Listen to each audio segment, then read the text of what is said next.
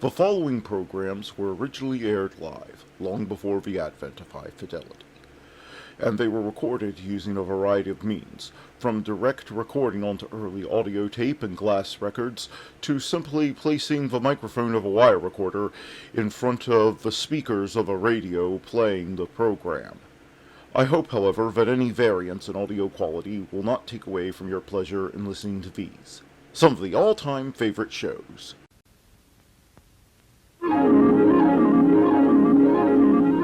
The following program is brought to you in living color on NBC.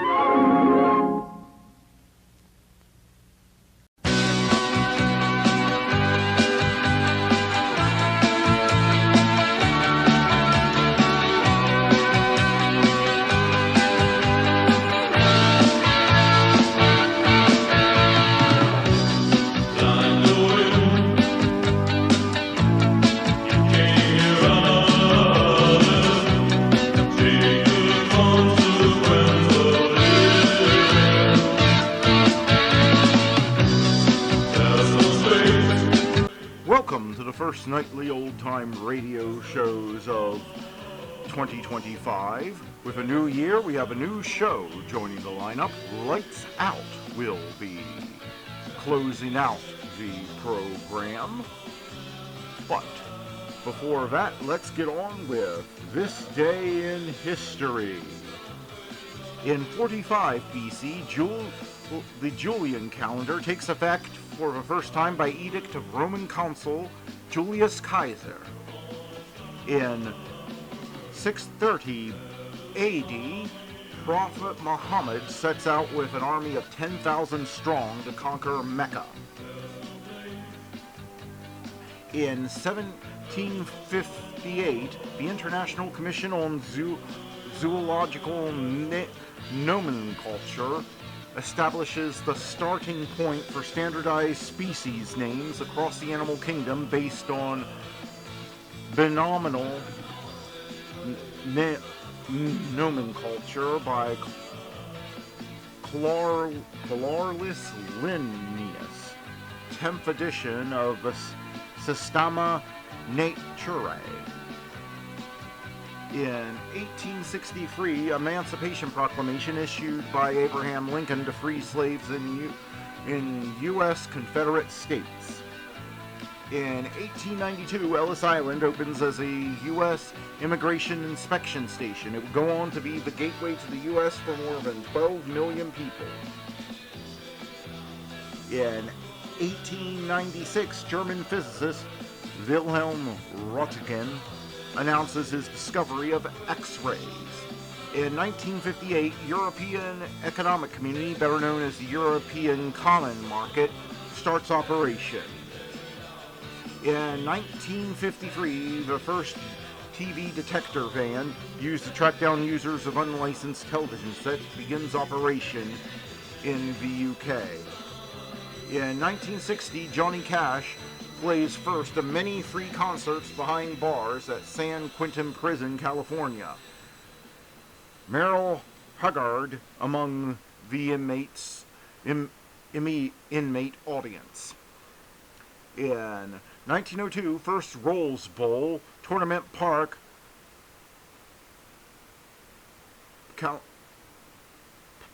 Pasadena, California. Michigan beats Stanford 49-0. Good night. 49-0. MVP Neil Snow, Michigan fullback. Born on this day, Paul Revere, Anthony Wayne, Betsy Ross, Mael Rackes, J. Edgar Hoover, Omar al-Bashir, Chai Jing, Poppy Morris Rose Pernina,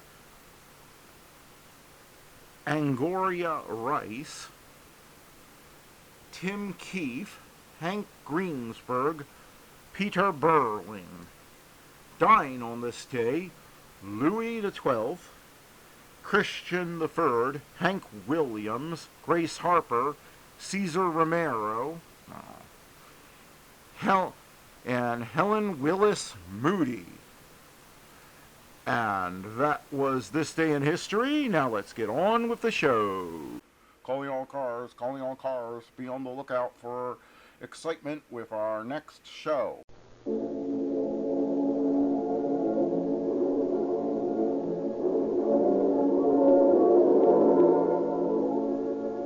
Calling all cars, the copyrighted program created by the Rio Grande Oil Company.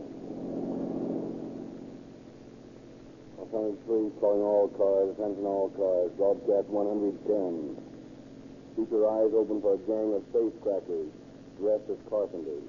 That's all. Rolls and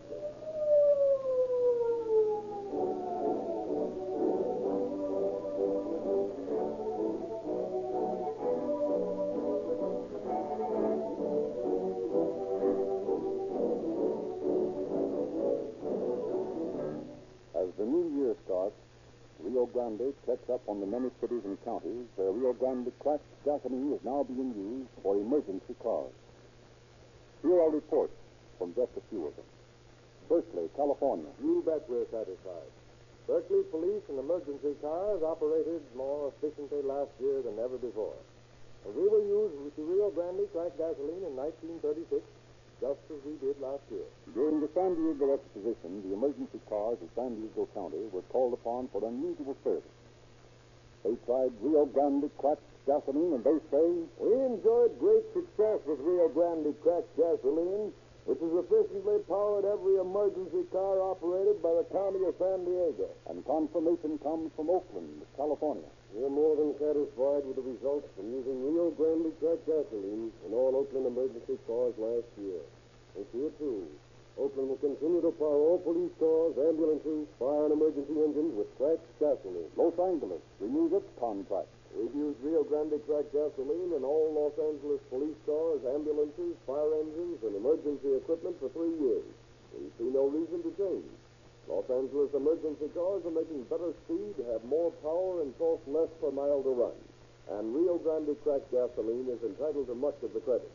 We just renewed the contract with the Rio Grande Oil Company for all the gasoline used by the city of Los Angeles for the 4th consecutive year. And so come the reports from city after city, county after county. For 1936, as in years past, it will still be true that more police cars, fire engines, ambulances, motorcycles, and other emergency equipment are powered with Rio Grande cracked gasoline than any other brand.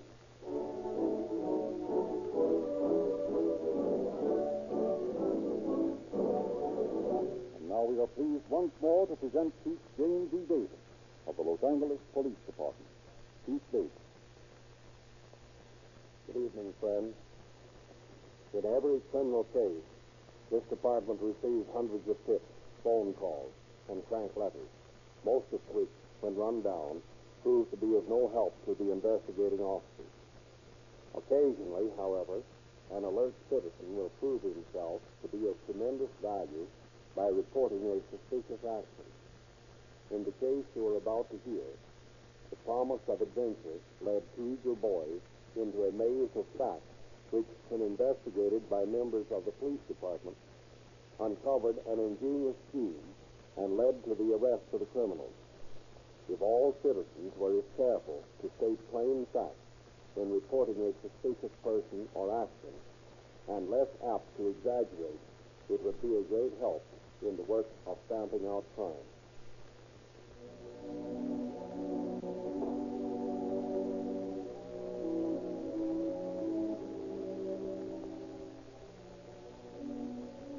On a lonely hill on the east side of Los Angeles stands an old house, surrounded by a weed-grown garden, screened by scabby eucalyptus palms. It is a mystery house, a silent house. To the children of the neighborhood, it is a haunted house. One night a year ago, the wind blew around its bleak corners out of a dark cloud which glowed dully from the reflected lights of the city. The wind moaned and whined.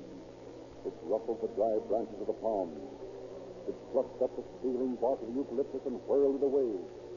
It nipped at the noses of 2 small boys taking the shortcut home past the old dark house.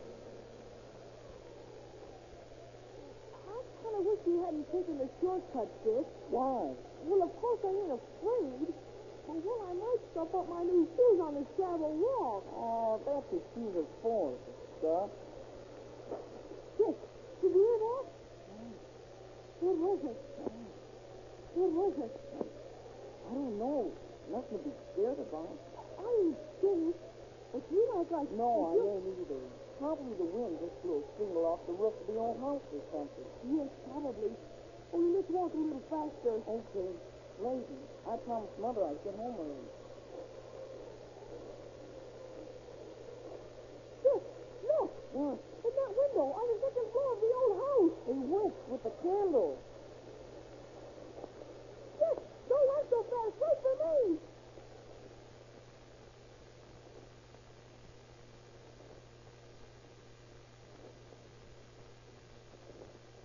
Well, boys, where are you going in such a hurry? Oh, Officer Ford. Gee, I'm glad we ran into you. Well, you didn't quite run into me, but you almost did. What's the trouble? You just saw a witch. With a candle. A witch with a candle. Where? In the haunted house up on the hill. You saw a witch with a candle in the haunted house, so you run away. I thought you two fellas were Rio Grande Junior Police. Well, we are. Well, why didn't you investigate the matter? Well, we're junior police, all right, but we aren't supposed to arrest witches, are we? Well, I don't know what the officer's manual says on that. But I think you might stake out on that house up there. And if you see anything suspicious, report it to me. Well, you see, my mother doesn't like me to stay out at night. Oh, not at night. Just do a little detective work in the daytime. And it's nice and bright, and witches are all hidden away. Oh, sure. We will investigate it for you in the daytime. That's fine. I'll be looking for a report now.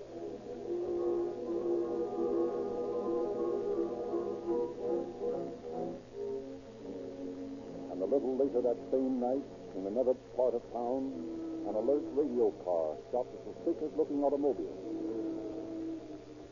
Where are you boys going? We're going to work. Going to work at 3:30 in the morning? Sure. Can't you say we're carpenters? Carpenters, huh? Yeah, it's funny time for carpenters to be going to work. Yeah, well, you see, we're trying to rush through a house to one of them big shots out in Malibu, and we have to get to work early. You get it? Yeah, okay, boys. Go ahead. But it sure sounds goofy to me. Okay, officer. Come on.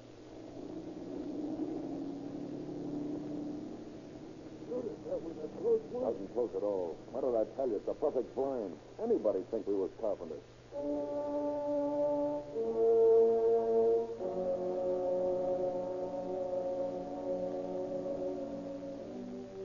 And the next morning at police headquarters, one of the officers on the safe detail reports to his superior, Lieutenant Katzenberger. Well, Ted, another box was blown last night. Where? In the branch bank out on Slauson. Any line on who did it? No, but I got a new wrinkle in safe tracking to tell you about. What's that? They used putty instead of soap to seal in the nitro before they touched the doors. Putty instead of soap? Mm-hmm. Oh, that is a new one. Did it work? It worked. I'll say it did. Through the vault door 15 feet. How much did they get? Oh, near 60 grand. Any fingerprints? Not a one. No trademark but the putty. Well, if they've got a successful modus operandi like that, they'll hit soon again. Better get out a warning to all banks. Keep a special lookout for safe trackers. Okay, Cat. I'll do that right away.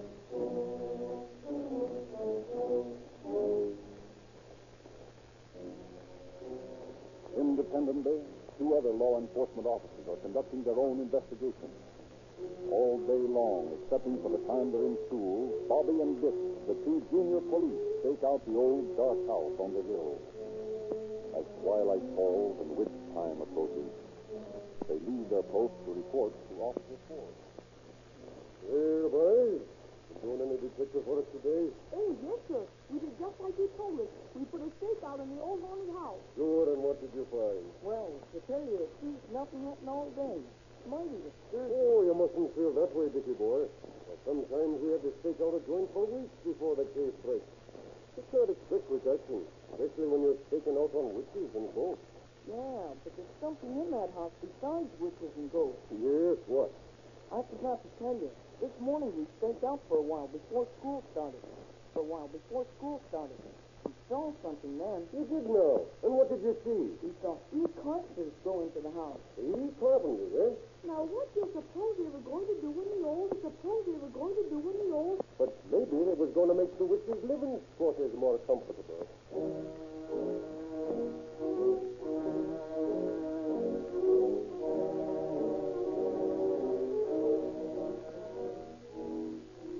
Again, our scene shifts. It is early the next morning at a main intersection in Inglewood. The patrolman on the beach is walking along the street with a late-to-bed friend. Well, glad you came by, George. I'm tired talking to myself. Yeah, I'm pretty glad you're lonely walking up and down the street all night. Yeah, sure does. Hey, you ought to have been with me tonight, Hank. I hear that case that will go down into history. Let me tell you Yeah, about it. wait a minute, George. Huh? What's the matter? Hey, look. There's a light in the back of the bank. Let's see what's doing back there. I just got a door. Locked all right. Hey, that's funny. Hey, look, George. It's some carpenters setting up a petition in the bank. See? One of them's waving to you. Sure. Yeah, I guess they wanted to have the work done before banking hours. Oh, sure. That works for you. They're doing a lot of hammering and sawing while the customers are around, I guess, huh? Yeah, they gamble on. You know, George, this is the worst beat I ever had. Nothing ever happens out here. Told you this carpenter gag would work. He's going, Terry's gone. He waved back to me and walked on. He left that dead in it, I tell you. Is the party all in? Yes, Frank. Okay. I'm going to pull in the night. I tell you, this carpenter gag is the best one I thought up since I dressed like a brakeman and held up that train in Utah. Got $10,000 that time I did. And I never got a thing on me.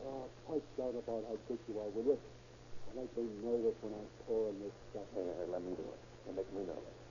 What's the matter with me? Want to get us all in the can? What do you mean? Have a finger in your rubber glove. You pour it. First thing you know, you'll be leaving fingerprints all over the place. That was a close one. I'll fix it right away. Okay. Suits old boy. Out the wires around the corner, Red. Okay. Come on, Spike. Get out of the way of that door. I'm able to fly anyway. Okay, I'm here. Let her go, Red. Okay. Good. Now let's clean her out before that flatfoot comes back up the creek. Oh, look at that. Must be 5 or 6 gallons back.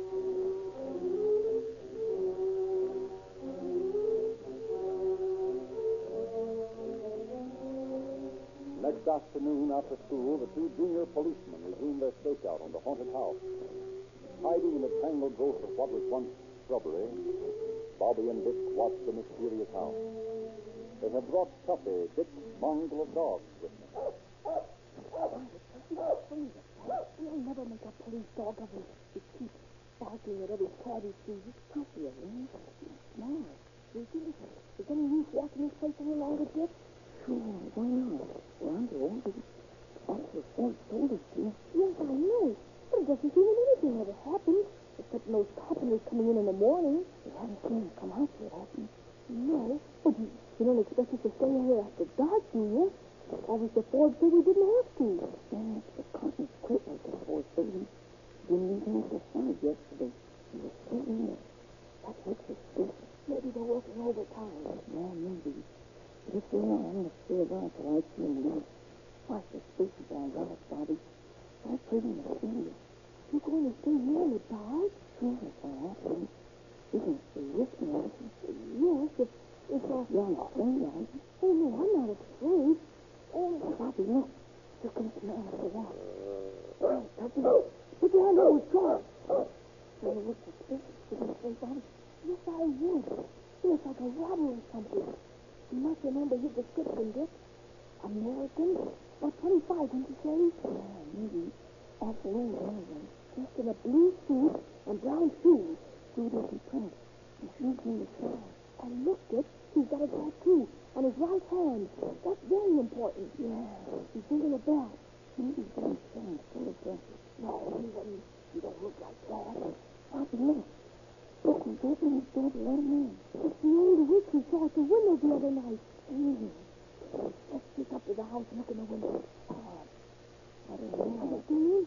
Well, Oh, come on. It's broad daylight. We got Tuffy along with us to protect us. well, okay, then. Lead back over to that palm tree, and then to the next one. And then to those bushes by the window. Come on. All right. I'll be quiet, Tuffy.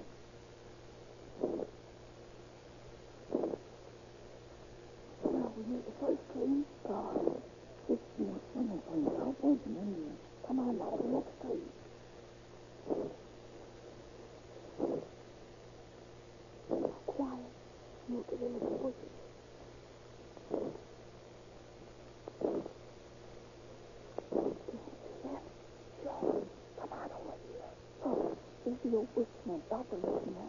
He told me when somebody in the sleeper. Can you hear what they're saying? No, can you? No. But look, Dick, he's listening. Say, I saw a picture once where a fellow did that. That stuff man is ghost. That's what he's along, huh? It sure is. Now he's giving us some money. He's giving him a package. We better tell Mr. Forbes about this right away. Come on, let's get out of here. Hurry, Skip, hurry. What are you doing in there? Why, we wasn't doing anything, mister. No, that is, you see, why, we were playing ball and I missed the kitten. I think the ball came up We and... were just looking for it. Just looking for your ball, huh? I'll beat you young scamps to trespass. I'll beat you within an inch of your worthless You killed him. You too, you company. Get off before I beat you within an inch of your life. Come on, Bobby. We gotta find something. We need to find someplace. Here's something.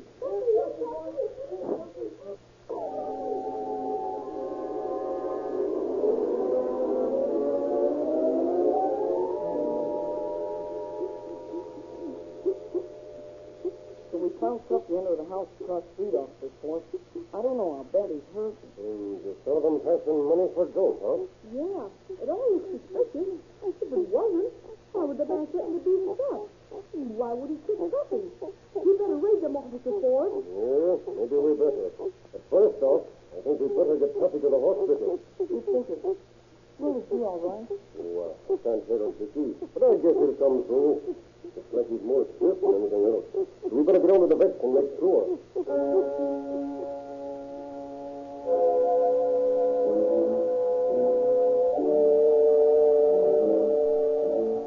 At the vet, Dick's fears are quieted. Tuffy is in no great danger, and within a week will be as good as new. Then the two embryo officers and their uniformed friends turn to the problem of the boy's discovery. After carefully hearing their story, Forbes reports to Captain Seeger of the narcotics squad.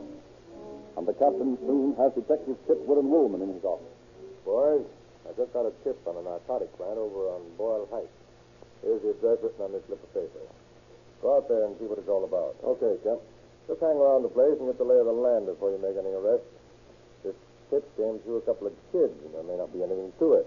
And again, there may. We'll watch our steps, Cap. All right, boys. Good luck.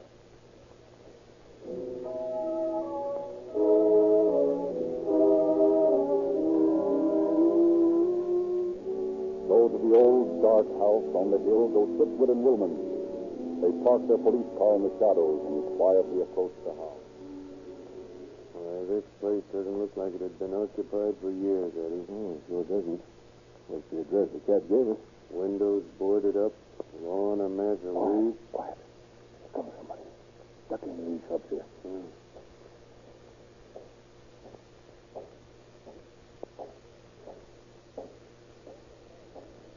That's Willie Gillespie. I know him.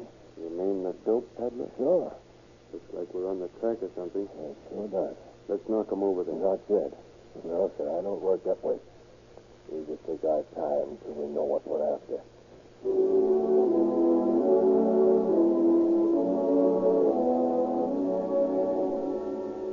So hour after hour, the two officers crouch uncomfortably in the bushes, watching shadowy figure after shadowy figure enter and leave the old dark house. Funny thing, must have been a half dozen people gone in and come out of that joint, and not a sign of life inside. They must have a joint in the cellar. Well, they've got the windows so heavily curtained you can't tell whether there's anyone there. This thing's beginning to get me. I want some action. Oh, you want to walk in there and get mowed down, huh? Just wait a while. Something will happen. Look, Eddie, at the window. Yeah. Old woman with a candle. Looks like a witch. Yeah, but I imagine she's flesh and bone all right. Here comes somebody out of the house.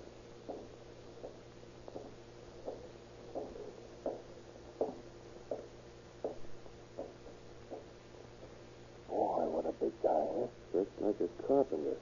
He hasn't come in while we've been here. Yeah, I know it. Wonder when he's standing in the cellar by the curb for. Maybe somebody's going to pick him up. Well, keep your eyes open for license numbers. Here comes a car. Oh, it's a taxi cab. Must be looking for a number the way he's keeping that light around. Our friend's hailing him. You call a cab, sir? Yeah. Oh, taking him around the back. I wonder what the idea is. Help! Please! Hold up! He's stolen my purse! Come on. Get this guy in our car and let's follow him. Come on, buddy. You're coming with us. Hey, what is this? Who are you? Come on. Don't waste any time. Help! I'm being kidnapped! Shut up. Get in there. Okay, Woman, let's go. Hey, listen. I ain't done nothing. Don't put me on the spot. You're Listen. not being put on the spot. We're police officers. Police officers? Well, why didn't you say so? I thought you were with that guy. What did he do to you? Well, I got a call for a pickup at that number, and he stepped out and got me around the other side of the cab and said he wanted to look up a number. And he slugged me and took my cap and drove away in my cab. There he is. Up the block there. Step on it, Woman. You better get down on the floor, buddy. There may be some shooting. Okay. Get alongside of him and try to head him off. Right. All right. Pull over there, buddy. Oh, yeah? Oh, so he wants to shoot it out, eh? Look out, he's going to shoot again. I'll take care of that. Good boy, Chitwood. You blew the gun right out of his hand. Yeah, but he's still able to drive all right. Give him a lead. We'll shoot his tires up. Okay. That's it. He's out of control.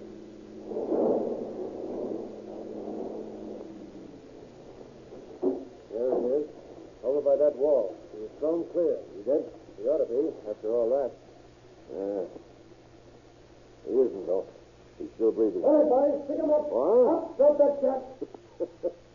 Boy, this is one for the book. What's so funny? I said drop that gun. Okay, officer.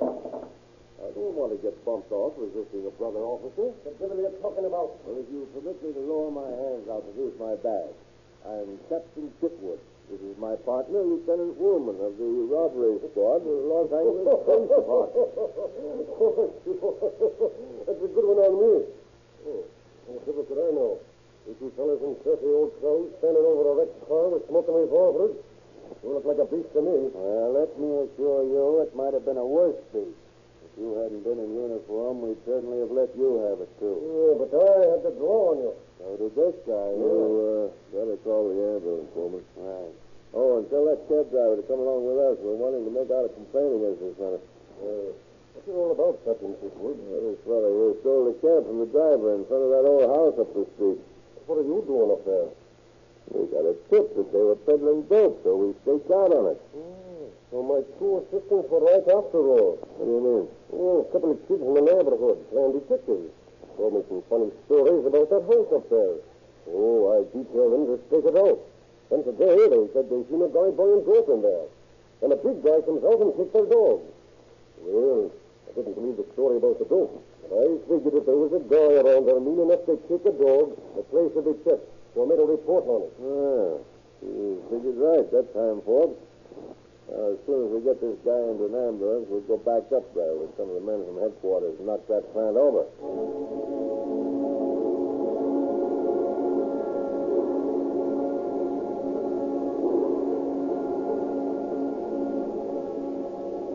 An hour later, Chitwood, Forbes, and Woolman, with a squad of men from headquarters, surround the old dark house on the hill. With his men posted, Chitwood and Woolman quietly approach the front door.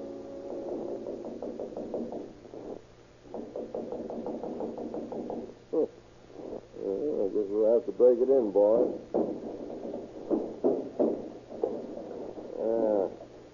What are you flashing here, woman? Nothing there but old papers and boxes. How about this room to the right? That's the side of the house where we saw the old woman. Okay, let's start. Nobody here. Looks like they were just camping out here. A couple of cots, candles, frying pan, the fire. Hey, look there. What? Huh? The mattress of this pot. Bundles of cocaine. Huh. Yeah, this was a plant, all right. Now, what do you suppose this is? More dope? What, in that can? Yeah, look. Dirty, sticky stuff. Mm-mm. No, that isn't dope. That's putty. Putty. Now, what do you Hey, suppose... there's been several safe-cracking jobs recently that use putty instead of soap. I wonder...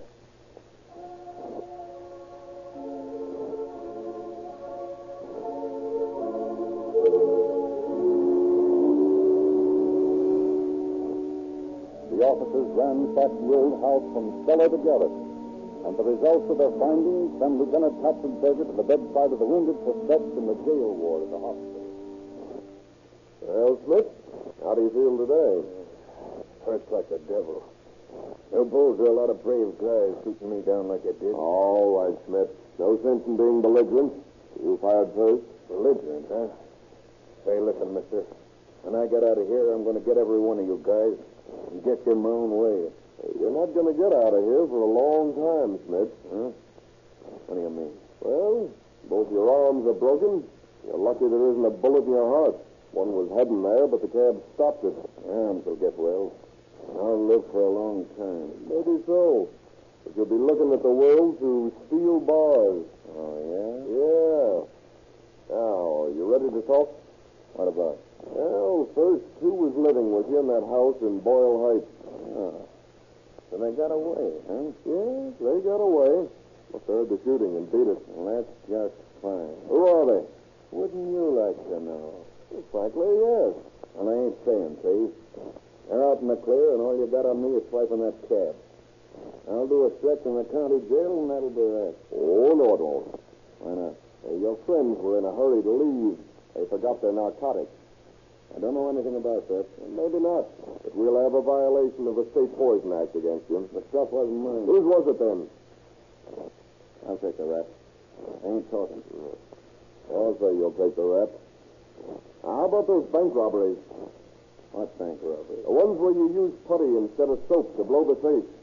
I don't know what you're talking about. Oh, yes, you do. I never had no putty. There any burglar's tools in a carpenter's toolbox? No. You were dressed in carpenter's overalls when you swiped the cab. What bank were you planning to hold up that night? I ain't talking. You can't prove it. I think we can. Because, you see, your friends also forgot some of their dough when they left in such a hurry. They forgot about $2,000. We find that the serial numbers of that $2,000 are the same as the money that was stolen from that bank over on Slauson the other night. Now, how about it? Well, you better talk. We got you for swiping the cab, we got you for narcotic possession, and we got you for bank robbery. And, oh, yes, we got you for kicking a dog. For kicking a dog?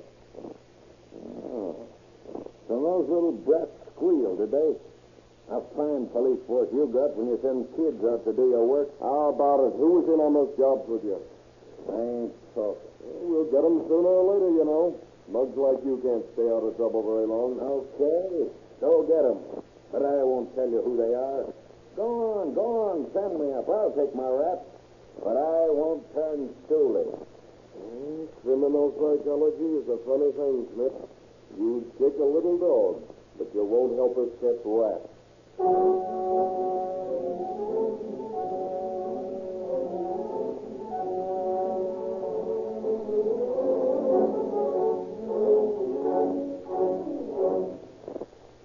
Smith was braggadocio of the criminal, finally gave the long and amazing confession of his crime, which included robberies in a half-dozen states. But he never gave the identity of his pal. Nevertheless, the investigation goes on.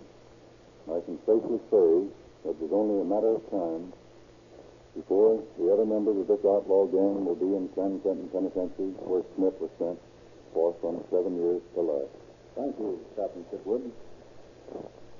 Ladies and gentlemen, the Rio Grande Oil Company invites you to get acquainted with your nearest Rio Grande dealer. He offers you a free copy of that unique monthly publication, the Calling All Cars News, full of detective stories and movie news. To you who use Rio Grande cracked gasoline, the dealer offers you free police money, coupons, which you can exchange for valuable gifts for boys and girls. And for you who use low-priced gasoline, Rio Grande offers you G-Gas, the lowest-priced gasoline it's safe to buy. The first gasoline guaranteed to exceed the United States government specifications. In oil and in gasoline, Rio Grande continues the policy which has made it the fastest-growing oil company in the West. More value for your money.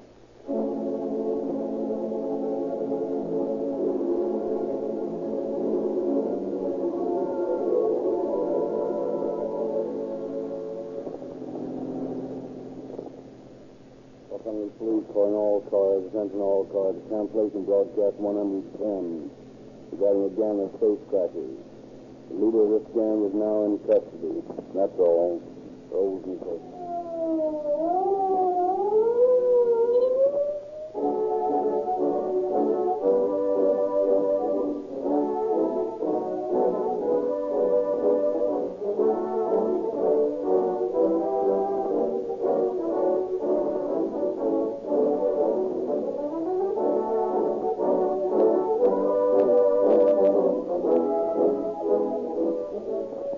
Narrator Cedric Lindsley bidding you good night for the Rio Grande Oil Company. The darkest of nightmares haunt the Enterprise. Captain, some people experience hallucinations. The crew's tormented by a fear of the unknown. Something is waiting for us. And they must fight against a horrifying destiny. We will all go insane. No! We may need to count on you for our very survival. Night terrors on the next exciting episode of Star Trek: The Next Generation.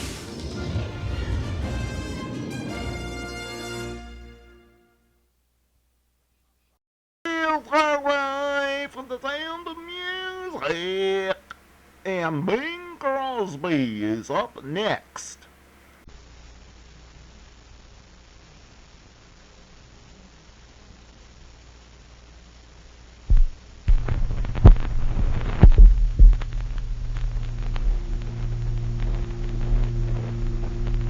This is Ken Carpenter welcoming you to the Bing Crosby Show, transcribed from Hollywood.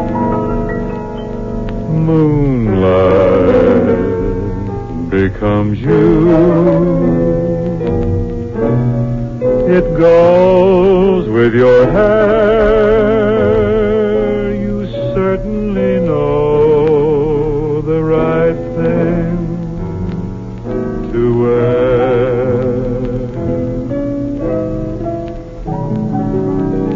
Good evening, ladies and gentlemen. This is Bing Crosby again.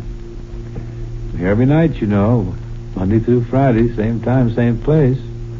I have now a song from The Country Girl, a picture that I work in with Grace Kelly and Bill Holden. This is called The Land Around Us.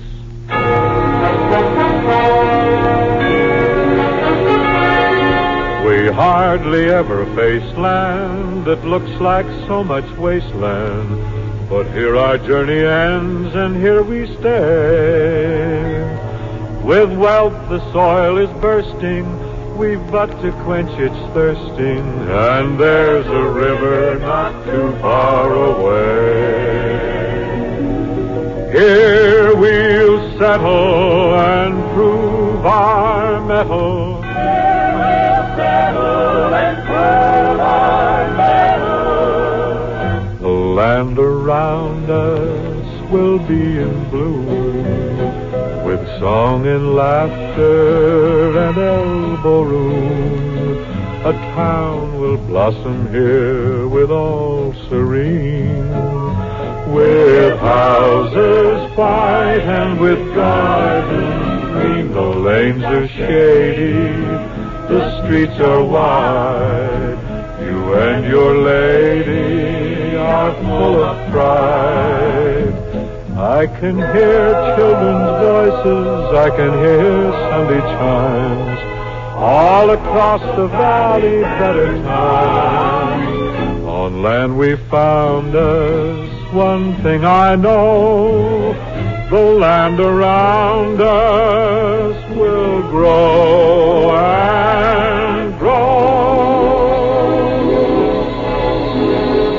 We'll put the post office here and the high school there. And if we fail to put up a jail, we hope you don't mind. Round here we'll have no galoot who totes a sixer to shoot. For in our plan each citizen will be the respectable kind. A railroad station here, opera house will be there. We'll do our best the uncivilized West to conquer and tame. We'll settle for not less than a town that's pure and spotless, or mud will be our name.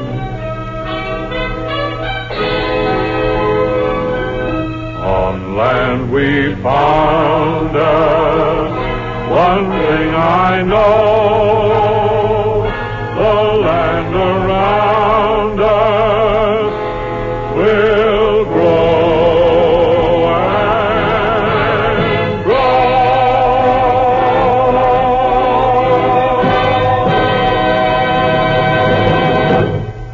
Say, Bing, I was wondering if you knew that this is National Peanut Week. Well, indeed, I do know it, Ken. Oh, sure, that's right. I'd forgotten that you were a prominent ex-peanut shucker. That's very true. When I was a young man up in Spokane, I was chief shucker at the peanut brittle factory there.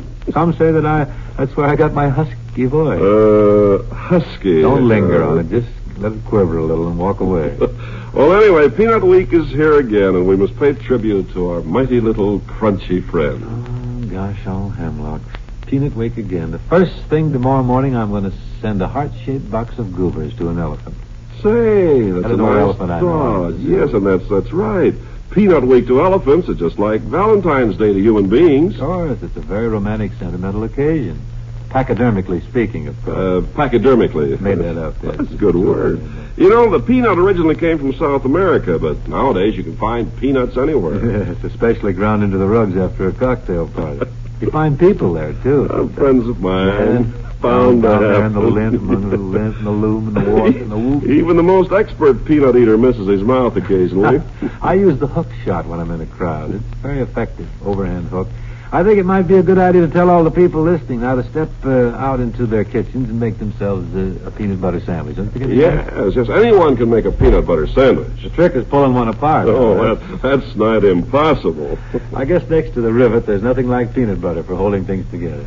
So, friends, always keep a jar of peanut butter in the house. You never know when you might want to fix a quick snack or glue a broken dish together. Well, I guess we killed Peanut Week pretty good, Emma. I think we murdered it. Don't forget now. Make a buddy of an elephant this week, folks. Eat lots of peanuts. I'm going to have some myself just as soon as I can finish this song.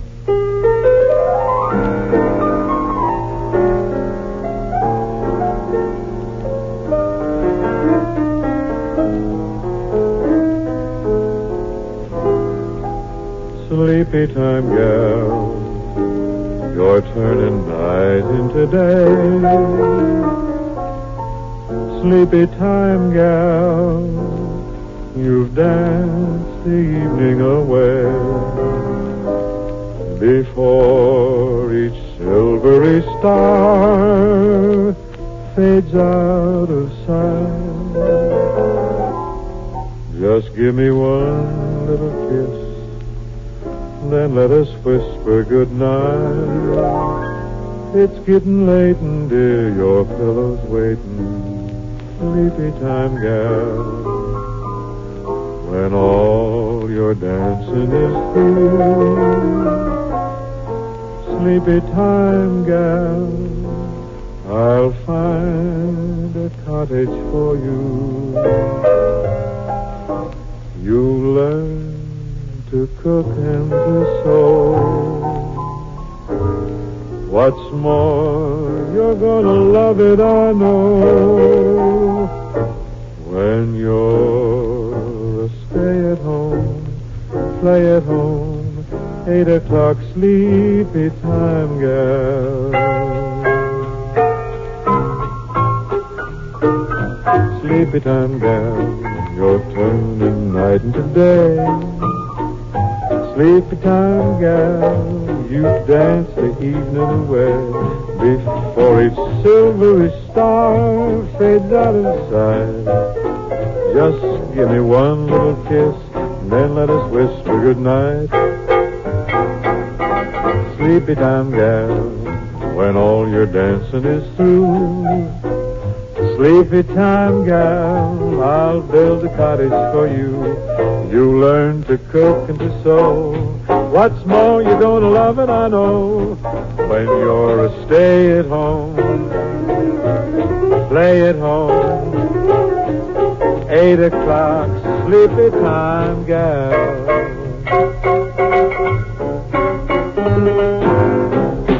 She's awake now, this chick. Ken, I hear you're celebrating a rather momentous occasion just about now. Yes, Bing, I am. As a matter of fact, I'm celebrating 25 years in this business. 25 years, marching up to the microphone. Cozying up to those things for... Worked with a lot of people, too. Oh, wonderful. I think that's the best part of the business, Bing. It's been very rewarding, of course, but... you go way back to... Worked with a bunch of wonderful people. Way back to Sisters of the Skillet. Oh, yeah. Street Singer. Rudy Valley and Amos and Andy. You remember how big they were? And, of course, they're going great today. They used to close the theater. Well, you're going great today, too. They used to close the theaters when they were on the old days. I remember over at Catalina when I was fishing over there. Yeah. Everything had stopped in the whole little town there of Catalina, and they'd turn on the radios on the dock, and everybody just sit there and listen to the program. Sure. Amos and Andy. That was the thing. There was another thing around those days. There was somebody had a record out called I Surrender, Dear. It was the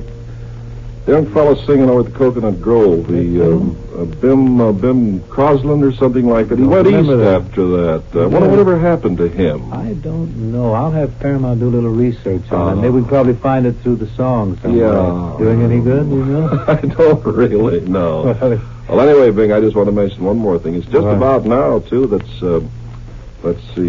19 years I've been working with you. 19 years? 19 years, believe it or make not. It 25. It's been a pleasant experience, Ken, working with you. We've had a lot of fun together. Been grand. Here's a song that seems appropriate to sort of wrap up tonight's doings. Incidentally, this song is available under the Decca label.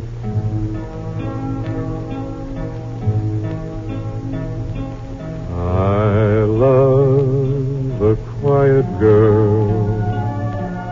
I love a gentle girl, warm as sunlight, soft as snow.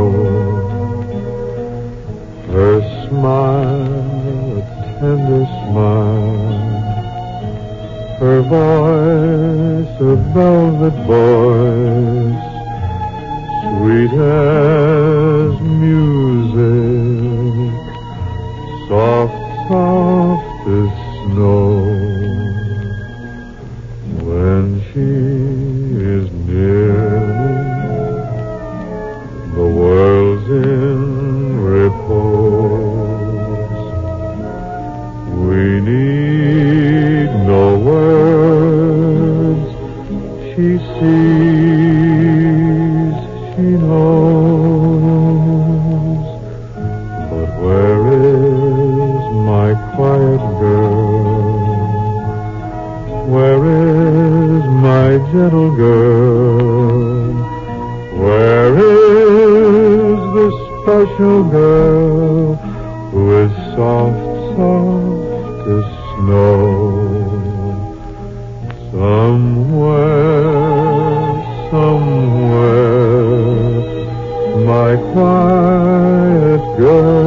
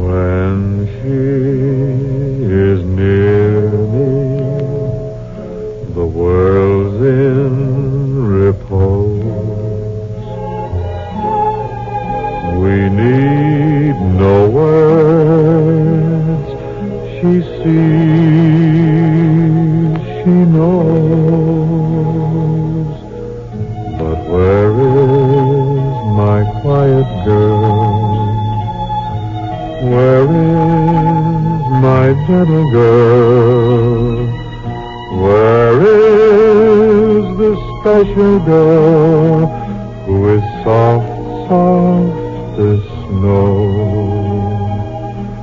Somewhere,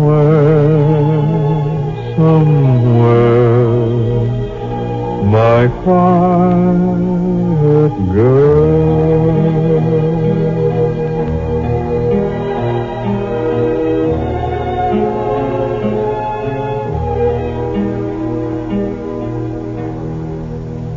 Folks, have you received your Easter seals? Easter seals, you know, they help crippled children. innocent kids who come into life with twisted backs or crooked legs or who have been crippled by accident or disease. The money from your Easter seals provides care and treatment for these youngsters, care and treatment that they couldn't possibly receive without your help. Now this year, give as much as you can. Send your contribution to Crippled Children, care of your local post office. Help a child who cannot help himself. Good night, then, and thank you very much.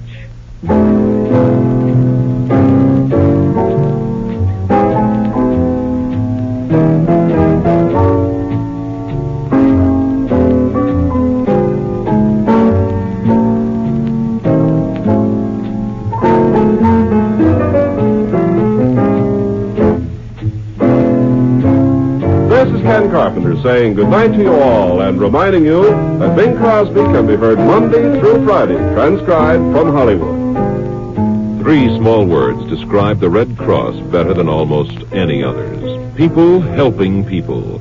A veteran in need of counseling. An accident victim in need of first aid. Prospective mother in need of nurse training. These are a few of the people who are helped by the Red Cross. The people who help include all of us who volunteer in true tradition of free America. The 1955 Red Cross campaign is now in full swing. Contribute generously. Get your Red Cross membership card and wear your Red Cross button proudly. Remember, you are the Red Cross. For top reporting first, hear the news on the CBS Radio Network. Stay tuned for the Amos and Andy Music Hall.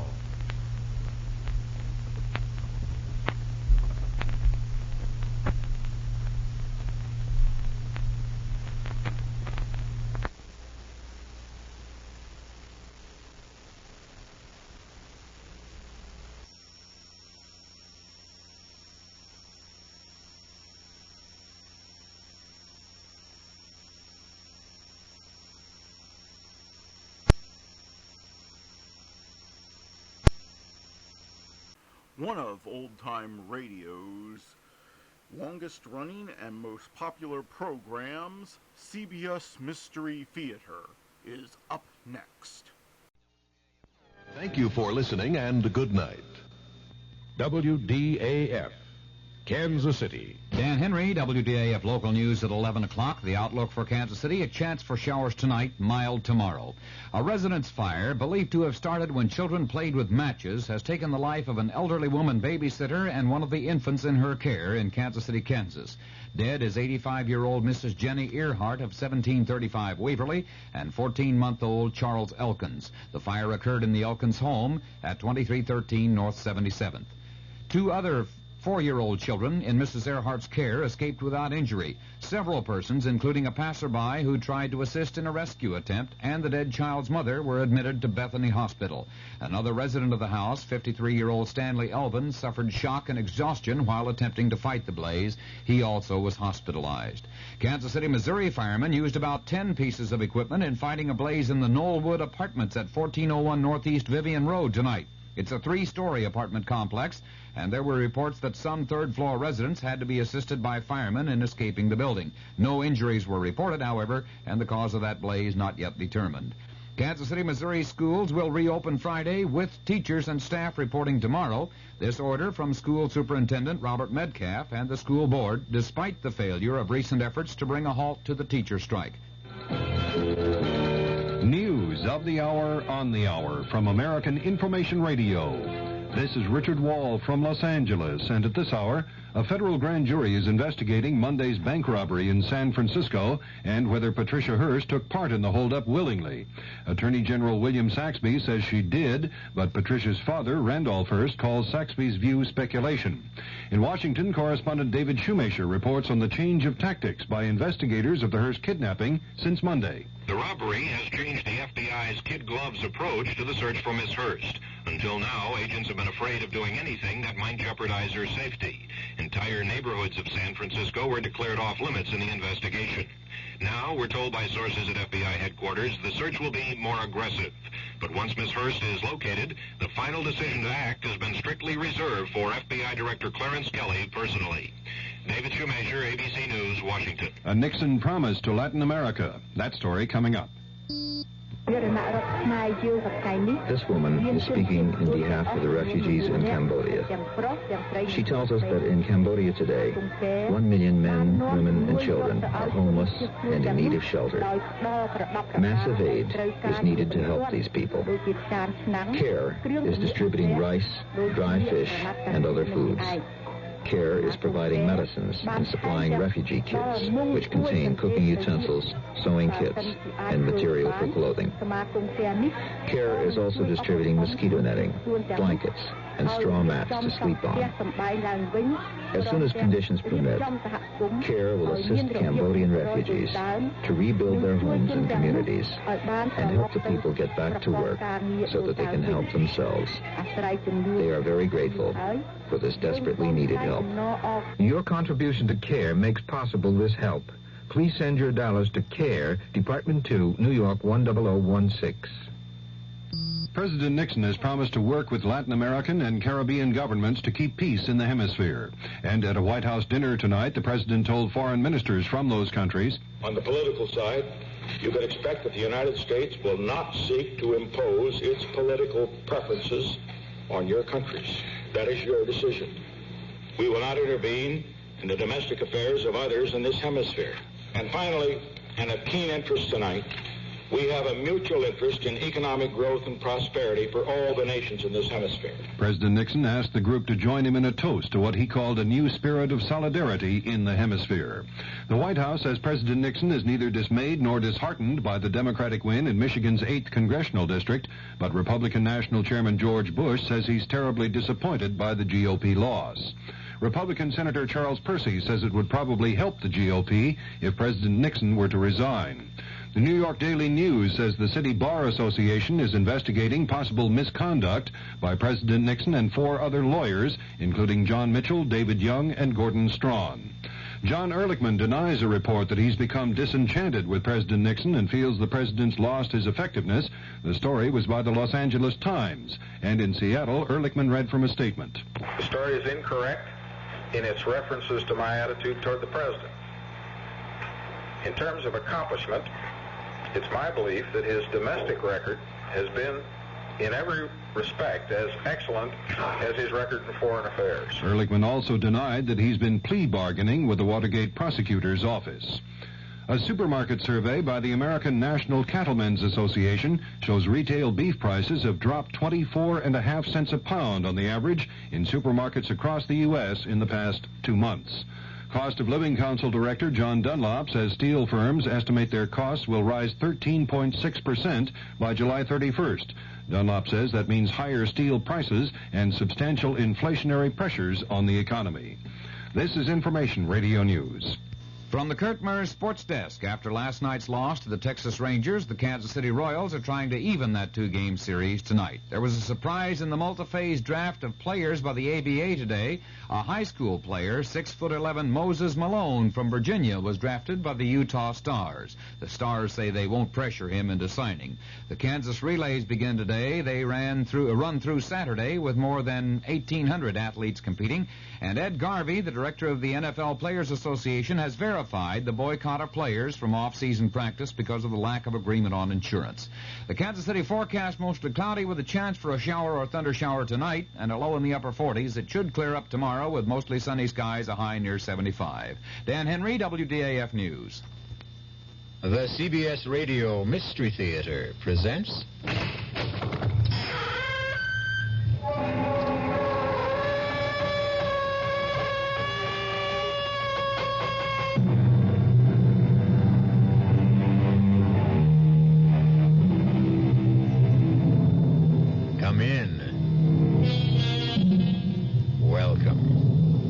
E.G. Marshall. Welcome to the terrifying world of your own imagination. There are many fearful places that surround us. Ancient houses where ancient whispers never die out. Evil lands where the light of reason vanishes. But the most horrifying of all lies deep inside of us. Few of us dare look into our minds and hearts and souls. And when we do, we find it more than we can bear. This is essentially what happens in this tale of Joseph Compertino, a young man who looked into the souls of others only to find destruction. I don't need your help, Father. I think you do.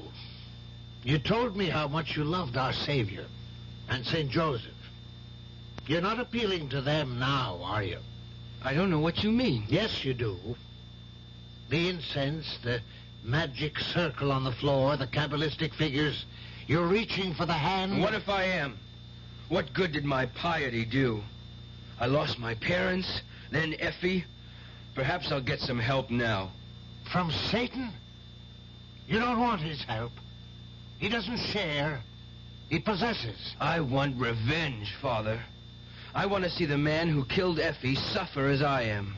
I want to see him in the same kind of torture. He is, Joe. Believe me, he is in torture.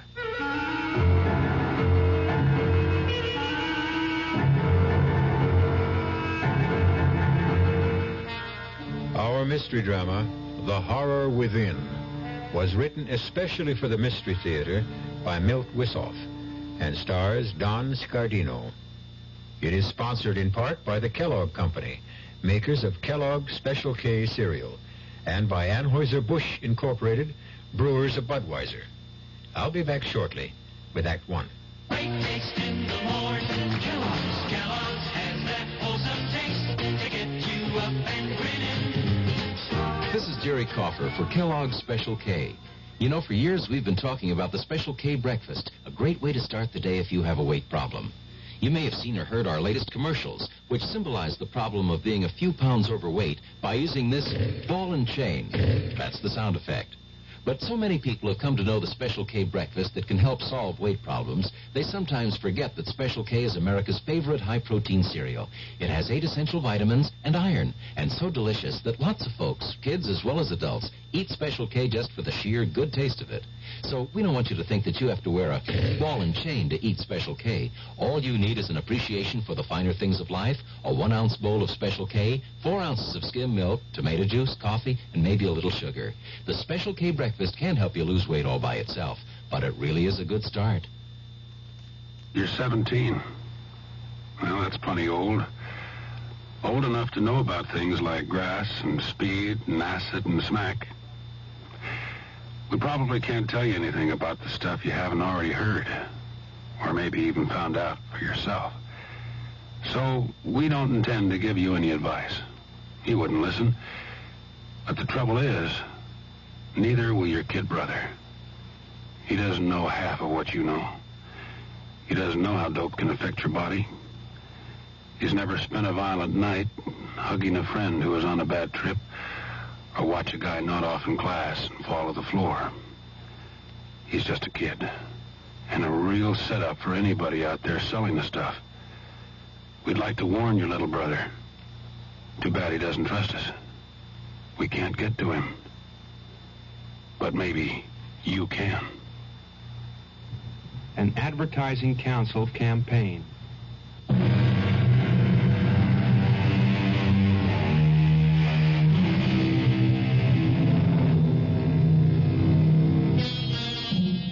It has been said that a journey of 1,000 miles starts with a single step. In our weird tale, the journey of 1,000 horrors starts in the light of day in a most prosaic fashion. Joe Compertino, who has been orphaned, is on his way to visit his uncle in the city. He waits in a diner for a truck driver to finish his meal. Have something to eat, Joe. I'm not hungry. Well, how about a sandwich or some soup? Hey, it's chowder. It's nice and thick. No, Effie, I don't want any. I've got to save the little money I have. It's a long trip. Oh, I wish I were going, too. Any place is better than this. Oh, it's not a bad town, Joe. The people don't mean any harm. Oh, sure, they don't mean any harm. Calling me a nut all the time, making fun of me. Oh, now relax, Joe. You're getting excited again. Yeah, I guess you're right. They're not worth it. I wish you were coming along. Yeah, what would your uncle say? I don't know. I only saw Uncle Pietro once, when I was a kid. He came to visit. Oh, hey, look, Joe, that truck driver's getting ready to leave. Oh, okay, I guess I better... Yeah, sure. Sure, you better go. All right, Effie. Yeah. And thanks for getting me the ride. You ready, kid? Let's go.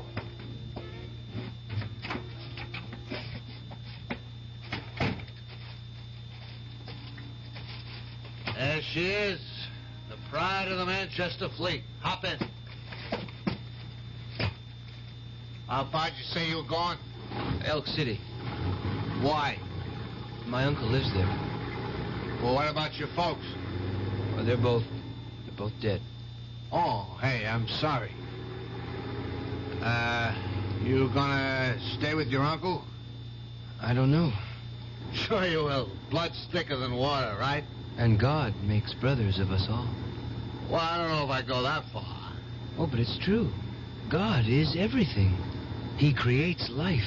And takes it away. Don't say that. All right, come off it, kid. I was just kidding. I believe in God. Do you really believe in him? Do you have so much faith that you can feel him close to you? Oh, well, I do. When I concentrate, I can almost feel as if I'm one with him. He makes me see things. Look, kid, maybe you better get some shut-eye, huh? We got a ways to go yet. I see things happen halfway across the world. Wars, plane crashes, floods. They all come true. Hey, yeah, sure. You want some coffee? That thermos... No, thanks. This is a fast day for me. Like my namesake, St. Joseph. It helps me focus my concentration so I can do what I want to do. Like what? Move things without touching them. Hey, you'd be great in my business. You could offload this truck by yourself. And like St. Joseph, I can fly. Fly? Yes. The Lord gives me these powers. Look, dummy. I gave you a ride against company regulations because I felt sorry for you. Jenny told me you were a nut, but I said, what the heck? But I ain't going to stand for that kind of talk. I'm a church-going Christian, and I don't stand for no blasphemy. Get your butt out of here. You'll regret this. Sure. Just beat it. Take my advice. See you shrink.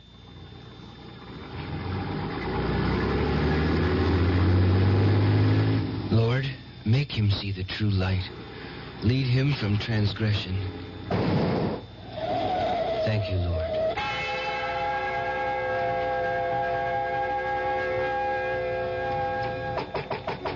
The door's open. Who are you? I'm Joseph. Joseph Compertino, Uncle Pietro. Peter, kid. Pete Compton. Don't you forget it. What are you doing here? You're the only one I have left. What? Papa, he's dead. A fire in the house. Oh, good Lord. Why didn't you let me know? It happened so suddenly, and there wasn't much left for a funeral. I just buried him and... Oh, you poor kid. Yeah. How about something to eat? No, it's a fast day. Well, you take after your mother. What's wrong with that? Nothing, kid. Nothing. Don't have to jump down my throat. She was a saint. I learned a great deal from my mother. About sin and worldliness. Well, what are we going to do about you? Just give me a job and a place to stay. That's all I need. Yeah, I suppose I could use you around the club. You could clean the place, run sandwiches and coffee for the poker players. Poker players? Sure, what'd you think this is, a church? I run a little club here where the guys can get together for a little fun. Got any objections? No, Uncle Pietro. Pete. Call me Pete, I told you. I'm sorry, Pete. I mean no harm. Sure, kid. Now, let me see. Where can you stay? Can't put you up at the house. I haven't got any room. I could stay here. It would make it easier for me to keep the place clean. In that case, make yourself at home. Well, how do you like it? The club is crowded. So many men. It's a big night. Friday. Payday. Guys want to blow off a little steam. You know how it is. You work in the mill all week. It's a grind. They need something to take the taste out of their mouths. They can find comfort in the Lord. Sure, but now they need action. A little gambling's a lot better than some things they could be doing, huh? Hey, Pete, where's the beer? Here, Joe, take this order to the table. Move. Wait, what do you call this jerk, huh? A hamburger. No, kid. Well, I am glad you told me. I'd never know. Hey, what do you know, fellas? It's a hamburger. Hey, something wrong, Ollie? Nah, nothing much. Just that I ordered a cold cuts hero when I get a hamburger. No, he said a hamburger. Who asked you? Look, Ollie, the kid's new. I'll get you a hero. On the house. Nah, forget about it. Hamburger's okay. Hey, just watch him, will you? I think he ain't got all his marbles. Yeah, watch yourself, Joe. Just be a little more careful in the future. He's the one that should be more careful, not me. Hey, Pete, get a load of this, will you? Hey, look at my whole card. That's not bad, huh? Well, suckers, it's going to cost you plenty to see what Pete saw. Now, raise the pot that's on the table, huh? Oh, the only one with guts. Okay. Here they are, Brennan. 5 little hearts, 4 through 8. Straight, flush, pal. They're not all hearts, Ollie. Your whole card is a diamond. Ah, you crazy. It's 4 hearts, I'd say. Hey, who switched cards? Oh, it's you little punk, you bird brain. You must have done it when you were setting the sandwiches. Come on, Ollie. The kid never touched the card. I'm going to take you apart, Squirt Boy. You're going to be sorry. Hey, come on. Come on, stop it. Ollie. What's wrong with you? It's him. Get rid of him, Pete. Take it easy, Ollie. You're going to be all right. Hey, get a doctor. Somebody get an ambulance. It's too late, Pete. He's dead.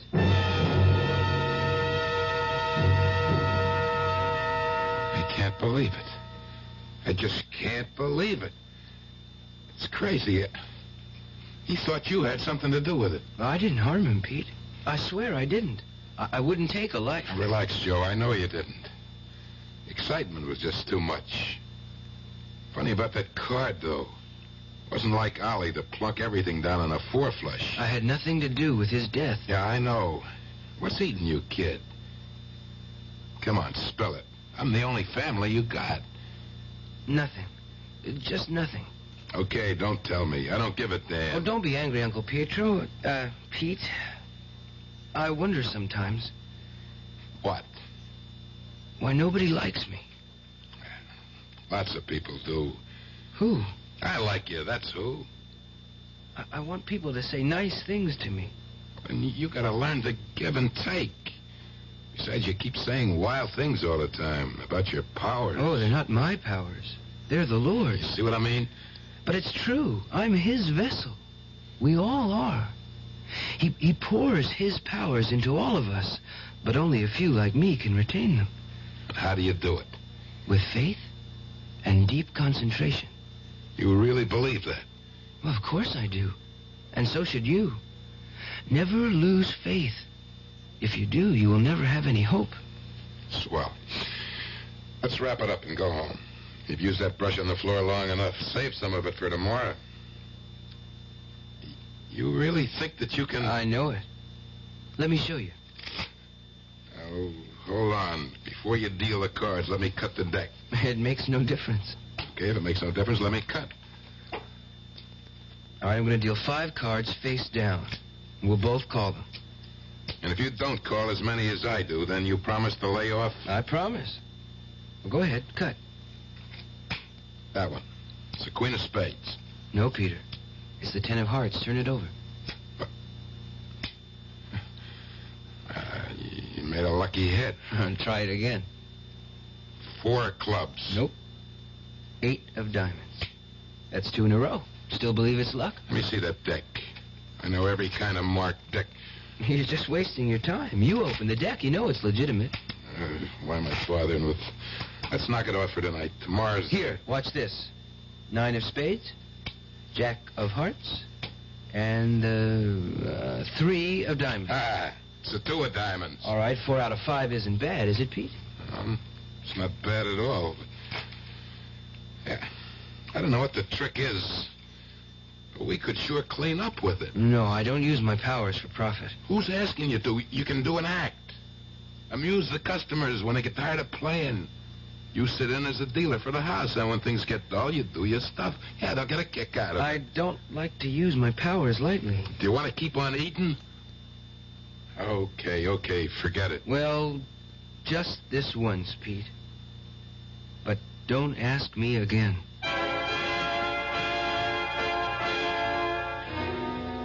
A deal has been made between Joe and his Uncle Peter. It seems so simple and so innocent on the surface. But like most seemingly simple matters, who knows what currents and eddies swirl beneath the surface? We will, I trust, know more when we return shortly with Act Two. Hello, Ms. Goldilocks here, and welcome to my professional taste testing laboratory.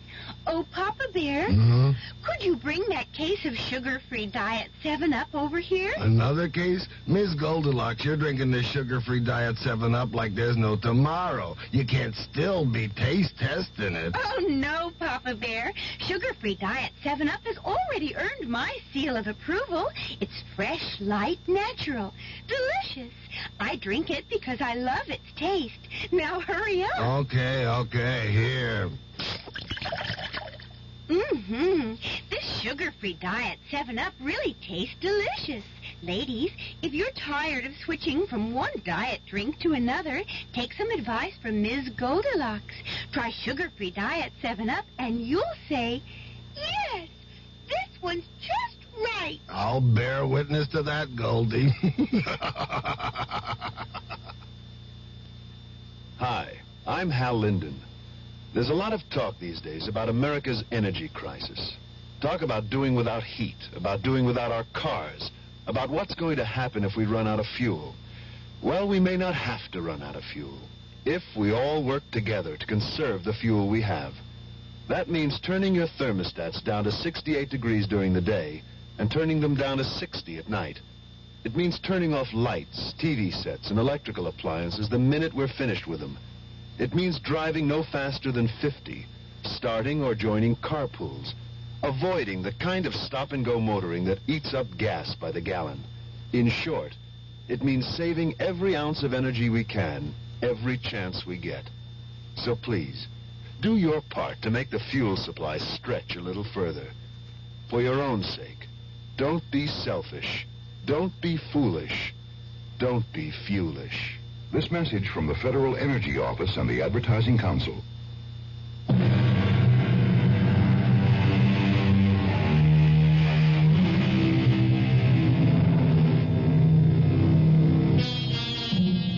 We all know that small compromises can lead to large disasters. The pretty lady verging on plumpness who diets with might and main to keep her poundage down knows full well that one excursion into the land of calories can mean a plunge into the worlds of pounds. Shall we then wonder that Joseph's consent to turn his powers to profits for his uncle will inevitably result in the loss of all he holds dear? We shall see as we return now to Act Two of The Horror Within. That was great, kid. The suckers loved it. Yeah. I thought Handelman would have a fit when you called his whole card. He thought I was cheating, using a marked deck. He wouldn't believe me even when I told him to pick any deck. Well, don't worry about it. That's just his way. Come on, let's go back to the kitchen. You got a surprise for me? That's right. I don't mind doing the dishes. I hope you can't read everything I'm thinking. I don't try. Good. Joseph. Effie. How about that, kid? You didn't get the whole message. Oh, what are you doing here, Effie? Well, your uncle, he said I could work here. Sure, why not? Business is good. We need another hand. I figured since you and Effie used to get along so well back home. Thank you, Uncle. Pete. Forget it. Just make sure you get the dishes done before we close. Huh? I've been looking for the cleanser. Oh, don't worry about it. I'll do it. You just sit right there. Oh, no. I'll wash. You dry. You sure? Well, of course. There's no one to earn my way. Boy, your uncle's a fine man. No, he is. Even though he blows his top sometimes. Yeah, I suppose you don't. Joe? You still do tricks? Oh, they're not tricks, Effie. I followed the example of my patron saint, St. Joseph. And I concentrate my powers like he did. Watch. This knife. Yeah. Hold it in your hands. Yeah? Okay, now keep still. Very, very still. Joseph, it's getting warm. Mm-hmm. It's bending. There. Oh, hey, that's wonderful. That's just like a magician. I saw one. It's not magic, Effie. It's a natural power. I read somewhere that most of us use only a small portion of our brain potential, less than 5%. You mean that anyone can do what you just did? Sure, most people can. I'm sure of it. Oh, hey, Joe, will you teach me? Will you show me how you did that? If you want to, I can show you that and much more. Like what? Well, like hear what I have in my mind without my saying a word. Hey, that'd be neat. We could talk and nobody would hear us. I could show you how to move objects from across the room. We could clean up from here. I could even teach you how to fly. Yeah, like Peter Pan. Hey, look, I'm flying. Hey, you mustn't joke about it, Effie. Oh, hey, I'm sorry, Joseph. Listen, I wasn't making fun of you. I was just happy. Never make fun of me, Effie. You're frightening me. It's all over now. Let's finish the dishes. I promise, Joseph. I'll never do it again. Well, how do you like it? Oh, it looks beautiful, Pete. Just beautiful. I mean, I can't believe it's the same club. Nothing to it, Effie. Fake brick. Tile ceilings and a few yards of drapes. Didn't cost much to change from poker to a supper club. But do you think it's wise? Look at the mob. The joint's packed. People are dressed so nice, too. Hey, maybe we ought to pitch in and help, huh? No, nothing doing. You and Joe are my star attraction. Well... Now, you do the act like I seen it, and we can't miss. But that was just for Effie and me, Pete. I don't want to perform. Well, not in front of all these people. Are you scared, kid? Well, that's natural. Everybody gets stage fright. No, it's not that. I told you before, my powers are between me and St. Joseph. I can't do it for money. What's the difference if you do it in the back room or out here? Well, he's right, Joe. You can't hurt anybody with a little fun. A little pleasure can help brighten up people's lives. That's you, Joe. What do you say? I'm going to introduce you and Effie. If you want to let me down, that's up to you. And now, folks, settle back. I hope you enjoyed your dinner. Oh, boy, the roast pig was good. Good. The Cafe Compton presents its star attraction, the amazing Joseph and Company. They'll entertain you with an act never duplicated before in the history of the entertainment world. Yeah, sure. They'll read your thoughts, perform illusions. And here they are, the amazing Joseph and Company. Good evening, ladies and gentlemen. My assistant will be seated on the stage as I go through the audience. She will receive the thoughts I send to her across space. You can give me any kind of message or clue, and I will transmit it to her.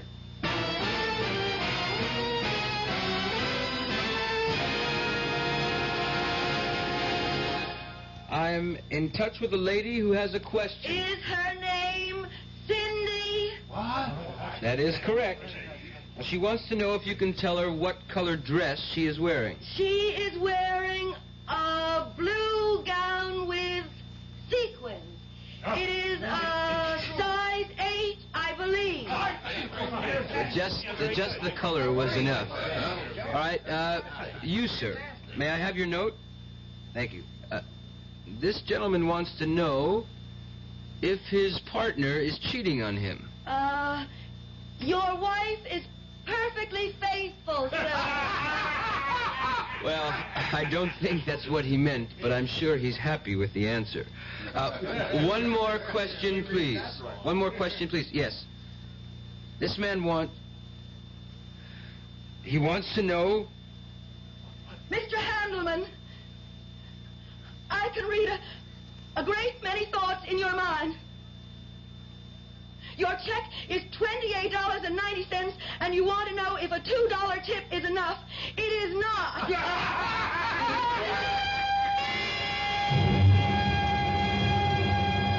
Joe, you worked great tonight. Just great. Everybody loved your act.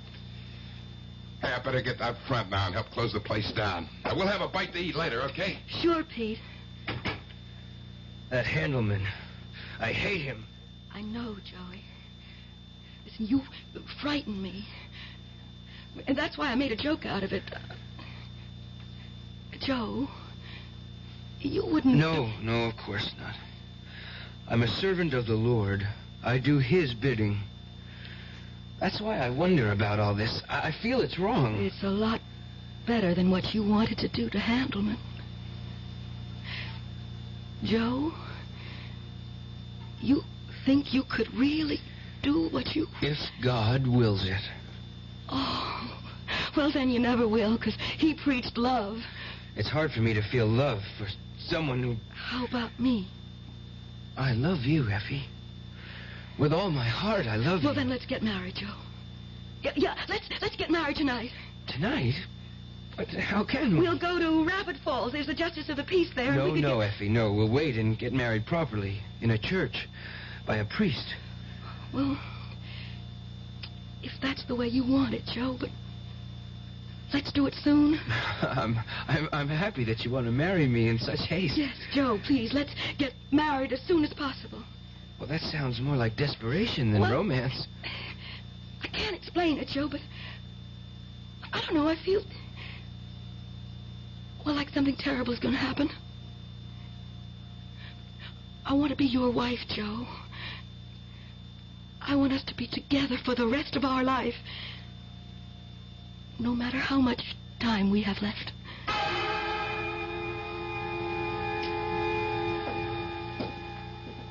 Good evening, Father. Am I late? No, you're the first one here, Mr. Compton. We have lots of time for the rehearsal. Is your nephew's family coming too? Well, I am his family. All that's left of it. And the bride-to-be? She has no one else but Joe and me, Father. I wonder what's keeping them. No, here comes the young man now. Joe, where you been? I called for Effie, and she wasn't there. Is she here? Well, no, don't worry. She'll be along in a minute. Probably had something to do. No, it's not that. What is it? I can see her. She's walking past the library, and someone is stopping her. She's frightened. I must go to her. Oh, what was that all about? Joe, my nephew, he's not like other people. He feels things, sees things. Better call the police, Father. May I? Oh, certainly, if you feel it's necessary.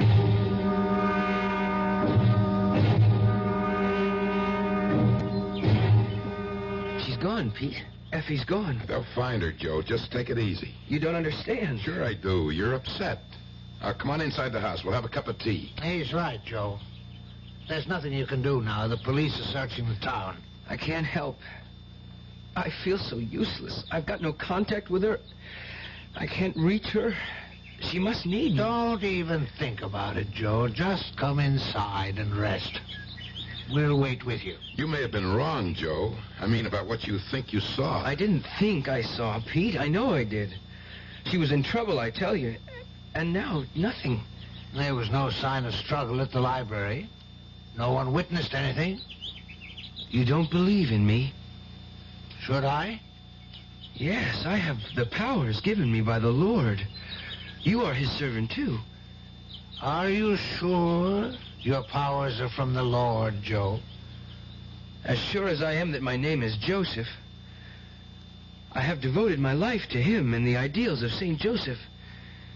And I have been heard. Explain it to me, my son. Why? So you can laugh at me? No. I want to help you. Help me? Yes. Father, help me. Then go on. My mother was a saint. She taught me to worship, to revere the memory of St. Joseph, to follow in his footsteps. I tried. I poured all my energies into being one with St. Joseph.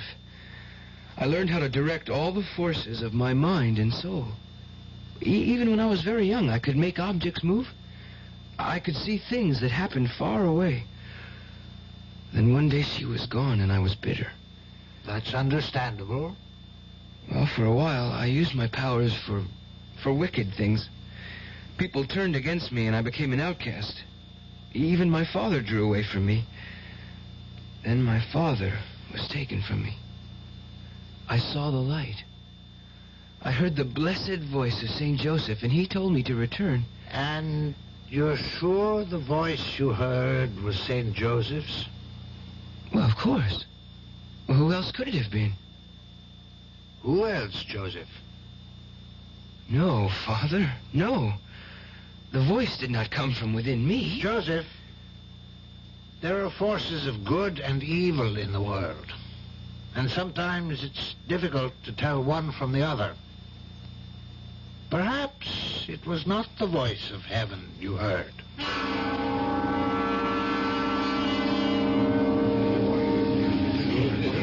Good house tonight. Oh, we're still mobbed. Why don't you get dressed, Joe? In a minute. Any news yet about Effie? Not a word. The cops are still on the lookout, but they haven't found anything. I can't believe it.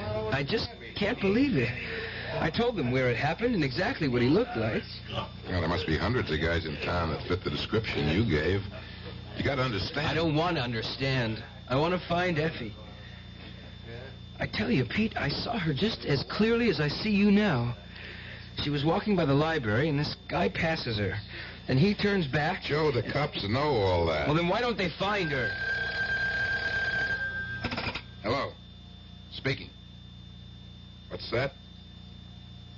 I see. Sure, I understand. No, he's here with me. Yeah, we'll be down. What is it, Pete? It's Effie, isn't it? Yes, Joe. The cops. They found Effie. Where is she? Is she all right? Bad news, kid. I want to see her. You will, kid. They want us to identify her. Identify her? What are you saying, Pete? They're waiting for us. At the morgue.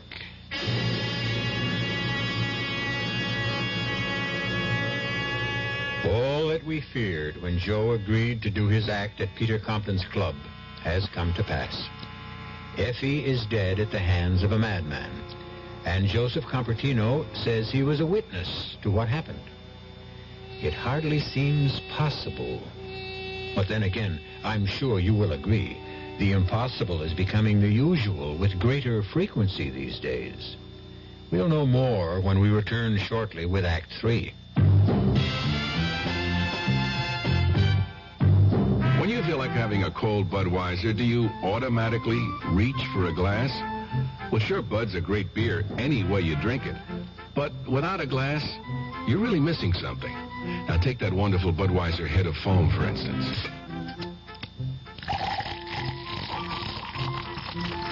Those bubbles, tiny though they are, still amount to something pretty special at the top of your glass. Taste appeal and eye appeal. Two results of exclusive beechwood aging and natural carbonation. It takes a lot longer to brew Budweiser that way, but brewing beer right does make a difference that you can taste. That's why when you say Budweiser, you've really said it all. Anheuser-Busch, St. Louis.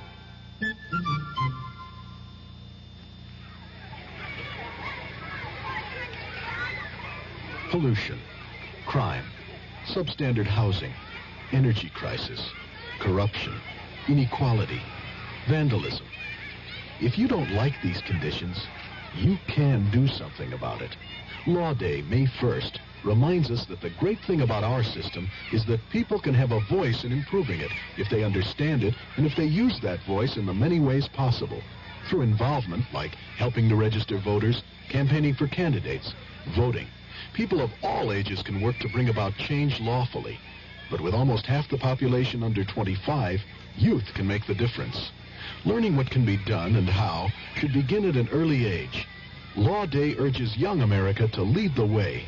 Help preserve good laws. Help change bad laws. Help make better laws. A public service message of the American Bar Association and your state and local bar associations.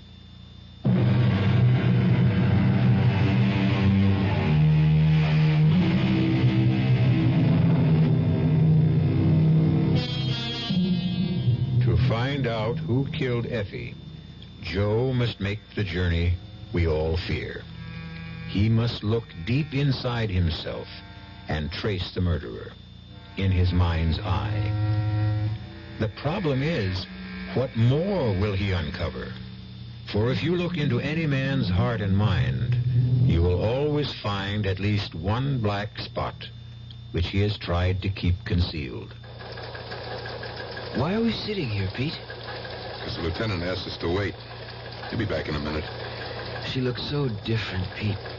Like a poor imitation. Don't think about it, Joe. I can't think of anything else. I've got to find the man who did it. I'll never rest until I find him. I'm sorry I kept you waiting. I had to check a few things out. It's all right, Lieutenant. Now, Joe, you don't mind if I call you that? No. Good. When did you see this taking place? Well, Pete and I were at the church waiting for Effie when it flooded my mind. And what time was that? It was about 6:30, 7. I see. And was that the time you felt it was actually happening? I guess so. I hadn't thought about it. Well, think about it. Were the streetlights on? Do you remember anything that might give us a handle? Well, it seems... Well, the library was closed, but the streetlights weren't turned on. And that would put it at about 5:30. But you saw it happen in your mind about an hour or so later, huh? Can you explain that? No, I can't. Well, did you actually see them go off together? Did they get into a car? No. Well, I mean, I don't remember. All I know is I can see them together, and I knew something bad was going to happen. What's this all about, Lieutenant? Well, I'm just trying to get things straight. You know, there are some loose ends here. Like what? Well, for one thing, we found the body off Highway 50. That means she was in a car when she died. No, it means she was in a car when she was thrown off on the side of the road. She died hours before then. You mean to say she was thrown out in the middle of the day and no one saw it? Oh, it wasn't in the middle of the day. Doc Hatfield estimates she died about 6 o'clock in the morning. Well, with this new daylight savings time, it must have been pitch black when he... That's right. That means, Joe, your mind's clock was off about 12 hours. You couldn't have seen her walk past the library when you said she did. I can't believe it. Joe, didn't you talk to Effie today? No. But she said she was going to the city to do some shopping. She said she'd be away all day and meet us at the church for the rehearsal. But you called her? Just before I left to meet Pete. I wanted to see if she got back earlier. And she wasn't there, obviously. Now, who answered the phone? Nobody. Where were you early this morning? In bed. Asleep. Say, what's going on? Well, why all these questions? Every little bit of information helps. I don't like it.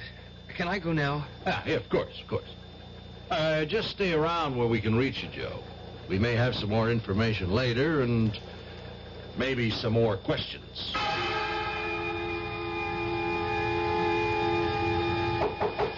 Joe? Joe, open up. Were you asleep?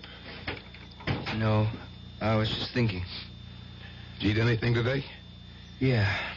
I'll bet. You haven't moved out of your room for days. I'm sorry about the club, Pete. That doesn't matter, kid. But it's all my fault. Forget it. I've got no future without Effie. You cooking something, kid? No. It's funny, I smell something burning. Oh, it's incense. Oh, you're not going through that again, Joe. Forget that stuff, kid. That's not going to bring Effie back. No, but it will put me in contact with her murderer. Don't do it, Joe. It's not right. I spoke to Father Coyle about it. You had no right. He says you're literally playing with fire. He doesn't understand either. Why don't you explain it to him? Let him help. I'm not leaving here until I see things clearly. You don't have to. I brought Father Coyle with me. You can come in now, Father.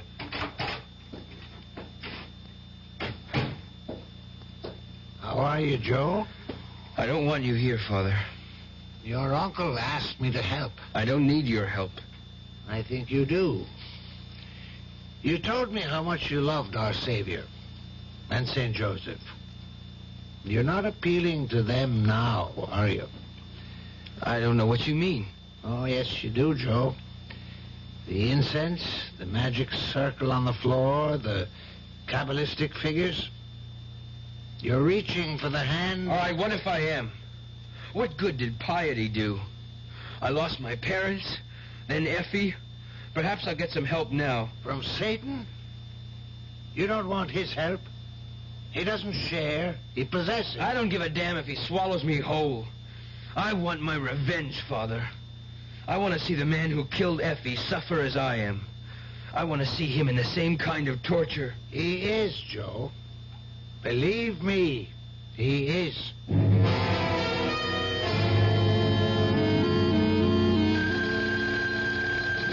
Yeah? Huh? Hello? Pete, wake up. It's me, Joe. Yeah, I'm awake. You know what time it is? Yeah, I know. It's 6 o'clock in the morning. Sunday morning.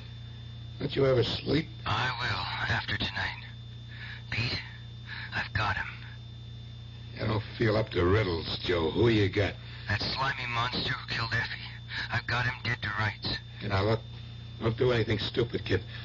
Let me call Lieutenant Tawney. He can have No, him. Pete. I don't mean I have him in my room.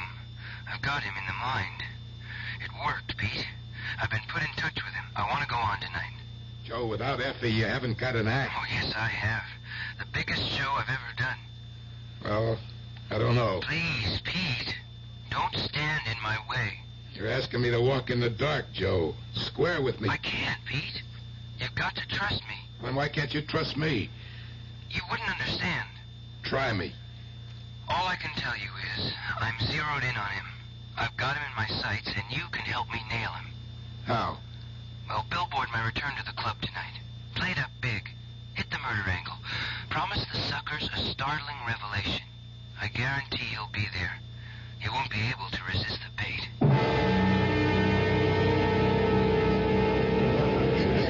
I appreciate your coming down, Lieutenant. That's okay. I haven't had a night out in a long time. You know Father Coyle? Yeah, sure do. How are you, Father? As well as my age and my infirmities permit. How do you like the view, Lieutenant? Isn't it grand? Nearer the angels, Father. Nearer the angels. You got quite a crowd here tonight. It's all that publicity about Effie. The buzzards are out in full force. They want to see Joe in action and maybe witness something else. Now, that's the cue for Joe's act. I got to introduce him. Just stand by. I'll be back. Good evening, ladies and gentlemen. Now it's time for the star of our show to make his appearance. And here he is, the man you've been waiting to see. The amazing Joseph. Thank you. Tonight I'm going to skip the usual stunts. I'm not going to waste your time on the usual card tricks and memory gimmicks. I'm going to attempt something never seen before on any stage. But I'll need your assistance since I do not have... Well, since I'm working alone tonight. With your help, I'm going to reach into your minds and read your thoughts. And if you have a problem, concentrate on it. With divine guidance, I will resolve them for you, if there are any answers.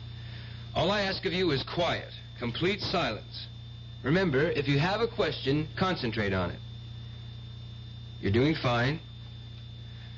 I see thoughts swirling in space. Is there a young lady whose initials are J.L. in the room? Hey, that's me! Good. Would you please stand up? Now, concentrate on your questions. Yeah, I see a ticket in your purse. Would you hold it up, please? Thank you. Well, what do you... Now, that's an airline ticket to Las Vegas. Am I correct, please?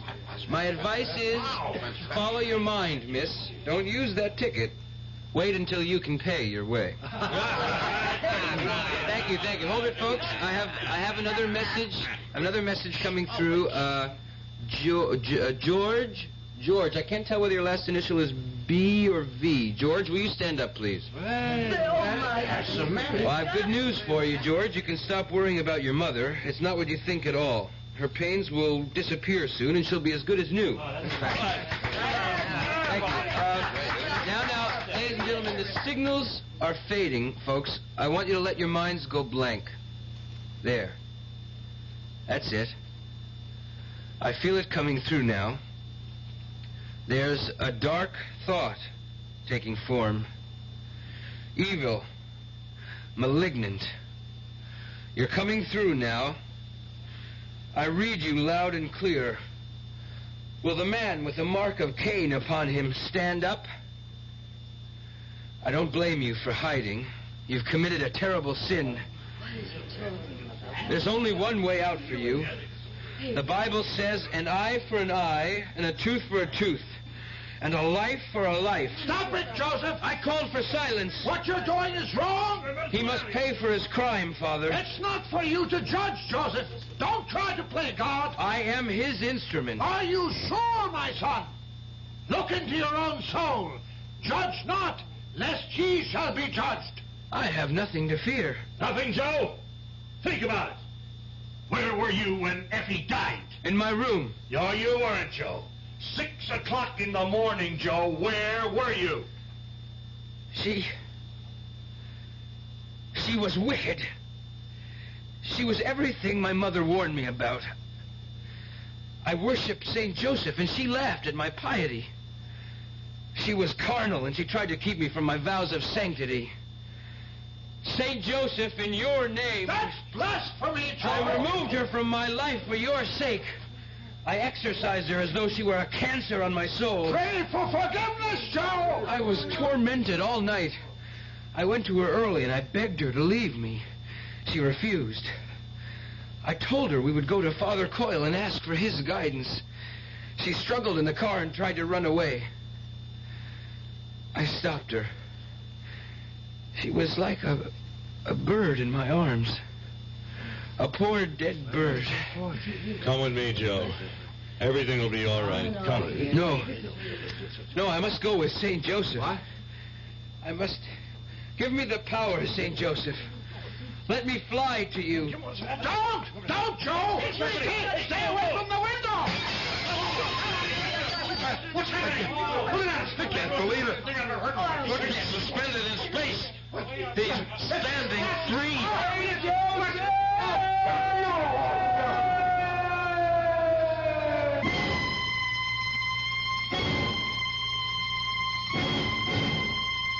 Poor Joe. Poor Joe. He tried to reach for heaven and hell at the same time. And he stumbled somewhere in between. Don't take it too hard, Pete. Dead end somewhere. Yeah, but not on the streets. You really think he killed Effie? Yes. Part of him did. None of us are saints, Peter. We're good and evil intertwined. Most of us can keep the worst of our nature in control. Joe couldn't. He was split right down the middle. Well, one thing is sure. He paid his dues.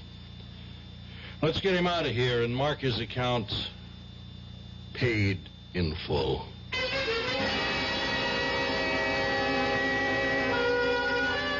The worst we feared has happened. Joe took the fearful chance of looking deep inside himself for truth and found that the truth was more than he could bear. I'll be back shortly. Banks have their boardrooms, hotels have their ballrooms, but one of the best-known rooms in the country is Project Hope's Room A.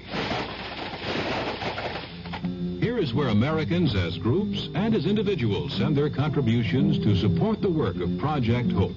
It may be a check for $5,100 from a college group who held a hike for hope. It may be $2.95 from a 10-year-old who saved it up from summer jobs. It may be a check for $10 from a retired school teacher.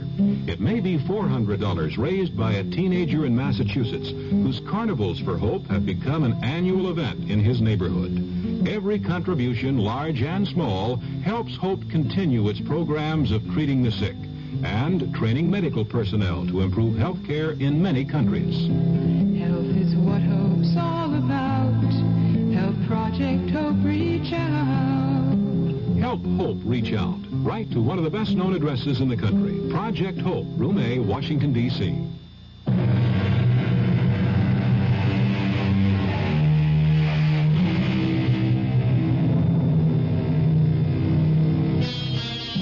And so we close the entrance to the cave where murky waters run deep, but not always still. From time to time, we hear the evil rumbles of the coursing stream, but we manage to ignore its babbling and save our sanity thereby. Joseph Compertino lost this knack that civilized man has developed, this veneer that hides some of the ugliness within. He paid dearly for it. Our cast included Don Scardino, Dolores Sutton, Joseph Julian, Robert Dryden, and Earl Hammond. The entire production was under the direction of Hyman Brown. And now, a preview of our next tale. What does he see in me? Oh, come on, honey. No, I mean it. Well, let's see. You're pretty. Well, I'm not beautiful. And you're smart. But I'm not brilliant. What can I tell you? He's an artist. All artists are crazy. But the most fascinating women in the world are ready to throw themselves at his feet. Sis, you're pretty fascinating yourself. Thanks to you, Bert. Thanks to me? You sent me through college, and there were the trips to Europe. Well, I had to shape you up before I could marry you off. And it looks like you got yourself the grand prize, the great Otis Manley Carter. Oh, Bert, I want you to like him. Oh, I like him. He's so sweet, so kind. Except... Except?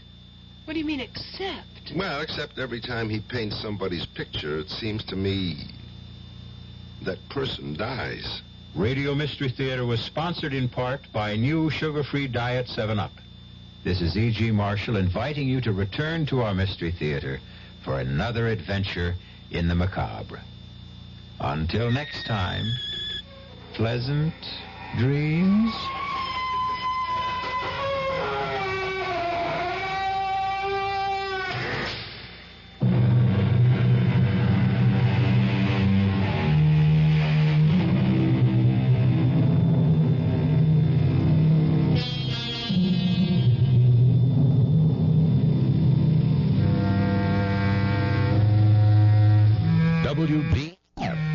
Kansas City. Up next in our prolific parade of programming, it is Eddie Cantor.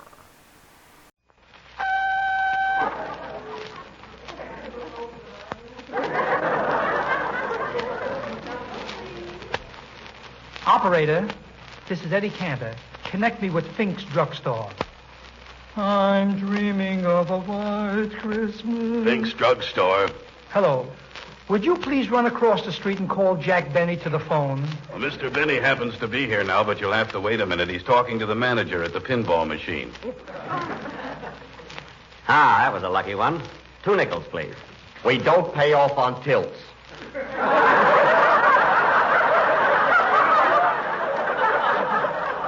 Tilts? Listen, buddy, I play the game fair and square. I don't even lay my hands on the machine. What I do with my feet is pure skill. Sorry, we have rules. We do not pay off on a pinball game unless the machine remains inside the store at all times. But, Mr. Fink... You shoved it so close to the soda fountain, you shot the last 3 balls into the molded milkshaker. Look, if that's the way you want to run your drugstore, I'll go elsewhere. Please try to understand, Mr. Benny. I don't mind you shoving the machine a little. But you're not supposed to break the glass and put the balls where you want them.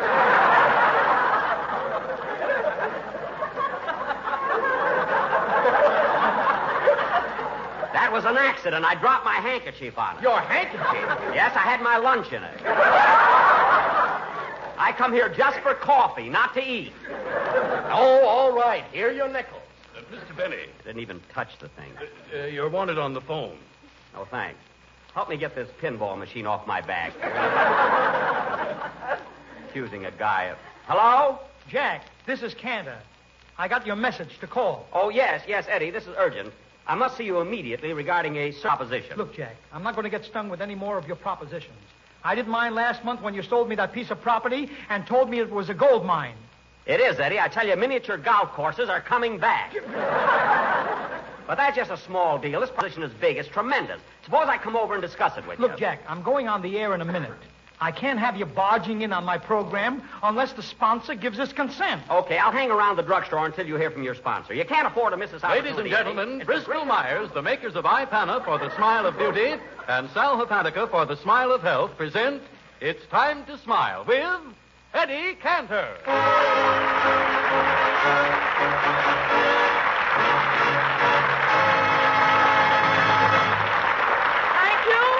Thank you. Good evening, everybody. How are you, Harry? Say, Eddie, I overheard your conversation with Jack Benny. You know you don't need the sponsor's consent. Now, why don't you let him come on the program? Harry, we've got a good thing here, haven't we? Yes. We're both eating regularly? Yeah. We get paid every week? Well, what's all that got to do with Jack coming on our program? Listen, if our sponsor finds out people are supposed to laugh, we're through, you know. Besides, Harry, I don't like to have him around. He's such a cheap guy. Oh, no, Eddie, that's just a rumor. No, really, it's a rumor. I happen to know that for Mary's last birthday, Jack gave her a beautiful silver fox muff. Silver fox muff? Yes. That was Benny's toupee with a zipper on it.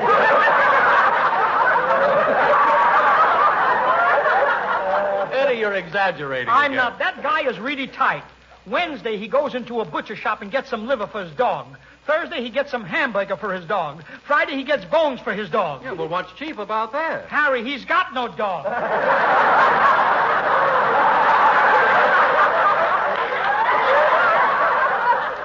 Really, Eddie, I never thought Jack was that stingy. He's always been that way. When Benny was a baby, he was weaned on a piggy bank.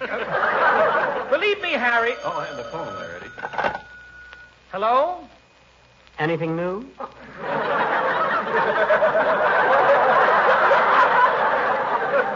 No, Jack. The sponsor hasn't called yet. Why can't you tell me about your proposition now? Look, not over the phone, Eddie. It's too big, too important. Look, did John D. Rockefeller ever transact business over a phone?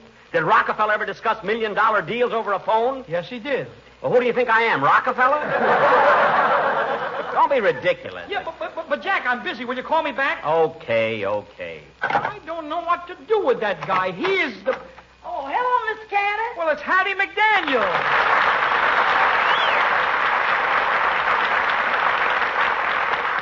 Hattie, I've been looking for you all day. Where have you been? I've been substituting for Rochester over at Mr. Benny's house. Yes, they put poor Rochester in jail last night. In jail? What for? He smiled during a blackout. You say he smiled? Yes, sir. And the gold in his teeth lit up Hollywood Boulevard, Claire to Glendale. Tell me, Hattie, I'm anxious to know. You've been to Mr. Benny's house. Has he really got a piggy bank? Oh, no, sir. He hasn't? No, sir. But he's the only man I know who's got a mattress that jingle, jangle, jingle.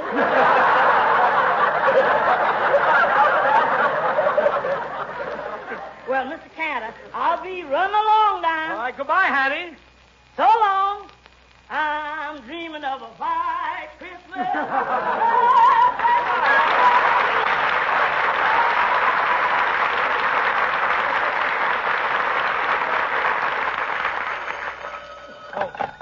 Hello? Candace speaking. Oh, is this you, Eddie? I must have dialed your number by mistake.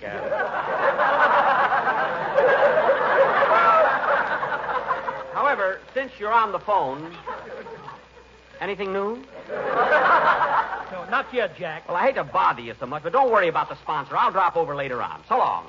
So long. Harry, I can't understand that, Benny. He is so... Come in. Anything new? Jack, why, it's Jack Benny.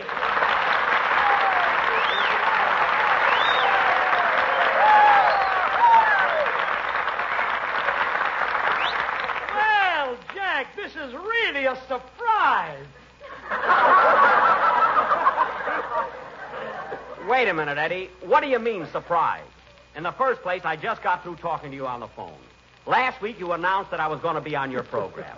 I announced it on my show Sunday. It's been in all the radio columns. You've had 8 Pinkerton detectives following me for 5 days. Now, when I walked in here, why did you get so excited? Well, look, Jack, let's not fool ourselves. If I didn't get so excited when you walked in, if I didn't say, why, it's Jack Benny, do you think you'd get such a big reception? Yes, I do. Oh, yeah? Well, Jack, I'm going to show you the difference. Walk out and come in again. All right, I will. Come in. Why, it's Jack Benny.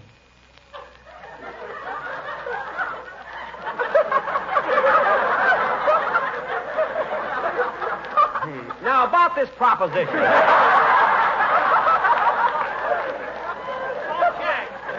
Jack, will you forget business? Forget business for a while. Business. I haven't seen you for so long, Jack. Let's just have a friendly chat. All right. Is it a money-making proposition? Well, no, not exactly, no. So how are you feeling, Jack? How are you? Gosh, it's good to see you. You know, I never see you, Jack. Of course, I listen to you every Sunday. Oh, then you, Eddie, you did hear me mention that I was going to be on your program, didn't you? Yes, Jack. That's the part I heard. Yeah. Oh, thank you. Now, and on your show, you also mentioned going to see the preview of your new picture, George Washington Slept Here. Did you actually go? Yes, Eddie, I finally saw the picture. Well, tell me, Jack, how is it? I mean, were you pleased with your work in it? Well, Eddie, you know, I hate to bring it up in front of all these people. I mean, look, let me tell you something. Now, Eddie, I'm not conceited. You know that, don't you? Of course, Jack. You. I mean, you've never heard me rave about myself, have you? Never, Jack. Never. Well, Eddie, I will amaze you in this picture.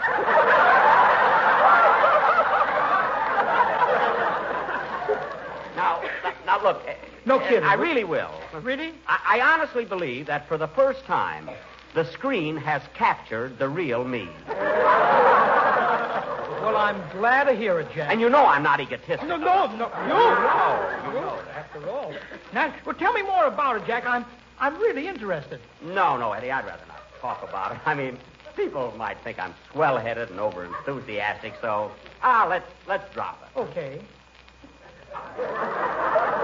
By the way, Jack, how is Mary? Mary? Why, she's not even in the picture.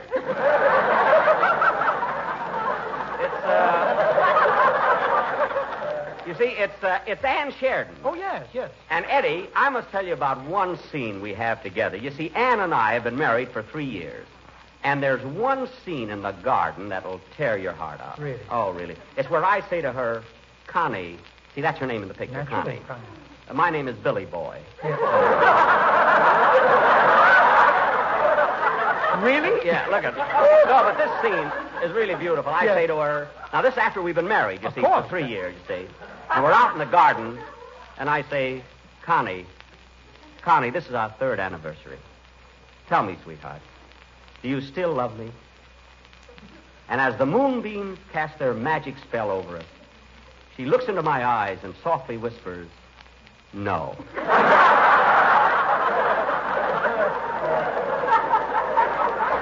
Well, Eddie, I saw it and cried. Yeah. Really? And when a fellow as tough as I am can cry at his own picture, well...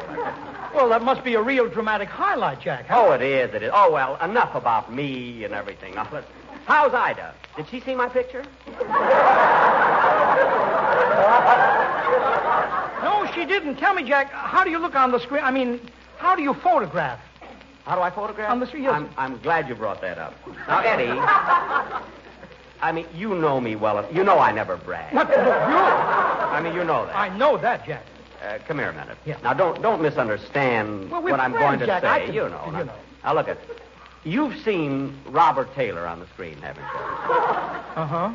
Well, let's not talk. Oh, come on, Jack. Let me hear. I'm your friend. No, Let me hear. I'm acting like a kid. No. Jack, it's all right. Drop it, Eddie. No, let's kick it around some more. Come on. Then, Jack, from what you've just told me, you really feel that you've established yourself as a great screen lover? Definitely. To tell you the truth, Eddie, I was so good in those love scenes that in my next picture, they're just going to give me a leading lady and a rumble seat. Jack, I'd like to ask you something. You and I have been friends for a great many years, haven't we? Oh, we've been pals, kid. Well, I'd like to ask you something, brother. What is it, kid? Who's going to play the part of the rumble seat? Listen, Eddie, not changing the subject, but look, I was awfully thirsty when I came in here. Is there any water around here? Yeah, right out in the hall, Jack. Thanks, Eddie. I'll be right back. That's all right. What a hand. Harry, will you come here a minute? Now, what, Eddie? Did you ever hear a man rave so much about himself? Did you ever see such a display of egotism? No, Eddie, I must admit I never did. Well, let me tell you something. What? I didn't want to mention this to Jack. But I saw George Washington slept there. You really saw? Well, look, how does Jack photograph, Eddie? How does he look? Harry, come here a minute. Yeah. You've seen Robert Taylor, haven't you? Oh, sure. I've seen him in lots of pictures. Then you know it can't be the camera.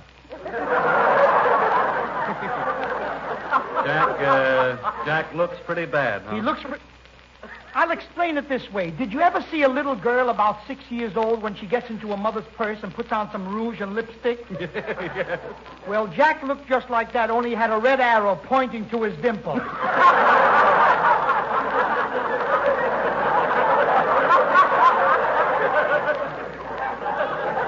Anyway, Harry...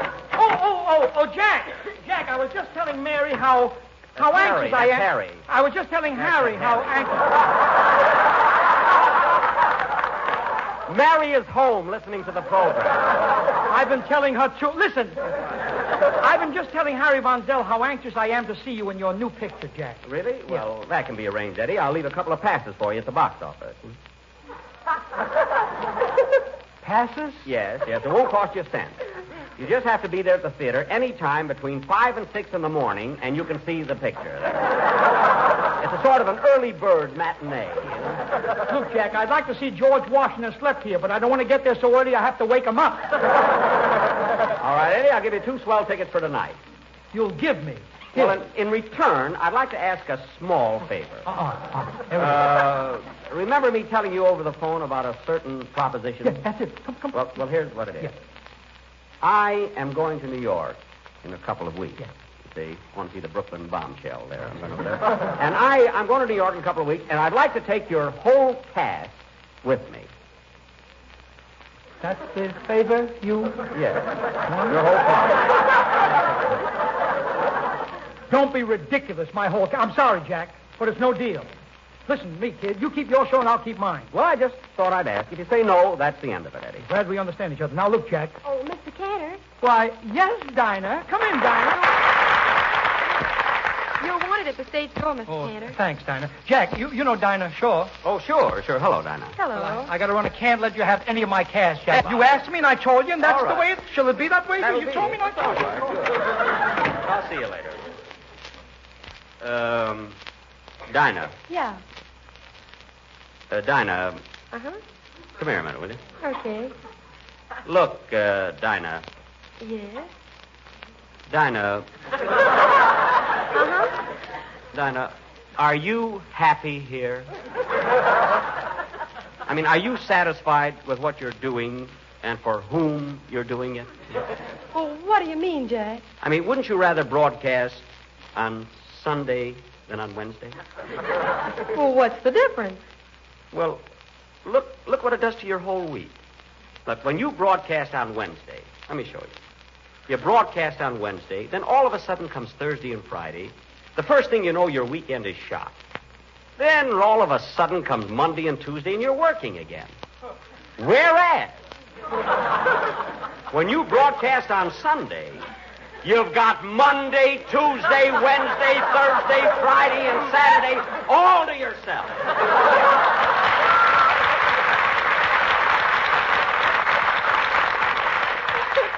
Wonderful. But, Mr. Benny, No buts, Dinah. I'm determined to have you work for me. Now, I'll tell you what. I'll pay you twice as much as you get from Cantor. Now, how much does Eddie pay you? Well... I know how you feel, Ida. Dinah, I know how you feel. Just whisper it to me. How much does he pay you? He pays me,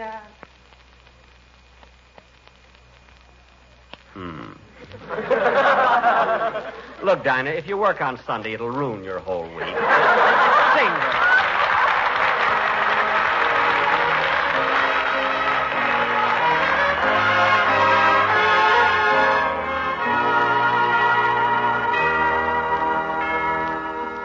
I'm dreaming of a white Christmas, just like the ones I used to know, where the treetops glisten and children listen to hear sleigh bells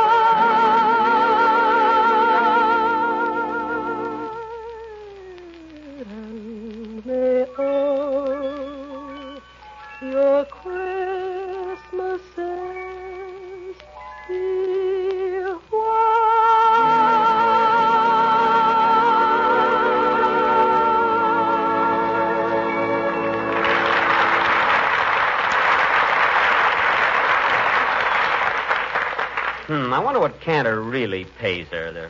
Did you say something, Mr. Benny? Why, no, Harry. I was just... Oh, say, Harry. What? Come here a minute, will you? What's the matter? Harry, are you happy here?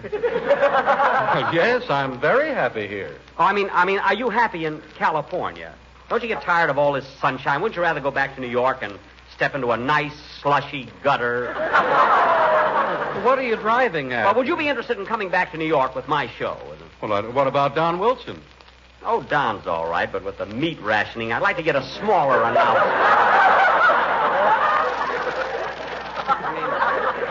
And he's so unreasonable. Why, I offer to pay his fare back to New York, but he refuses to sleep in an upper berth. Oh, well, that is unreasonable. Of course it is. After all, how much room does Dennis Day take up? What do you say, Harry? Well... come with me, we'll get a million laughs. Well, to tell the truth, Jack, I'd rather stay here and get a million smiles. You rather get smiles? Yes, I would. How do you go about it? It's very simple. Do it like this. Ladies and gentlemen, to help get a smile you can be really proud of, decide now to change to Ipana toothpaste and gum massage. Because firm, healthy gums are mighty important to sound teeth and sparkling smiles. And Ipana toothpaste is not only unsurpassed for cleaning and brightening teeth, but when used with massage, it's especially designed to help stimulate and strengthen gums, to help keep them from becoming susceptible to gum trouble. So, ladies and gentlemen, why don't you follow this simple, healthful routine? Regularly brush your teeth with Ipana toothpaste. And every time you do, put a little extra Ipana on your brush or fingertips and massage it on your gums. So get a tube of Ipana from your druggist tomorrow. And remember, the government says we can't buy toothpaste of any kind without turning in an empty tube. So don't forget to take an empty metal tube of some kind with you when you ask for your Ipana toothpaste. Oh, Dinah, where's Jack Benny? He went into your dressing room to comb his hair. That's silly. Could have left it here and I'd have combed it. Mr. Cantor, maybe I shouldn't mention this, but, well, Jack Benny's been trying to hire me for his program. What? And Harry, too. No! Yeah. After I won, I'll fix him, and I'll fix him good. What are you doing, Mr. Cantor? You said he's in my dressing room? Yeah. I'm going to phone in there and pretend that I'm Rochester. Hello? Hello, Mr. Benny! This is Rochester, boss. I'm quitting. I got a very lucrative offer from Eddie Cantor. Well, of all the cheap tricks, the minute my back is turned, he tries to steal my cash. You can't trust anybody these days. Ain't it the truth? Rochester, you're making a big mistake going to work for Cantor. Why, he'll never pay you as much as I owe you. Rochester, working for me, you got a future. Why do you want to leave? Frankly, boss, I'd rather work for a younger man. Younger? Why, Cantor's old enough to be my father. And if I was a girl, he probably would be. Rochester, your mind's made up. I mean, you finally decided to leave me? That's right. Goodbye, Mr. Benny. Goodbye, Cantor.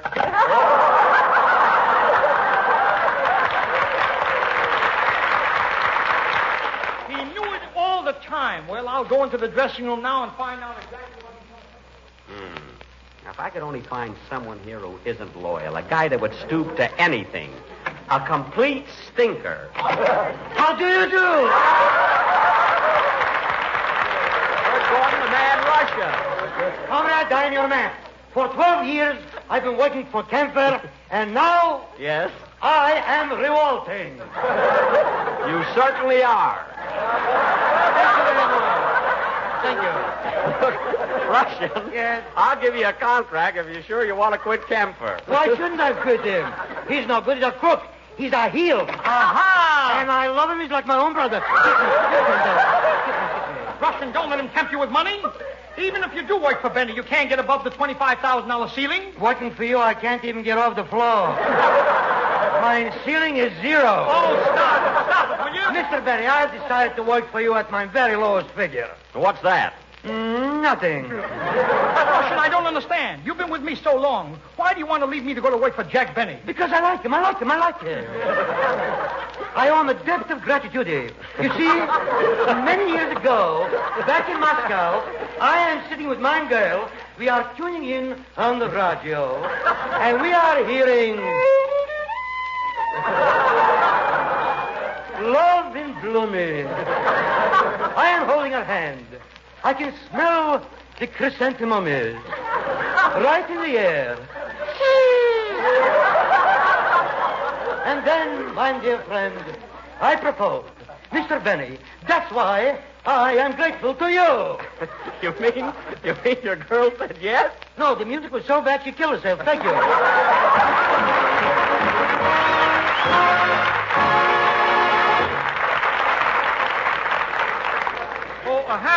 Harry. What's the matter? What's wrong? There's nothing the matter, Eddie. Don't you get it? Now listen to me here. What is it, an imitation of Donald Duck? No, it's not either. I'm practicing to be a ventriloquist. Shirley's been teaching me. Oh, you mean Shirley Dinsdale, a little 15-year-old ventriloquist? Yeah, and when she comes back next week from San Francisco, she's going to give me my second lesson. And after that, I'll come up to the microphone, and without even moving my lips, I'll be able to say, ladies and gentlemen, it's worth your while to know how much faster Sal Hepatica helps you feel better when you wake up in the morning feeling headachy and out of sorts due to the need of a laxative. Because then Sal Hepatica brings speedy, gentle relief, usually within an hour. So you don't have to put off till night taking the laxative you need in the morning. You don't have to risk feeling miserable all day. Sparkling Sal Hepatica has this advantage, too. Sal Hepatica also helps sweeten an upset stomach by helping to reduce excess gastric acidity. So get a bottle of Sal Hepatica from your druggist tonight or tomorrow. And any time you need a laxative, morning, noon, or night, see how much faster you feel better when you take gentle, speedy Sal Hepatica.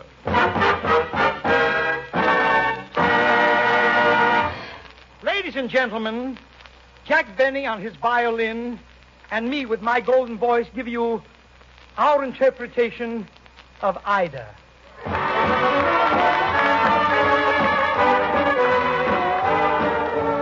Ida, sweet as apple cider, sweeter than all I know. Take it. Come out better in the silvery moonlight of love we'll whisper. So soft and everyone should use Ipana. That's the wish of Eddie Canna. Seems though can't live without you. Listen, oh honey, Right. you. Ida, I idolize ya. I long to love ya. Ida, need I Greatness flakes are good and crunchy for your breakfast or your lunchy. love ya. Ida, need I do. Good night.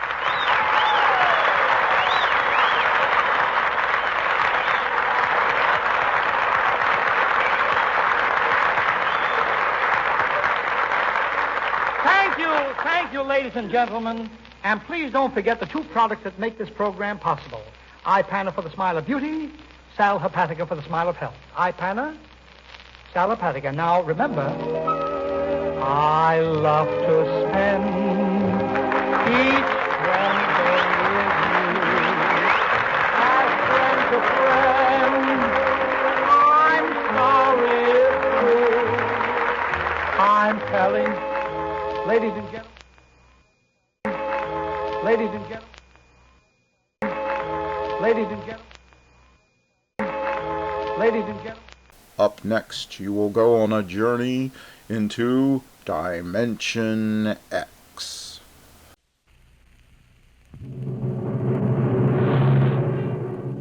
Adventures in Time and Space. Transcribed in future tense. Dimension X.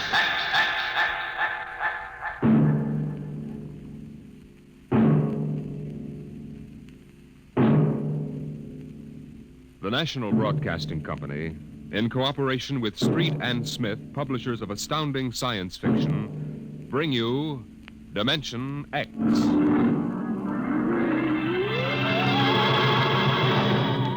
The war had been going on for generations. The sea and air were ruled by guided atomic missiles.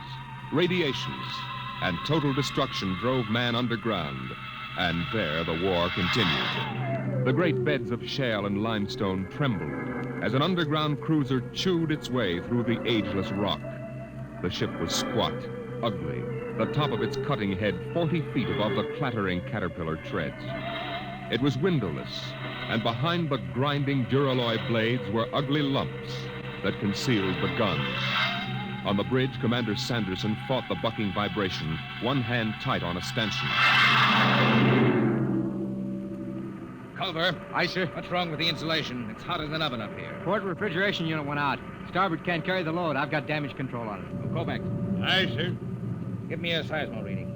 Severe shock 30 seconds back. Change course to 175 degrees. And half speed, please, sir, till I can chart the straighter. Mr. Culver. Aye, sir. 175, half speed. Aye, sir. Navigation, Lieutenant Watson. Bridge here. Change course to 175, Watson. 175. Aye, sir.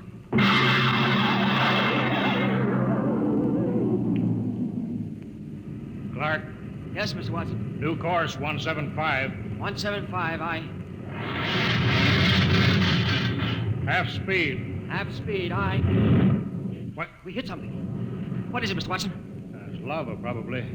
Maybe it doesn't mean anything. No, I guess not. Mr. Watson. Yes, Clark? We ever going to get out of here? You mean the lava? The whole business. We've been under rock for 3 months. You better keep quiet, Clark. Psycho officer has rubber heels. Oh, I don't care about Carpenter. He's been over me already with those stinking reaction tests. If he gives me one more ink blot to look at, What's your dial? 1 degree correction. Right. Mr. Watson, what was it like? Huh? When? On the surface. I never saw the surface. I was born in the Denver cave, half a mile down. Oh, that was a long time ago, Clark. Yeah. But you remember, don't you? You and Kovacs are the only ones on the ship who remember the surface. It was war then, too. Kovacs was in the army, the infantry. The Queen of Battles. Well, the Queen's dead now. What was it like? You mean in the surface wars? Yeah. Well, they had chaplains and... Chaplains? I guess you never heard of that. Now we have psycho officers. Yeah, they don't talk about religion much these days. It must have been something on the surface. I dream about that. I don't know what it was really like, but I dream about it. Then somebody takes me and shoves me down on the bottom of a hot closet. They shove a big hand over my mouth and I can't breathe. I wake up and I want to bust out of here with my fingernails. I just...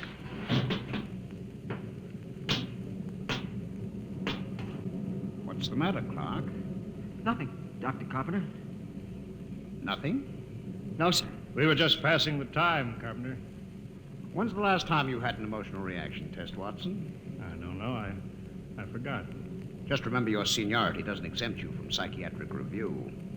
This isn't some slipshod surface vessel with organized superstition aboard. The old chaplains weren't so bad. Not scientific. You know, I can remember when psychiatry and mental hygiene were the hope of mankind. Now look at it. That goes in my report, Watson. Yeah? Well, make sure you spell my name right. Now hear this. Now hear this. Attention all hands. Igneous rock detected. Fresh lava flow. Stand by to go to quarters. You're lucky, Watson. That is all. I'll finish with you later. I've got to check combat detachment. Sure. Go play with your ink blots. I'm busy. And now Go listen. on, get out of the way. Get down to the combat detachment. They'll be happy to see you. Clark, check those dampers.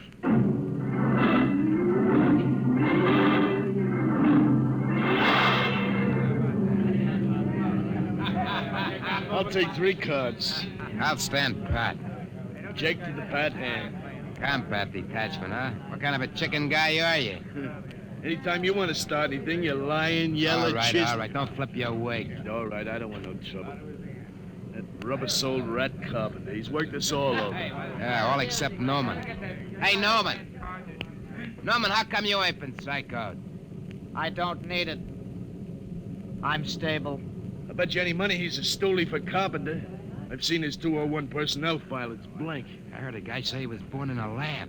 What do you mean? You ever seen him eat? Oh, you're crazy. The science brass has been working on something like that. You're crazy. You know how many men they fell short in the last draft? 900,000. So what? Now, suppose you run out of real men for soldiers. Suppose you figure how to make them. Artificial. If they ever do, they ain't gonna talk about it until it's combat tested. Yeah, I never thought of that. Hey, Newman. What do you got inside of you? Gears? I'm not supposed to talk about myself. Yeah? Well, suppose I make you talk. Hey, sit down, Sheriff. Sit down. All right, Let go of me or I'll lay you out, too. Hey, cut it. Keep Cut it, going. guys. Knock Cut it off. it. Cut it. Shut up. At ease, men. Well, how's everybody feeling? You, Coke? All right. I'm all right, sir. Uh-huh. Sheehan? Sheehan? I'm all right, sir. Newman? I'm all right, sir. Of course. Very well, carry on.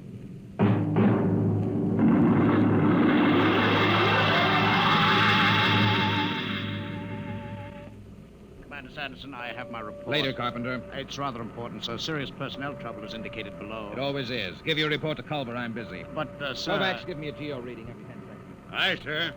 Straight as steady as before. Mr. Culver. Later. If you will initial the psycho report. All right. Hurry up. This is no time for non-combat chicken. Seismo reading, sudden fault, igneous activity ahead. That means the enemy. Mr. Culver? Aye, sir. Elevate the cutters 25 degrees. We're going up and come on the enemy from above. Aye, sir. Navigation, Watson. Elevate 25 degrees. 25 elevation. Aye, sir. Figures ahead on sonar. Sounds like 3. All right. Sound general quarters. Aye, sir.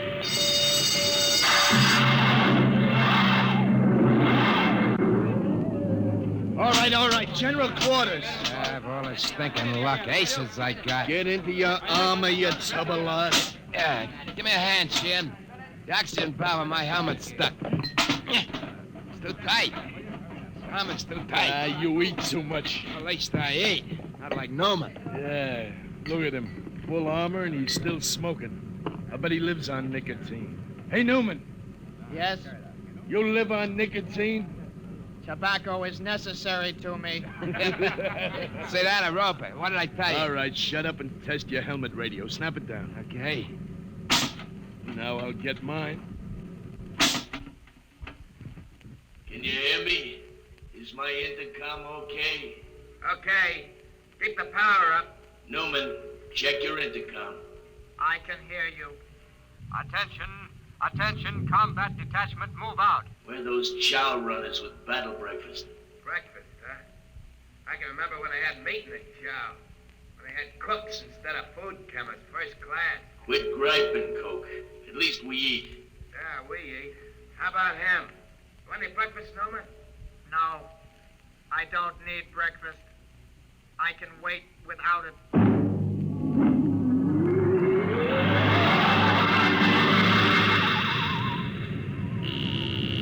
Navigation, Watson. Bridge here. Half speed. Half speed. Half speed, aye. Clark? What? What's the matter? You got the shakes? No, I'm all right. Half speed. Half speed, aye. Attention, all hands. Enemy digger sighted. What? Huh? Prepare for action at close quarters. Enemy digger sighted. You hear that, Watson? Prepare for action at Close quarters. Full speed forward. No, I won't. What? Come on, full speed forward. No. Another inch. Stop this ship. Get away from there. Let me go. I gotta stop the ship. I won't be killed. I won't be killed. Get away from the controls, Clark. Are you hurt? All right, take it easy now. What? I've got a gun. Stop the ship. Stop it before I shoot you. Now take it easy, boy. I won't be killed. I won't let him. I'll give you 3, Watson, then I shoot. You don't know what you're doing. I'm gonna stop the ship. 1, 2,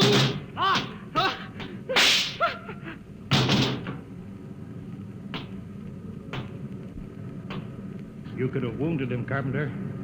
That would have been enough. My judgment was the Clark was more than a marginal risk. I acted accordingly. Sure. I'll get a detail to clean up after you.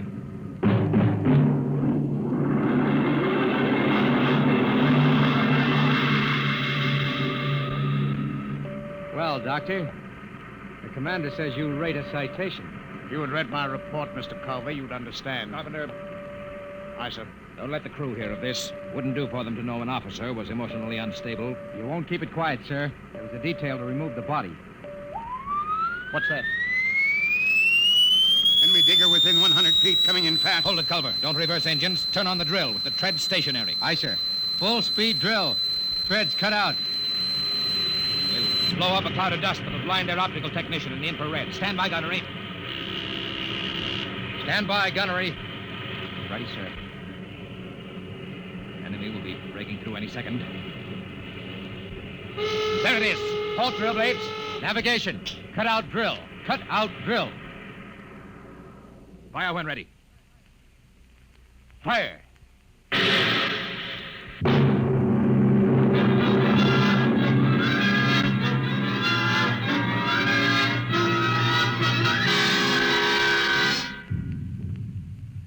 Contact signal.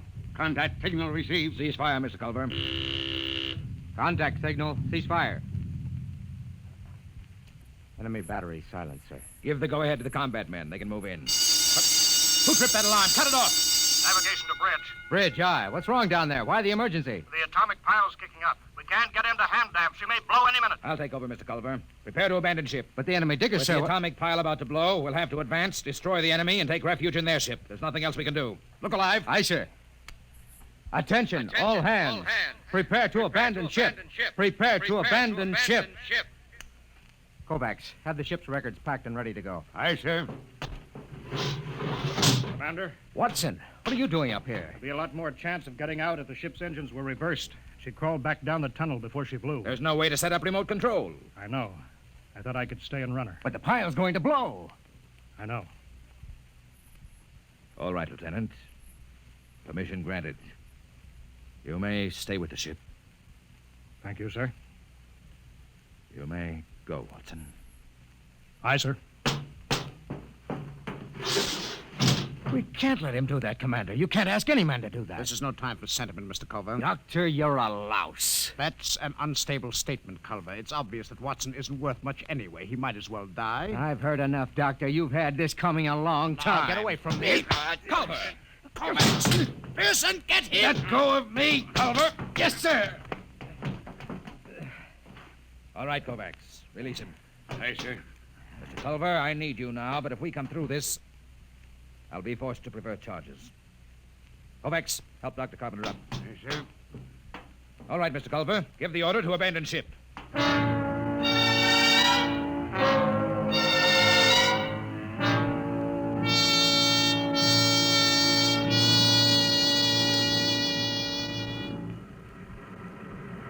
All the men are away, Kovacs. Full speed in reverse. Aye, Mr. Watson. How long have we got before the pile blows? I don't know. Kovacs, why did you stay here? You could have abandoned ship with the others. I've been saving a cigar. I got two. Would you like one? Oh, thanks. Oh, that's good.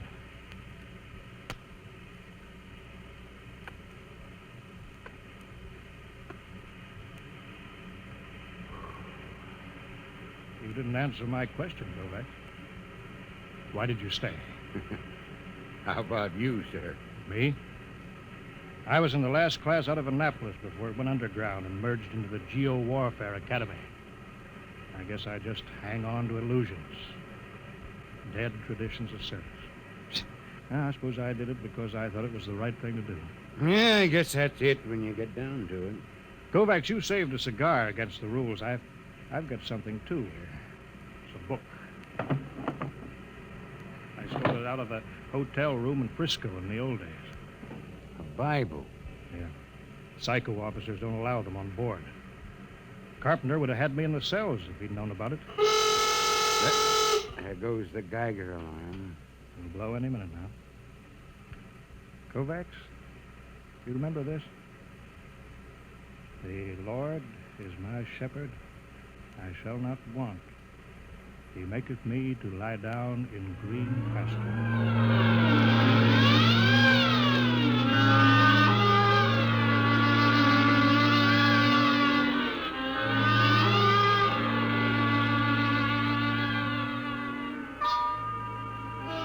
All right, guys. Now you know what an enemy underground cruiser looks like. Let's board her. What was that, Sheriff? I don't know. Come on. The enemy left their landing trap down. Let's go. Look out. That's Fontaine. Huh. I kicked in his faceplate. Watch out for my gun recoil when I go up the ladder. They may be waiting for us. Where are they? Ought to be some resistance. Let's get outside. If we can sneak into the bridge, we got them. Here it is. Bridge hatch. I don't like this. They should have been guards. Forget that. You throw open the hatch. I'll cover him with a gun. Got your voice speaker on? Right. Okay, open it. Go ahead, man. Kokel, look at them. They're all dead. Every one of them. This one did it with a sword. Can you beat that? Killed himself with a sword.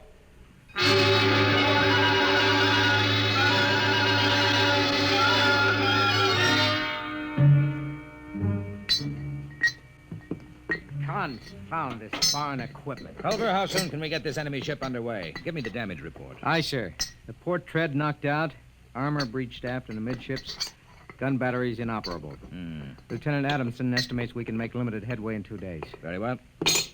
Sir, is it necessary for me to have this guard tagging after me? You're under arrest, Culver. Excuse me, Commander, sir. Oh, go ahead, Coke. There was a message or something under the guy with a sword when I broke in. I kept it as, well, sort of a souvenir. Oh, give it to me. I didn't mean anything wrong, sir. Hand it over. Culver, you read the enemy language. I'm afraid I'm under arrest as a prisoner. That'll do. Go ahead, read it. From Supreme Headquarters. There's a code designate. To all field commanders. Subject. Secret weapon, X-39. Failure of. 1. Research project X9 released on South America front last night. X9, a semi-living chemical process attacking all forms of protoplasm, was found to be uncontrollable, is spreading through our own armies all over the world. 2, you are instructed to... Well? That's all, sir. Quiet. Gentlemen, there is only one way to interpret this news. Carpenter, you will inform all hands that the destruction of the enemy is worldwide. The war is over. Hey, Newman, why don't you laugh, huh? Why don't you shout? The war's over. I don't need to shout. Hey, Dr. Carpenter. Robot, Aye, sir. You will instruct cook to serve double rations as a celebration. No, sir. I strongly advise against it. The psychiatric implications are... What's the matter? I don't know. Something it's inside me. I've got to get out. Carpenter! Coke, Newman, go after him. Come on. No. That can't happen to a man. Not that. It's Carpenter. You can see that. But that can't happen to a man. He's dissolved. What's going on here? You don't understand, Commander. You didn't listen to that enemy message. A semi-living chemical process attacking all forms of protoplasm. All forms. Carpenter and you and me. You understand why the enemy killed themselves. They knew. The war's over, all right. There's got to be something to do. Culver, Sun General Quarters. It's too late for that, Commander. The war's over. They invented the perfect weapon. The human race is dissolved. That's funny. Dissolved like Carpenter.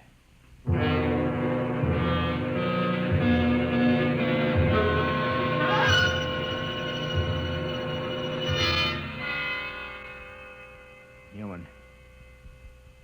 Is that you? Yes. They're all dead. Aren't they? Yes. Commander Sanderson was the last. Except me. I suppose so. How about you? It will not affect me. I am not made of protoplasm. I am an inorganic synthesis. You can't die, then. No. I am atomic powered. My breakdown point is calculated in There's thousands a of place years. where life is simple. I cannot destroy People myself. are perfect. I was conditioned And against everything is black and white. Honey, I'm home. It's a place All alone, that's as far from I know. reality as we can imagine. How Buried about some alive and- marshmallow rice squares? Those are swell. But maybe it's a lot closer Let me see that. than I'm we sorry think. for you. I'm sorry. What happened? I'm not You're- sure. Be all Look alone. at me. I'm pasty. Ah, Morning, kids. Better get a move on or you'll be late for school. Scotty. I put blueberries in the just when We're supposed to be in school. We're supposed to be in color? What's all the commotion? Who's that? I didn't think you'd want to come here until Why you've been pinned can't for a I little while. die? You can pin me anytime you want to. Why Or didn't maybe I they should make just pin me you. so I She's a can fine die young woman. like the She would others? never do anything for us to be concerned about. I can't even kill From the myself. creator of Big and Dave, What are you doing to these people? Why You can't do this to can't I them. die? You're messing with their whole universe. Maybe it needs to be messed with, David. comes a story about the loss of innocence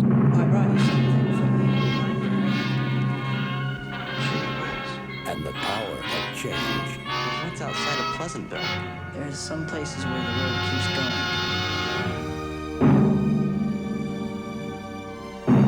Man has always told himself that he was a master of Should cover that up. but will he always be? What's going on? Listen next week to Rain. the story of Honey, I'm the home. nightmare.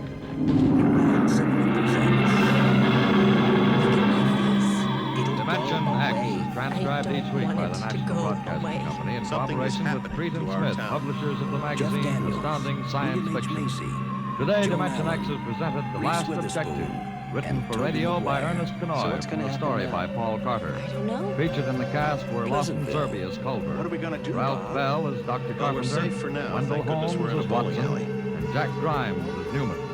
Your host was Norman Rose. Music by Bert Berman. Engineer George Mathis. Dimension X is produced by William Welch and directed by Edward King.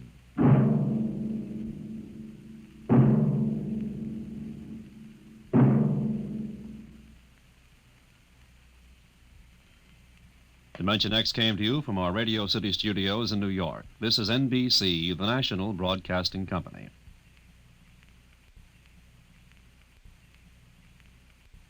Take a trip back and pay a visit to Fort Laramie. Coming up next.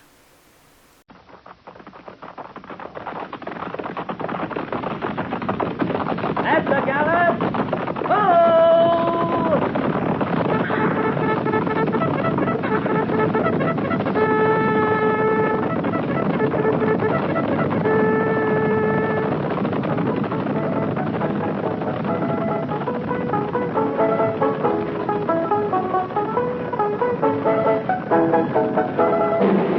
Fort Laramie.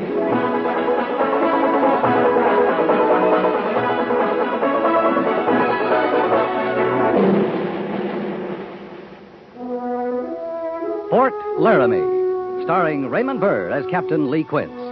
Specially transcribed tales of the dark and tragic ground of the wild frontier. The saga of fighting men who rode the rim of empire. And the dramatic story of Lee Quince, Captain of Cavalry.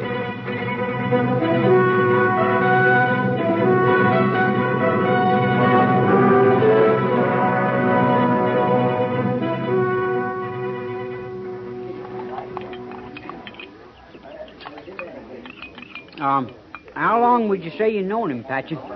I had that proud honor, I guess, 10 years now. Of course, I ain't had the privilege of serving with him since the war. I still don't see why you just don't go right up to him and make yourself known. Well, I wouldn't intrude on the captain that way, Drury.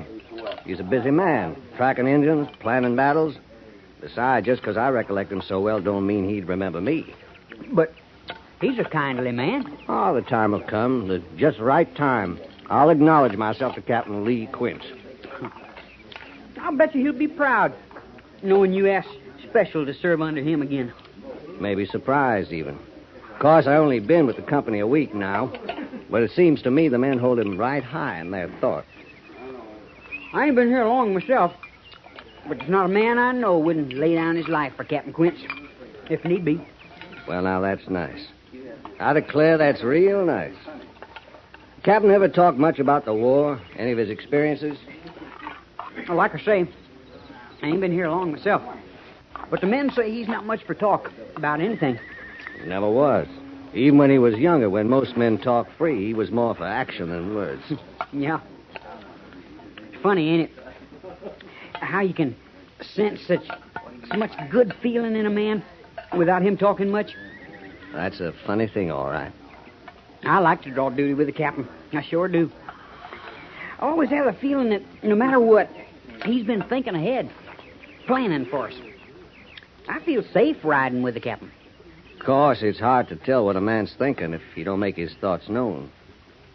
It don't matter to me much what he's thinking, so long as he's acting good. There's the big thing. How a man acts. There sure is different country out here. Different kind of fighting country, too. How you mean? We fought closer in the war. Like there'd be a stream here, you see? Yeah. Say it was a kind of clearing, you know. And on one side, the Rebs would be cowering in the trees. We'd be standing firm on the other side. Now, sooner or later, somebody's got to make a move for that water. For horses and for themselves. I tell you, you get thirsty. You get so you care more about water than living. Anybody's living. Well, mostly, we're lucky out here. Seems like there's more creeks. A man's got a right to a drink when he's dry. More than dry, your insides get to feeling like sand, dust. Like they was going to crumble. Patchen? What's the matter with you, Patchen? You say something, Drury? Ask if something was wrong. Wrong, boy? No, nothing's wrong. I just get a thirst sometime. You talked yourself dry. It ain't hot. We got plenty of water. There's a stream not 50 yards from you. I know that. I know. Well, you were saying about the fighting being different in the war. Yeah. Like I said, we fought closer. Man to man sometimes. A man to dismount, fix his saber to his carbine, and such a bloody slashing away you never saw. I ain't seen nothing like that in the West. Out here, seems like you do more chasing than anything else. We've been tracking Injuns, how long? 2 days now? I ain't drawn my sights on one. Have you, Drury? That ain't saying they ain't here. Somewheres. Captain Quince must think they're around. Well, you know I'm not saying that. Why, there ain't a man among you come less near to criticizing the captain's judgment. Are you forgetting, boy? I know better than any of you what a great man he is.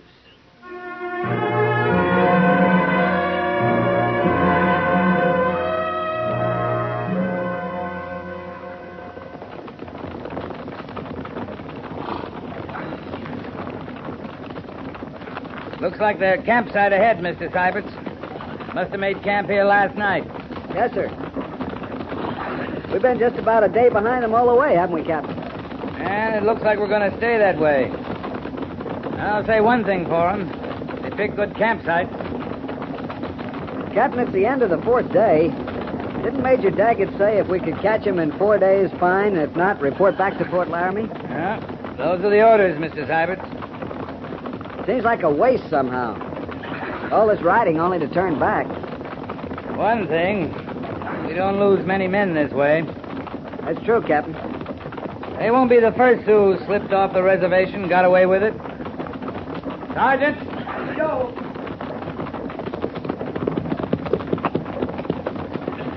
We'll make camp ahead at Bitter Creek. Yes, sir. I guess we lost him, sir. The Sioux? We never had him to lose, Sergeant. No, sir.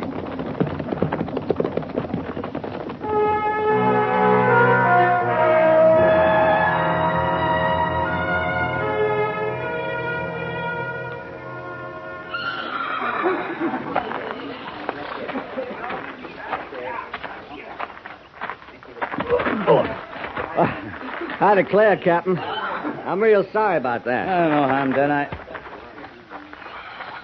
You better get on with your job, Trooper. Patchen's the name. That's if you don't remember. I remember. I kept hoping I'd bump into you, Captain, sir. Sure enough, I did. You been with B Company long? Just a week. I didn't want to bother you, seeing you was heading up this big engine chasing operation. I didn't see any engines myself, but the men keep telling me they must be somewhere around. Captain Quince wouldn't be out chasing it. We're moving back to Fort Laramie starting tomorrow.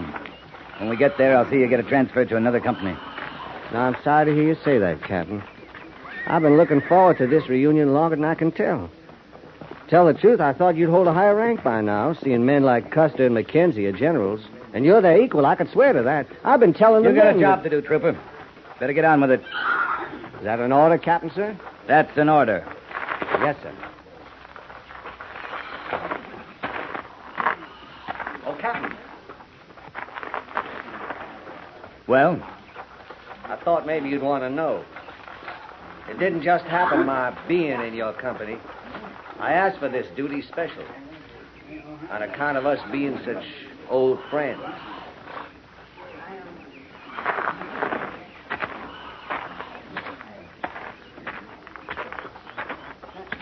I guess you remembered him all right, Captain. What was that, Drury? Patchen, sir. He was worried for fear you might not remember who he was. That so? I told him. I knew you'd recollect. You're just not the kind of man to forget a friend. He's been talking to you a lot, Drury? I'll put it this way, sir. I know you a lot better since meeting up with Patchen. I wonder. Well, I feel I do. The rest of the men, they feel like I do. We wasn't surprised to hear it exactly, but we sure didn't know you mapped campaigns for General Sheridan. General Cook, too. And all them acts of bravery when you led the Trooper. charge. Yes, sir? You got duty with the mess sergeant, right? That's right, sir. Move out. Yes, sir.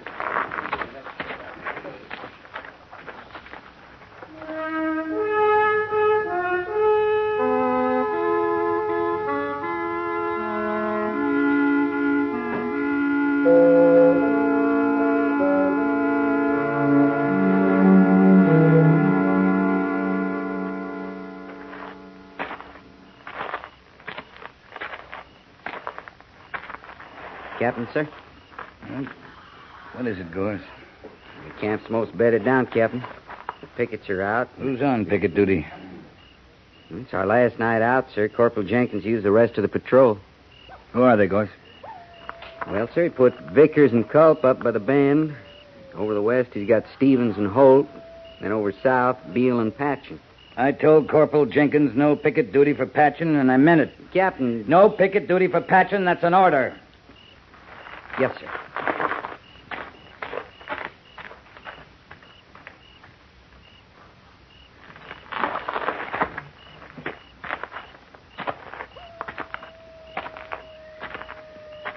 Captain?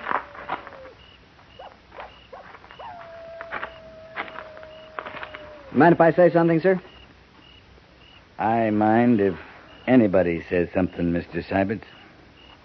I just want to ask you why. I wouldn't bother asking, Mr. Syberts.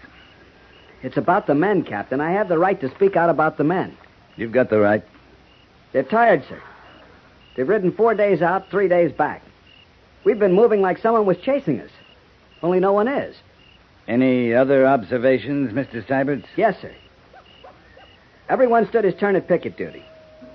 Everyone but Patchen. You're getting awful close to asking why again, Mr. Syberts. I'm sure you have a reason, Captain. I hope it's a good one, because the men don't understand. I think we got a morale problem. We won't have it long. We'll be back at the fort tomorrow. Captain, if you'd like Good night, Mr. Syberts.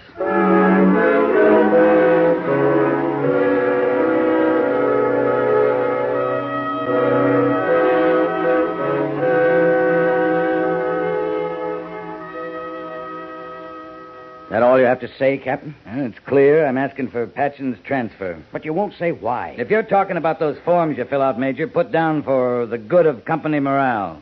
I'm interested in company morale. I've watched, I've listened to Lieutenant Syberts, I've talked to Sergeant Gorse. Now I'm going to ask you, Captain.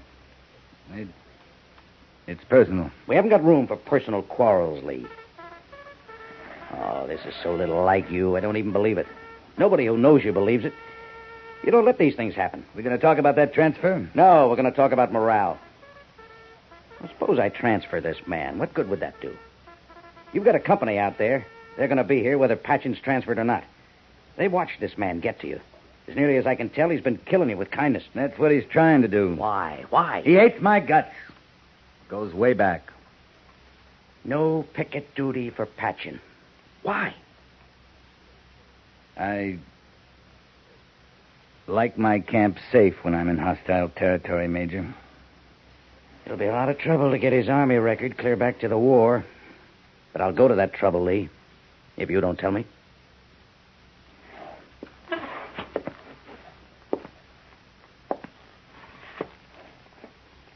I saved his life once.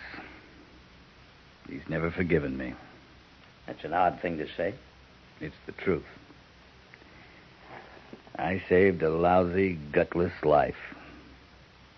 He knows it is. He lives with it.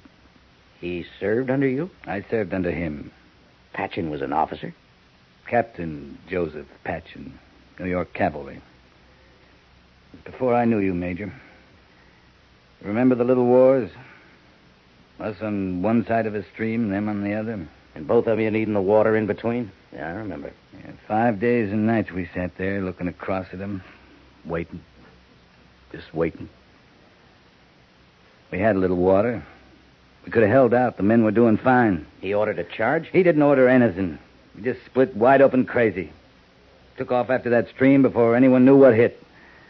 The men thought it was a charge, him being in command. We lost half a company. You hate his guts, too, don't you?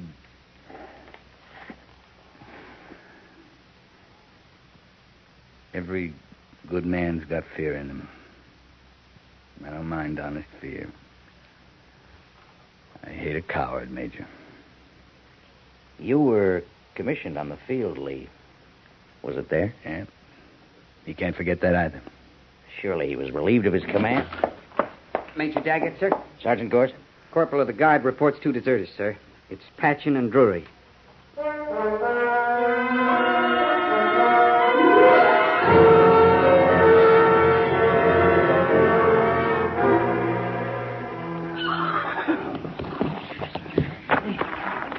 Pick your men, Sergeant. Fan out around the house. Check the barn. Yes, sir. Holt, Vickers, cover the barn. You, Beal, Cup, the corral. Stevens and Fredericks. You, Stewart, you come with me. Afternoon to you, mister. They trample that young wheat the army will owe me. We didn't come here to trample your crop. We're looking for deserters. New kind of grain, supposed to be special for the high plains. I put a lot of money in that grain. I want it to come up. 2 men. One just turned 20, the other older. My age or better. I thought the army was for fighting Indians. Give that up, didn't they? You need men to fight Indians, mister. Don't look at me. I got enough trouble trying to prove up land like this. Didn't intend to ride off. I meant to stay with horses. Thought I could raise them. Good enough grazing land. Well, the Indians run the horses off. I'd get them grown strong on the grass. About that time, here they'd come. Indians. You don't keep horses now? A couple. They're not extra. I'm going to have to look in your house, mister. Well, I suppose you are.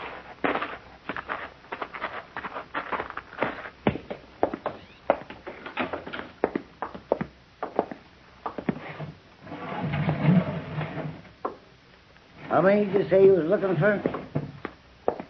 2. Brought quite a few soldiers along, looking for 2 men.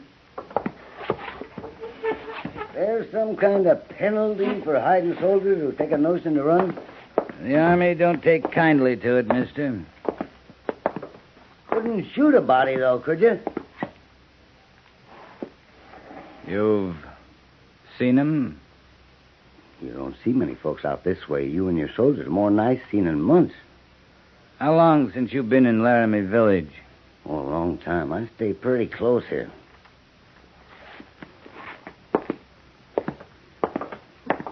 I knew you wouldn't find him here. Thought you'd want to see for yourself, though. Captain, found this in the shed by the barn. You prefer a cavalry saddle, mister? I'm gonna have to find that out. Ain't used to it yet. It'd help if we knew which way they headed when they left. To tell you the truth, it's hard for me to think they was here at all. Now, let's go, Gorse. Captain. His boots. Sure, he's wearing cavalry boots, owns a cavalry saddle. But he hasn't seen anyone. You trample that young wheat, I'll send the army a bill.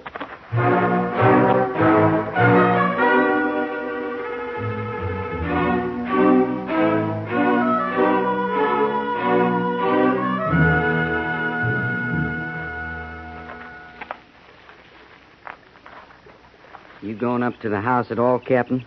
Talk to him? Yeah, talking to him didn't do any good. Kind of a sniveling one. Kept wanting to know why the captain himself didn't come to him, ask the questions. He took it real personal like. The captain himself's about through talking. I come up against any more crawly settlers, Gorse, I'm apt to start breaking a few necks. I'm feeling a little mean myself. 3 plates of warm grub sitting on his table. Him all alone in the house. He never heard of 2 deserters. We'll find them. The men want to awful bad. For you, Captain. That'd be some comfort. That'd be some comfort, Gorse. I sure feel bad about Drury. He was going to make a good trooper. Yeah, I know.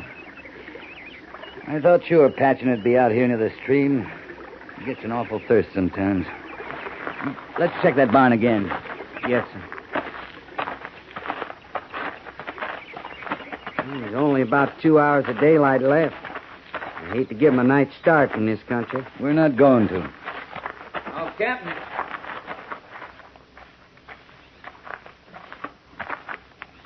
You, are the captain. Speak your mind, mister. We're busy. I'd like to talk to you alone. I'll check the barn, sir. All right, talk.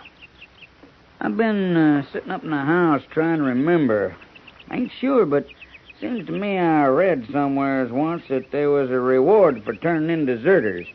Now, did I just dream that? There's a $20 reward, mister. Only $20? $20. Ain't very much, is it? I don't suppose you're prepared to go any higher. I'm not prepared to go that high, mister. But the Army figures it's worth $20. $20 a piece? That's it.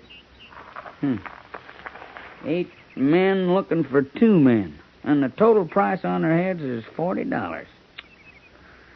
Ain't no bargain, Captain. It sure isn't. Total pay for the 8 men looking is $4 a day. 50 cents apiece. Is that all? And the price isn't just for their heads, mister. We'd have to insist on the rest of them, too. In here, Captain.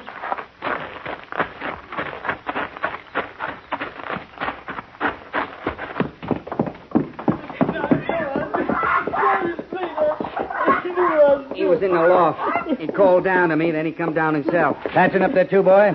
No, sir. No, sir. He run. I don't know how far. I don't know how long ago. Captain, I don't know nothing. You stay with him, Gorse. I'm going to find Patchen. Yes, sir. No, Captain. Don't you leave yet. You hear me out, will you, please? Sergeant Gorse will hear you out. Patchen's got everything, Captain. He's got himself every kind of gun you ever saw. His and mine. All we could buy is steel. He's going to be waiting for you, Captain. I hope he is. You got to know my shame. It don't seem now it could have happened to me.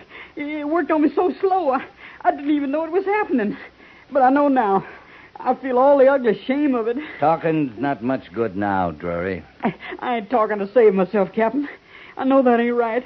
I know it can't be. I'm talking to understand. And for you to know I'm crawling with the shame of it.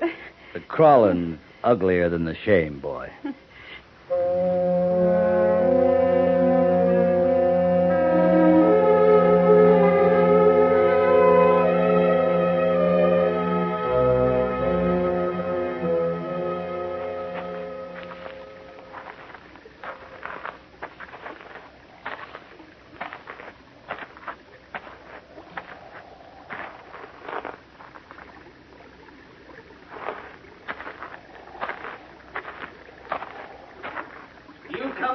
Quint?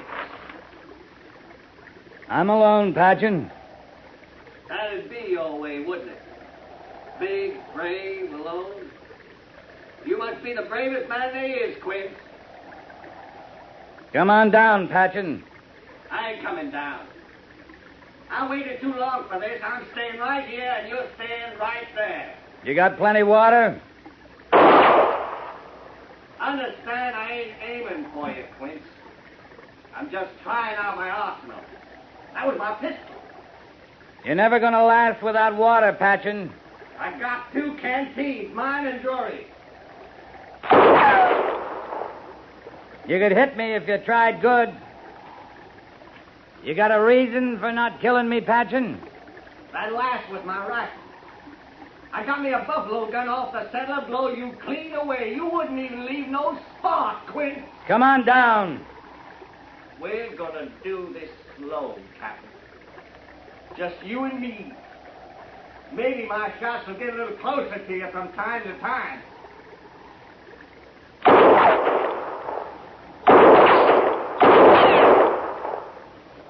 We'll keep it slow a while. I want you to die a long time, Quint. 5 days and 5 nights of dying. Remember, Quint? I remember. You want me to die, all right. A long time of dying. But you aren't the man to kill me, Patchen.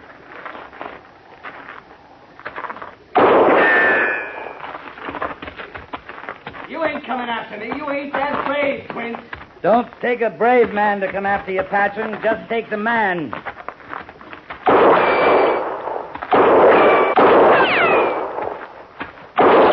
I hated you a long time. If I have to do, I could hate you dead. You hate yourself, Patchen.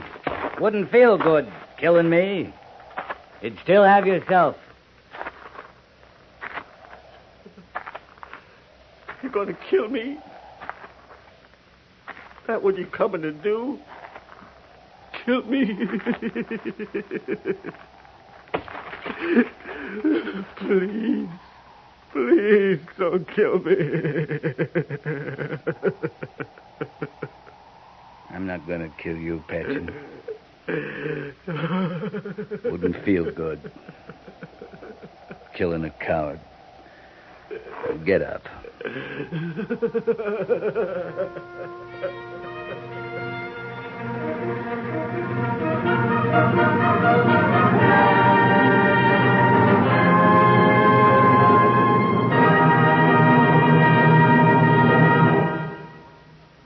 Fort Laramie is produced and directed by Norman MacDonald and stars Raymond Burr as Lee Quince, Captain of Cavalry, with Vic Perrin as Sergeant Gorse.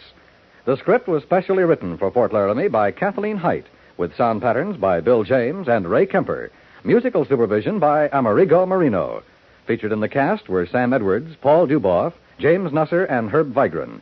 Jack Moyles is Major Daggett, and Harry Bartell is Lieutenant Seiberts.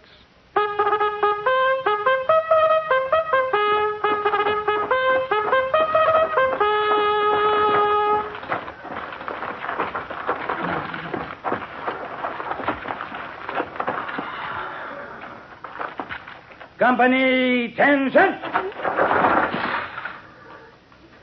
Dismiss.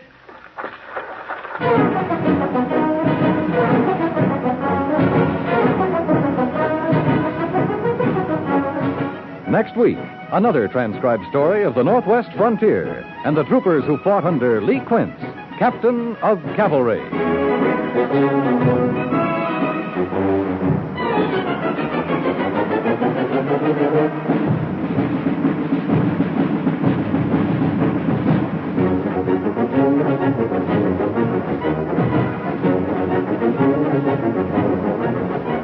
Each year, new automobiles come equipped with new and better devices for safety and comfort. But there's one device for comfort and safety that you'll have to manufacture for yourself, no matter how advanced our technology becomes. And that device is a smile. A sense of humor and a friendly attitude toward other drivers on the highway is sure to earn courtesy and consideration in return. And courtesy and consideration are big safety factors on the highway. Check the gas, the oil, and make sure you've brought along your smile.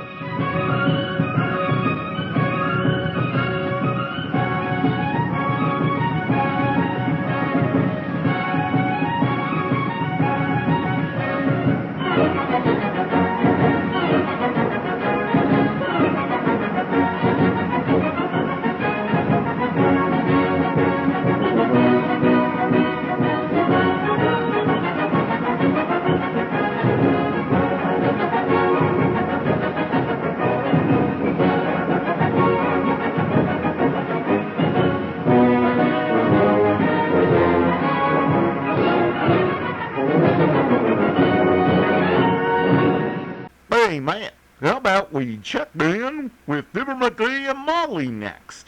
That sounds good to me. The Johnson's Wax Program with Fibber McGee and Molly.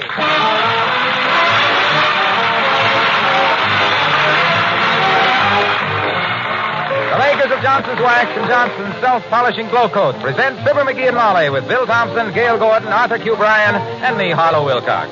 The script is by Don Quinn and Phil Leslie. Music by the King's Men and Billy Mills Orchestra.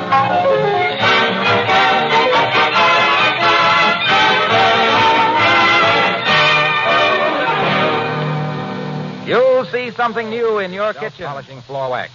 Glow Coat's got a glow that's brighter, far brighter than before. And you'll double your pleasure when that brings new zest and sparkle to the whole room. Because there's a new glow in this self-polishing floor wax. Glow Coat's got a glow that's brighter, far brighter than before. And you'll double your pleasure when you use it because Johnson's Glow Coat shines itself. That's right. Goes right ahead and produces its own brilliant luster without any help from you. Just pour a little Glow Coat on your linoleum, spread it out, let it dry. That's all you do to get a gleaming finish in 20 minutes. And that Glow Coat finish is more than beautiful to look at. It protects your linoleum against dirt and spilled things. Easy to clean, too. A few seconds with a damp cloth is all it takes to whisk away soil spots. Tomorrow, get Johnson's Self-Polishing Glow Coat. Enjoy a new glow in your kitchen, a finish that's brighter, far brighter than before. Your dealer has Glow Coat with the new glow in the same familiar red and yellow container.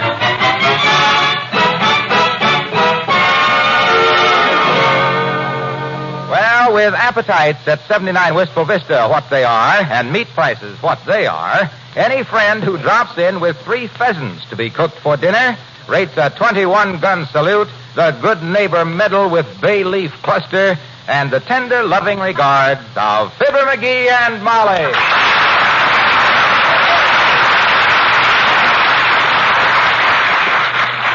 You mean these beautiful pheasants are for us, Dr. Gamble? On one condition, my dear, that you have them for dinner tonight and invite me. Well, Docky, for once in your life, you're as welcome as 4 courses of a tree in the meadow to a lonesome Airedale. Well, thank you. Molly, is it a deal? Doctor, it is that. Have you any suggestions about the menu? I got a suggestion. So have I. First, what's your suggestion, Doctor? My suggestion is that we ignore any suggestion coming from McGee. When it comes to food, he has the delicate taste of a starving cobra and worse manners. Is that so? Yes. Well, the way you tear into a Caesar salad would explain the fall of Rome to anybody. You don't say. At least I don't dunk my crumpets with so much vigor that the waitresses have to wear ponchos. Oh, yeah, well, look, Body Whittler. If my wife Molly ever heard you coming ashore through a bowl of oyster stew... Now, boys. For goodness sake, stop it. McGee, is that any way to talk to Dr. Gamble, who just brought us these beautiful pheasants for dinner? No. And I'm sorry, Doctor. I do appreciate you bringing us these beautiful pheasants. Well, thank you. That's better. I want you to know that my appreciation knows no bounds. And I also want to know where you shot these birds and when and why you didn't have the decency to invite me along. Or were you afraid I'd get all the birds, which I would have. Oh, now, McGee. Well, frankly, I didn't shoot these birds. Oh, no? I suppose you slipped out of your arch supports and ran them down. Or are those reports true, Doc, that you've been seen hanging around the zoo on dark nights with an empty sack? McGee, maybe the doctor got these birds quite innocently. Maybe they flew right through his windshield or something. Well, just to clear up what was no mystery in the beginning, these pheasants were sent to me by some friends up in Woonsocket, South Dakota. Oh. Alf and Ida Feisner. Gesundheit. Thank you. Alf and Ida Feisner are the people I used to hunt with in South Dakota. Oh, Alf and Ida. I couldn't get up there this year, so they sent me these pheasants. Well, I'll bet they're glad you couldn't get up there this year, Triggerfinger. You ought to see him shoot, Molly. He couldn't hit a hamstrung heifer with a hat full of hay. Well, look who's pointing. Yeah. You know why I don't go hunting with you, small bore. I don't trust you behind me with a loaded gun. And when I'm behind you with a loaded gun, I don't trust myself. See you at 7, kid. It's all right.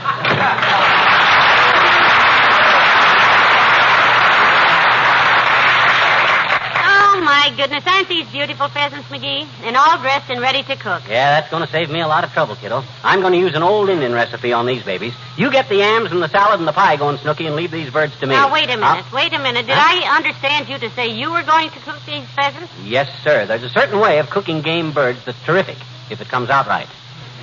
You just roll them in a thick ball of clay, bury them deep in a bed of glowing coals till done, then crack off the clay and No, you. McGee, please, no. Let me cook these birds. Why, what's the matter? You think I didn't know anything about cooking? Hey, where's my modeling clay? I think I got enough wrapped up for all three of these birds with 2 inches of clay. Then I'll build a deep fire in the fireplace. Come in.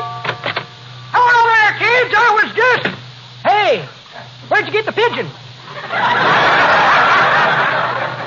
Those aren't pigeons, old-timer. No, those are... I love pigeons, kid. Used to race pigeons when I was a young man. Never could beat 'em, though. Flew too fast. I remember I had me a homing pigeon once. He'd find his way home from any place. Ever know why all pigeons have red rims around their eyes, kids? It's from trying to read roadsides from 3,000 feet up. Trying to read roadsides from 3,000 feet up. Well, sir. Hey, listen.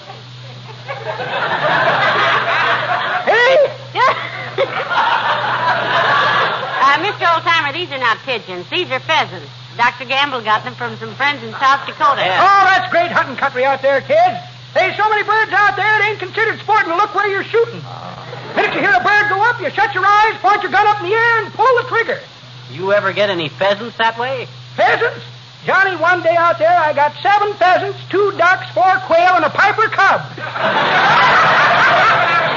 Well, of course, I'm just an amateur, but I have a theory that it's better to shoot with your eyes open. Well, I think so, too. Of course, I've done a lot of trap shooting, and You've done a lot of it. Why, kids, when I was in the CBs, we used to rig us up a blanket on a bunk every night, turn on some flashlights, and shoot traps till daylight. I made 16 passes one night.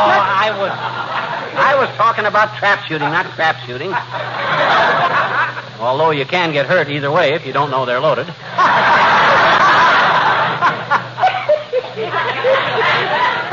That's pretty good, Johnny. But that ain't the way I heard it. The way I heard it, one feller says, t'other feller says, I hear the beauty parlor gave your wife a mud pack for her complexion. Did it do her any good? Great, says t'other feller. She looks so much better, I hate to see her take it off. Come on, kid.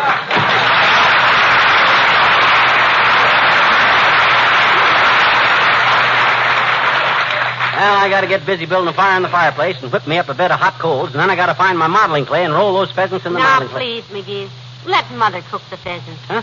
You can try your mud ball method some other time. There'll never be a better other time than right this time now there is now, Snooky. Look, you get some clean cheesecloth and wrap the birds up good for me, will you? Oh, dear. Then I'll cover them with thick clay, bury them in a bed of coals, and baste them every 15 minutes with hot ashes till they... Hey, where'd you say my modeling clay was? I don't know, and what's more... Oh, I know. It's right here in the hall. No, dearie, don't open that...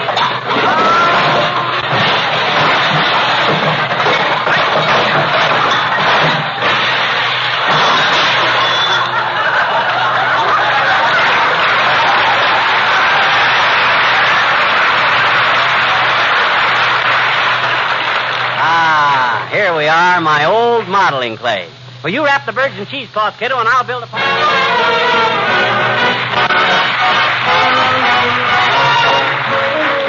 Billy Mills and the orchestra, and every day I love you a little bit more.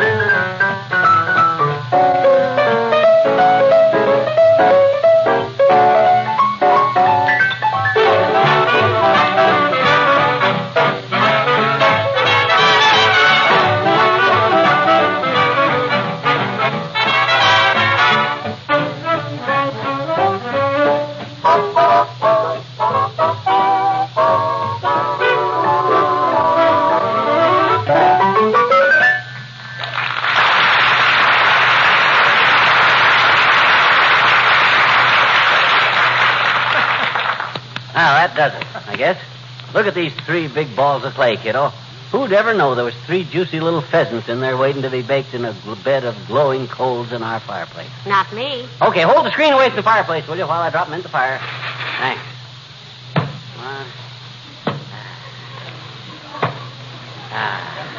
There we are. There.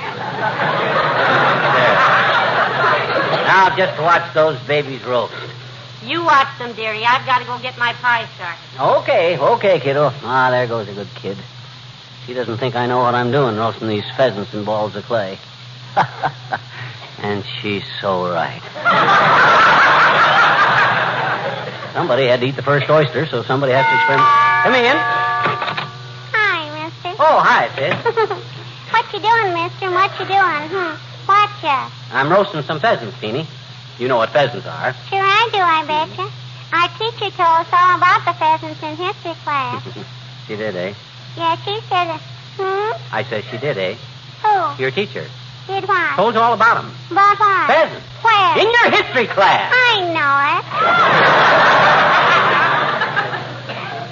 She showed us pictures of the pheasants, and they all had pitchforks and clubs and stuff, and they were going to storm the Bastille and never let anybody out of jail. No, now, wait a minute.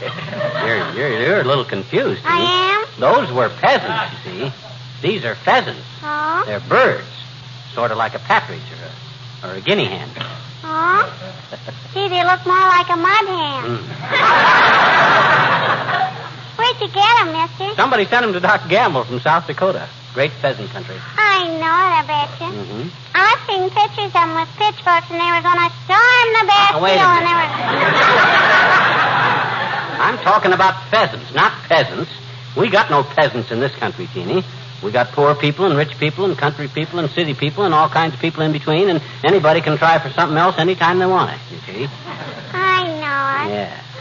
My teacher said that, too, when she was telling us kids about the Pilgrims. Oh, she tell you about Captain Miles Standish and Priscilla and John Alden?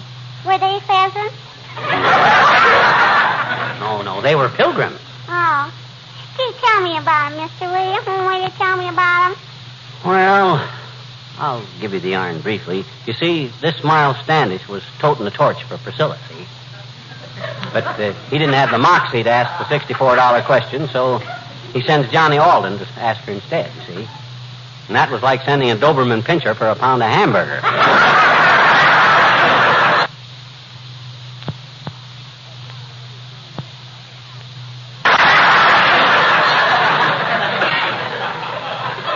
Because the minute Priscilla sees John, she blows her hairnet. Yes, sir, she fell for him like hot tears from a sad giraffe. When he asked her why she didn't middle aisle it with Miles Standish, she says, why don't you speak for yourself, John? You know what the moral of that little story is, sis? Sure I do, I betcha. You do? Sure. Huh? The moral is, if you got a sugar maple, tap it yourself. Don't send an eager beaver.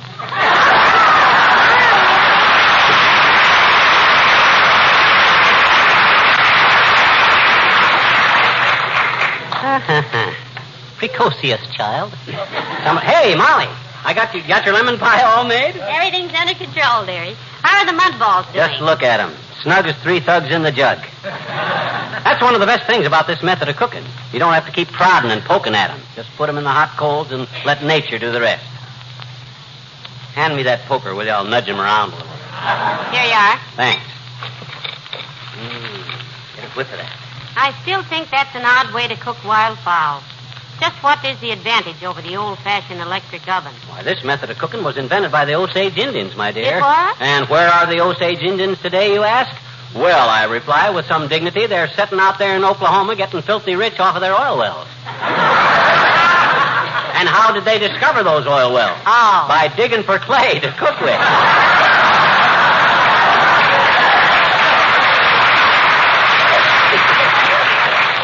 And you stand there and ask me what is the advantage of this way of cooking? Why, my God. Oh, Molly. Hi, pal.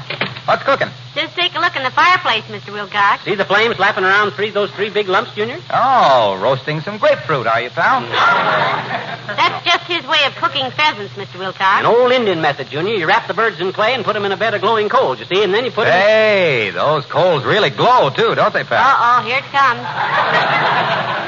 What does that glow remind you of, Junior? Asked little Fibber with a sly expression on his freckled little face, because he knew darn well he was opening the barn door and letting the plug out.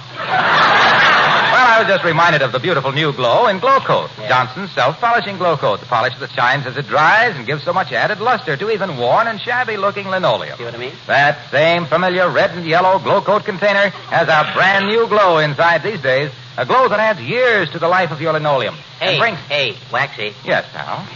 How about dinner tonight? Where are you eating? Yes, can't you stay and have dinner with us, Mr. Wilcox? Dr. Gamble's coming. They're his pheasants. Sure, Junior. There'll be plenty to go around if we all eat lightly. No thanks. I'd like to, but I'm allergic to feathers. Pheasant feathers? No, horse feathers. Horse feathers? I couldn't sit through a whole dinner listening to Fibber and Doc lying about their hunting. Thanks anyway. So long now.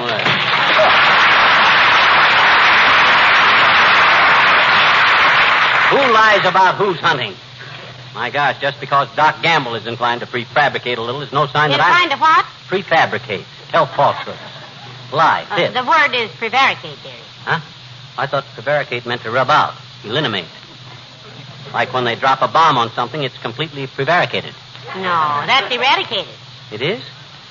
You sure that don't mean piling up something in front of you? Like when the posse come after Uncle Sycamore and he eradicated himself behind the stable door till they got him through the window with tear gas and they felt so bad when they seen him weeping that they took up a collection to pay for the horse he stole. No, sweetheart, that's barricaded. Well, I must be completely confused. What did I say wrong in the first place? Well, you said the doctor was inclined to prefabricate. Prefabricated means made up beforehand. Exactly. He comes to dinner with all his yarns prefabricated, and I got to sit here and make mine up as I go along. That's what I mean by... Come in. Oh, for goodness sakes, McGee, it's his honor the mayor. Come in, Mr. Mayor. Thank you, my dear. Hello, McGee. Hi, Latriv, old man. Oh, a pretty sharp wind outside. Goes through you like a monkey through a trapeze. Yeah. Mind if I hug the fire a little? Pray do, Mr. Mayor. Stir it up a little, dearie. Okay. Yes, it would draw a little better if you took those 3 big clinkers out of there, McGee. What do you mean, clinkers? Them are 3 pheasants we're having for dinner. I'm baking them in clay. Where did you ever get such a silly idea as this anyhow, McGee? I read it in a book once. The name of it was Fred Fearless, the fortune teller, burned at the stake by Apaches. Or medium and charred. It was a dime novel. You were overcharged. Didn't you ever read dime novels as a boy, Mr. Mayor? Oh, yes. I was always a great reader. Always had my nose in a book. Nearsighted, eh? I beg your pardon? I notice you don't wear glasses now, though, Mr. Mayor. How'd you strengthen your eyes so much? Optical exercises, huh? I'm sorry, I don't know what you're talking about. Always having your nose in a book, Elizabeth. I've seen guys that had to read with a book held clear out to here, but to have your nose actually clear down on the page... Maybe he just likes the smell of printer's ink, McGee. Well, Oh, stop it! You're deliberately misconstating my Struben. Huh? I mean, I use a perfectly simple phrase. A simple phrase. Familiar to anybody. You always do this to me. Now, Every please, time Mr. Mayor, boys, here, let's keep our voices down. Heavenly days, can't we have a friendly literary discussion without flying off the handle? Sure, take it easy, boy. Take it easy.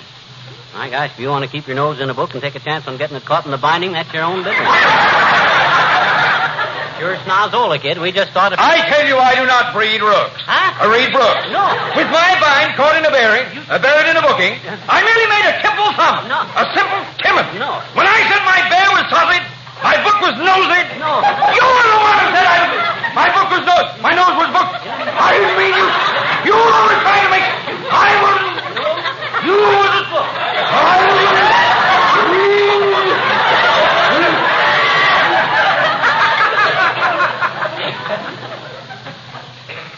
McGee? Yes? Next time you go hunting, stop by the city hall. I have a present for you. Something I'd like to pin on your hunting jacket. Oh, swell, Latriv. What is it, boy? A medal? No. A target. Good day.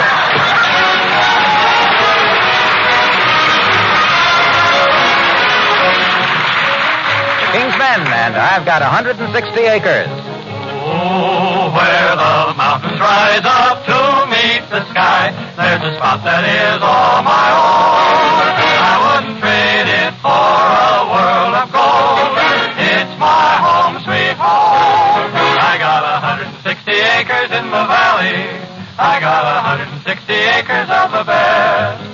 got a coal stove there that'll cook 3 square, and a bunk where I can lay me down to rest. I'm up at dawn to greet the sun. Howdy, son. I've forgotten what a care or worry means. I head for home when day is done, and the pocket money's jingling in my jeans. What money? I got 160 acres full of sunshine. I got 160 million stars above. I got an old paint horse. I'm the guy who's boss on 160 acres that I love. And I'm gonna do some living out here where the West is always given. Living at its best where a man's got time to take a look around. That's why I'm so happy that I found my 160 acres next to heaven. There's 160 reasons to be glad. Got a lazy stream and some time to dream. And I want to tell you, brother, that ain't bad. I'm up at dawn to meet the sun. I can't forget to have a worry or a care. And every night when day is done, I'm richer than the richest millionaire. I got 160 acres full of sunshine. I got 160 million stars above. I got an old paint house. I'm the guy who's boss on 160 acres that I own.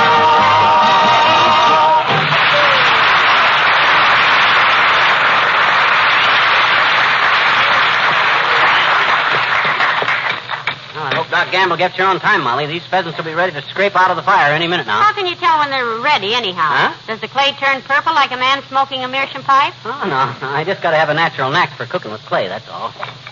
Ah, just look at those babies. Don't they look beautiful? Wait till you fling a fang in these fancy pheasants, baby. Uh-oh. Hey, I hope that's not Doc. If it is, Come in. Oh, it's Mr. Wimple. Hello, Mr. Wimple. Oh, hi, Wimp, old man. Hello, folks. Hey, you're just the guy I was looking for, Wimp. You're a bird watcher, aren't you? Oh, indeed I am, Mr. McGee. Well, watch these birds a minute while I get some more wood off the back porch, will you? There isn't any more wood, McGee. That's the last of it. Oh, okay. Skip it, Wimp. Watch what birds, Mr. McGee? In the fireplace there, Mr. Wimple. I'm cooking pheasant here, Wimp. I got 'em rolled in clay, roasting them for dinner, and... Please, Mr. McGee, please. Huh? Don't talk about roast pheasant to me.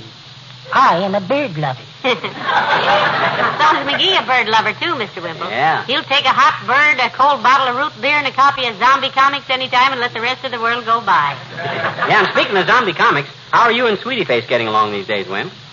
Oh, about the same as usual, Mr. McGee. That's tough, Wimp. Yes, and yesterday she went a little too far. Yeah. I caught her swiping the bulb out of my Mickey Mouse desk lamp. I guess I just went berserk.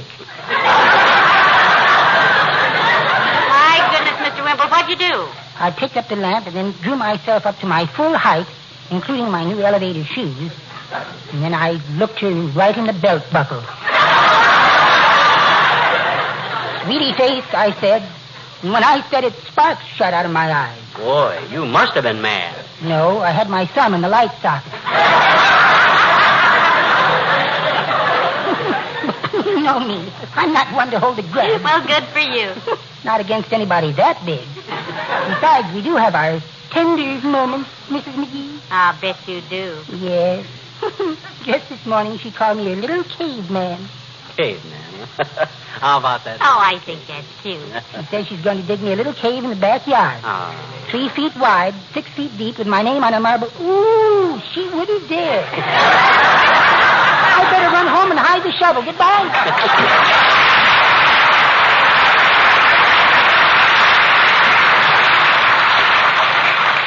Speaking of shovels, hand me the coal scoop, Molly. These pheasants are ready to go. I'll take them out to the kitchen sink and bust them open out The coal there. shovel is right there, dearie. Help yourself. Oh, thanks. Well, I wash my hands of the whole thing. Huh?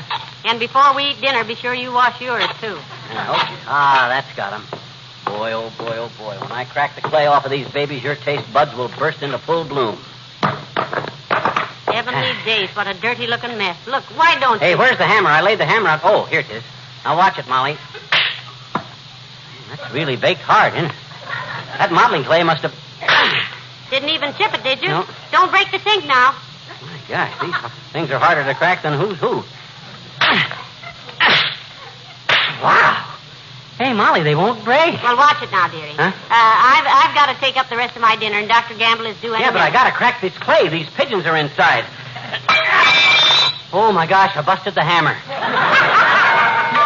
Oh, that's Doc. Help me bust this clay, Molly. That's Doc. He'll murder me if I can't get these pheasants out of here. You know how unreasonable he is. Oh, what am I going to do? Now, go let the doctor in, sweetheart. Never mind those petrified mud balls. Dinner is ready. How can it be ready? These pheasants ain't... Oh, Doc will kill me. I can't bust this open. This mud. The pheasants are in there. The pheasants are in the oven, dearie. In the roasting pan. What? In the roasting pan. They look delicious. What? Now, don't be angry, sweetheart. I just couldn't let you ruin those beautiful birds. What? Go on, let him in. But you wrapped them in cheesecloth for me yourself, Molly. You just... Hey, what did you wrap in that cloth you give me? Those 3 old basketball shoes I've been trying to get you to...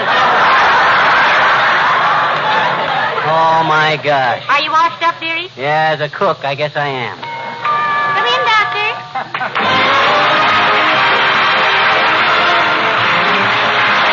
Remember, please, the new glow in Glow Coat means a new glow in your kitchen. Your linoleum takes on a higher gloss, beautiful luster that makes your whole kitchen a brisker, brighter, pleasanter place to be. And Johnson's self-polishing floor wax, this Glow Coat with the new glow, is as easy as ever to use. Spread it on your linoleum, then just walk away and do something else. Glow Coat does the rest for you. It produces its own brilliant finish without any polishing or rubbing. It's a finish, by the way, that's tough. It resists dirt, dust, and spill things. So Glow Coat protects your linoleum and makes it easier to clean, too. A stroke or two with a damp cloth picks up surface soil. Get Johnson's Glow Coat tomorrow. Your dealer now has this self-polishing floor wax with the new glow in the same familiar red and yellow container. Apply Glow Coat to your linoleum and see if you don't stop, look, and admire the glow that greets your eyes. The new glow that's bright, far brighter than before.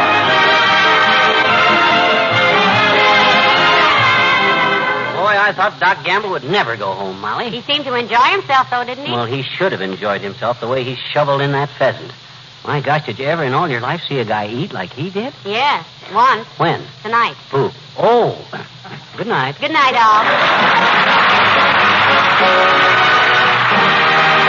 The makers of Johnson's Wax and Johnson's Self-Polishing Glow Coat in Racine, Wisconsin, and Brantford, Canada bring you Fibber McGee and Molly each week at this time and Fred Waring on Monday and Wednesday morning. Be with us again next Tuesday night, won't you? Good night. This is NBC, the National Broadcasting Company. Tales of Espionage are coming at you with Counter Spy next.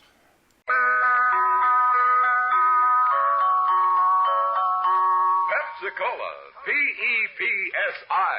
That's your smartest cola buy.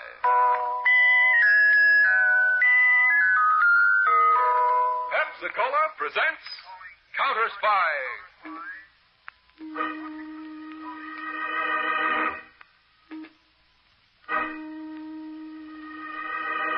Washington calling David Harding, Counter Spy.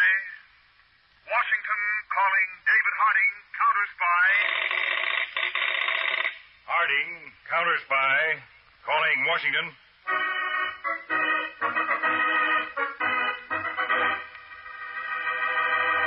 United States Counter Spy. Especially appointed to investigate and combat the enemies of our country, both at home and abroad.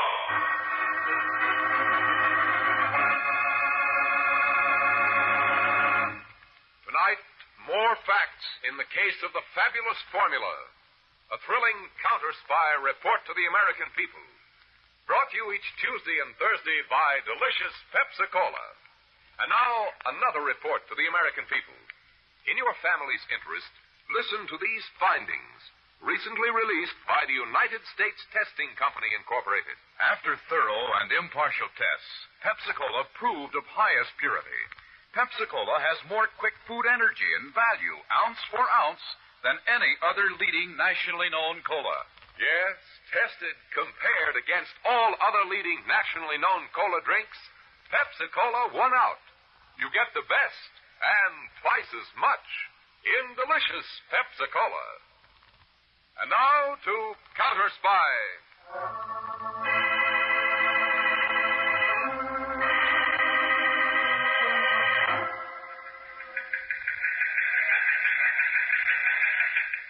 To all Counter Spy field offices, Territorial United States, this is David Harding at headquarters, Washington. Vivian Lawrence, notorious espionage agent, is still at large. She is known to have in her possession the secret formula for artificial mica. Her last known whereabouts, Crystal Railroad crossing 65 miles south of Philadelphia, where she eluded capture by faking an auto accident. For the sake of our national safety, Vivian Lawrence must be apprehended.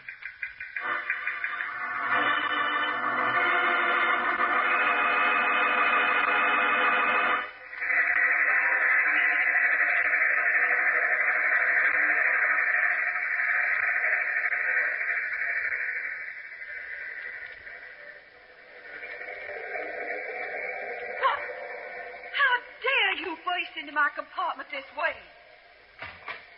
What's the meaning of this? Sorry to disturb you, madam. May I see your identification? My identification? I declare you've got no We right. have direct orders from Mr. Harding to investigate all female passengers on this train. Mr. Harding? Yes. I'm a United States counter-spy. Oh, Now, counter-spy. Well, now, let me see what I have in my handbag. If you don't mind, I'd like to look in that bag myself. Well, I do declare. You act like you don't trust me. The bag, please. Oh, very well. Thank you. I think this driver's license will do. Mrs. Wilma Gordon, 6932 Northwest Peachtree Street, Atlanta, Georgia. And according to your ticket here, you're going to Atlanta. You're traveling alone, Mrs. Gordon? Yes. And now, if you'll be good enough to tell me why you violated my privacy. Your government is searching for Vivian Lawrence, an espionage agent. Miss Lawrence is clever at using disguises and assorted accents. Accents? Well, I do declare. You think I'm that horrible woman? I really do declare. Such stupidity in our government. My senator shall hear about this just as I soon didn't as say you were Vivian Lawrence. I know you're not. Huh? You see, Mrs. Gordon, I'm Vivian Lawrence. What? As I said, Vivian Lawrence is capable of many disguises and accents. But why did you come here? What do you want with me? I need a compartment and a ticket, a means of escape. Mrs. Gordon, you and I are very similar in looks. I've decided we're going to change places. Come with me. No, I'll do no such thing. I'm going to call a porter and have you turned over to the police. I'm sure this will change your mind. A gun? Shall we go, Mrs. Gordon? If we meet anyone in the corridor here, you will laugh and talk as if we were old friends. Do you understand? Yes.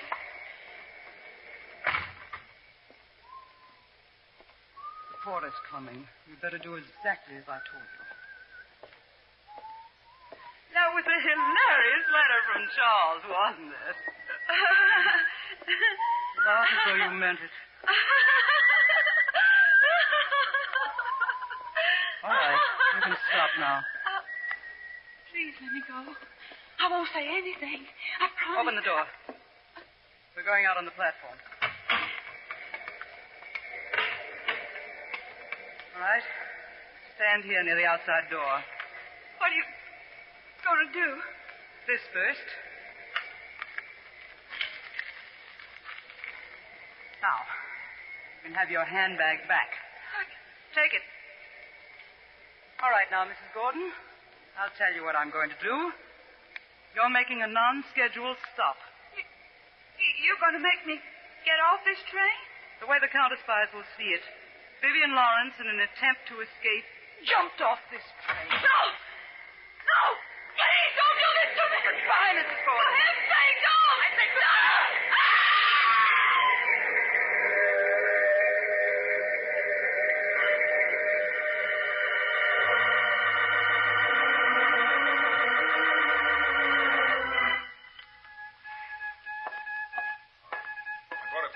Bottles of Pepsi-Cola, Mr. Harding. Oh, thank you, Peters. I need it.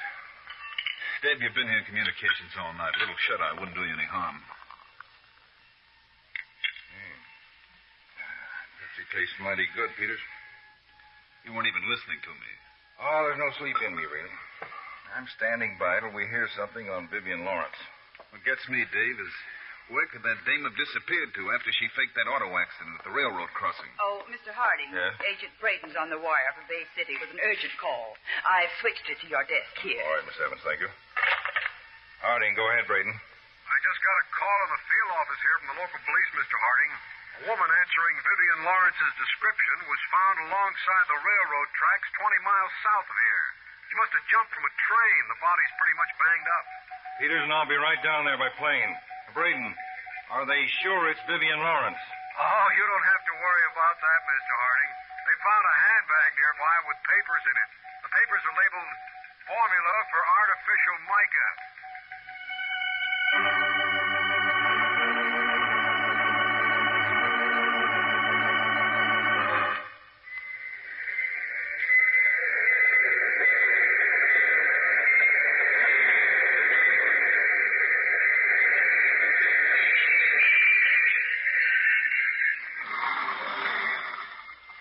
Come and get it, Pop.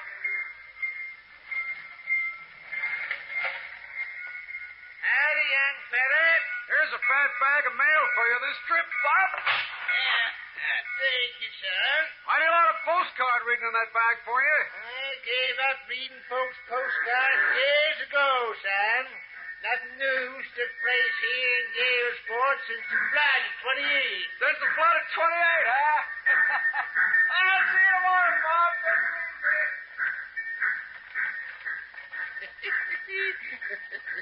Take it easy. And I reckon I will. Nothing else to do at my age but take it easy. Don't turn around. There's a gun on your back. Keep pushing that baggage truck or I'll fire right here. I ain't praying and dying just yet. Keep walking straight ahead to the station office. Believe me, lady, you didn't stake out a likely place for a holdout.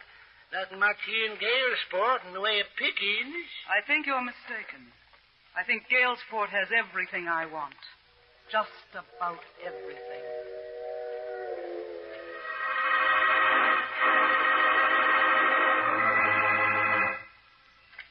Pull back the blanket, Wilson. Well, Mr. Harding, here's the body just as the local police found it. Mm-hmm. From the looks of it, Braden, I'd say she jumped from the train when it was going at pretty high speed. You satisfied, Chief, that it's Vivian Lawrence? Those formula papers we found in her handbag should be the clincher. They certainly should, Braden. Mr. Harding. What'd you find out, Peter? I made the check with Washington by wire photo, Chief. And? We compared the handwriting on the formula with that of its murdered inventor. They're not the same. What? It's a trick. And I'm sure now that this corpse here is another one of Vivian Lawrence's tricks to keep us second-guessing. Braden, did you make a check on the trains passing this point? Yes, sir. It's obvious that the woman was on a southbound train. Yeah, that's right. Well, what about the trains? The local medical examiner determined the time of death at 11 p.m. The only southbound train that passed this point between 10 and midnight was the Flyer, due to arrive in Atlanta at 6 this morning. 6? That's less than an hour from now. Yeah. Peters, get back to the car. Have a call radio relayed to Craig in Atlanta. I want all passengers held on that train when it arrives there. No one allowed off until our agents have gone through it with a fine-tooth comb. Right, Mr. Now, Braden, what other stops does the Flyer make between here and Atlanta? Just a 1-minute mail stop at a small town called Galesport. Galesport. All right, Braden, get in touch with the station master there. Warn him, just in case.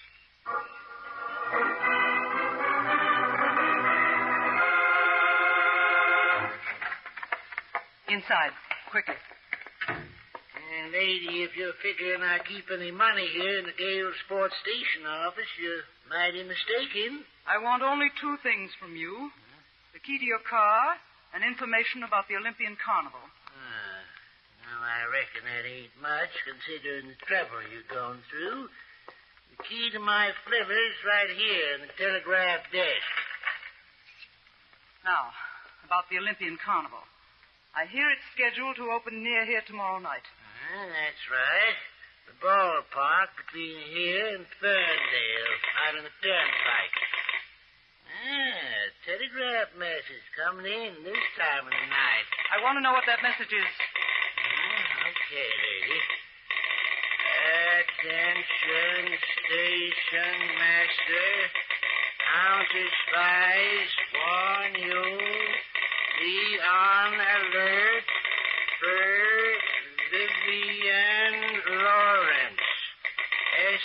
espionage agent at large.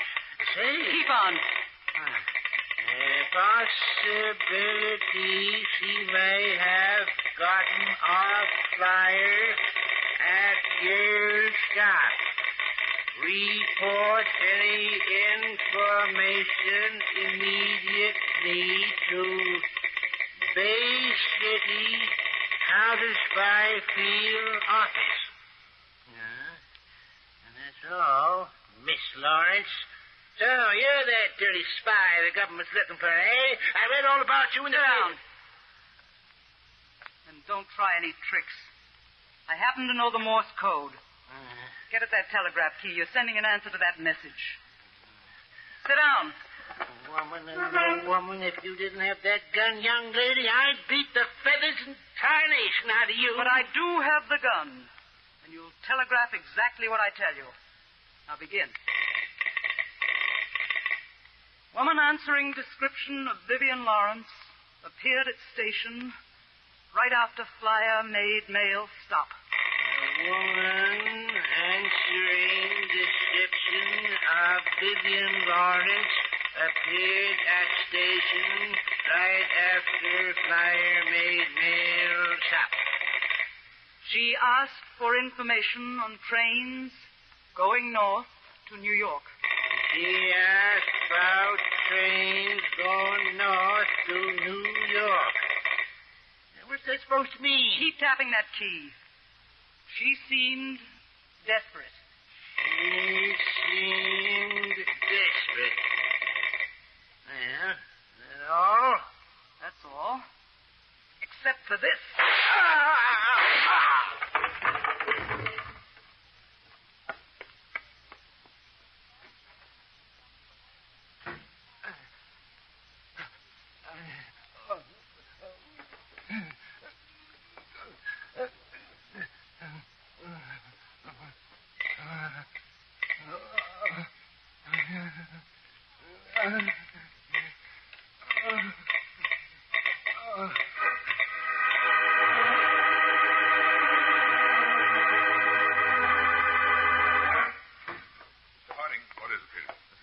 Here in Bay City just called.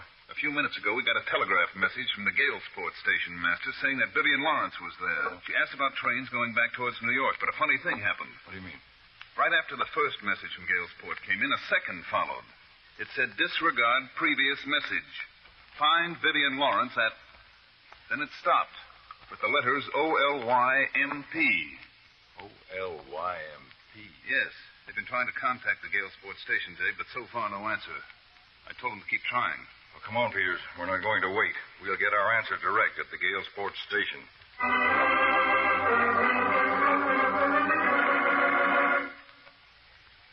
Well, Dave, there's our answer. Shot in the back twice. Peters, it must have taken superhuman courage for him to prop himself against the telegraph desk and tap out that second message. Well, anyway, at least we know now that she forced the old man to send the first message. We know now it was another trick to sidetrack us. Find Vivian Lawrence at Olymp.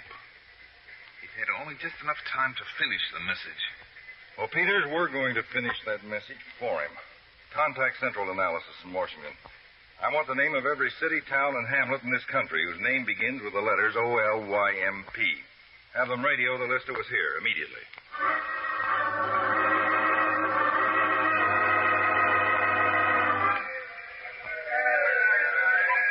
And now, ladies and gentlemen, the Olympian Carnival Science Show presents Hakim and the Cobra. Notice, friends, how this most vicious, this most venomous of all reptiles, the deadly cobra, rises from his basket and weaves and dances to the weird strains of Hakim's flute. If Hakim was to stop playing before the snake winds down into his basket and the lid is closed, this cobra would strike, injecting the unfortunate victim with the most fatal of all poisons. Now see how the serpent obeys his musical master, friends, winding himself down into his basket. And now the cobra is safely under cover. Don't go away, friends. Hakim has for sale a valuable good luck cobra ring made by the natives of northern India. My good luck cobra ring, ladies and gentlemen. It is only 25 cents. It is sure to give you a lifetime of good fortune and happiness. I'll have one of those rings, please. Here you are, madame. Hakim, meet me at the Ferris wheel in 10 minutes. I thought it was you, Vivian, but your disguise, it almost fooled me. How did you get here? What are you Never doing? mind the questions. The Ferris wheel in 10 minutes.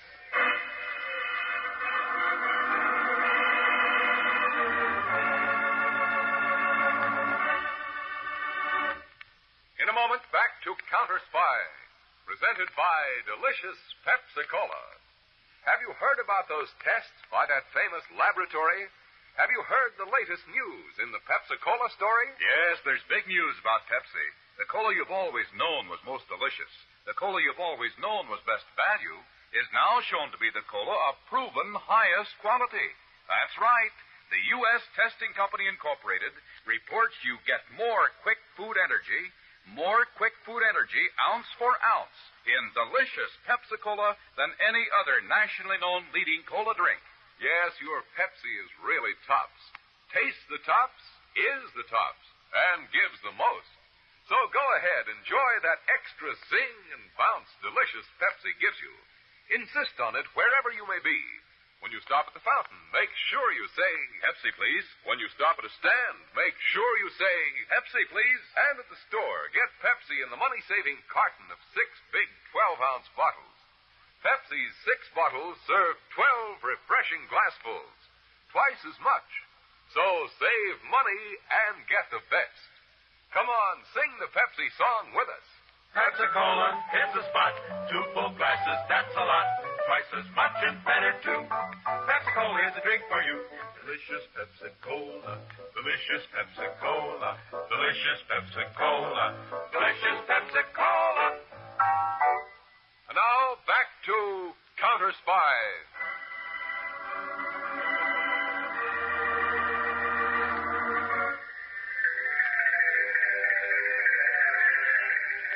I've already bought the tickets to the Ferris wheel, Hakim. Let's get in. I didn't test them. Just now, it's the safest place for you and me to talk. Why did you come here, Vivian? Naturally, you read about me in the papers. You store the formula for artificial mica. And I've read about you in the papers, Hakim. Me? I haven't done anything. I happened to pick up a paper on the train which advertised that the Olympian Carnival was playing this district. I saw your name as one of the stellar attractions, so naturally, for old time's sake, I thought... Vivian, I cannot help you. I'm through with all that. Now, really, Hakim? I am, Vivian. I've changed. America has been good to me. Hakim, you're not making sense. Since I've changed my ways in the past 10 years, I've found out what sense really is, Vivian. Money is the only thing that makes sense. No, Vivian. See all those people down there. Peace of mind and a feeling of trust and belonging to a great and good country like theirs is more than even money can buy. Oh, that's a good one. You in that cheap tent show talking that way, taking suckers for measly quarter rings. If you believe that a ring will bring luck, then perhaps it may. This foolish talk is just a waste of valuable time. I'll be brief and to the point, Hakim. I need a place to hide out temporarily. I'm sorry, Vivian, I cannot. A traveling carnival would be the last place the counter spies would look for me. Vivian, it's no use. No? I'm sorry. You said that before. It still makes no impression on me. But I'm sure this gun makes quite an impression on you. Vivian. I would say it's about a 50-foot drop from here to the ground. You wouldn't do that? Why not? Killing is nothing to me, Hakim. If you don't hide me there, if you don't do exactly as I ask, I assure you those rings of yours will bring you nothing but the very worst of luck.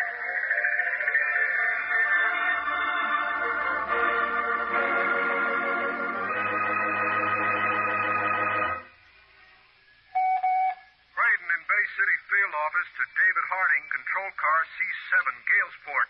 Braden to Harding. It's Peters, Braden. Mr. Harding just went into a diner across the street to grab a bite. Anything special? No, Peters, just reporting to the chief that his instructions have been carried out. The special alert has been sent to all cities, towns, and villages whose names begin with the letters OLYMP. Okay, I'll tell him. We're standing by here to relay anything to Mr. Harding as soon as it comes in. Check, Braden.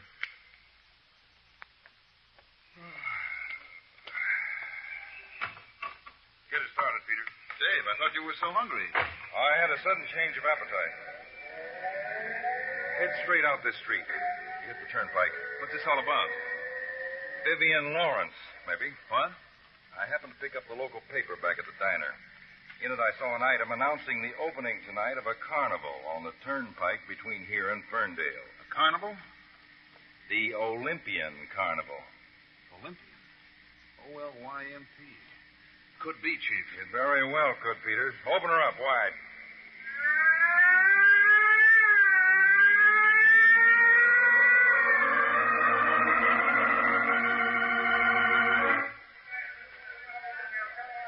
Hakeem, do you have to keep that basket in this tent? Why, Vivian, you don't have to be afraid of my cobra as long as he is in his basket. Snakes disgust me. Well, he won't bother you for a while. Just a moment. Yes, Where do you think you're going? it's time for my next performance. You're sure about that?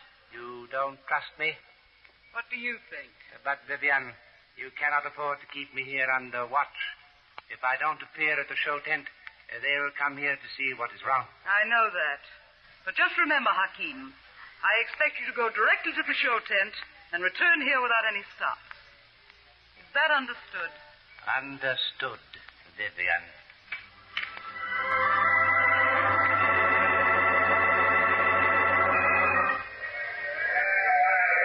I covered every inch of this midway, Dave. No sign of Vivian Lawrence. I've had no luck either, Peter. We're not leaving these carnival grounds. What is it, Chief? Look over there, the sideshow tent. That man walking toward the entrance with the wicker basket in his hand. Holy smoke, Dave. Hakeem. Yes, our old friend Hakeem, the snake charmer. Wasn't he once tied up with Vivian Lawrence? Yes, back in 1938. But according to our checkups, he's supposed to have changed his way of living. Could be he's changing back again to his old way. That's always possible, but I was almost sure Hakeem was sticking to the straight and narrow. Hey, better duck behind the stand here. I think he's seen us. Right. Maybe I was mistaken. He's walking into the sideshow tent. All right, Peters, we can get started now. What are we going to do, Dad? Find out if Hakeem has really changed his ways again.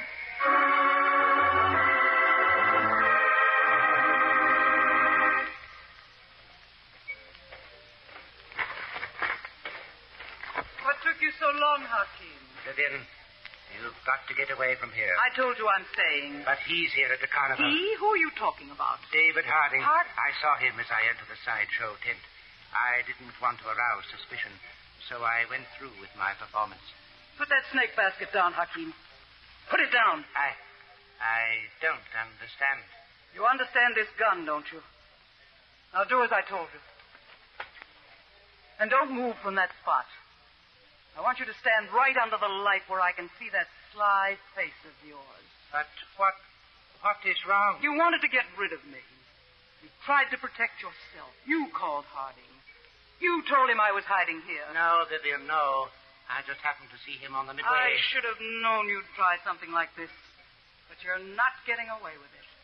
You're going to die. I wouldn't move if I were you, Vivian. The snake. It got out. I let the lid off the basket before, as a precaution. The slightest move from you, Vivian, and he'll strike. Hakeem, please. See how he watches you, Vivian, waiting for you to make a single motion. Please, Hakeem. Get him back. You can do it. Yes, all I have to do is play my flute. Well, then play before... Knowing that you plan to kill me with that gun. I won't, Hakeem. I promise I won't if only you... A promise from you. What? Be careful, Vivian. You mustn't budge. Hakeem, listen to me. Not the slightest move or he'll strike. Listen to me, please. I'll share the profits from the formula with you, Hakeem.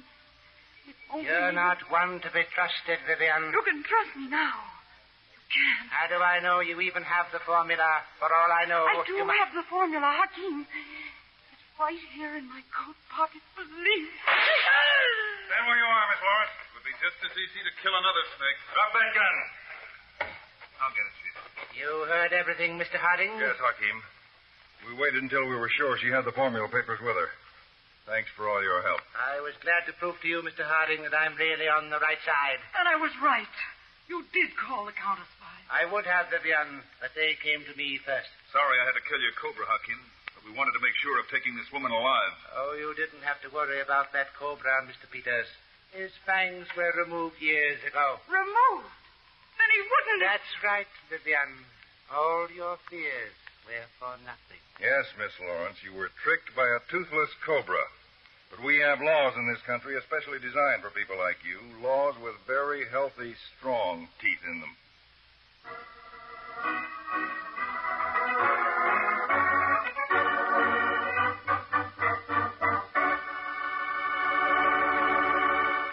Well, that takes care of Vivian Lawrence. Now let's take care of the refreshments. Bring on those big, big Pepsis and have delicious Pepsi Cola all around. Tastes good. You just can't match Pepsi's fresh, tangy flavor. And there's plenty for two of you in Pepsi's big 12-ounce bottles. Get Pepsi by the carton. It's 6 bottles, but 12 drinks. So save all that money and enjoy that extra zing and bounce delicious Pepsi gives you. Remember, Pepsi's proven highest quality, yet it gives you twice as much. Pepsi-Cola, it's a spot. 2 full glasses, that's a lot. Twice as much and better, too. Pepsi-Cola is the drink for you. Delicious Pepsi-Cola. Delicious Pepsi-Cola. Delicious Pepsi-Cola. Delicious Pepsi-Cola. Tune in every Tuesday and Thursday, same time, same station, to Counter Spy. Listen on Tuesday for the exciting Case of the Hijacked Country. Years ago, it took a well-equipped army and an aroused population to carry out a revolution. But in modern times, a few determined men can seize a country by the throat, and not always for the purpose of revolution. For the amazing facts of the greatest hijack in history, listen on Tuesday to The Case of the Hijacked Country on Counter Spy.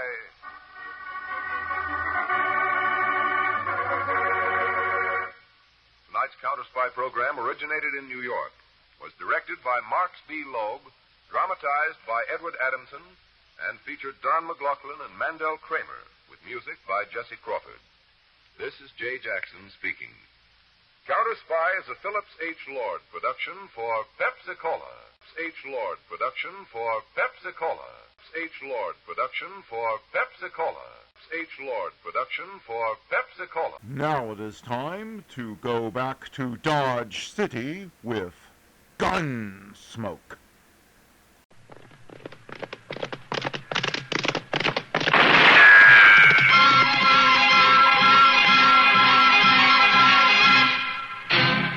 Around Dodge City and in the territory on West, there's just one way to handle the killers and the spoilers, and that's with a U.S. Marshal and the smell of gun smoke.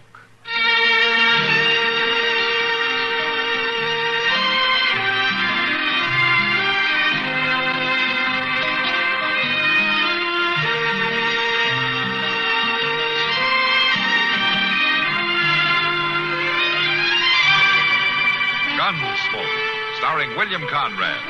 The story of the violence that moved west with young America. And the story of a man who moved with it. I'm that man. Matt Dillon, United States Marshal. The first man they look for and the last they want to meet.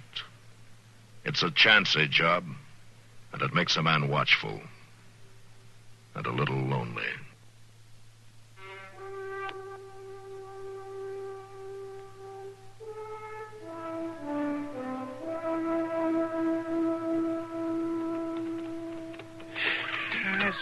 Dear goodness, Mr. Dillon, this trip down from Hayes City seems to get longer every time. And it's sure longer when it's hot, Chester. That's just what I was thinking. Hey, Mr. Dillon? Yeah. Do you suppose the ground sort of stretches out like when the sun's burning down real strong? That's an interesting idea, Chester, but no, I don't suppose.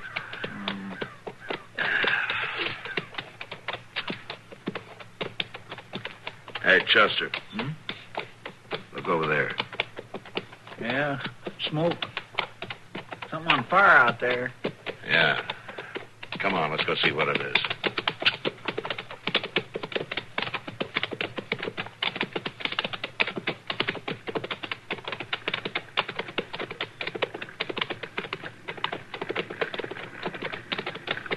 The wagon, Mr. Dillon, but there sure ain't much left of it. That's pretty far gone, all right. Get out, Chester.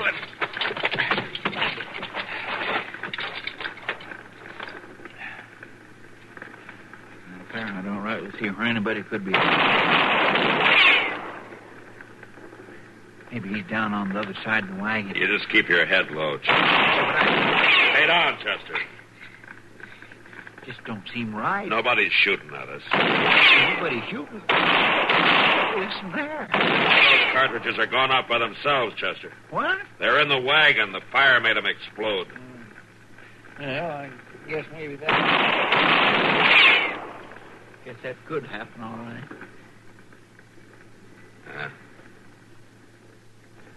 It sounds like that was the last one. Yeah, well, I'd just soon be sure, Mr. Dillon. Now, I don't mind being shot at by somebody I can see, but... Come on, Chester. Let's have a look around.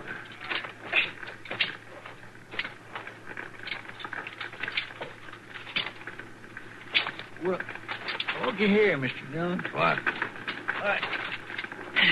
One of them new carbines. Don't seem like it's ever been fired. Here, let me see it.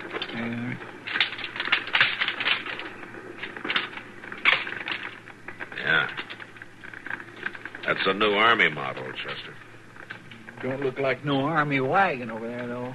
No, it doesn't. Now, let's take a closer look.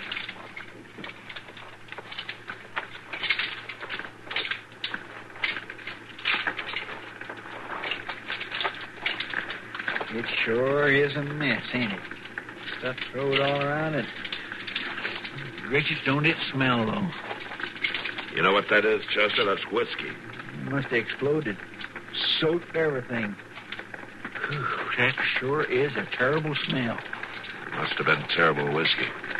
It seems to me there ought to be somebody around here, wouldn't you? Mr. Dillon? Yeah, I see it. Come on.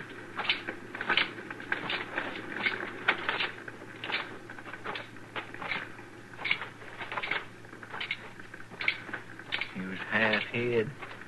Just his boots sticking out.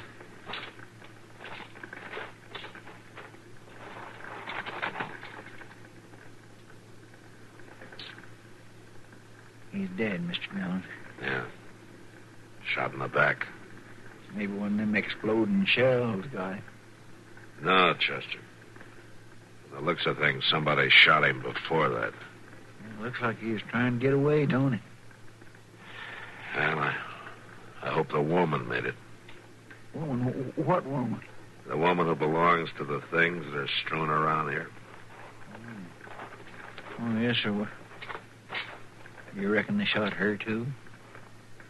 Well, maybe if she was lucky, they did. Well, let's get the horses and have a look around.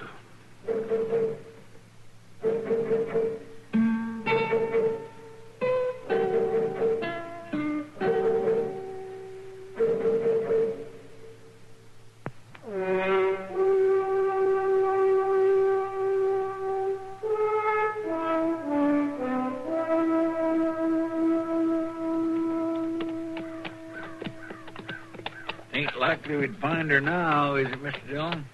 It don't seem to me she could have wandered this far. No, I guess not. But we'll have a look along the creek before we turn back. The ladies I've knowed ain't been much good at walking very far, I'll tell you that. Of course, I ain't knowed them all. Wait a minute. Listen, Chester. What? Be quiet. Yeah. Come on.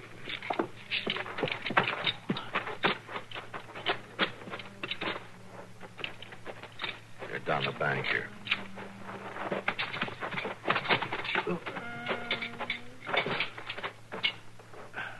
She's there, Mr. Dillon. Yeah.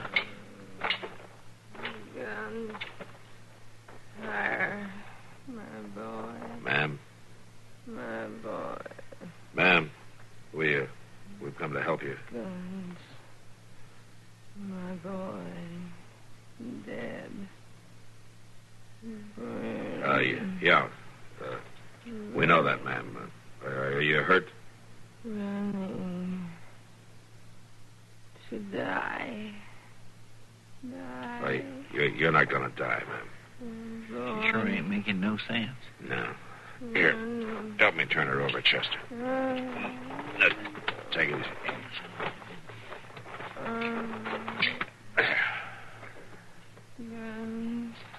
Yeah. There's a gunshot across the back of her head.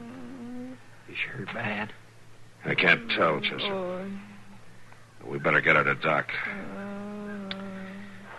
Look, I'll tell you what. You go on in the Dodge and find a wagon, and I'll stay here till you get back, huh? Well, but what about the other? The man back there at the fire? Well, nothing's going to help him now. Go on. Hurry, will you?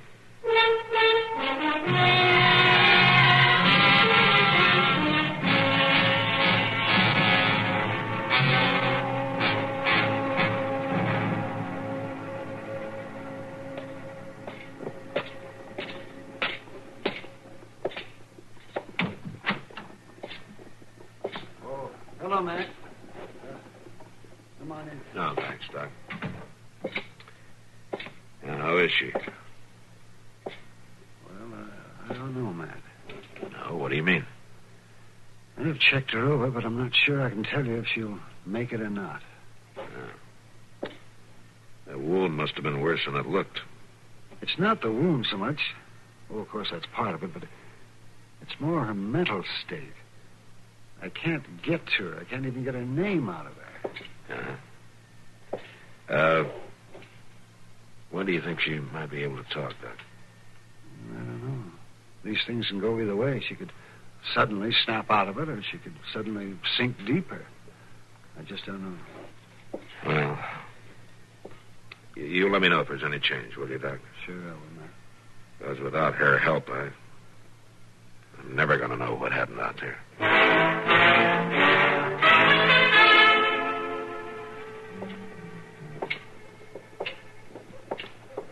It sure is hard to understand women, ain't it, Mr. Dillon? Oh, what got you to thinking about that, Chester?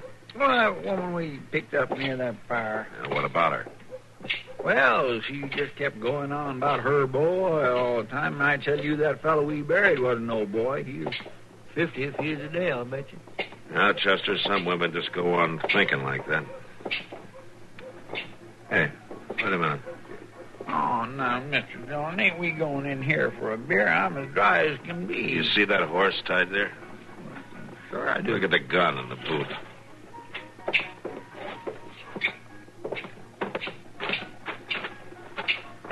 I declare, Mr. Dillon, it's carbine, a brand new Army carbine, just like the one we found out at that fire. Yeah. You know whose horse it is? No, sir, I sure don't. Looky here, there's initials carved here in the saddle leather.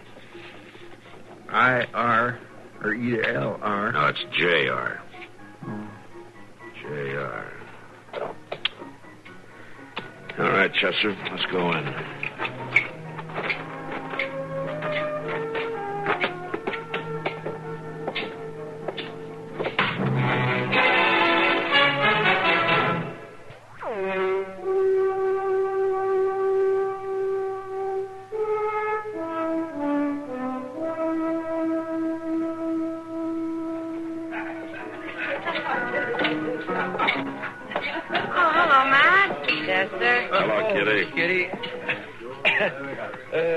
Mr. Dillon, I believe I'll just go on over to the bar. All right, Chuck.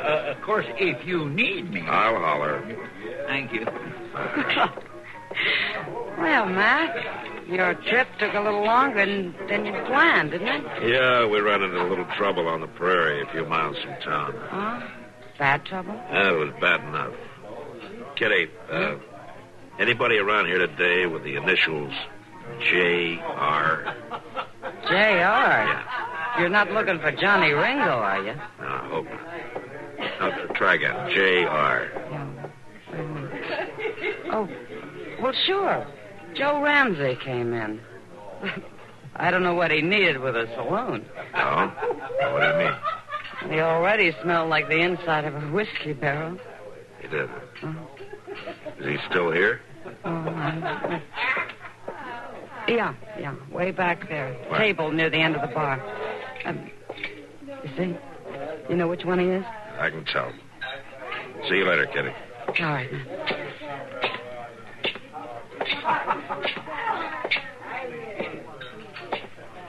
Ramsey. Yeah? Hello, Marshal. I want to talk to you. Oh, sure, Marshal. Sit right down. No, I think you better stand up. Oh, I see now, Marshal. You got no call to talk rough to me. Come on. Stand up.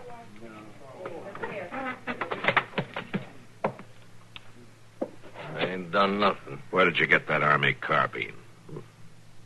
What carbine are you talking about? You know what carbine I'm talking about, Ramsey. The one outside on your saddle. Now, where did you get it? Well, Marshal, there ain't nothing wrong about Where did that. you get it? I found it. Where did you find it? Well, it was just laying there. I picked it up, and that's all. Picked it up where? Well, just out of town away. I don't recollect exactly. Out Elder Creek way, maybe. Oh, yeah, Marshal, I guess it could have been out near there, someplace. You know it was, Ramsey. Now, do you want to tell me about it? Nothing to tell. I just found the... How about the burning wagon? Marshal, I didn't have nothing to do with that. You just let it burn. Well, there wasn't no way I could stop How it. did you get the gun? Marshal, it was just laying there. I come across it some ways from the wagon. I picked it up. There's nothing wrong with that. How about the man lying there in the bushes? I didn't have nothing to do with him. You didn't try to help him? He was dead, Marshal. There's nothing I could do I about think you shot him, Ramsey, and then I think you rummaged through the rest of the stuff in the wagon, drank all the whiskey you could hold, and you poured the rest out and set fire to the whole mess. No, Marshal, I swear to you. Find out. You're coming with me. Oh, no, I ain't. Chester.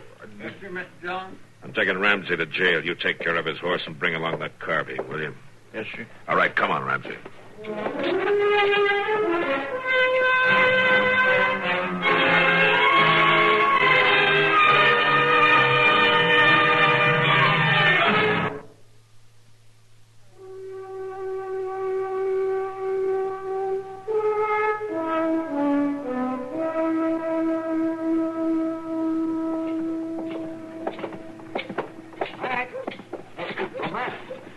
Yeah, what is it, Doc? What's she doing here? She came out of it and insisted on seeing you. I'll bring her into the office. I gotta lock this man up. Sure. Come along, ma'am. Marshal. I want to talk to the marshal. Why, you just come with us, ma'am. Right in here. You ain't taking me in. Oh, stop, Ramsey. No. Stop or I'll shoot.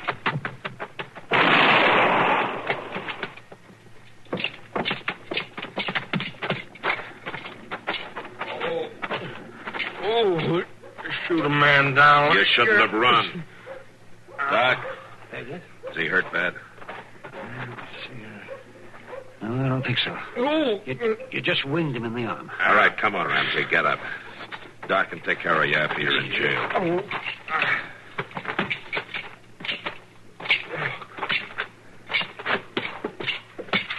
Oh, I must talk to the marshal. Sure, ma'am. I'll be with you in just a minute. I gotta lock this man up. You should be glad we caught him. Not glad. He was out there when your wagon was burning. Looks like he's the one who did it. Oh, no, Marshal. There, Marshal, you see, I told you. Shut up, Ramsey. He didn't do it, Marshal. But did you see who did? Didn't have to see. I did it. Did it myself. You did? What? Oh, for heaven's sake. Yes, Marshal. I killed him. I burned the wagon. I tried to kill myself, too, but I didn't hold the gun right. Doc, does she know what she's saying? I'm afraid she does, man. I know what I'm saying. And I know why I did it. Go on. He was selling things, Luther was. selling them to the Indians. Little whiskey, a few bullets, some guns. He told me he'd packed my mother's china in that box. And it was guns. Guns for the Indians. And you killed him for it. Guns for the Indians. Same Indians who killed my boy. My straight young boy fighting with the troopers at Laramie. I see. I killed him. And I burned everything. And I tried to kill myself, too. Why couldn't I do that, Marshal? Why couldn't I put a finish to it? Well, I'm not the one to answer that, ma'am. Doc, take her inside, will you? I'll be right there. Sure, ma'am. No finish. No end to it. You come along. All right, Ramsey. You can go on up to Doc's and wait there, I guess. Next time, maybe you won't be so quick to shoot an innocent man. Next time, you won't run maybe like a guilty one. I took care of the horse, Mr. Jones. Here's the carbine you want me to lock this fellow up. No, Chester, he didn't do it. The woman did. The woman did? Killed her husband? Set all that fire? Yeah, she did it all. Well, what are we going to do with her? I mean, what'll the judge do? I don't know, Chester. But I do know one thing. What's that? Whatever happens to her now, it won't matter to her at all.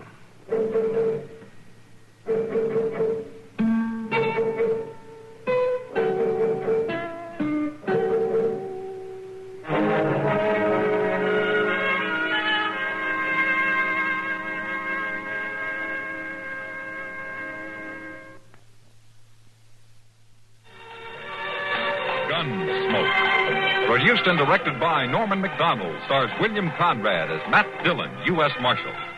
The story was specially written for Gunsmoke by Marion Clark, with editorial supervision by John Meston. Join us again next week for another story on Gunsmoke.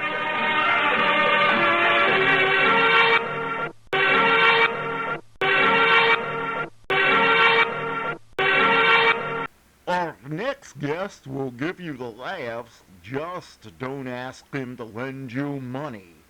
It's Jack Benny coming up next.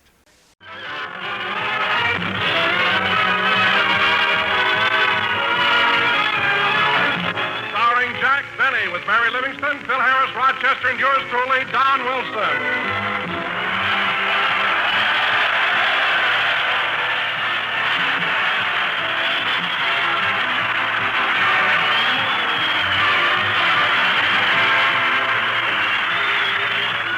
And now, ladies and gentlemen, from the Army Air Base at Gardner Field near Taft, California, we bring you our master of ceremonies, the one and only... Oh, no, you don't, Bud. No, you don't. You ain't pushing just anybody up on us. What are you talking about, soldier? What am I talking about? You tell him, Sarge. Go ahead, tell him. Okay. Look, Fatso. We can't do anything about what time they make us go to bed or what time they make us get up. But week after week, they blow a bugle, line us up, march us into this hall to listen to what they call entertainment, and we're sick of it. Now, wait a minute, fellas. You keep out of this, Bob. Yes, sir. Now, as I was saying, Fatso, the fellas here appointed us as a committee to sort of pass on the entertainment, see? Yeah. In that way, why, we protect our boys from stepping into those civilian booby traps. Booby traps? So listen, Chubby. You tell us who you're going to bring out here, and we'll tell you if it's okay. Well, all right, if you must know, it's none other than Jack Benny. Jack Benny, huh? What do you think, Sarge? I don't know. What do you think? Well, it's either him or spending a half hour in Taft.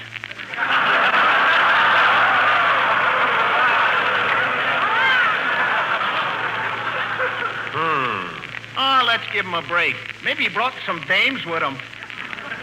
Okay, Blubber, you can bring on your star. Thank you. And now, ladies and gentlemen, from the Army Air Base at Gardner Field near Taft, California, we bring you the one and only Jack Benny.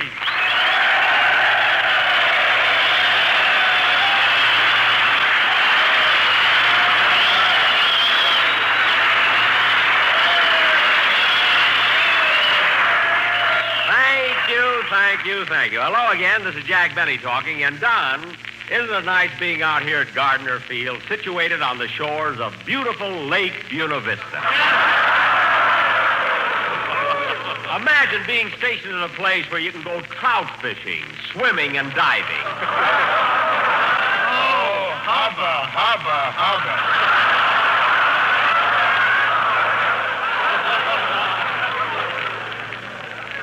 What do you mean, hubba? What was wrong with that joke? What was wrong with it? That joke wilted the flowers on Colonel Bechtel's desk. Oh, stop being so silly, a joke wilting flowers. That's impossible. I don't mind you guys standing around, but don't make up a lot. Hello, Jack. Oh, hello, Mary. How are you?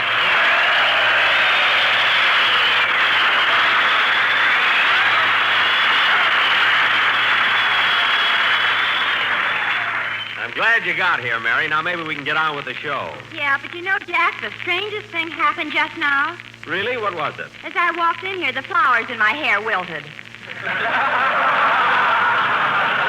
That I can't understand at all. Anyway, Mary, how do you like being up here at Gardner Field? Oh, swell. But yesterday when we got here, one of the soldiers rushed me over to see Lake Buena Vista. Some excitement. Well, they're proud of Buena Vista, Mary. That's a beautiful lake. Go on. I've seen more water at W.C. Field's party.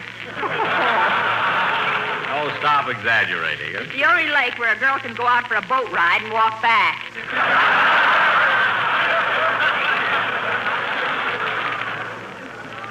Mary, it isn't that shallow. Then how come the fish are sunburned on one side? Mary, please, isn't there anything else you can talk about? Oh, sure. You know, Jack, last night I was out with a soldier Look, Mary, on every program you hear about the girl going out with a soldier. So let's not have any of that on our show. But, Jack, last night I was out with a soldier. Mary, I don't want you to... Let her talk.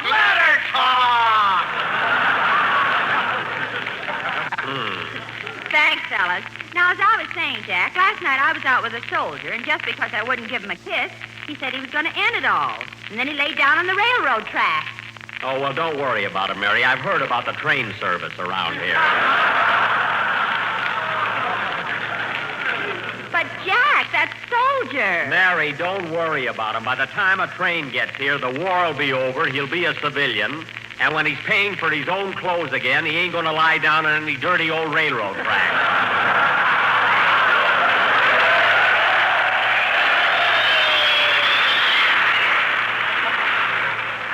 So let's forget about it and get on with the show. Come in. Mr. Benny? Yes? On behalf of the United States Army Air Force stationed at Gardner Field, I wish to present you with these wings. Wings? Yes. I'm sorry the rest of the chicken got away. Goodbye. Oh, well, I can always use them for soup. Hiya, Jackson. Okay, fellas, start beating them chow tones together. Harris is here.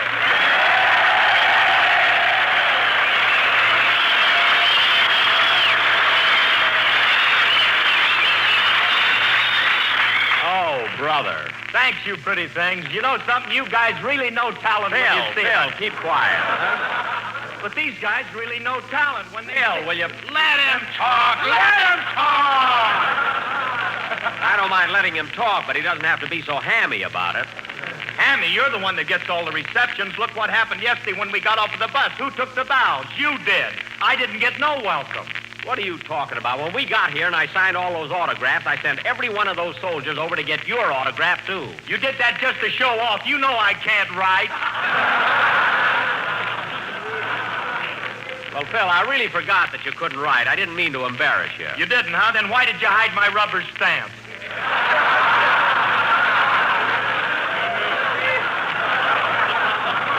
Because you are messing up the whole bus with it, that's why.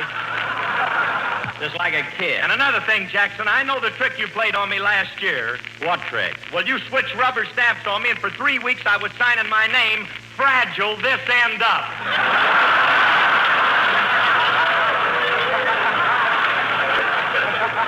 What? Mary told me.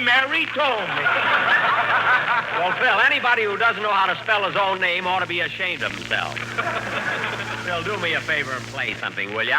And now, fellas, come in. Mr. Benny? Yes? Did some silly guy come in here a while ago and present you with a pair of chicken wings? Yes, but I threw them away. Oh. Well, would you mind telling me why you threw them?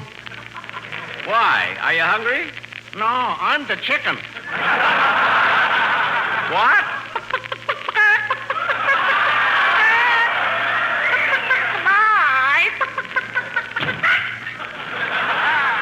That's what happens to a guy when he eats too much of those powdered eggs. Play, Phil, will you?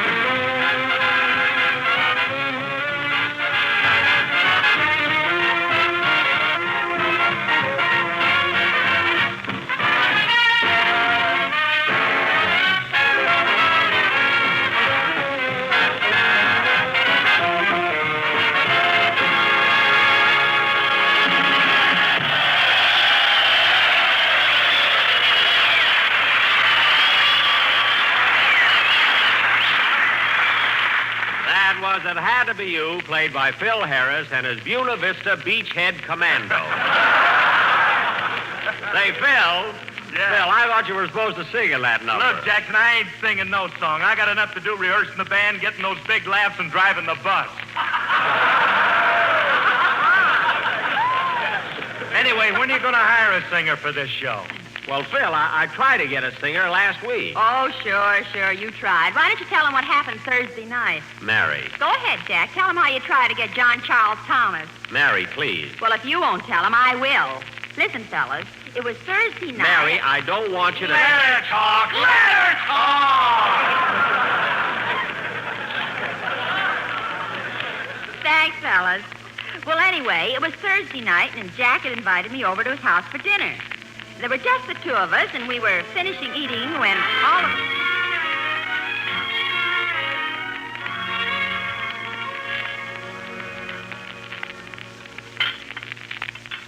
Gosh, Jack, it was nice of you to invite me over for dinner. Oh, that's all right, Mary. Here, will you have some mustard? Yes, thanks. Ketchup? Yes, thank you. Horseradish? Uh-huh. Here you are. What a dinner. Mustard, ketchup, and horseradish. Don't worry, Mary. The surprise is in this casserole. Look. Gee, cold cut. Yep.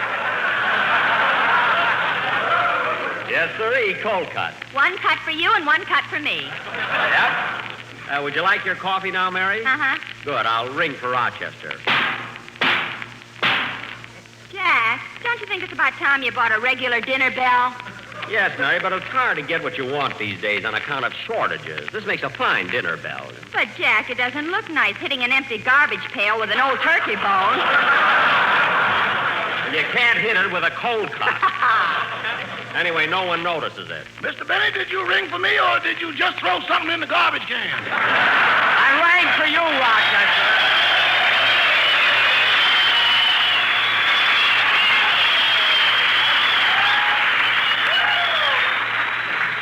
Rochester, bring Miss Livingston her coffee, and I'll have a cup of tea. Sorry, boss, you'll have to take coffee, too. Why? The tea bags haven't come back from the laundry yet.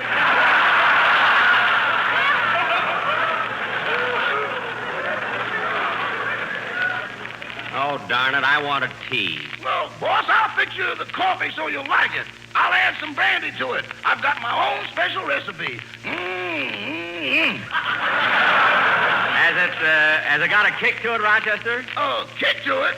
Boss, do you know how coffee is good to the last drop? Uh-huh. Well, when I add just the right amount of brandy to it, the last drop picks up the cup and hits you over the head with it. Rochester. One drink of my coffee and you sit around all night, percolating.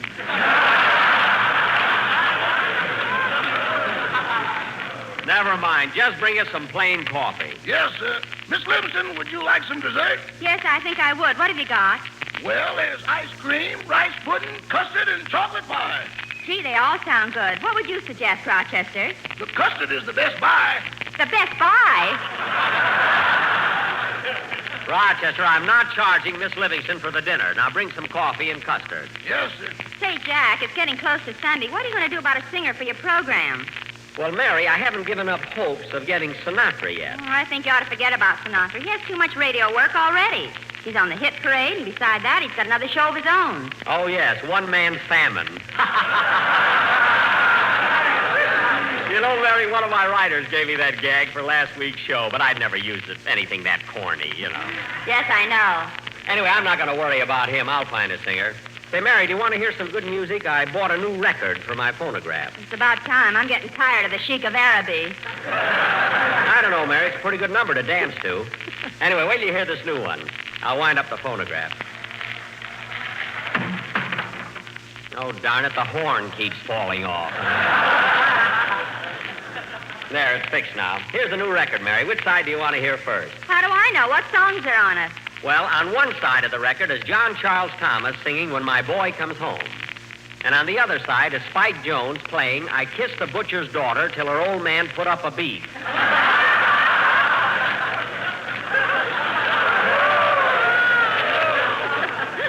Well, I'd rather hear John Charles Thomas. Okay, John Charles Thomas it'll be. Listen.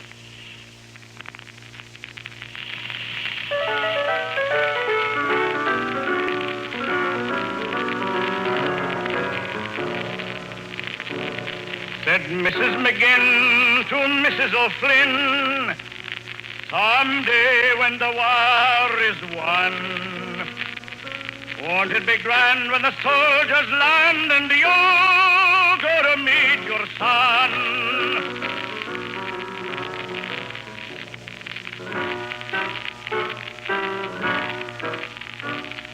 What do you do when he marches through and you hear the people cheer?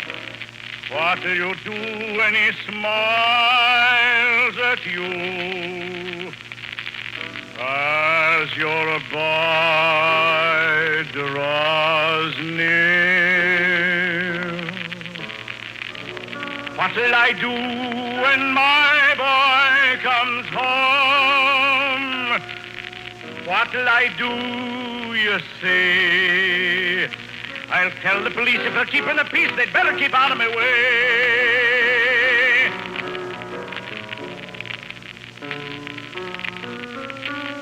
For when my boy comes into view, I'll fight my way till they let me through. And I'll lift him up, though he's 62,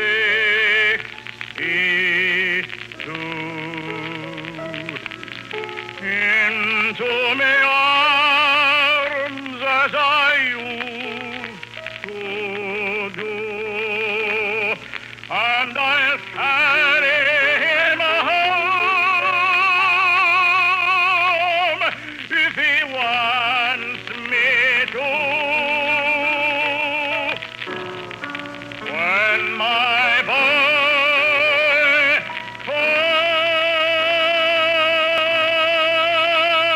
comes home.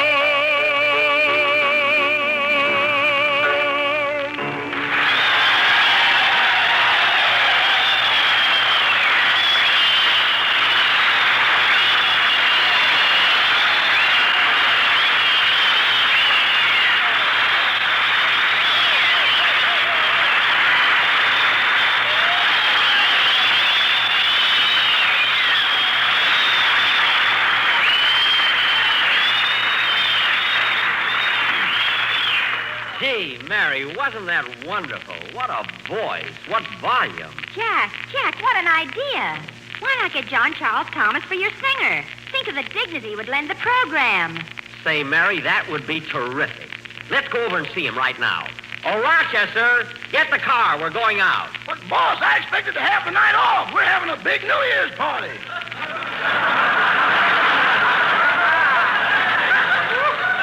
A New Year's party? New Year's isn't for months yet. I know, but tonight is basic training.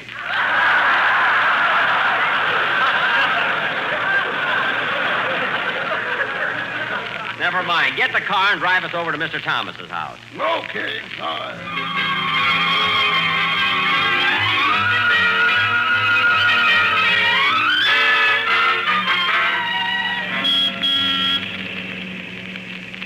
Look out for that cab, Rochester. Not so fast. Don't turn the corner so close. Look out for that man. Easy, you'll hit that Pontiac. The light's turning red on the corner. Put your hand out if you're going to turn. Watch out for that safety zone. Doggone, this is the only automobile in town with a co-pilot.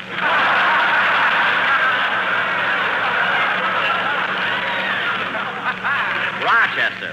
You take over the controls, boss. I'll radio ahead for landing instructions.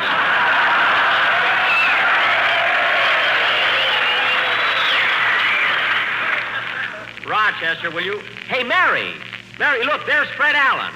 Hello, Fred. Jack, that isn't Fred Allen. That's a soldier wearing a gas mask.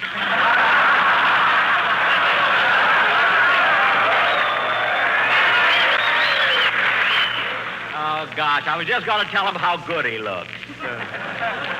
Hey, slow down, Rochester. There's where John Charles Thomas lives. That house on the corner. Rochester, you wait here. Come on, Mary.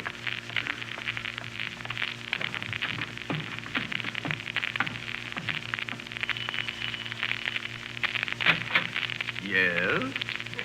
I'd like to speak to Mr. John Charles Thomas. Who shall I say is calling? Mr. Jack Jerk Benny. Mary, please. Just tell him it's Jerk Benny. I mean, Jack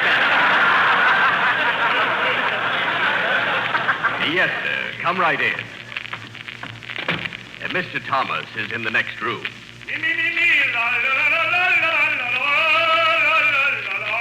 Hey, listen to that, Mary.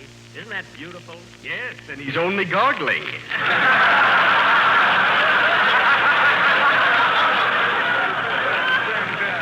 Must be a pleasure to hear him brush his teeth. Will you tell him I'm here? Yes, sir. Oh, Mr. Thomas, Jack Benny is here to see you. Well, I'll come right out.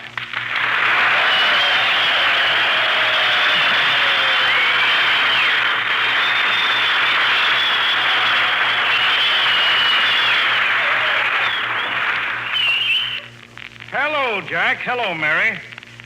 So what do I owe this pleasant surprise? Well, Mr. Thomas, getting right to the point, I'm looking for someone to sing on my radio program, and I thought someone as famous as you would be perfect for it. Jack, you compliment me. Oh, I mean it. I think your voice would lend dignity and prestige to my shows. Jack, you flatter me. And I'm here to make you a financial offer. Here comes the insult. Mary, please. Now, the fact is, Charles. Charles? That's your middle name. Oh, yes. Look,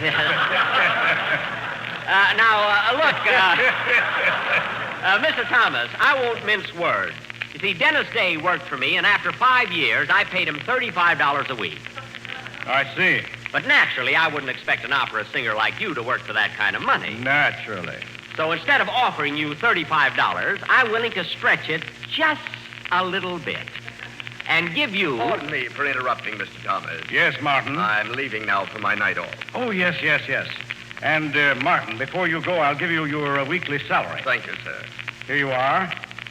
20, 40, 60, 70, 80, 90, $100.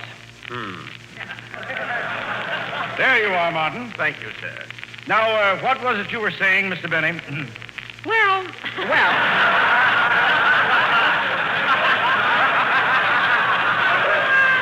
I'm second. On second thought, Mr. Thomas, I have a feeling that you and I can't get together. You couldn't even get together with his butler. Well, Mr. Thomas, I think I'd better go. I'm sorry I took up so much of your time. Now, wait a minute, Jack. I think I understand your predicament. You're stuck for a singer. Yes, sir. Well, I couldn't possibly take the job, but in order to help you out, I'll be very happy to come over and sing on one program.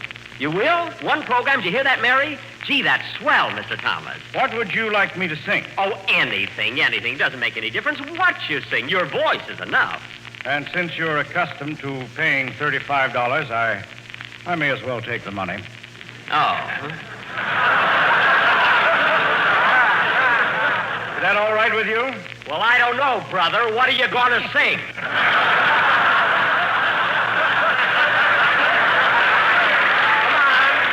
Come on, tell me, what are you going to sing? Well, I don't know, Jack. I don't have a very large repertoire. What? What was that you said? I said I don't have a very large repertoire. Well, brother, from where I'm standing, you have the... I'm not going to say it. I'm not going to say it. Now, look.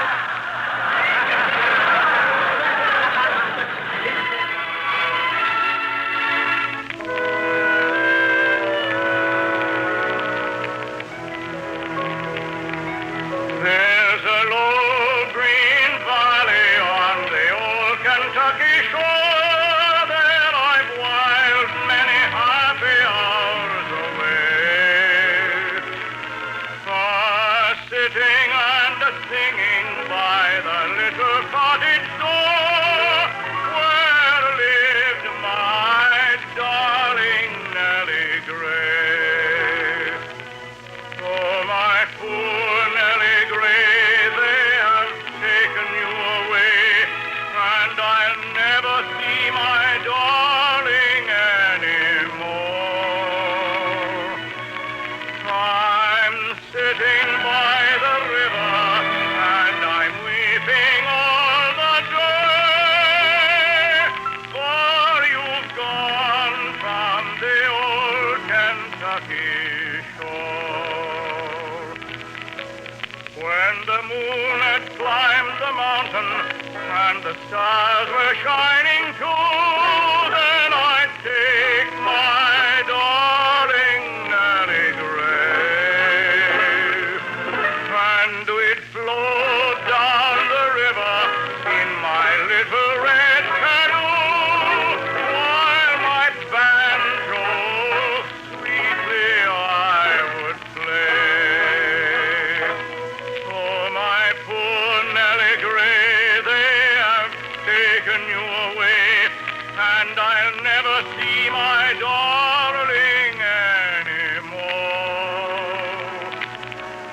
I'm sitting by the river, and I'm weeping all the day,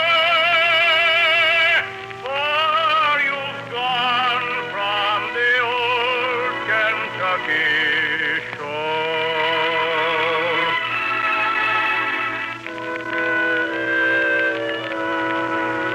My eyes are getting blinded, and I cannot see my way. Oh, there's somebody knocking at the door. Oh, I hear the angels calling, and I see my Nellie Gray. Farewell to the old Kentucky shore. Oh, my darling Nellie Gray, off in heaven there they say that they'll never take you from me anymore. I'm a-coming, coming, coming, as the angels clear the way. Farewell to the old Kentucky shore.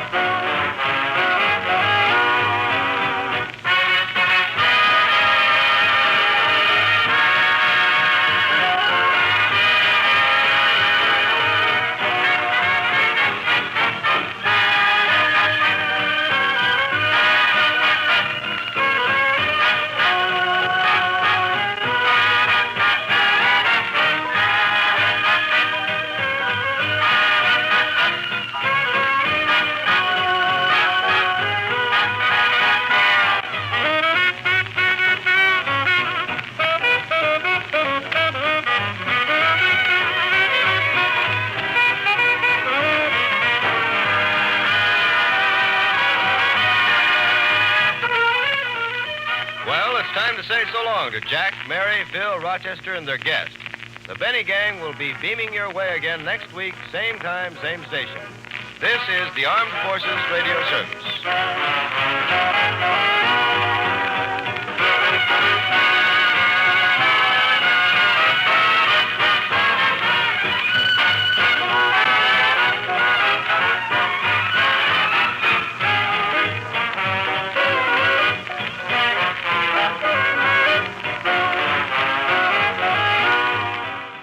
One of the all-time great directors, Cecil B. DeMille, hosts Lux Radio Theater. Up next. Lux presents Hollywood.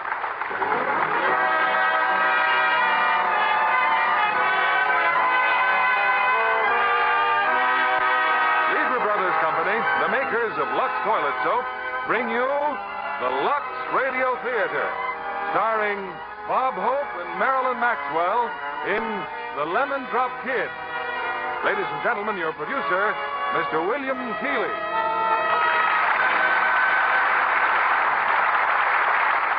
Greetings from Hollywood, ladies and gentlemen. Through my association with various writers, I can verify the old adage. To be a success, write about people whom you really know and understand. An outstanding example is the author of tonight's comedy, Damon Runyon. He spent a great deal of his time talking to strange people, strangely named Moose, Harry the Horse, Sorrowful Jones. And he has immortalized them in stories such as Paramount Pictures' The Lemon Drop Kid. In their original roles tonight, we have Bob Hope and Marilyn Maxwell.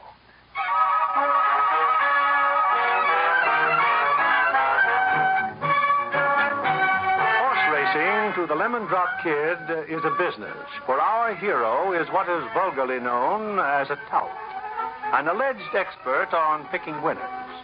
If the horse wins, he gets a reward. If the horse doesn't, well, he gets lost. But the Lemon Drop Kid has an infallible system. He simply touts every horse in every race. Now come with us to Florida, where on this fine December afternoon, the kid is about ready to lower the boom. I tell you, George, the horse that we should bet on is Mince Pie. But, honey, mince pie couldn't But possibly... I have a hunch. Remember when you ate that mince pie and the next day you were sick and didn't go to work and the office was struck by lightning? But, sweetie, that horse won't run any faster just because I got sick Mince from Pie, that's a mighty good 3-year-old, has a lot of experience. In fact, he's the only 3-year-old out there that's 12 years old. Been chasing fillies longer than Artie Shaw. Yeah, it's a mighty good horse. Going to win a lot of races, that is, if his leg ever gets well. George. You think something's wrong with his leg, mister? Think, sir? I'm the track vet. It's a precacinary infection in the pedicorial area. That's inflamed ligament. He got it from wearing elevator shoes in his back leg so he could be running downhill. Imagine allowing a horse to race with a sore foot. Well, half these horses should be in wheelchairs. Would you believe it, ma'am? There's only one sound beast in the race. Well, good day. No, wait, doctor, wait. If there's only one horse that isn't sick. Please, Doc, which one? Oh, that information is confidential, between doctor and patient.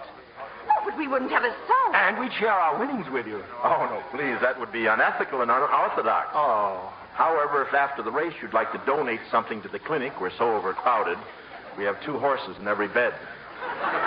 Oh, certainly we will. Which horse, doctor, which one feels well? Well, if I were a betting man, I'd consider SIX a very lucky number. SIX? Come on, honey. We'll sink it all on 6. Oh, and thank you, doctor. You're a credit to your profession. I never take credit, just cash. The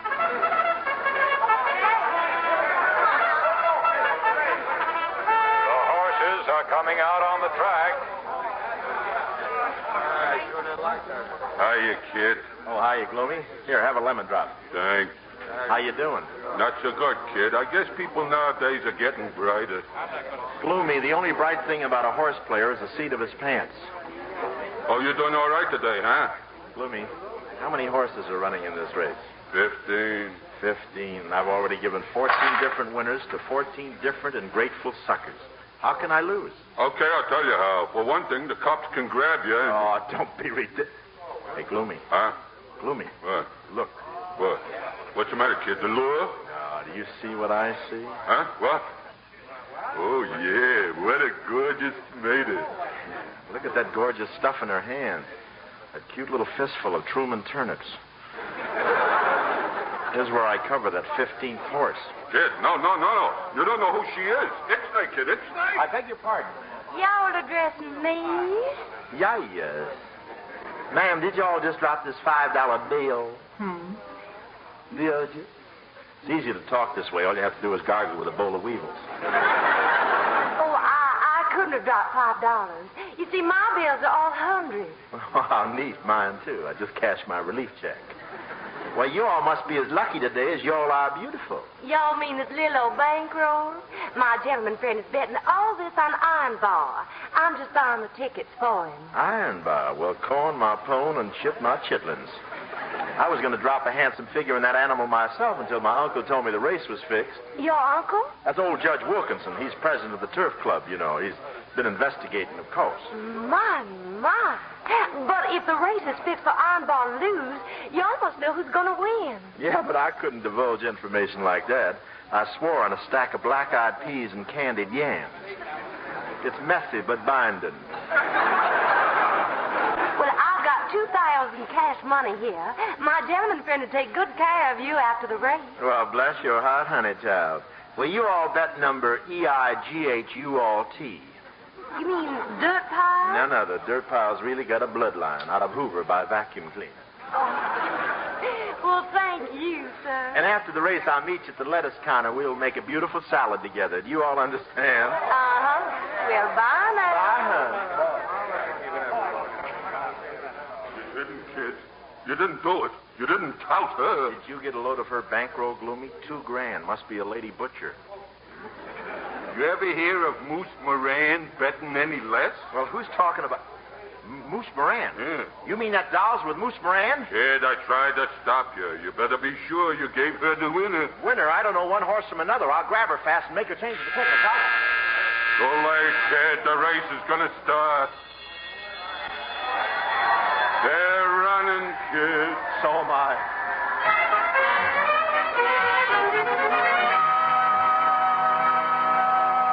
Guess where we found him, Moose? The Lemon Drop Kid is with the cops, the racetrack cops. Put me in jail, he says. Please, Moose Moran's gonna kill me.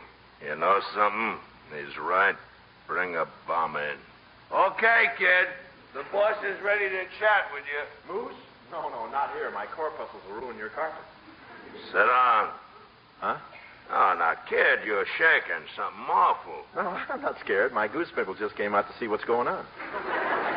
Here, have a drink. Gee, you're a real solid citizen, Moose, taking your loss like this. Why should I get high blood pressure? About $10,000. Yeah, that's what I say. It's not worth... $10,000? I thought you only lost $2,000. I sent the doll down to bet $2,000 on Iron Bar. You tot her off, Iron Bar wins. He would have paid me $10,000. Oh, come on in, Sam. Kid, I'd like for you to meet Sam, the surgeon. Sam, Mr. Lemon Drop Kid. Pardon the rubber glove. I have just come from the operating room. You want I should now give him a treatment, Moose? I think that's entirely up to the kid. Oh, I feel fine, Moose. Nice to have met you, sir. I think I'll just run along. Sit down. Oops. Moose, honest, all I got is 15 cents and a box of lemon drops. Here, have one. Oh, but look, I haven't got $10,000. I'm still making the payments on these lemon drops. Why, if I had $10,000, Making me a sucker can be very painful. Shall we prepare him for surgery, boss? Look, Sam, why don't you run down to the blood bank and donate a pint of ice cubes, huh?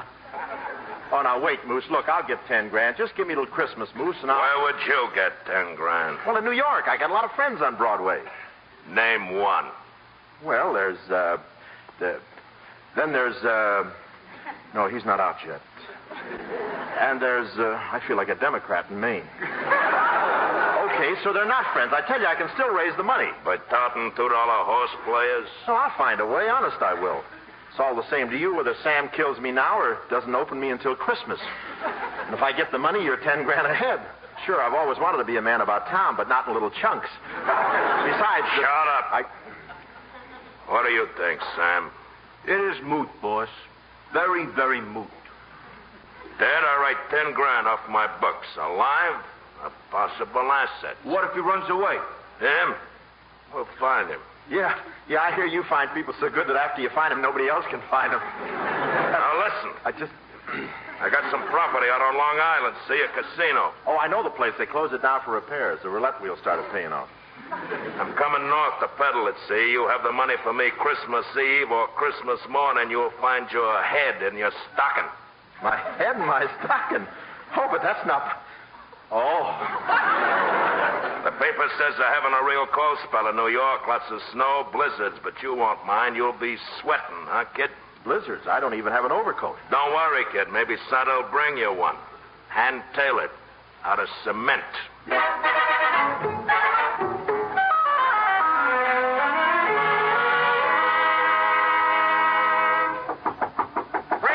Brainy, open the door. Look who's back from Florida. Oh, no. Brainy. All right, come in. Brainy, you gorgeous doll, you. You're late, kid. Yeah, but I came right over as soon as I hit town. 6 months late. You left with my fur coat. You were going to pawn it for me.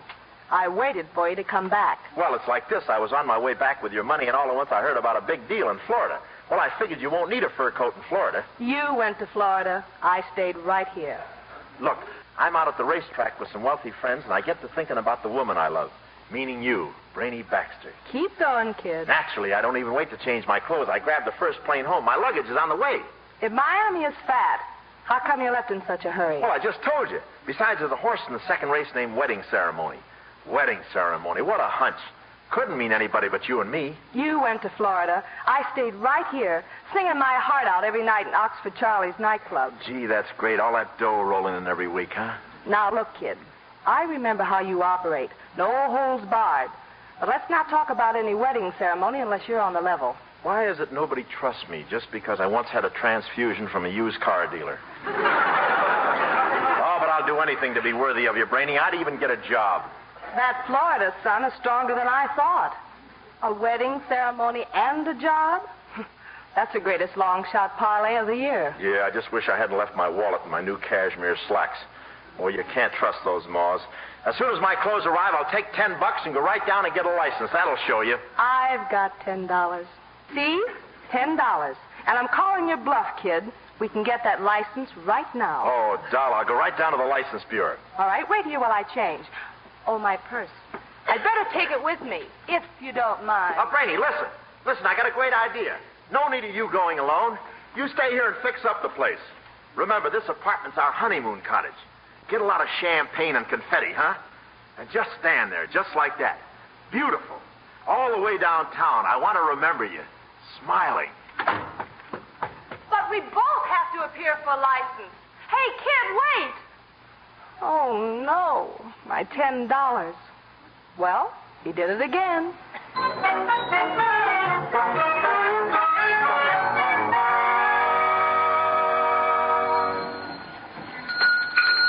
Needy folks, put something in the pot. At least you've got a pot. Help the needy folks. Oh, thank you, sir. Thank you, little girl. Help the needy. Well, what do you want? Boy, what a sweet little racket you've got. Now, look, mister, every dollar in that pot goes to help the needy, and keep your big mitts out of here. Just a Santa Claus suit, a pot, and a bell. Thanks a lot, Dad. You just gave me a great idea. Merry Christmas. Merry Christmas. Just drop it in the pot, sir, and save a life. Merry Christmas, sir. Blessings on you, kind sir. Ho, ho, ho, ho. Merry Christmas. Oh, thank you, brother. Thank you, sister. Ho, ho, ho. Jingle bells. Happy Yuletide. This way, folks. Step up and save a life at Christmas. Money, money, money. Ho, ho, ho. Ho, ho, ho. Does Santa hear an echo? Santa see a big man in a blue suit? Policeman John. Oh, Merry Christmas, sir. Perhaps you'd like a little sample out of the pot, sir? Trying to bribe a police officer, huh? The Lemon Drop Kid, all dressed up like Santa Claus, whiskers and everything. Who'd you think I was, Rudolph the Red-Nosed Reindeer? Ho, ho, ho, Merry Christmas, Merry Christmas. Save a life, huh? Where did you get that sign? Whose life? Mine. Come on, kid, you're under arrest. You can't take me. Who am I in the store? Oh, now, wait a minute. I'm innocent. I'm just a small businessman. I'm in the Santa Claus business. You coming peaceful, or do I phone for the reindeer? No, I'll take a cab and meet you at the station. One more crack out of you, and I'll... What does that mean? Let's go.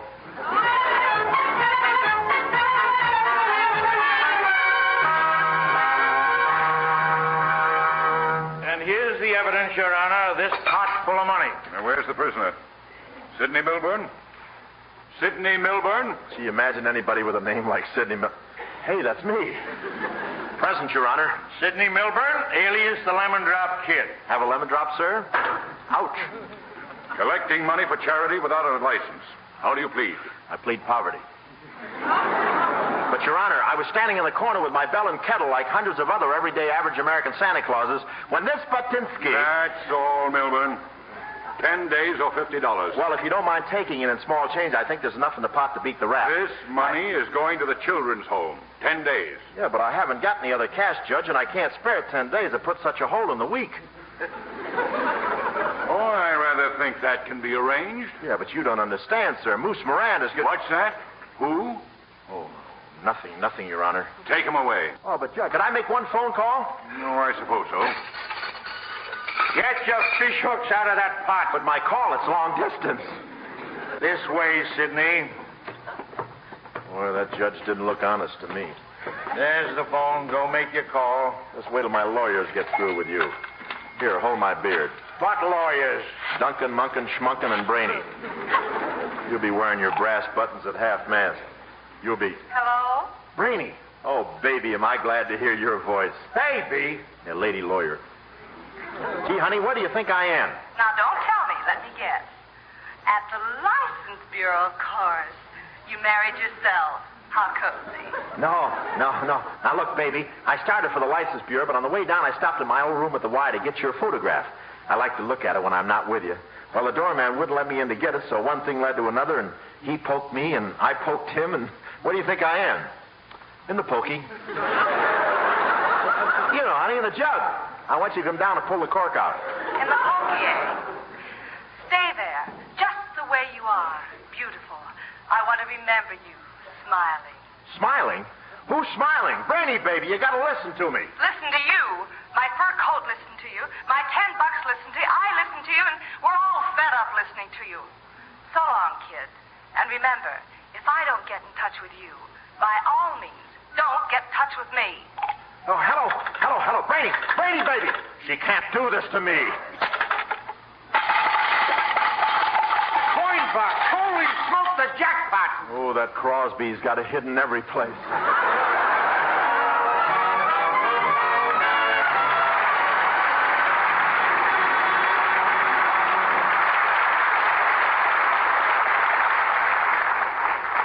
In just a moment, we'll bring you Act Two of The Lemon Drop Kid. Act Two of The Lemon Drop Kid, starring Bob Hope in the title role and Madeline Maxwell as Brainy.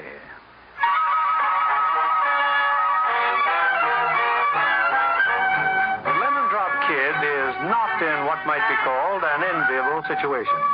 He owes $10,000 to a very unfriendly gangster, and any chance he had of raising the money has been shattered by his arrest for impersonating Santa Claus. In jail, the kid has a visitor, Moose Moran's special secretary, Sam the Surgeon. Well, Sam the Surgeon, pull up a trustee and sit down. You come to do your Christmas shopping early? I have just come to remind Santa Claus what Moose Moran wants for Christmas. I remember. You can put your knife in mothballs. I've got an idea. I know I can come up with the 10 grand. Oh, that is fine, kid, because some of the smart boys are starting to give Moose the laugh, and Moose does not enjoy that. Hey, you know that gambling casino Moose used to have out on Long Island? Well, that joint, the cops closed it weeks ago. I know. So all we have to do is open it up until Christmas.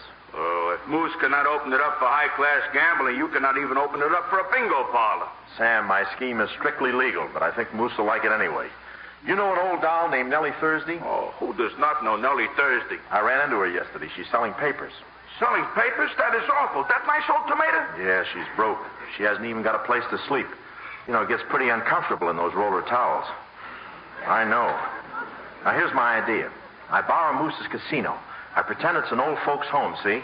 I put up a sign and a picture of Bernard McFadden. Then I stick Nellie in there and a bunch of old dolls. With them in it, I can tout the city and they give me a license to collect for charity. Continue, kid. I further figure I can get every mug on Broadway to help to do the collecting. They all love Nellie. And by Christmas Eve, I'll have enough donations to pay off Moose. What happens to the old dolls after the Yuletide? Well, can I help it if suddenly the collection money just happens to get lost? Moose will have his dough and I'll be in the clear, see? Sounds crazy. But that is not my department. I only start operating if you do not pay off. Where'd you intern at? The finance company? Oh, before you go, there's a little matter with the $50 fine. You advance it, and I'll owe Moose a nice round figure, $10,050. No thanks, kid. We like having you in the deep freeze. We can thaw you out in time for the holiday season. Merry Christmas in just 15 days. Yeah, keep using those blue blades. Merry Christmas.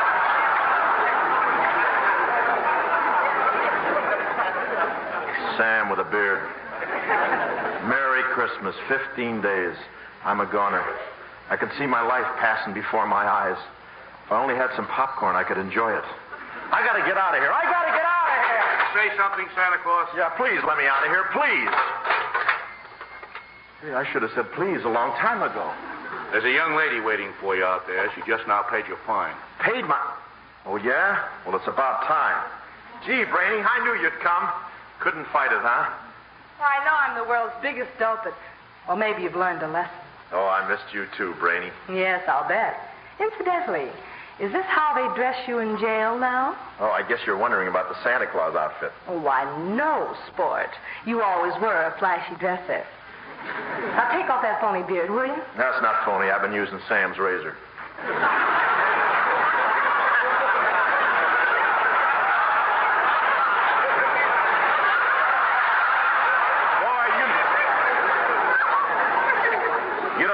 To feel free again. Well, you're going to be free for about 5 minutes because we're heading downtown for a marriage license together. Brainy, you're making me the happiest man in the world.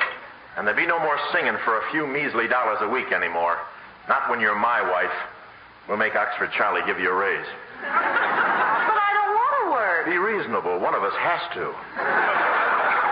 And just think, in only a few short weeks, we'll be Mr. and Mrs. Lemon Drop Kid. A few short weeks?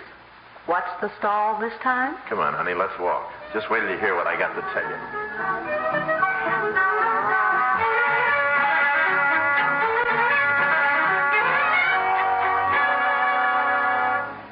What you see, Brainy? It's all for her. It's all for Nellie Thursday. Oh, Sidney, that's wonderful. And to think that this was all your idea. A home for poor old ladies. Well, somebody's got to help them. I've got to apologize, Sidney. You know, at first I thought you were working on some sort of an angle. Well, I didn't explain it very well, but I'm not used to this sort of thing. It's honest. I'm sorry, kid. I can't let Nellie down. I've still got a heart, you know. Only because you couldn't figure out a way to hock it. Now, the first thing I've got to do is round up all of Nellie's friends. I'll tell them what I've got in mind. Okay if we meet at your apartment tonight? Well, sure, I'll be working, but Gee, Brainy, I'll bet you're proud of me. Well, I am. Yeah, me too.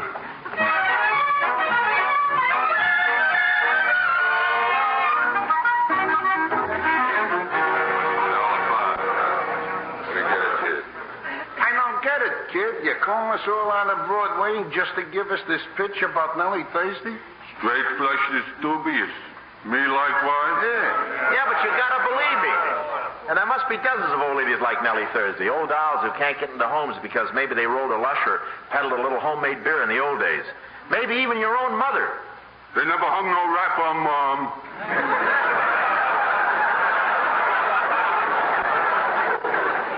Look in the mirror sometime.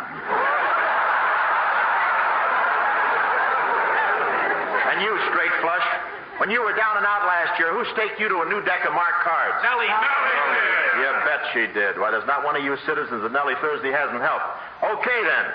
So everybody go home and get a good night's sleep. We're all getting up at noon tomorrow.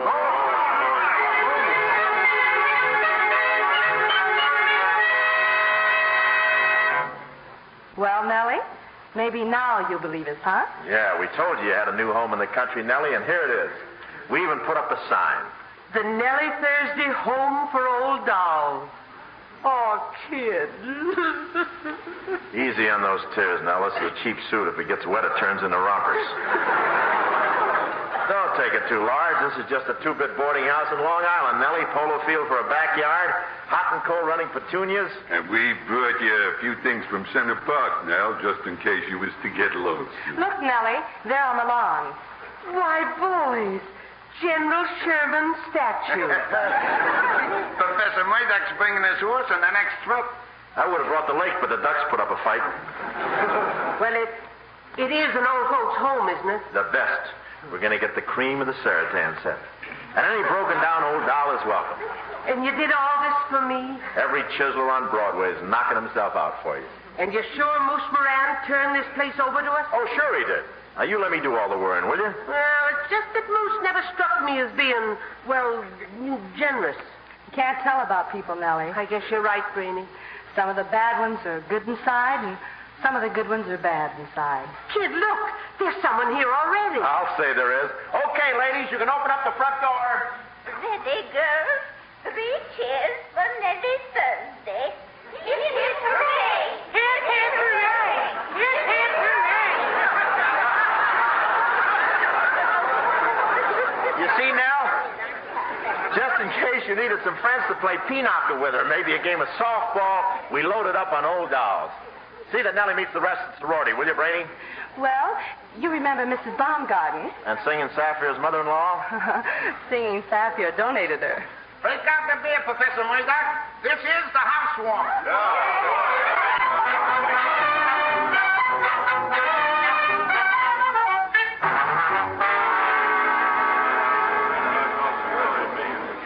Well, man, the old dolls are all asleep and snoring it up. Not only that, they'll be happy when they wake up tomorrow. I'm proud of you. Oh, it was darling. Now, can we go back to Broadway? We're all going back. Just one thing. Now, we meet tomorrow at 12 o'clock. That's when you all get fitted out in the Santa Claus suit. Oh, and bring your own pots. Let's go, Brainy. Happy Hogan's riding us back in his truck. Haven't you forgotten something? Hmm? Aren't you going to kiss me, Sidney? Oh, wait till I swallow my lemon drop. You know, this way young dolls become old dolls. Fine. I'll order a rocking chair. Make it a 2-seater, huh? Boy, I hate honking during smooching. Come on, kid, let's get going. You heard him, Brainy. Just one more.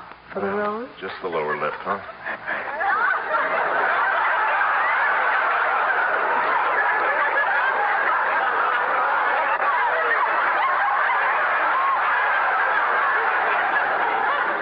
Don't ever lose me, honey. It would ruin you.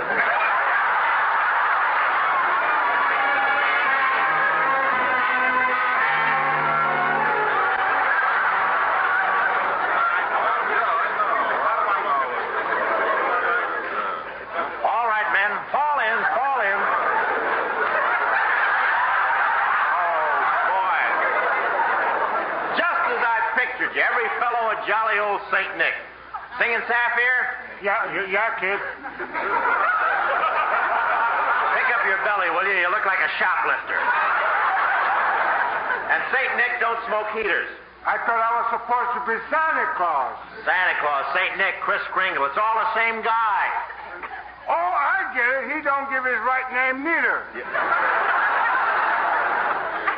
Okay, Gloomy. Let me have the bottle. Well, it's cold out there in the street. Santa Claus don't drink. Oh, no? Then how come he's always falling down chimneys?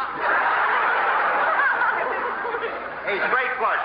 Let's hear your routine. Okay. Yeah. Come on, give out with your pitch. Hey, Merry Christmas. Hey, Merry Christmas. Yeah, just work your own neighborhood. All right. Well, you look great, man. Just don't act like you're handling hot reindeer. Now, remember, this is a legitimate business. We got a license to collect. Now, get out there in the street and put your heart in it, just like you would if it was a shady deal. Hey, kid, what about all them other Santies? Yeah, the streets are lousy with jolly old fat guys. Well, put that slug on them. And have them start yelling for Prancer, Dancer, and Flatfoot, nothing doing. You can't go putting the slug on other Santas, even if they're in season. Now, keep your pots open and your trap shut. We got to get 10 grand. Attention, men. Just boots, bellies, beards. Now, go out and load your pots.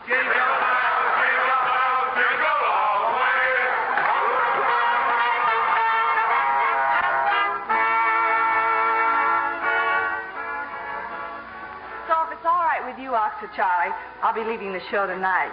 You see, the kids appointed me head sheepdog to watch over the Nellie Thursday home. Tell me, Brainy, what has that guy got that makes everybody jump through a hoop?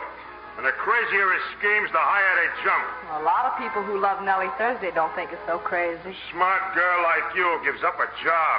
Every penny any character on the street blows his top, hustling donations. Nah, you're all wacky. Maybe wacky, Charlie, but not penny ante. Why, in 4 days, we've raised $2,000. What? Those baggy pants Santas raised $2,000? Uh-huh. And it's all due to the kids. Just think. Yeah, I am thinking. Hey, Luck, you better get out on the floor, honey. I just thought of something I gotta do. Thanks a lot, Charlie. Yeah, Charlie? Come on in the office. Bring Lippy. I just got a big idea. Just a minute, Charlie. You ain't figuring us wearing them monkey suits and ringing them little bells. All I said was we're muscling in on the Lemon Drop Kid. If that lame brain can raise $2,000 in 4 days, we can raise 20. But, Charlie, the kid gets a city license. The Nellie Thursday home, it says. Okay. I got a home up in Nyack, don't I? You mean we're going to snatch a house full of old dolls? That's it exactly. Now shut up and listen. The first thing we're going to do is get...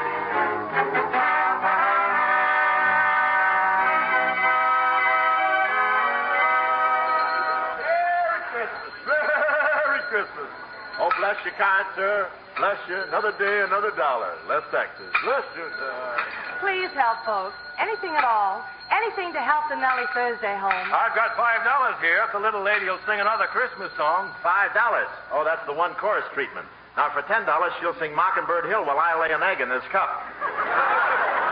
I'm afraid Sandy gets carried away, sir. Of course I'll sing. Just ring those bells, will you, Santa Claus? Silver bells,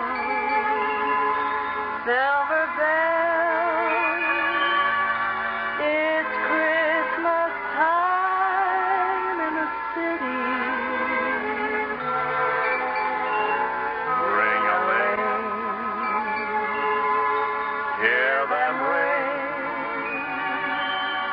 Soon it will be Christmas Day.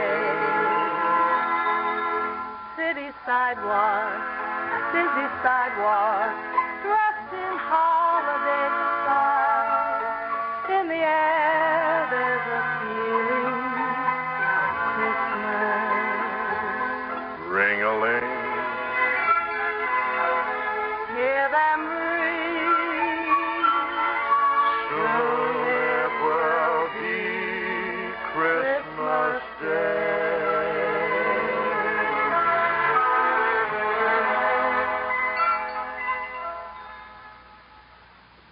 I tell you, Gloomy, there's nothing like coming home after freezing all day in a windy corner.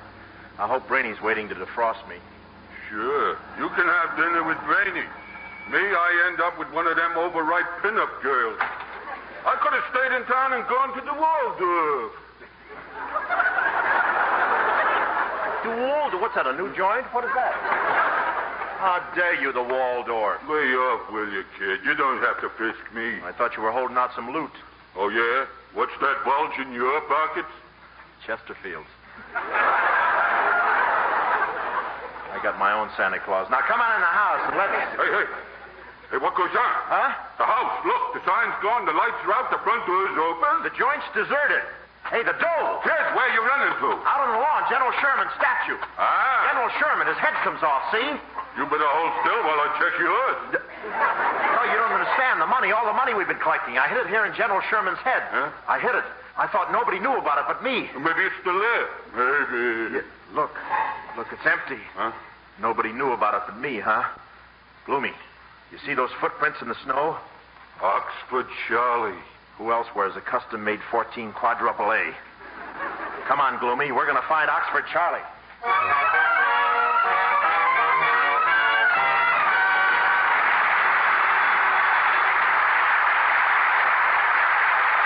In just a few moments, we'll bring you Act 3 of The Lemon Drop Kid. The curtain rises on Act 3 of The Lemon Drop Kid. Well, it's nice to see you, Lemon Drop. Hiya, boys. How about a drink? Just pour out our old ladies and make it snappy. Hey, straight flush. You used to work for Moose Moran. Well, I'm going to crawl Moose long distance. He's still in Florida. And you ask Moose why the Lemon Drop Kid is trying to raise 10 grand. Yeah, but that's so silly. I mean, you know how Moose hates being disturbed. Shut up. Okay, Packy. Get Moose Moran on the phone. You may pick up the phone, Oxford Charlie. Mr. Moran will talk. Yeah, talk to him, straight flush. Hello, Moose. This is Straight Flush. Oxford Charlie is trying to tell us the Lemon Drop Kid is something less than on the level. Huh? You don't say. He did? Yeah. Oh. I guess we are the biggest suckers in the whole world. There I was, standing in the corner, wearing a hokey suit and dinging my little bell. Hey, the kid, where'd he go? He's gone. Come on, let's find it. No good, too big. Forget about him, gents. Moose Moran will take care of him. From now on, you guys are working for me. So Charlie lets you get away, huh? Brainy. I figured you'd look for the back gate. But why bother to open it? Just crawl under. Now, look, Brainy, I can explain everything. You've been explaining dirty tricks since the first time I met you. Well, I have to raise 10 grand. Did you want to see me rubbed out? On Christmas Eve, Moose Moran is going to mark me paid in full. A big gift wrap for the dead letter office. That's not for 3 days yet. Now, what do you expect me to do? Steal the money back from a hoodlum like Oxford Charlie? Why not? Then at least somebody around Broadway might shed a tear for you. That's more than I'll ever do again.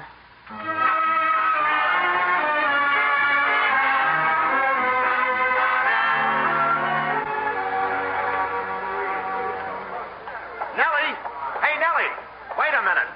Oh, it's you. Gee, I'm sure glad to see you. You got away from Oxford Charlie. What about the others? They're still there in Nyack. As if you cared one way or another. Yeah, I guess they all think I'm an awful heel, huh? That'll do for a starter. Now, look, Nellie. A bunch of swell guys collected a lot of dough for you.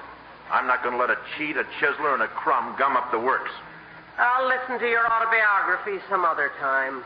I'm talking about Oxford Charlie. How'd you get out? And what about Brainy? The others are still there, like I said. I waited for my chance, and I sneaked out. Yeah, well, if you can sneak out, I can sneak in. We sound like President Truman and Senator Taft.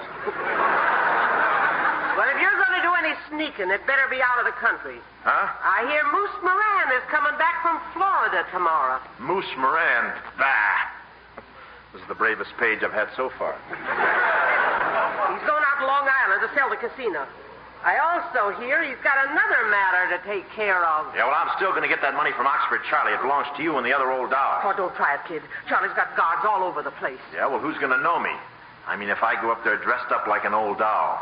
You dressed up like a woman? Well, just give me a wig and a pair of glasses, and, well, I got by as Santa Claus, didn't I? Besides, I got a great angle.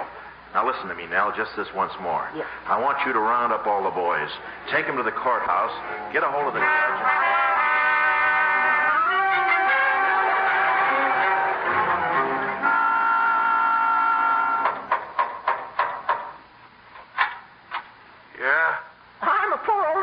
Nothing to eat, kind sir. And I hear this is an old lady's home.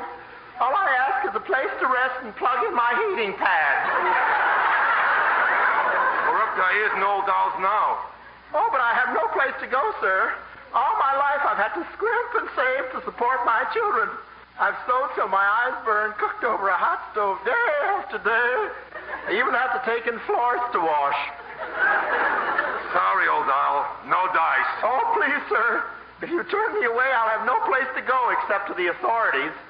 Hold it, Mother. Come right in. I'll talk to the boss. Seeing as you're a poor old doll with nothing to eat, maybe you'll change my mind. Oh, you nice young man. I'll just sit here with my knitting till you return. Thanks for the memory. The name, Mom. Oh, it's Beasley. Mrs. Herbert Beasley. I'll be right back, Mrs. Beasley. Why Why don't you act sensible, Brainy? I warned you before to stay in line, or the boys are going to Now have you to listen to me, Charlie. Nellie's gone. She disappeared. Don't worry. We'll find her. And I may as well tell you, I'm going to get out of here, too. Any way I can. Now may I talk? What do you want? But, boss, I told you, that new old doll outside. One more won't hurt. Besides, we can't ever go into the cops. Tell her to come in. Okay, Mrs. Beasley. This here's Mrs. Herbert Beasley, boss.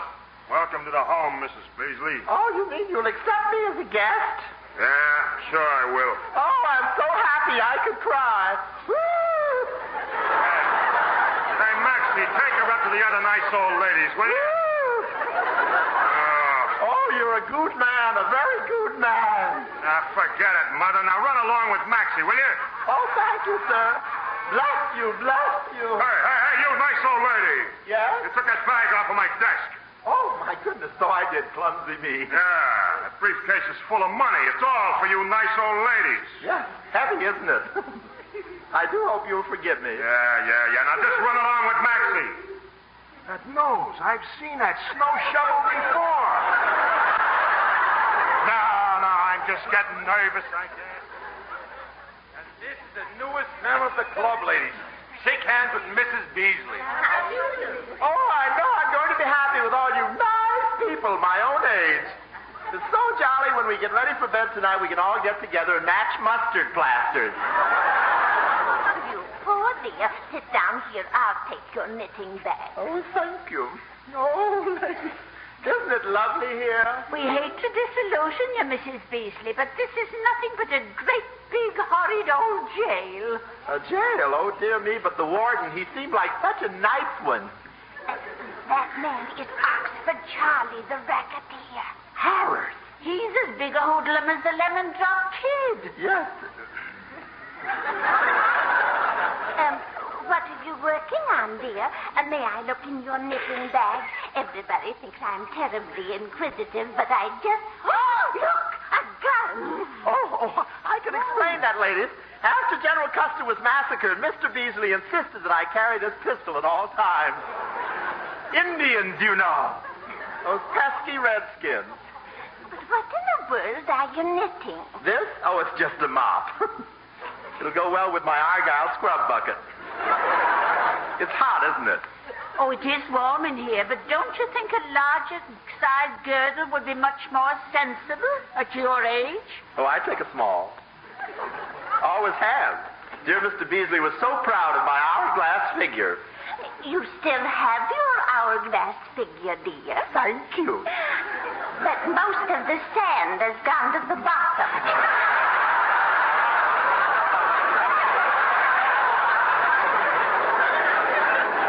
Did you say something, dearie? Oh, I was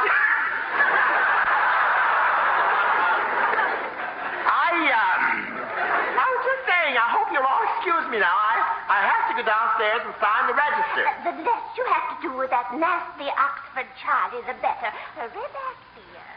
You just can't go busting into my private office, Mrs. Beasley. You gotta stay upstairs. Oh, I've interrupted you. You're counting your money. Did someone leave all that to you, or are you saving up for a pot roast?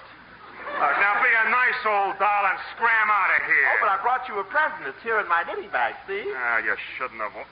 Hey, Mrs. Beasley, that's a gun. Yeah, boy, what a performance. I hate to stop it. The lemon drop kid. Why, you... That's right.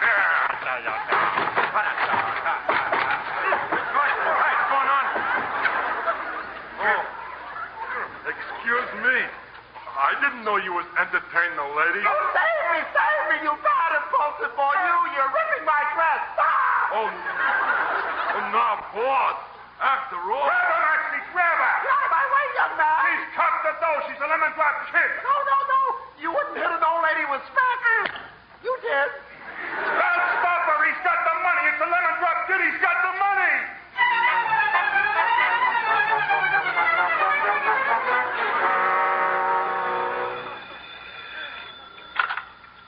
Hello, Hula Hat Saloon. Oh, this is Mr. Oh, hey, this is the Lemon Drop Kid. Let me talk to Nellie Thursday. Oh, sure, kid. She's been waiting to hear from you. It's him, Nell. Kid, you alive? Yeah, and I got the dough, 16 grand. Well, it's all set, kid. Moose is waiting for you now out of the casino, and all the rest of us will be out there before midnight. That's all I want to know, Nell. I gotta hang up. Oxford Charlie's breathing down my neck. So long. I hate to say goodbye. It sounds so permanent. Well,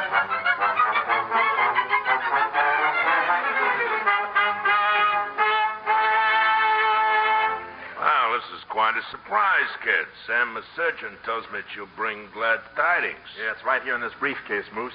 I got it all counted out for you. There you are, 10,000 even, paid in full. Let's never see each other again as often as possible, shall we? And believe me, it's going to be fun not knowing you. The Gatus, I just don't believe it. Say, Moose, it's almost Christmas, just 15 minutes more. Wouldn't you like to settle for 5,000 just to show your Christmas spirit? Hand that over. Huh? Well, what about 7,500? I said hand it over. No spirit, huh? Well, you can forget my present. You don't even have to... Okay. 10,000 even. Paid in full. Hey, Moose. Well, when have you had time? Oxford Charlie will come on in. Yeah, come on in. You rat. Where's my 16 grand? Oh, it's all here, Charlie. Now, Moose here's holding 10. Now, let's see. I paid you, didn't I, Moose? And here's 16 grand for Charlie. Yeah, but you took my 10 grand. I just got a hold of that door, now it's gone. I know. It works like the new taxes. Hey, now, wait a minute. Everybody's paid and everybody's happy. Let's shake hands and wish everybody a Merry Christmas. Just a minute. That's my 10 grand. Oh, yeah, you're the one. This part's his, Charlie. Now, you'll just have to work it out between yourselves. I've certainly done more in my share. You chiseling little... Hey, what's going on out there? A delegation from Broadway, boss. They said they come here to gamble. Professor Murdoch, Grace Flush, Singing Sally, the whole gang. Well, throw them out. We can't have gambling in here. Boss, they've got the dough on the table. Hey, this thing's a frame-up. How'd you guess? And according to my schedule, here come the police.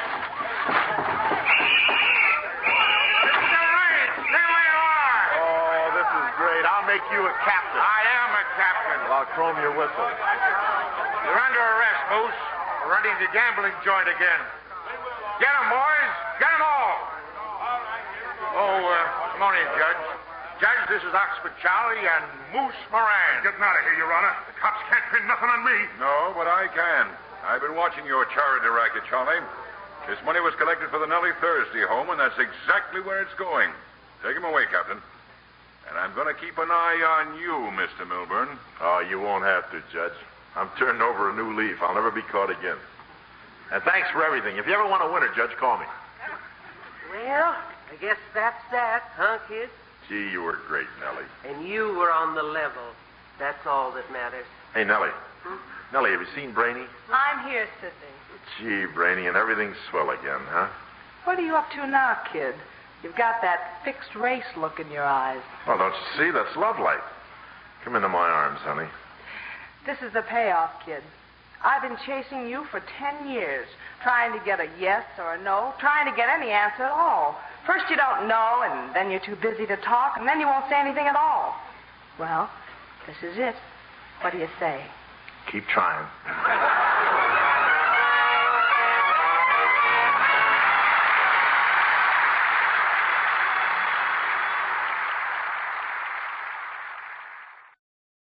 The seedy side of fame comes to life with Broadway is My Beat up next. You know, someday I hope to make it on Broadway myself. Ow!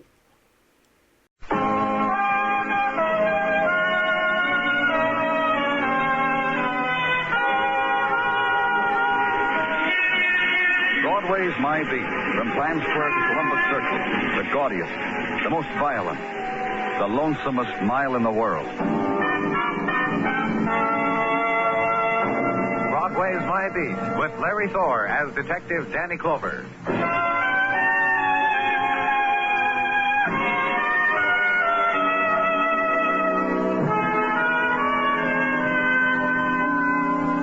Broadway flips the calendar, stares at the word December, holds chin between thumb and forefinger, and wonders, what happened? Winter is here, and the year is suddenly dying. Proof positive, the wind rising from the river that twists a headline around an ankle, lifts it up again, flattens it against the gutter, and there it is in boldface. So many shopping days left. So the evergreens are chopped, mounted, dyed blue, and tinseled. Token of holiday season. Token that time's getting narrow for the layaway plan. So get with it. All you need's $1. It'll hold the dream till Christmas. You follow the decorations downtown and take a left. East 37th, where the season is manifest by holly in apartment windows and electric candles. And the latest thing, Merry Christmas in phosphorus paint to glow in the dark. 11 o'clock time, nighttime where I was, and Miss Gaffney's apartment. And Miss Gaffney. Look at the joint, will you? I'm looking. I've been looking for the last 5 minutes, Miss Gaffney. Now, will you settle down and tell me what... 2 years, I say, to get a full-length mirror. Now look at it. Bing! And now look what I've got. Confetti. You ready to tell me what happened? You know what happened. What's been happening around this neighborhood for the last couple of nights? I mean to you. I was trying on in front of the mirror, that's what. And that sniper took a pot shot at me. Why didn't you pull the blind down? At my age. Well, you're lucky. You see this slug? Huh? Here, look at it. Embedded here in the mirror backing. 38, head high. Like I said, lucky. Yeah. And I was standing right here. 2 more inches and Myrtle Gaffney... That's right. Now, let's take it from the beginning. Did you notice anyone following you tonight when you got home? I could have been killed. Or anyone loitering around outside? He could have killed me, and you stand here and We don't even know what he looks like, Miss Gaffney. We want you to help He could have killed me. He could have killed me, shot me dead, killed me.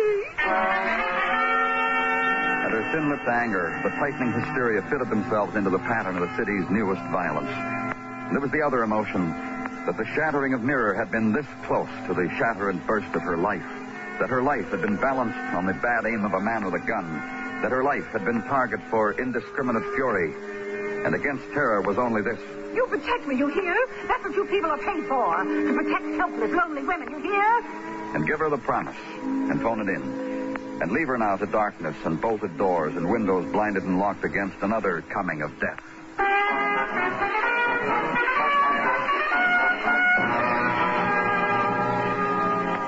And walk this winter streets to where a room is, and hot plate, and minute coffee. And for a while after that, wander the narrow room. And for a while after that, sleep. And next day at headquarters is used in attendance at lineups where Miss Gaffney can identify no one. In marking areas on a map, trying to plot the boundaries of a sniper's violence. The cultured calm of the woman on the phone who was very definite she was next on the sniper's list, but was unafraid. And suddenly there's quick winter twilight, and the comment upon it by Detective Muckerman. Look at him, Danny. Millions running home to a hot supper and take what eats you out on the kids. A way to live, huh? Yeah, it is. Me? My life is suddenly mixed up with panicky ladies who've had pot shots taken at them. That Lois Stewart over on West 30, for instance. You've already told me about her. She wrote me a little poem how her life was really contained in that flower vase the sniper shot to pieces in her flat. She even wrote it down for me. Here, I'll read it. You've already read it to me. Will you take the reaction of this Lois Stewart and pose it against the reaction of Mrs. B. Morris on West 32nd? Did I tell you about her? No, but I'll read it in your report. This one cried a lot. Hung on to me. She was putting in a light bulb, she told me, when wham, through the window the sniper shot the bulb, right? I'll get it, then. Lieutenant Clover's office, Detective Muggerman. Yeah. Yeah, where? 2126. Got it. Maybe this time, Danny. Well, maybe this time what? 3-4 people spotted a guy running across the roof, apartment house 2126 West 39. Guy was carrying a rifle. Let's go.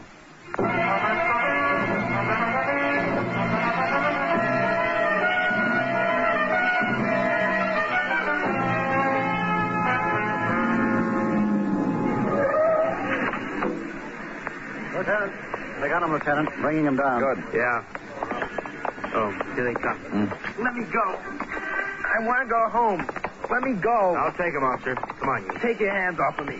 Find the gun, officer? No, but he had a gun. We'll find it. Get him in the car, Muckerman. Hand me the flash, Muckerman. Yeah. Here. He's a kid. What's your name, son? Mickey. Mickey Ruick. How old are you, Mickey? Going on 16. You live near here? No, Brooklyn. What are you doing here? You were on that roof with a gun. What were you doing there? What'd you do with the gun? I want to go home. We'll go home, Mickey. Later. First, we want to know what you were doing prowling around on that roof with a gun. You like to shoot at women, Mickey? I didn't shoot at anybody. Come on, kid. You just tell us. We'll understand. You like all this publicity you're getting, being called a sniper, scaring everybody. You like it, don't you? Makes you feel pretty big, doesn't it, Mickey? I didn't shoot at anybody. I read it. Go on, Mickey.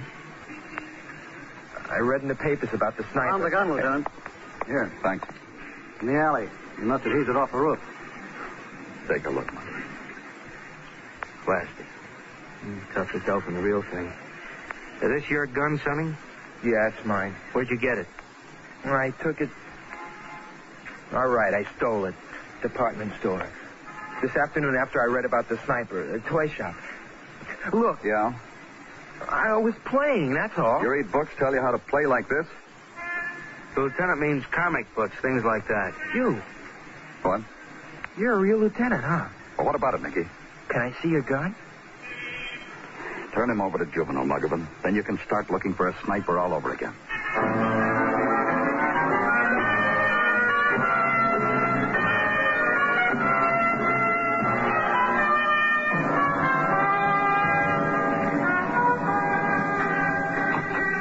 Danny, it's all right I disturbed you for a minute. Come on in, Dr. Sinsky.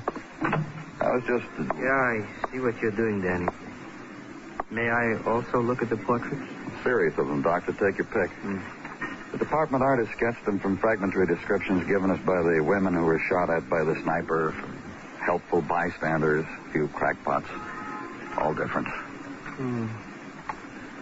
These are the faces of violence, huh, Danny? Anybody's face. So what you look for is anybody. A killer who's been denied the death of women, perhaps because of some slight defect in vision. Perhaps because his family didn't buy him the eyeglasses he needed when he was a child. Whatever it is that's kept him from killing, let's not knock it on Dr. Sinsky. I don't know how to apologize for my feeble attempts at irony, Danny. I forget it. Yeah, I'll try to do that. I heard Detective Muggavan brought in a boy to juvenile, the boy prowling rooftops with a plastic gun. Uh-huh. How old was he, Danny? Going on 16, he said. A boy. A child. And images of a world behind window shades and hatred for it. This sniper, Danny. And what about him? Find a man whose face matches an artist sketch and then look behind it and underneath it. And remember another child who prowled rooftops with a plastic gun. Mrs. Sinsky, Danny? Oh, what is it, Gino? That sniper chap. Yeah? He's at it again. House 1843 East 39. Just came in over the phone. Also? Also what, Gino? This time, he didn't miss. Any comment, Doctor? Any observation you care to make on how we're really dealing with a frustrated child? How we should treat him? No. No comment, Danny. In that case, get me a squad car, Gino.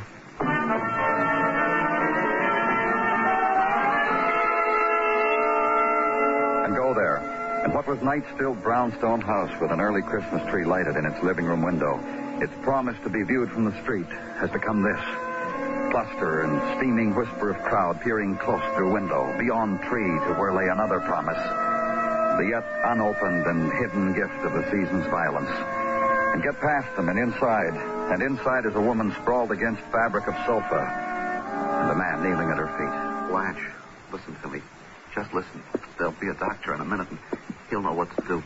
Blanche, please. Mr. What? What do you want? I'm from the police. I'll get out of your way. She's dead, isn't she? My wife's dead. I knew it all the time. Must have been quick. Where the bullet struck just above the eye. Had to be quick. Oh, wait a minute. I want to let them know. I want to let those people outside know. She's dead. That's what you're waiting for, isn't it? She's dead. Wait, I'll show you. Now you can have a good look. Look at my wife. Look at my dead wife. Step right up, ladies and gentlemen. Step right up and see this.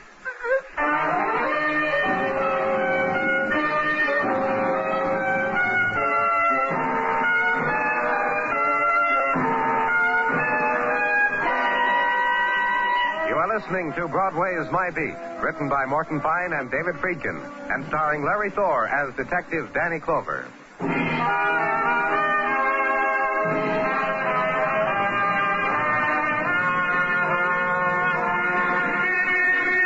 The merry, merry holidays begin their swift curve into the canyon street, and Broadway rushes the season.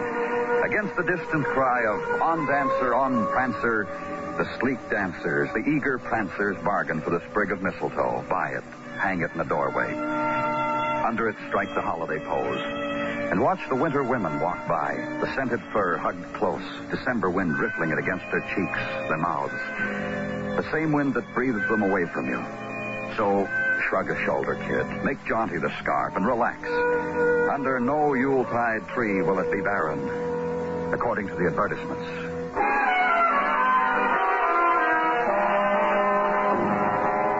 And where I was, winter's night blowing through newly shattered window into a room where mantelpiece was simulated marble, where fireplace was 3 gas logs neatly arranged, never consumed, where furniture was draped with embroidered fringed cloth.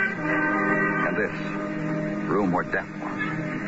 You're cold, mister. I'll turn on a fire. Never mind. I shouldn't have done that. I shouldn't have broken open the window and yelled at those people. They'll think I'm crazy. Well, don't worry about it, Mr. Durden. Tell me something, mister. What? You've been around where people have been killed.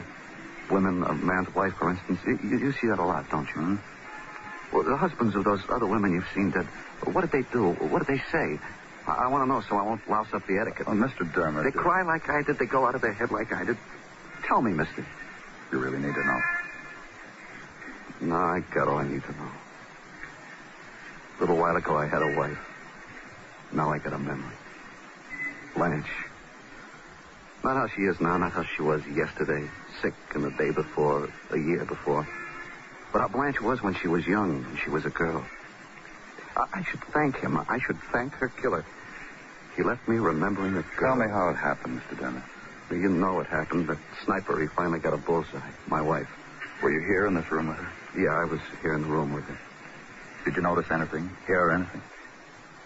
I was in this room with Blanche. We were talking over who to give presents to this year, who we were going to get presents from. Did you see anyone outside? Did anyone follow you home? I'll run the evening down for you. 6 o'clock, I got home from work. 6:30, Blanche put dinner on the table like she did every night. We eat, we talk. Then she clears the table, washes the dishes. I go to the living room, sit in my chair, and read. Then I help her change into her nightgown and robe, and she comes in here with her embroidery, and we talk or we don't talk, depending on how she felt that day. Tonight was different. Tonight she felt good. And then she got killed. You understand, Mr. Dermot? You understand why? No. I'm dense. I understand nothing. I don't understand how a crazy killer roams around loose when we got a smart police force like you. I don't understand why Blanche is dead. Do something for me, huh, mister? What? Leave me alone for a minute so I can figure it out, huh?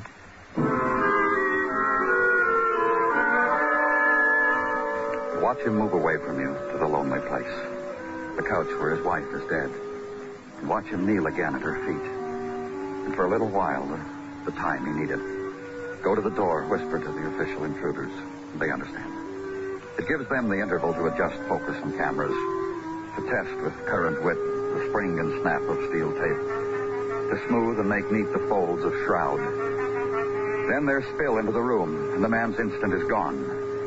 So leave there and go home.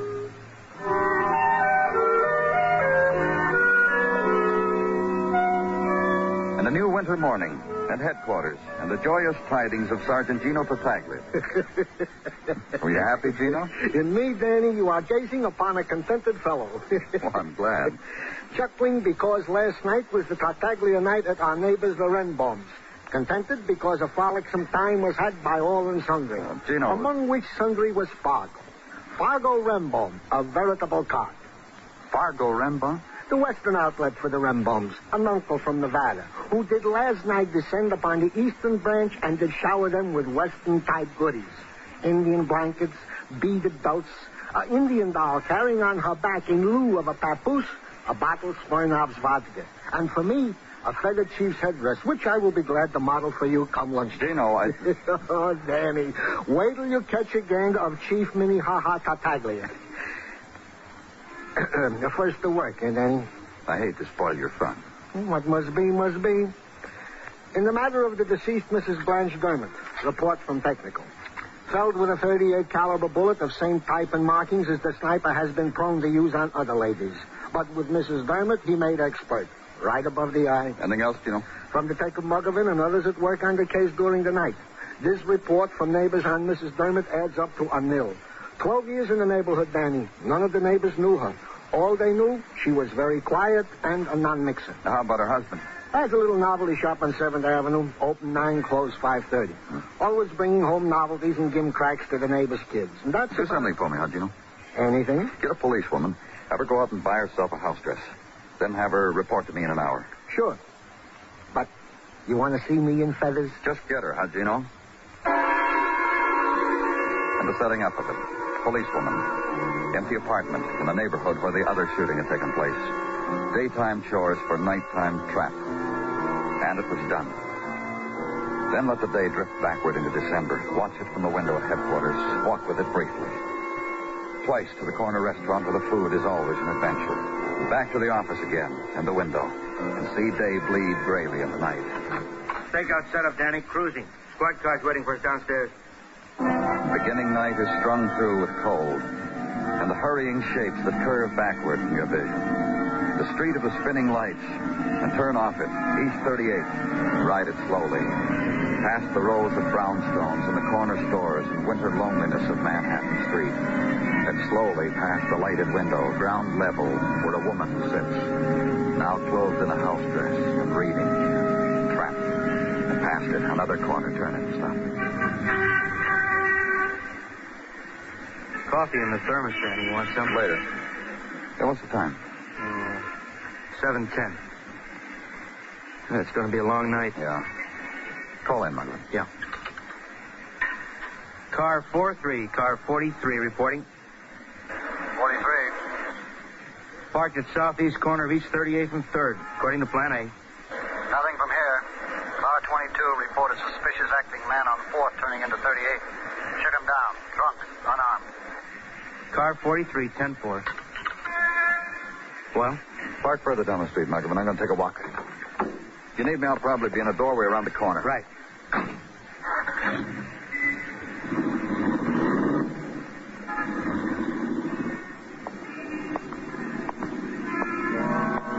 Past the lighted window again. And the woman in the house dress. Policewoman. Reading. Cross the street and watch her. She gets up, frames herself against the light, stares the night. Sits down again, reads again. And the doorway directly across from her is cold plaster that holds 6 mailboxes. Directions to the tenants on how to live. And things to do in case of a bomb attack, illustrated. And in a while, a young woman comes up the steps, cloth coat around her waitress uniform, looks into an empty mailbox, looks emptily at you, goes into the house, trails echo of footsteps. And later a man leaves the house, checks his pockets and goes off happy. Watch him walk down the street. And the squad car picks him up, trails him, drops him. And night becomes 9 o'clock. And the woman across the street sits, reads. Gets up, walks around the room, sits, reads.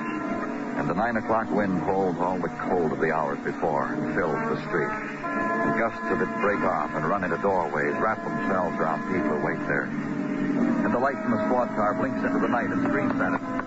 Muggerman?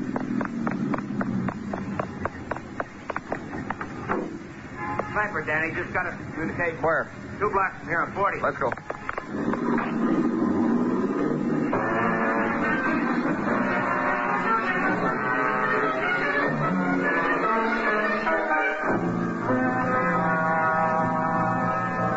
Come on, honey. Please wake up, honey. You'll be all right, Mr. Garson. Fainted up, baby. A little drunk, too. So what? You want to tell me what happened, Mr. Garson? Look at her lying there. She was there in bed when she was shot at, right? Poor baby. Wait till she wakes up and finds out she was shot at by the sniper. She'll faint all over again. Just what happened? What? I was reading to her. Go on. I just finished turning the page, and she was giving me my drink, and... What? I turned the page, and she was holding out the glass to me, and then it happened. Shot the glass right out of her hand. Over the book, my pajamas. I think your wife is waking up, Mr. Garson. Oh, it's all right, baby. Little bumblebee puppy. I'm here, little pussycat. Everything's all right. Mr. Garson. Look how she wakes up. A doll, baby. I think you better leave us alone now. When Mrs. Garson feels better, I want you both down at headquarters to file a report. Yeah, baby. Drink your carriage. Don't mind him, little rat. But he's leaving.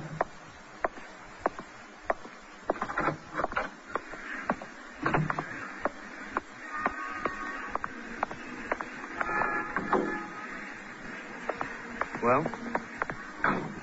Shot came from the alley, through the bedroom window. The woman was in bed. Sniper shot a glass out of her hand. Lucky. Is she?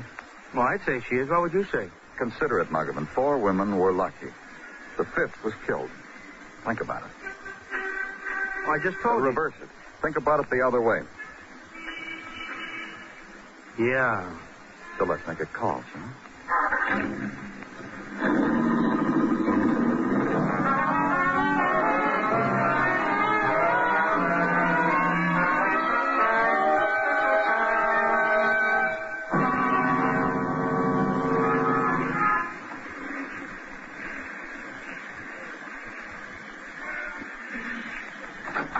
Yeah? Oh. Hello, Mr. Dermott. Mind if we come in? Oh, come on. This is Detective Muggavan, Mr. Dermott. Oh, hi. I'm sorry about your wife, Mr. Dermott. In here. Why don't you boys take off your coats? Yeah. All right. When are you going to get your window fixed, Mr. Dermott? Putting that cardboard in is as far as I'm going to go. I'm moving. Where are you going? Away from here. Think I'm going to live here anymore? Yeah, it must be real tough. I can tell you this. I sure miss her. How long were you married, Mr. Dermott? I told you, 12 years. Oh, that's right. I'd forgotten. 12 years. You're not going to believe this. We never had an argument. Why not? Huh? Well, I've been married 14 years, and starting with our third anniversary, my wife and I had little arguments every week, and a big one once a month. And we're very happy. So why haven't you had any arguments, Mr. Dermott? You didn't argue with my wife, mister. Why not? She'd get upset. Oh, that's right. I forgot. You forgot what? That your wife was a sickly woman. You been checking on me? What was the matter with your wife? I asked you a question. You been checking on me? But what do you keep in this drawer, Mr. Dermott? Hey, Tom. Knitting stuff. Just that, Danny. What's the big idea of opening that drawer? A lot of knitting in there. Your wife like to knit? You just don't open any drawers without permission, you hear? Yeah, she likes to knit. She likes to crochet and tat and hook ruck. So what difference does that make? She must have had a lot of time on her hands. Well, what if she did? Well, hey, now, what's the matter with you? I don't want you going around opening things. What do you think? Nothing in here, Danny. A picture album, Christmas decorations. What are you looking for, anyhow? Let's talk some more about your wife, Mr. Dermott. She was a good, sweet, kind woman. Yeah, they all are. Did you hate her very much? Hate her? I was married to her. Yeah, I know, 12 years. Why should I hate her? Well, a sickly woman, a woman who never went out, a woman who sat home all day. Yeah, I'll try the kitchen, Danny. What are you looking? Just tell me that, will you? I'll cut it out, Mr. Dermott. If you just tell me what he's looking for. A gun. You think I'm the sniper? Are you? You out of your mind? Look at it this way, Mr. Dermott. 5 women were shot at. The only one who was hit, your wife. Not wounded either, killed. The other 4, drinks shot out of their hand. A light bulb shattered. A vase, a mirror. My wife was unfortunate, that's all. The other 4... Fortunate? At first, we thought we were looking for a man who couldn't shoot well, who was trying to kill and was missing. Now we're going on the premise that he was missing on purpose. I don't understand what you're talking about. Missing on purpose. A crack shot who could shoot out light bulbs through windows, who could kill your wife through a window. Daddy? What's he doing in there? Let's go see him. Well, you're breaking up my house? You hid this marksman medal. Where'd you hide the gun? Here, look, Danny. Expert marksman's medal. Where'd you hide the gun, Mr. Dermott? What do you think I am? Maybe a man who shot at a lot of women to get the word sniper in the newspapers, just so you could get one woman, your wife. And take one last pot shot at a woman drinking booze in bed to clinch it. You're crazy? Why should I kill my wife? Look at it from our point of view, Mr. Dermott. You're a man who likes people, likes to be nice to children. Likes to go outside sometimes, too, huh? Yeah, my wife wouldn't let me do that. Your wife, a woman who sits in a chair and knits. No friends, nobody to stop in. No fun. 12 years of it. Not even any arguments. 12 years to get fed up. You understand how it was? Of course we do. The man figures he gets old soon enough. A wife like that. Sure. You live, you gotta have fun. Can't stay home all the time. Would you? Where's the gun? Oh, you won't find it. Threw it away? Dismantled, tossed it in the river. Listen, you weren't kidding, would you? About what? About understanding. You're a killer, we understand that. Well, yeah, I know. No, but I mean about my wife. What you said. How a man gets old too fast. How his life runs away from him and nobody to talk to. Sit in a room, feed her medicine, wait on her. Every night you go to sleep, dream about how it would be without her. You understand. I know you do.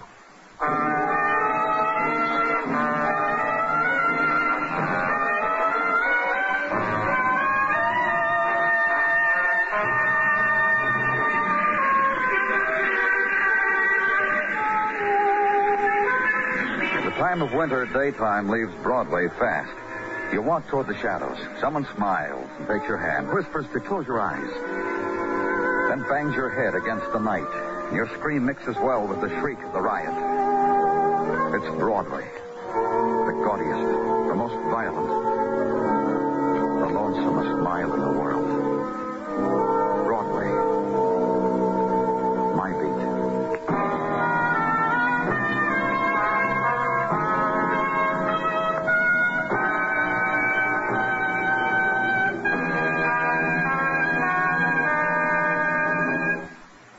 Broadway's My Beat stars Larry Thor as Detective Danny Clover, with Charles Calvert as Tartaglia and Jack Crucian as Muggavan. The program is produced and directed by Elliott Lewis, with music composed and conducted by Alexander Courage. In tonight's story, High Averback was heard as Mr. Dermot. Featured in the cast were Elvia Allman, Jerry Farber, Steve Roberts, and Hal Gerard.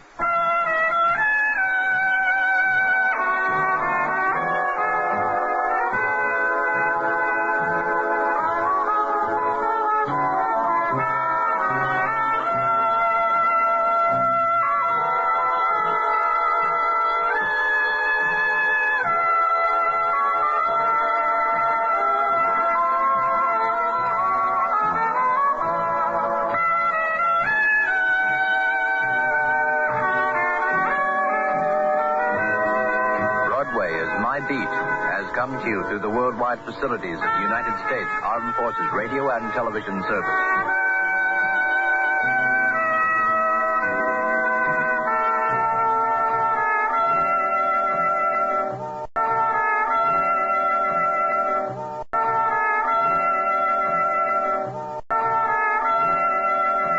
Two of my personal favorites, George Burns and Gracie Allen, are up next in our lineup.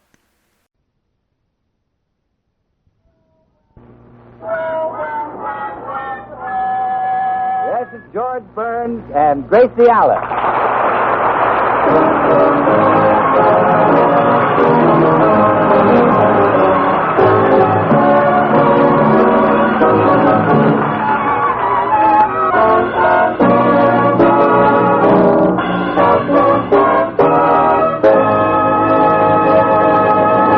As we join the Burnses today, we find them seated at the breakfast table. George has his face buried in the morning newspaper. George, Yes, dear? why don't you read the morning paper out loud so I can discuss things with you? What would you like to discuss? Many things. Sports, world affairs, science. Let's just have a good old intellectual free-for-all. Right now, I'm reading the baseball news. I'm afraid that's a subject you know nothing about. Oh, but I do, George. Let's talk baseball. How are the Yankees doing? Yankees are doing fine. Do you think they'll beat the Confederates?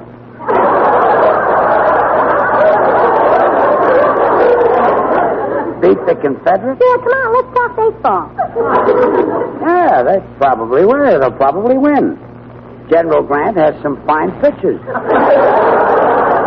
You know, the two teams I want to see play are the Reds and the Senators. They're amazing. What's amazing about them? Well, not long ago, the Senators were investigating the Reds, and now they're playing baseball together. Happy Chandler fixed it up. Oh? Brother of Sliding Billy Watson. Oh, yes. Tell me, what's the Brooklyn team doing now? They're playing with the Cards. Oh, gave up baseball, huh? Yeah, they took up bridge. Well, so much for baseball. Now, what else have you been reading? The market news, but don't bother to Oh, discuss. yes, the market. If you ask me, things are taking a drop in the market. You don't say. Yeah, lettuce was a penny cheaper yesterday. How about AT&T? Never drink it. Use Maxwell's coffee. Well, naturally, yes.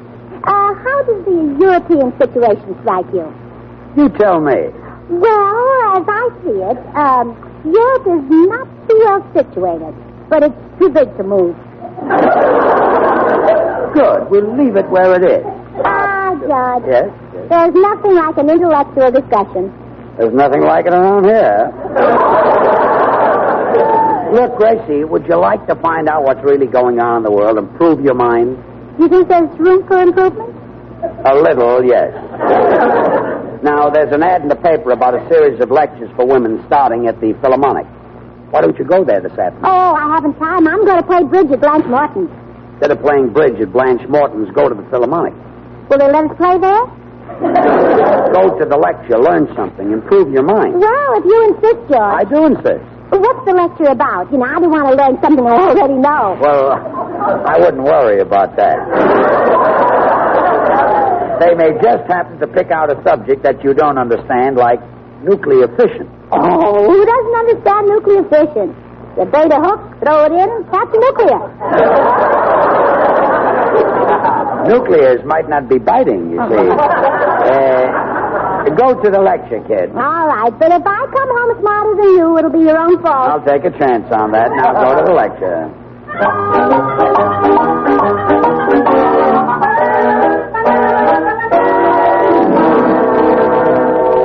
And so I say to you, women of America, the time has come for us to demand equal rights with men. We've been pushed around long enough. Look how men have persecuted women down through the years. They forced the girls in Turkey to wear veils. In the Middle Ages, women were bought and sold like corn. And even today we're imposed upon. Why hasn't there ever been a woman president? I'll tell you why. Women do not have equality. I say to you, men have made us their pawns long enough. Now we demand restitution. For 3,000 years, men have forced us to give up our names and take theirs when we marry them. Why can't they take our names? Arise, women. Make your home a battlefield. The enemy is your own husband. Fight him until he surrenders. Make him remove the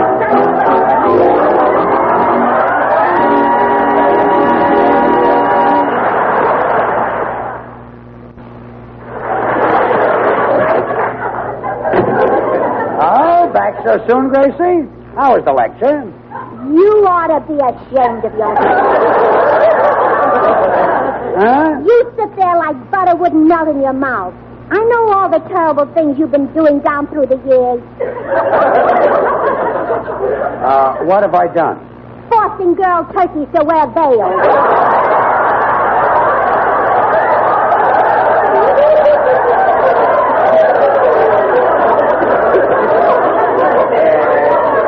Gracie. Selling middle-aged women with corns. Corns? I don't know. Why hasn't there ever been a woman president? I'll tell you why. Women have no quality.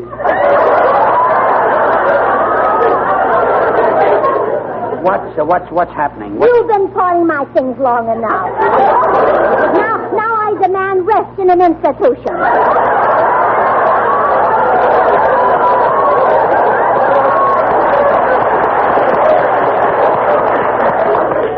I think it would help. I see. What in the world are you talking about? Women's rights. That's what I'm talking about, Mr. Gracie Allen. Mr. Gracie Allen? I'm George Burns. You've been George Burns for 3,000 years. Now you're going to be Mr. Allen. Gracie, sit down and try to tell me calmly just what happened to you this afternoon. Well, I went to a lecture given by that inspired leader, Colonel Gertrude Brown. Colonel? Yes. Where did she get that name? From an army officer. I think she wrestled him for it. Murder. You think women can't do anything. You men are big shots.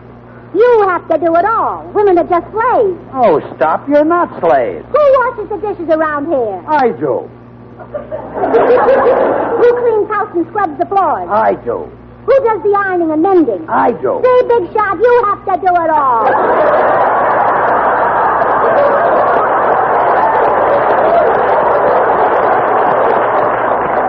You can't win. We women are tired of being pushed around. And in America, of all places.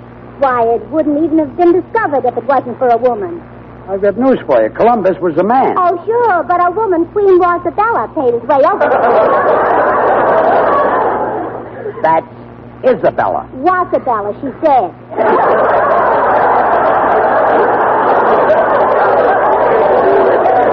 My mistake. And after America was discovered, it was women who explored it and found the great rivers. That's why they're named after the women. You mean... Is it Mississippi? No, it's Mississippi. Oh, Sarah Shippey, the tall red-headed girl. There aren't any men explorers, only those rugged women blazing a trail across America with no help at all. What about LaSalle and Hudson and DeSoto? Those brave women didn't ride in automobiles. All through our history, women have had more courage. Even the female animals were braver. Female animals? Look at the Battle of Bull Run. The cow didn't run.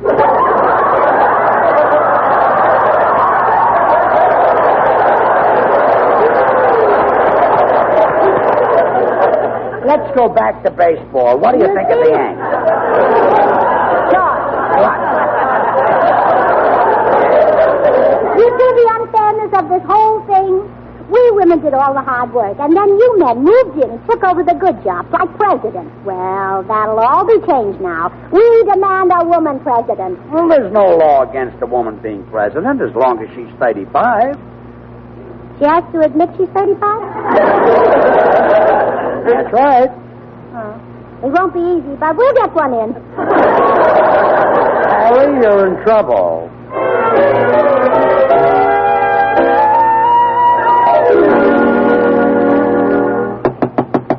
Come in. Howdy, little man. Oh, hello, Mr. Judson. Say, tell me something. Has your wife ever joined one of those crazy crusades for women's rights? Never, little man. No, you see, Texas women are contented. Really? Texas women have got the one thing that every woman wants. What's that? Texas men. Naturally, yes. Yeah, our wives wouldn't do nothing to cause us distress. Your marriage must be a delight. Yeah. Hey, has your pretty little wife got herself mixed up in one of them women's rights movements? I'll say she has. Gracie is burned up because no woman has ever held the highest office in this country. Well, now, that's not so. Ma Ferguson was governor of Texas.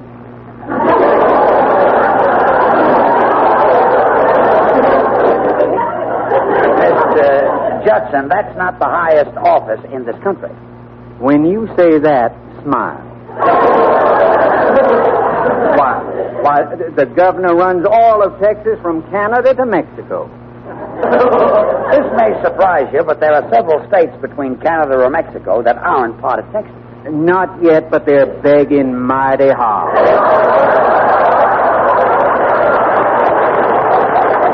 Well, Gracie thinks there should be a woman president. In fact, she thinks women should run everything. Ain't she a case? That isn't funny, Judson. No? No. When she gets one of those crazy notions, I suffer for it. Life just isn't worth living. Oh, now, don't take that Oklahoma attitude. Maybe I can help you talk her out of this idea. See, if you only could, I'd be your pal. George, have you seen my... Oh, hello, Mr. Judson. Howdy, little lady. Say, your husband tells me you want women to run the country. Not only the country, but the cities, too. We'll take over everything. Oh, but, ma'am, there's some jobs that women just can't handle, like managing the Army and Navy. Now, who's going to be Secretary of War and Secretary of the Navy? We won't waste money hiring those secretaries. The soldiers and sailors can type their own letters.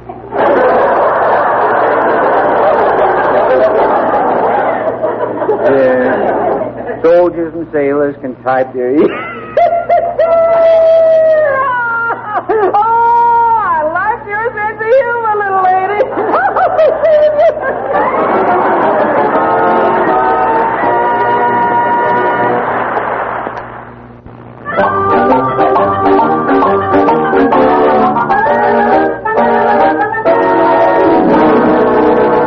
Look, Gracie, I won't stand for any more of this nonsense about women's rights. You've got to give up this ridiculous thing. I'm not a quitter, George. It didn't even stop me when my mother said that. Your mother said give up this ridiculous thing? Yeah, the first time I brought you home.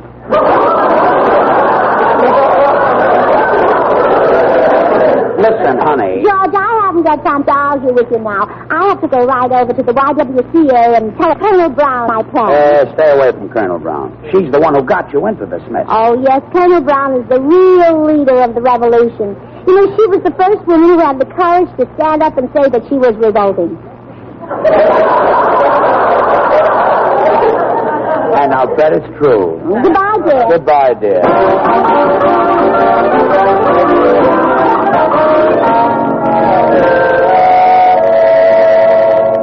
Colonel Brown? Yes? Private Gracie Allen reporting. Always glad to welcome a new recruit to our brave army. Aye, aye, sir. You may sit down, Private Allen. Although an officer, I do not exercise my prerogative. Well, you should. You're getting a little heavy. Private Allen. Can't I be an officer? I've done a lot for our cause. You must work your way up through the ranks before you get your insignia. Insignia? They indicate the rank you hold. I'm in civilian clothes now, but when in uniform, I have an eagle on my shoulder. Don't the feathers tickle you? Just a moment, Private Allen. I appreciate your zeal, but you need guidance. Well, then why don't you guide me, Colonel? Move into my house and make it your headquarters. I would like a change from the YWCA. I'll pack immediately. My Gladstone is under the bed. Oh, good. Get him to help you pack. A Gladstone is a suitcase. Oh, well, you go right over to my house, 360 North Camden, and I'll join you as soon as I'm through shopping. My husband will let you in. He'd better let me in. Colonel, now I know he's a man, one of the enemy, but be gentle with him. He shouldn't be mistreated at his age. Oh, he's an elderly person? Yes. Something happened that made me realize how old he is. When he sees the movies on television, he remembers when they first came out. I'll be as gentle as possible.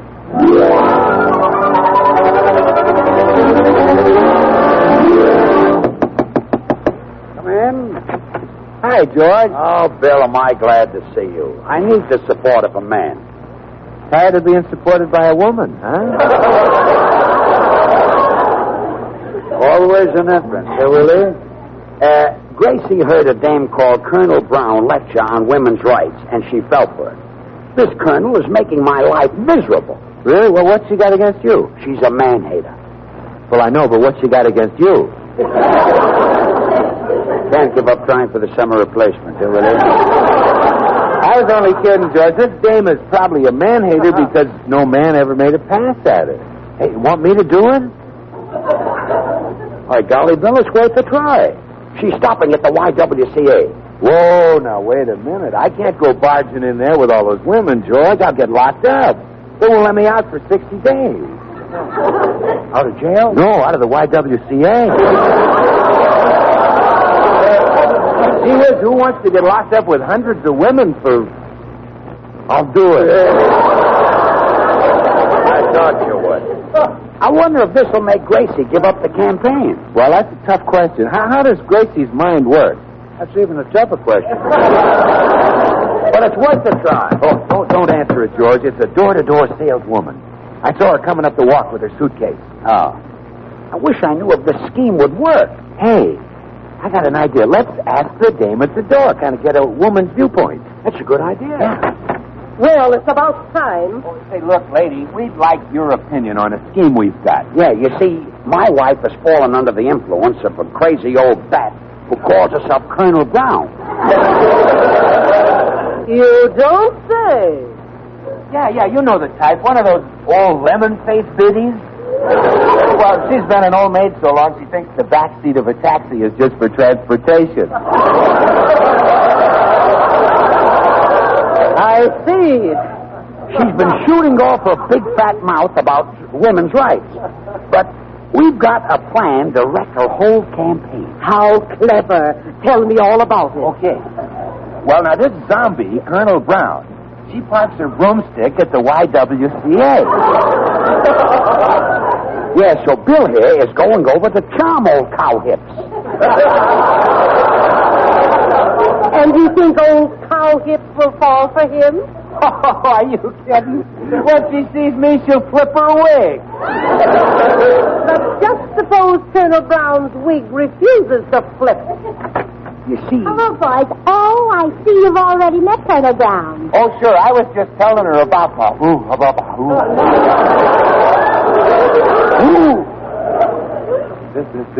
This is Colonel Brown?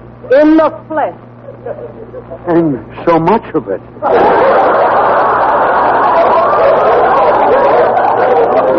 I I'm happy to meet you, Colonel. And afterwards I shall take this charming young man by the arm. Yeah? And break it. Only the coffee is a hit, Bill. Yeah, I'm getting out of here. Out. But Colonel Brown, why were you angry with Bill? That young man and your husband attempted to lure me away from our cause. But I showed them my bulldog tenacity. Well, I hope he bit them. And now that you're going to live here, we can fight these men together. Who's going to live here? She's going to live here. Oh, no, she's not. Oh, yes, she is. Oh, no, she's not. Oh, yes, I am. She's going to live here. From now on, you'll behave like a husband should, Mr. Allen. No, none of that Mr. Allen stuff. I'm Mr. Burns. You're Mr. Allen. Oh, no, Oh, I'm now, not. don't waste your time with that again. I've overdone it, huh? Yeah.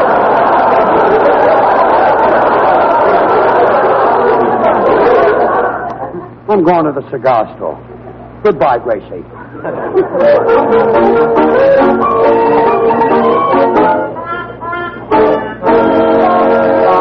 I tell you, Harry, it's murder. She wants to call me Mr. Gracie Allen. Oh, you poor chump. I'm glad my wife isn't like Gracie. Her maiden name was Blanche Truffle. I'd hate to be called that. Well, hey, I've got an idea.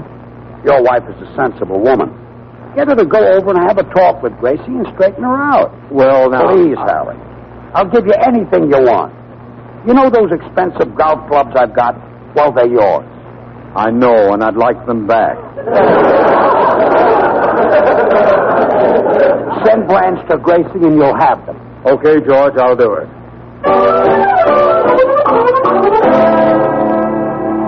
Well, I'm glad you dropped by, Blanche. Here's someone I'd like you to meet. Colonel Brown, this is my dear friend, Blanche Morton. Here's my hand. Put her there. Well, she'll be more comfortable on the sofa. How do you do, Colonel? Gracie, what's all this foolishness I hear about you crusading for equal rights? It's not foolishness, Blanche. It's a great cause. Yes?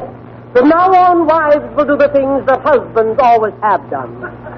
Well, Gracie, you mean you and George will trade places? That's right, Blanche. From now on, I'm wearing the girdle in this family. But this'll never work. Men have always been the masters. We can change all that, Blanche. We can? We should. Tell her our plan, Colonel. If we women stick together and play our cards right.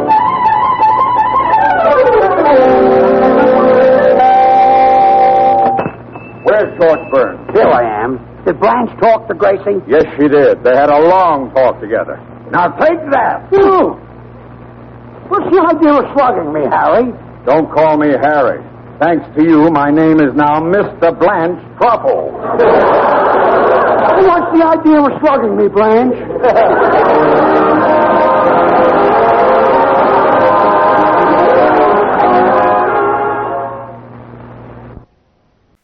Hunt the Biggest of All game with the Green Hornet and Kato coming up next. The Green Hornet.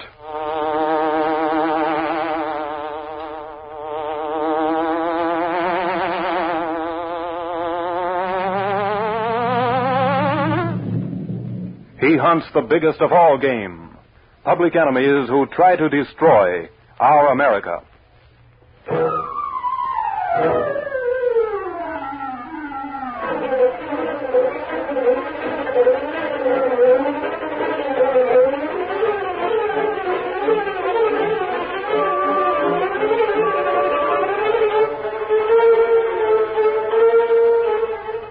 With his faithful valet Cato, Britt Reed, daring young publisher, matches wits with racketeers and saboteurs, risking his life that criminals and racketeers will feel the weight of the law by the sting of the Green Hornet.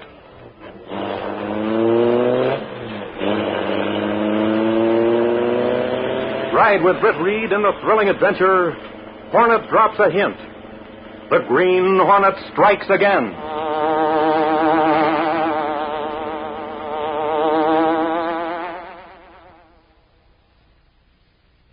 And now, the Green Hornet.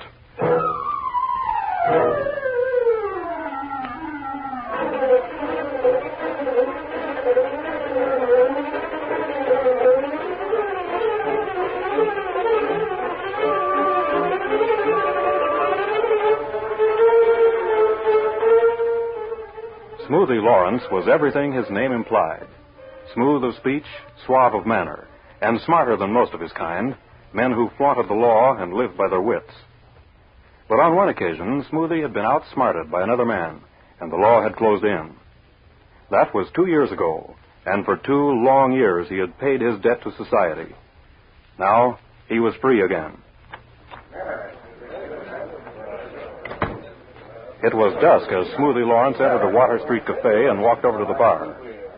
His mind was filled with hatred for the man who had taken 2 years out of his life, and his face was grim as he stopped at the bar and gave his order. Give me a double rye, Joe. Yeah. Well, hiya, Smoothie. Double rye coming right up. There you are, Smoothie. Thanks. You got things lined up for yourself? Before I start lining anything up, I have to get something off my mind. Yeah? I've been noticing you got something bothering you. That's right, I have. A dame, maybe? No, not a dame, Joe. I'm trying to figure out a way to get back at the double-crosser who caused me to be sent up. Yeah, I remember. The paper said you was put on the spot by the Green Hornet. Yeah, that's right. Well, now you know. Holy smoke, Smoothie. You better steer clear of that guy. Forget it, Joe. I know what I want to do, and I'll find a way. See you later. So long. Yeah, so long, Smoothie. And good luck. Yeah. It's gotten to the point where I can't even keep my mouth shut. Just a minute, please. I'd like a word with you. Who are you? What do you want? I was at the bar in the cafe. I overheard your conversation with the bartender. Really? Maybe you'll tell me just what business it is of yours. Take it easy, my friend. What I have to say will be important to you. That remains to be seen. If this is some gag, or if you're trying to... Now, wait, let me explain. My name is Max Zinder. I know you're Smoothie Lawrence. You get around, don't you, chum? Of course. It's part of my business. What's your business? Does it matter? Listen, Zinder, if you now, think wait a minute. Suppose I tell you I can show you how to make a large sum of money and at the same time get back at the Green Hornet. Would you be interested? Maybe. Get to the point. If you're interested, we'll go to my place and I'll give you the details. What have I got to lose? I'll go along with you. But let me tip you off to this. If you're pulling my leg, pal, you'll be plenty sorry.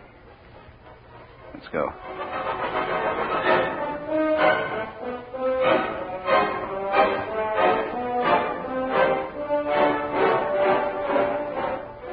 A short time later, in an apartment on the west side, Smoothie Lawrence listened intently as Max Zinder outlined his plan. Now, let me repeat what I've told you. The attaché will leave that consulate at 8 o'clock tomorrow night on the way to the airport. You say the consulate car will be driven by one of your men? Mm-hmm. That's right. Of course, at the consulate, he's known as a trusted employee. And I'm to follow in a car which you'll provide, huh? Yes. The driver of the attaché's car will pretend he's got motor trouble somewhere along the river road. He'll get out to work on it. That's when I'm to take over. That it? Exactly. Get the papers the attaché will be carrying and bring them here to me. Of course, it'll be necessary to eliminate him. Now, hold on. Why can't I grab the papers and leave? Now, what's the idea to tell about the so-called car trouble and the actions of the driver. It might lead to complications, my friend. After all, I didn't know I was... Now, remember, you'll be paid $10,000 cash for the job, Smoothie. And the Hornet will be blamed. You haven't told me just how suspicion is to be directed to the Green Hornet, Zinder. Look, here in my wallet, I have something that'll do the trick. See this? Ah, a Hornet seal. Is it really one of his own, or did you... It's genuine. It was left as a warning with one of our workers in the past. He was later caught because of the Hornet. So you have it in for him, too, huh? The Green Hornet is a continual threat to our organization. Why don't you pull this job yourself? In my position, I can't afford chances. You can, for a price. I'll be at a reception at the consulate tomorrow night. I'll stay there until the news of the attaché's misfortune is made known. So you'll be in the clear, huh? Okay, I'll go through with it. And leave that seal for the police to find. Ah, good. I knew we'd come to an understanding. Tomorrow night I'll get those papers, you'll get the money, and your revenge on the Green Hornet in the bargain.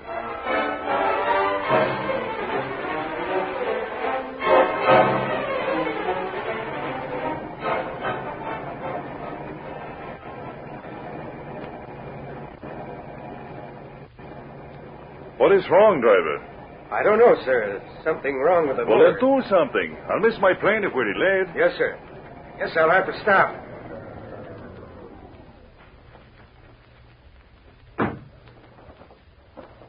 Hurry, we haven't much time.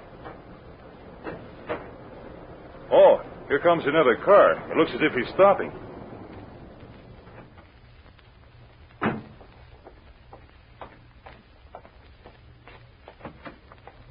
Good evening. It's nice of you to stop, senor. We seem to be having trouble. Your troubles are just about over, pal. Wait, I don't understand.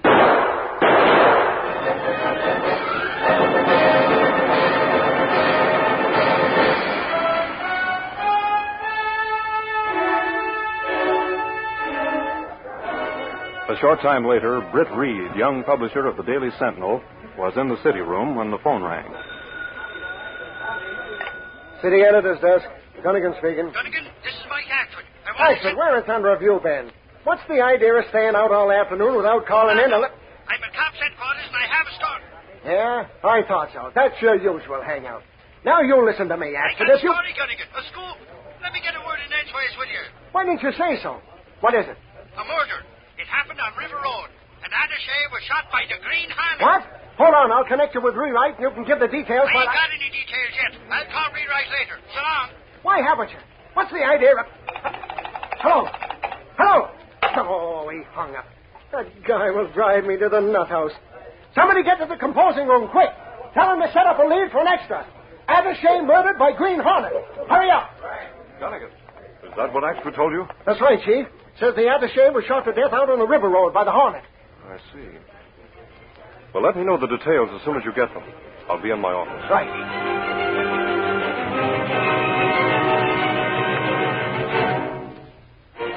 Hi, Reed. I just came from Cops Headquarters. I phoned in the details on that murder a while ago. Yes, I know. I understand a hornet seal was found on the body. Sure. It was stuck right on the guy's forehead. Well, what about the chauffeur? He says the Green Hornet blocked the road with his car, so he had to stop. Then the Spalpeen pulled open the rear door of the consulate car and shot the attaché in cold blood. The cops didn't hold the driver. Strange the driver was unharmed. Oh, the Hornet would have shot him, too. Only the driver says he hopped out quick as the wink and lit out for the bushes, with bullets whizzing alongside his head. Then another car came along, and the Hornet beat it. Where's the chauffeur now, do you know? After he told his story, they let him go back to the consulate. 'Tis a clear case against the Green Hornet, to my way of thinking. Have the police figured out why the murder was committed? Reed, it's off the record for now. But the Hornet stole some important papers dealing with some matters in a South American country. Oh, I see. Well, keep on the case, Ashford, and let me know of any new developments. Okay, Reed. Sure, and I'm thinking that Green Hornet's going to be sorry he pulled this job.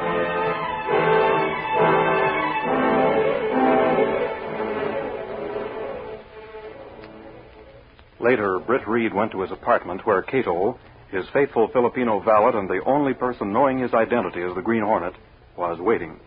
Cato, because of that hornet seal which was found on the murdered attaché, the authorities are hunting down the Hornet as the killer. It's not good. While they search for Hornet, real murderer have chance to get away. In my opinion, aspiring is at work. Those papers are very important, and in the wrong hands can cause great trouble. That's also not good. Something has to be done, and done quickly. You think of something, perhaps? If the driver of the consulate car is telling the truth, the killers have covered up well. But if he isn't... You think Green Hornet try to find out? Yes. The chauffeur for the consulate probably lives over the garage. We'll go there and see if there's a chance of breaking down his story. You go as Green Hornet in Black Beauty? Right. Come on. Stepping through a secret panel in the rear of a closet in his bedroom, Britt Reed and Cato went along a narrow passageway built within the walls of the apartment itself. This passage led to an adjoining building which fronted on a dark side street. Though supposedly abandoned, this building served as the hiding place for the sleek, super-powered Black Beauty, streamlined car of the Green Hornet. Britt Reed pressed a button. The great car roared into life. A section of the wall in front raised automatically, then closed as the gleaming Black Beauty sped into the darkness.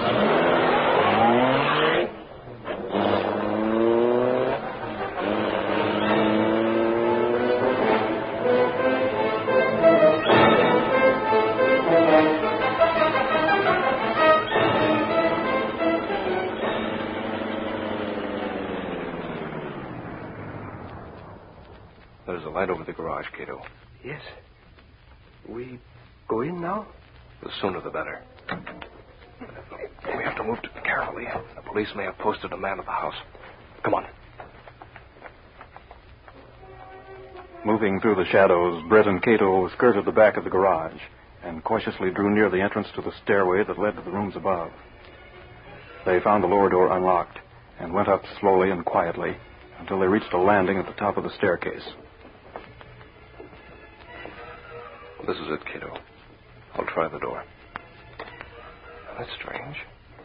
This door's unlocked, too. Well, here goes. Don't make a move, Rob. What's wrong? Great Scott. This is the consulate chauffeur, all right.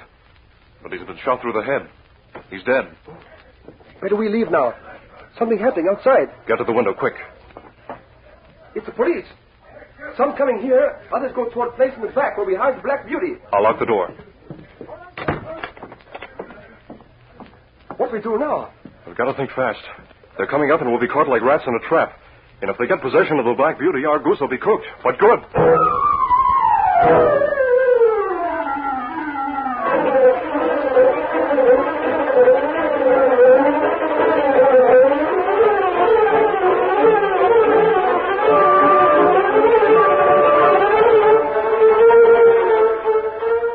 While several policemen started through the door leading to the stairway, two of the men rounded the back of the garage, and one of them noticed the dim outline of the Black Beauty a short distance away. Hey, look. Car back there. Come on, it might be the Hornet's car. Listen, that's a car starting up inside the garage. Well, I'll be... He left that other car as a plant while they get away in one of the consulate cars. Let's get the others and get around front to stop them. Hey, Sarge! They're going to come out through the garage doors of the car. Get ready to shoot them down. Shoot the lock off and let's bust in. That did it. Come on, open the doors and jump back.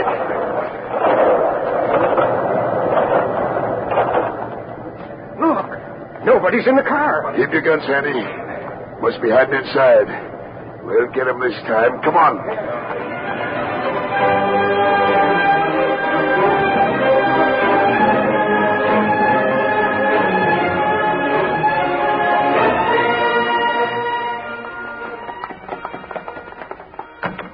Hop in, Cato. I'll drive. Lucky they fall for a scheme, Mr. Britt. Yes.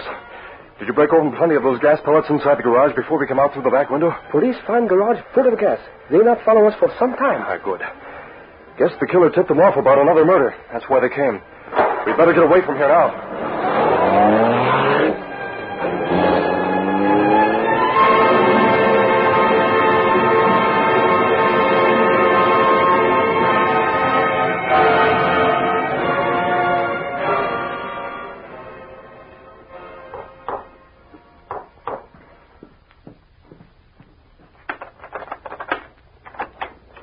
Come in, Smoothie. I was worried about you. Nothing to worry about, Zinder.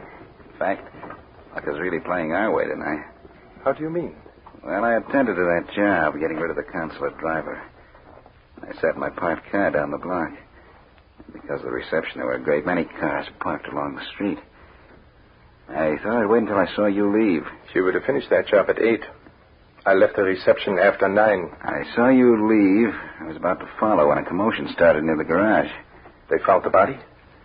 Yeah. Cigarette? Oh, thanks. Light? Thank you. What happened then? This is the luck I was talking about. Seems after I left, the Green Hornet went into the driver's rooms and was almost cornered by the police. Naturally, they blame him for what they found there. The body of that driver. Well, if you hear any more news about the hunt for the Hornet, let me know. I imagine he's a very puzzled man right now. Huh, Smoothie? You said it. You're not so smart. I'm going out a while. See you later. So long, Cinder.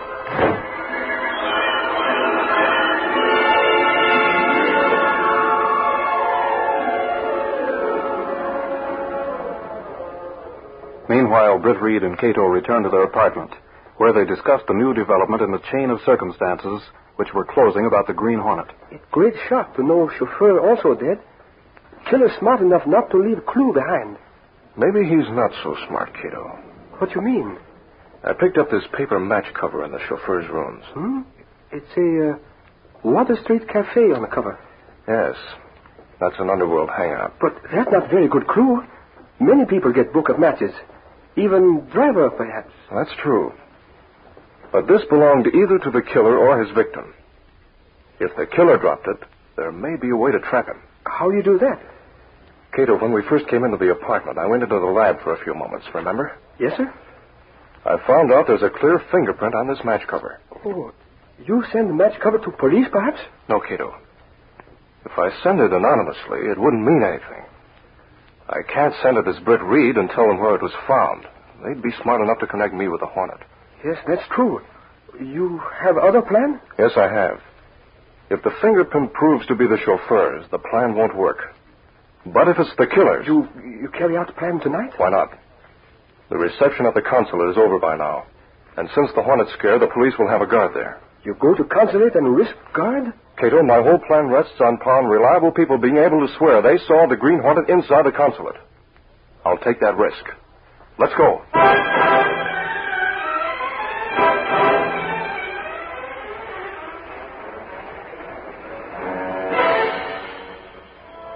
Arriving in an alley behind the consulate, Britt Reed and Cato left the Black Beauty and moved into the shadows near the house. After some time, Cato spoke. We watch library window long time now. Yes, but we can... Look, the consul's getting up from his desk. He's leaving the room. Yes. There. He put out the lights. You go in a few minutes? Yes. You stay outside the window in the shadows and keep the way clear for my escape. If anyone come here, I see him not interfere. Good. The police are on the front porch talking. They don't expect the Hornet to be returned here tonight, so guards haven't been posted in the rear. We really don't expect the Hornet to return here tonight, so one of you boys can go to headquarters with me. The other, you, Cassidy, can hang around out here. Okay, sir. Guess the consul's a little nervous anyway. Sure, but you can't blame him with the guy being killed and all. Officer. What's that? Come quickly. There's a prowler in the library. Holy smoke. How do you know? I heard a noise in there. Sounds like someone at the safe. Cassidy, you go down to the library window in case he tries to get out that way. Okay, sir. You come along with me. Right. This way, officer. This is the door of the library. I'll sneak the door open a little and take a look. See anybody? Glory be. Someone's trying to get into the safe and using matches for a light. The light switch is just inside the door to the right. Okay. When I give the word, we'll bust in, switch on the light, and catch him cold. I'm ready, Sarge. Here goes then. No! What the? Sarge! It's a Green Hornet! Use your gun, quick! Slow on, cover! He's making for the long window. I'll get him! Hold on. Cassidy's outside. I'll go out the French window and see if he needs help. Hey, Sarge, here's Cassidy, lying on the porch. What happened to him? I don't know. He's coming to now. Well, what happened, fella? I was sneaking up onto the porch to look in the window when someone whammed me from behind. Come on, we'll see if he got into the safe. He didn't get the safe open. Good, he dropped a book of paper matches. I'll take it along. What good will that do? You never can tell. It might have a fingerprint on it. Though that Hornet's been too smart to leave prints before. Yeah, but he didn't mean to drop that. That's right. I'll take it to headquarters and see what they can find. Let's hope it does show a print. Come on.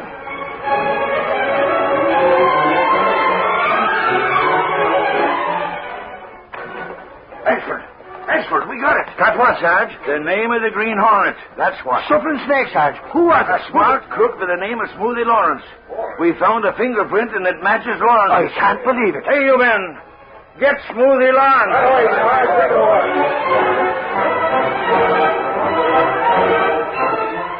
Any of the boys called in yet, Cassidy? Nope, they're still hunting, Sarge. We just gotta find Smoothie Lawrence.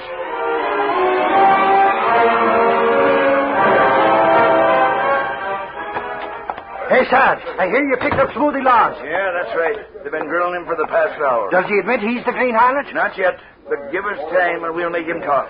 Come on, we'll see what's doing in there now.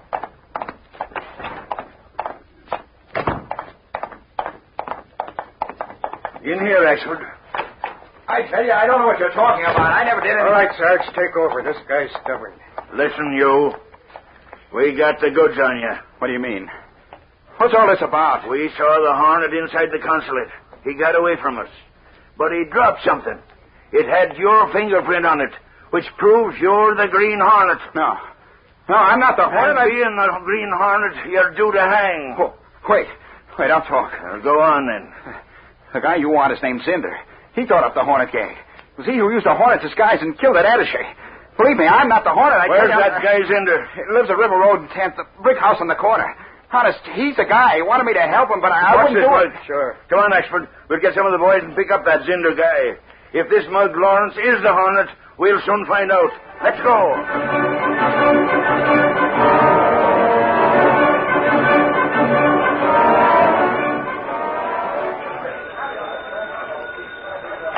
Sit at desk.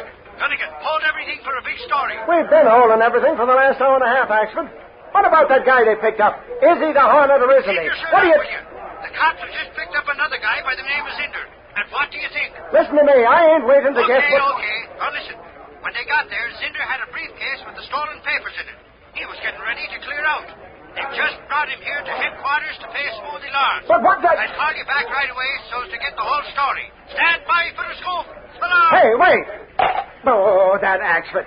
Hey, someone get to the composing room. Have them get ready for a big lead. The killers have been found and maybe the Green Hornet.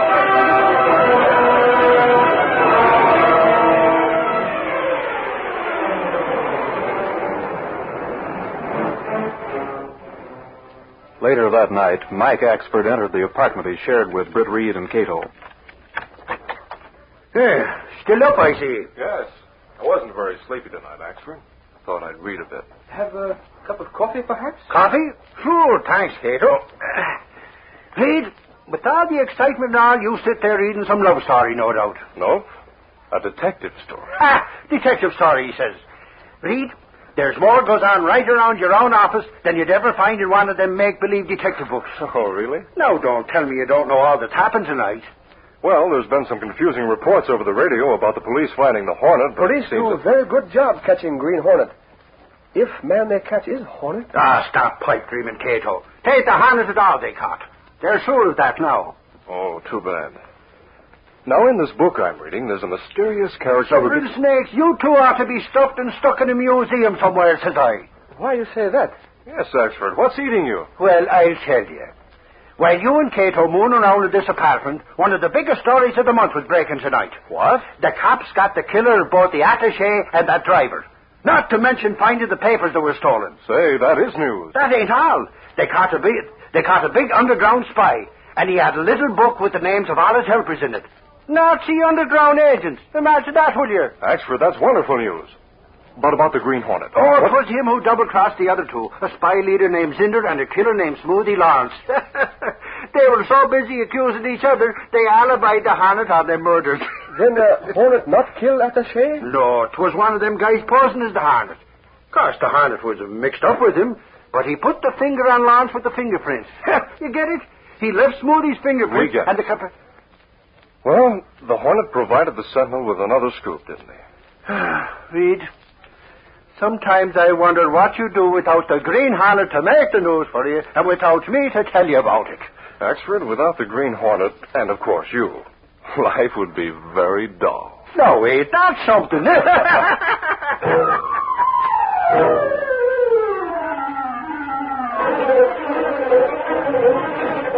Let's select 3 first boat.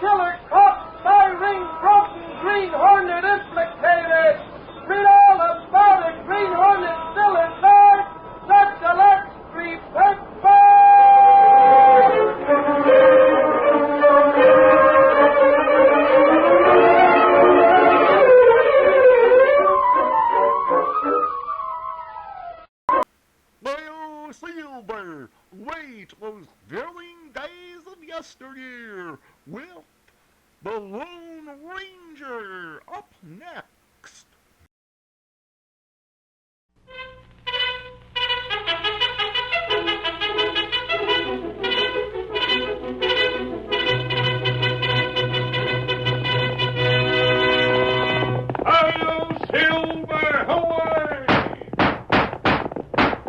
A fiery horse with the speed of light, a cloud of dust, and a hearty Hi-Yo Silver, the Lone Ranger.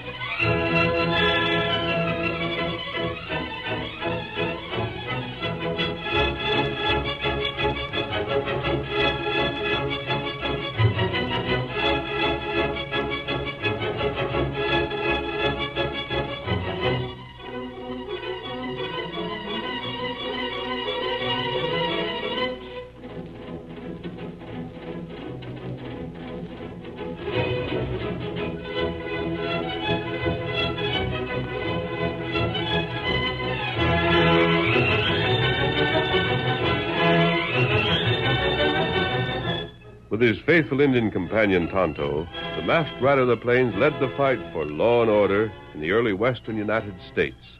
His strength and courage were always on the side of right against might. No man could match his daring and resourcefulness, and nowhere in the pages of history can one find a greater champion of justice. Return with us now to those thrilling days when the West was young. From out of the past come the thundering hoofbeats of the great horse Silver.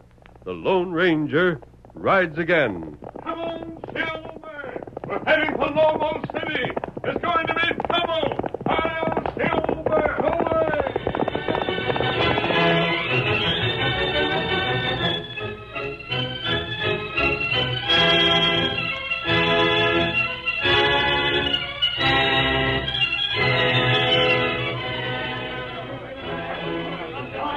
Stop that hombre! He just drilled the banker! Got him! Get him! A shouting, yelling crowd streamed down the main street of Lobo City, and like a small and frightened fox fleeing from a pack of hounds, a slim figure ran ahead of it, making desperately for the cattle train slowly pulling away from the public corrals. For a long moment, it seemed as if the fugitive must be either overtaken by his pursuers or be too late for the train that was gathering speed with every second. The crowd, sensing victory, gave a long, sustained shout of triumph. But abruptly, the triumph changed to rage.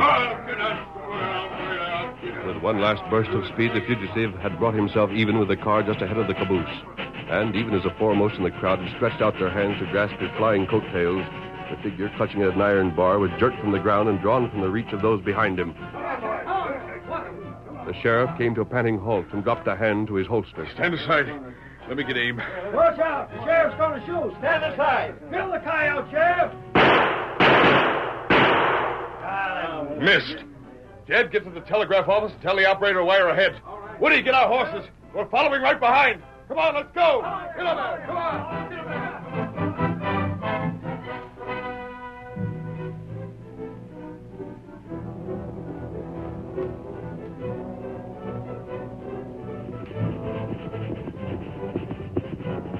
Tonto, look there. Hold there. You see that boy? Me see him. He's hanging on to the side of that car. And he can't draw himself up to get his footing. He's just holding on with his hands. There's plenty danger. He'll have to let go, and when he does, he's likely to drop onto those wheels. Tonto, I've got to get to him. Silver, old fellow. You'll have to catch up with that train. Come on, Silver. Get him up, Scout. Get him up. Get him up, Scout. Hurry, Silver. Hurry on.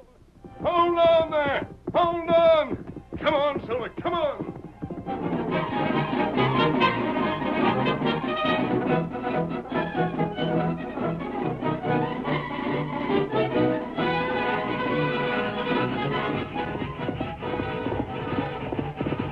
Not much farther now, old boy. Come on, Silver. Don't let go. Faster, Silver, faster. Hold on. All right, boy, just a little closer. A little closer. Can't hold on. I'm slipping. All right, Silver. No. Made it, boy. Hold to the saddle, young fellow. Solo, head south. Hail, Silver. Away.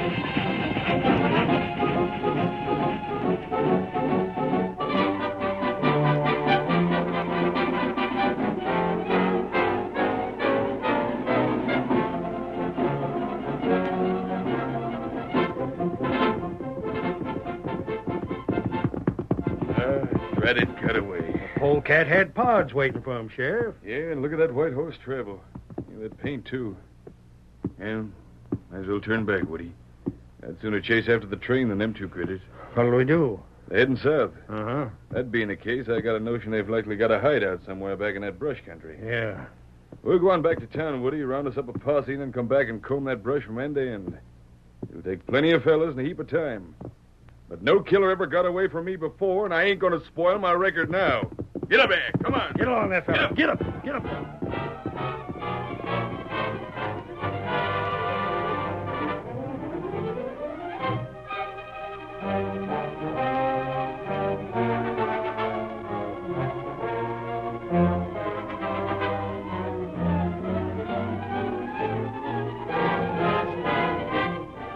A short time later, in the Lone Ranger's hidden camp, the masked man spoke to the fugitive he had rescued from certain death under the wheels of the speeding train, and... How do you feel now, young fellow? All right. Thank you. Arms hurt you? They still ache. Well, rest a bit. And be careful of your hands where you skinned them, and you'll be all right. By the way, what were you running from? Running? Did you think Tonto and I didn't know you were making an escape? I didn't... And don't worry. You don't look like a desperate criminal to me. You might tell us what happened, though. You won't make me go back. Well, I couldn't make you an outright promise. That would depend. Depend on... On why you left. For instance, you might be running away from home. Oh. In that case, I'd have to advise you to return. You're pretty young to be knocking about on your own, you know. I'm almost 20. Yes? You don't look it. I Stretched it a bit, huh? Well, let that pass. Why did you leave? I'd rather not say. Not a thief, are you? I am not. In any kind of trouble? Are you? Is that it? Yes. You feel like telling me about it? If you don't mind. Yes? I'd rather not. I see. Well, what'll I call you? You've got a name, haven't you? My name's Johnny. Johnny Baker. Johnny Baker. All right, Johnny. Just where do you think you're going from here? I don't know. No plans? No. Any money? Friends? Relatives? Please. Just now, I'd rather not talk. Very well. Try to sleep a bit if you can. You look as if you could use the rest. Tonto. Tonto here. Bring the horses. You're leaving? Only to get supplies. Oh. And we should be back before sundown. You'll be perfectly safe. This isn't a place easy to find. But Yes? Never mind. Before we go... What? I'll make a bargain with you. A bargain? Promise me you'll not leave until we get back, Johnny. And in exchange, I'll promise, no matter what I may hear, I'll not tell where you are. Agreed? You won't tell, will you? I won't. You have my word. Then I'll promise. Good. Yep. Come along, Tonto. See you later. Come on, Silver. Get him up, Scout. Why are you leaving? Didn't you hear me, Tonto? I told Johnny we were going for supplies. Oh, got plenty grub back in camp. I know. I'll be frank with you, Kemosabe. That was just an excuse. That's what Tonto think. The boy's admitted he's in trouble. Even if he doesn't wish to tell what that trouble is, I believe we should do our best to learn it. We may be able to help. That's right. We're going to Lobo City. Come on, Tonto. Let's travel. Get him up, Scout. Get him up. Come on, Silver. Come on.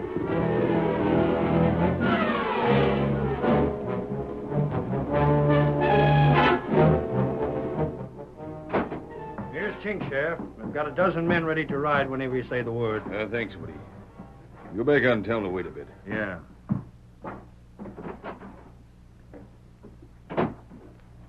Chink, sit down. Sheriff, what do you want with me? Just wanted to ask you a few questions before I left with the boys, is all. But there's nothing for you to get nervous about. What do you want to ask? You was down by Banker Ashton's place when he was killed. I had a right to be there. You can't go accusing me of nothing. He'd hired me to work around the place. You go ask Mr. Jinks if he didn't. Hey, what's all this? Well, you said that... I said you was down to the banker's place. Well, if you were working there, what's the fuss about? I just thought... Well, don't. You ain't cut out for it. Now, what'd the banker hire you for? To weed his garden. No. See him when he left the house? For a second, is all. See him when the shot was fired? Mm-mm. Where was you? In the garden. He must have been almost to the street. And what did you see? Just what I told you the other time. I heard the shot and looked up. The banker was falling. That kid was standing there staring at him with a gun in his hand. The gun was still smoking. Get a good look at the boy? Everything happened too sudden. Well, would you say he was a stranger, or did he look like someone who might belong around here? A stranger. Anything we can identify him by? How was he dressed? Like any other kid. Yeah, that's a help. Well, he had on a pair of blue jeans and ragged kind of coat, and he was wearing a cap. And, well, that's it. Well, I could go out in the street right now and bring in a dozen young ones just like him. Ain't that what I said? My if only one dressed different. Don't get head up, Chink. I was just hoping. I could identify his pards easy. One was a redskin, rides a paint, and the other a mask fell with a white horse. But the kid, well, unless we find them together, it's going to be hard to say. You can't add anything, eh? I've told you everything, and... And what? Well, if you'd been awake at first when I started yelling and chasing him, you wouldn't have to be looking for him now. He'd be safe in jail. Yeah, likely he would. All right, Chink. That'll be all. You can go. I'll be at the cafe if you want me. Got to swamp out. Not so fast. A masked man. You're the same masked man. Careful, Sheriff. You can't. Just keep your hand clear of that holster. How'd you get in without my knowing it? The back door. I suggest you keep it locked. This yours, Chink? Huh? I asked if this was yours. It was here on the floor where you were sitting. That ain't mine. I never saw it before in my life. Very well. I'll keep it then. What'd you put in your pocket? You'll see it. I want to know. later. Now, look here, mister. You can't... Quiet. I tell Sheriff, I came here to get some information. I learned most of what I wanted to know from your conversation here with Chink. But you need correction. Huh? Tonto and I never saw the boy before. We're not his partners. Whatever he may have done before he escaped from town, we're not concerned in. If you weren't his pards, why were you waiting close to the railroad to meet him? We were just riding by. You don't believe it? When I see you meet that kid with my own eyes, when you come in here wearing a mask, when it's as plain as a nose on Chink's face, you're a crook. Stranger, if you didn't have the drop on me, you'd be behind bars this minute. Adios. Hey, now, wait a minute. I'm leaving the way I came. When I'm gone, call for help if you will, but you won't get... Now, you listen here. We'll meet again. Woody, Jake, everybody, around back. The masked man, get him.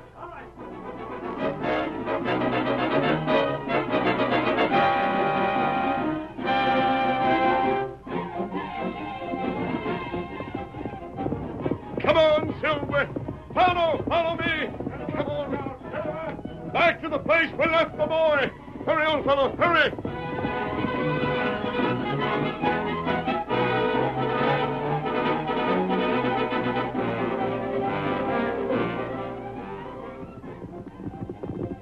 Here we are. Pull up. Hold, Scout. Hold this. Hold there. Tonto, he's gone. Not see him. But he promised to wait until we return. He's got to be found. Where we look? I don't know, Kimasabi, but I do know this. Till we find that boy and get his story, I haven't a chance in the world to prove my innocence. Back to camp, Tonto. Get him up, Scout. Hail, Silver, away!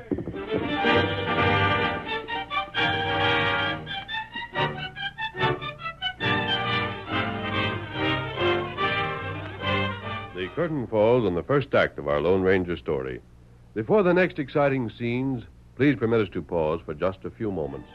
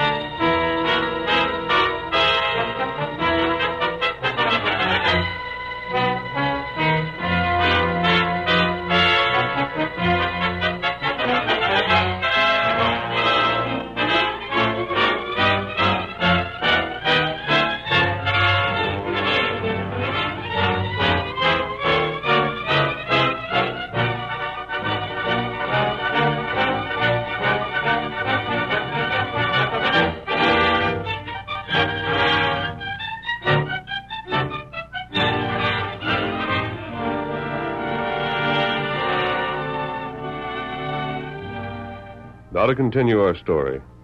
On the way to their camp, the Lone Ranger and Tonto slowed to a trot. And when they had reached the edge of the brush country where they had taken refuge after first rescuing the boy, the masked man suddenly raised his hand in a signal to halt. Tonto, wait. Oh, Silver. Oh, boy. Oh, Scout. What matter? See that? Boy. It's Johnny, all right. Heading back toward the railroad. I have an idea he plans to get another ride if he can. Or... What you think? Or he might try to reach town. Why him do that? Ashton wasn't killed for nothing. The motive might have been robbery. In that case, he might have had to hide the money in a hurry in order to make his escape. He might return for it. You think boy shoot banker? No, Tonto. To be honest with you, I don't. Him all right. I think the same. But he is mixed up in this. He's admitted he's in trouble. That's right. And he's refused to explain himself. In other words, he obviously has something to hide. Tonto, I think we'll learn more if we follow Johnny secretly than if we stop him. Maybe you're right. He is heading for town, Kimosabe. See? Now he's turned east. He's going to parallel the trail. Come on, Tonto. We'd better get out of sight before the boy looks back. Come on, Silver. Get him up, Scout.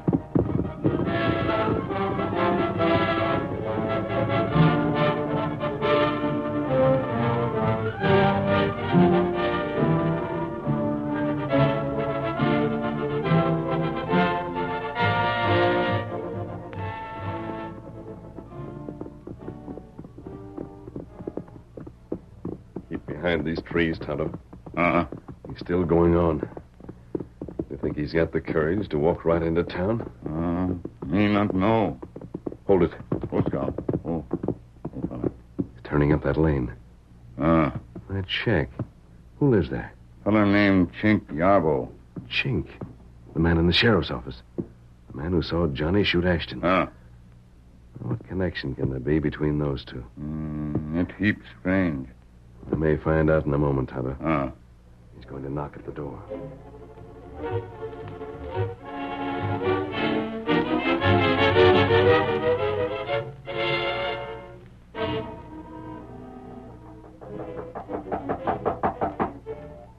Yeah?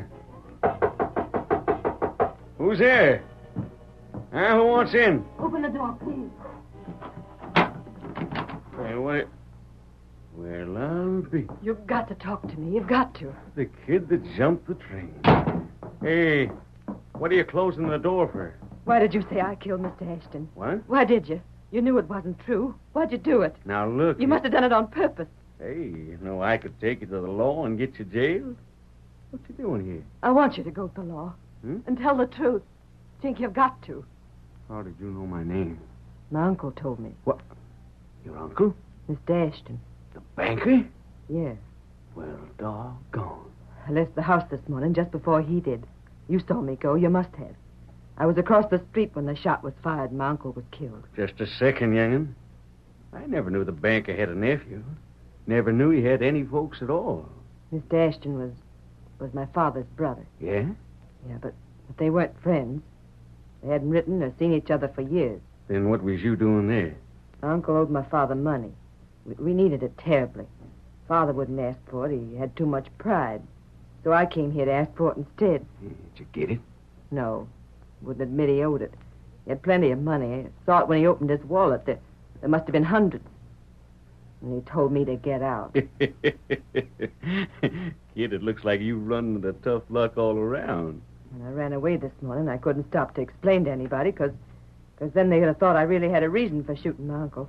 They'd have been certain I was guilty. And so now you sneak back to get me to tell the sheriff it weren't you after all, huh? You must. Why? Why?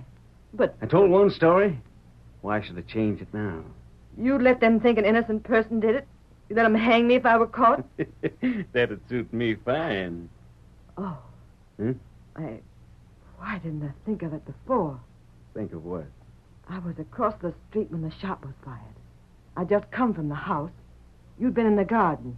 You were the only other person around. No one else could have come there in just a couple of seconds it took me to leave. Beginning to savvy, huh? You fired that shot. That's why you said it was me. You threw the blame on me so that you wouldn't be suspected. Sure. Oh. Hey, where you going? I'll tell them. Oh, no, you don't. Stay back. Come back here. Let go. You little wildcat. Quit kicking. Let me go. Let me go. I'll teach you. Oh, my cap. Don't you... You talk. Well, I'll be switched. You beast. Long hair. All done up under this cap. A girl. Dressed up like a boy. Give me that cap. Oh, you. Who opened that door? This wallet. The one my uncle had. I saw him with it. That was thrown in? Yes. The mayor's man picked it up in the sheriff's office. That means he's outside now. He's heard what I said. He's in there, Sheriff. Go in and get him. The sheriff?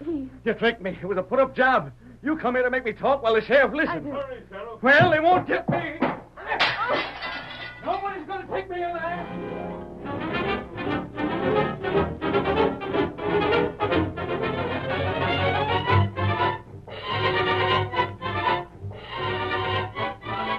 Him jump out window. There he goes.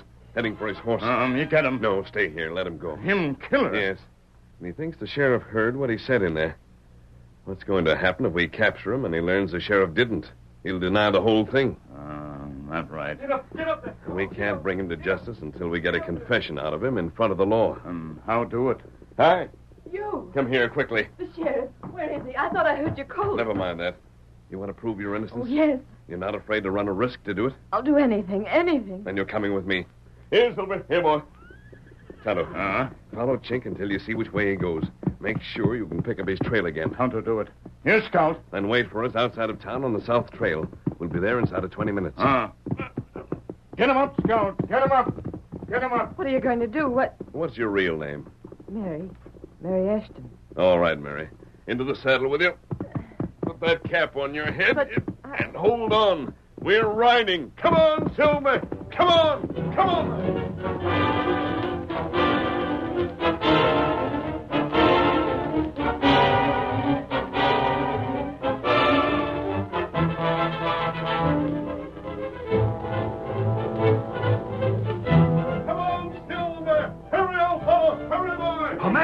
There's the kid that shot the banker. Sheriff!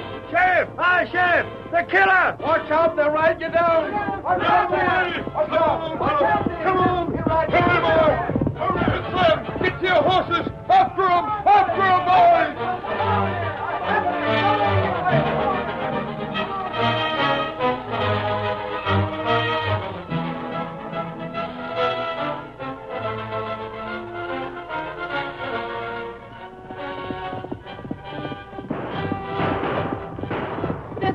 Good. Tonto, hello there. Go that way. Lead on. Get him up, Scout. Get him up. We've got to catch him, Tonto. Hold of the saddle, Mary. Come on, Silver. Come on.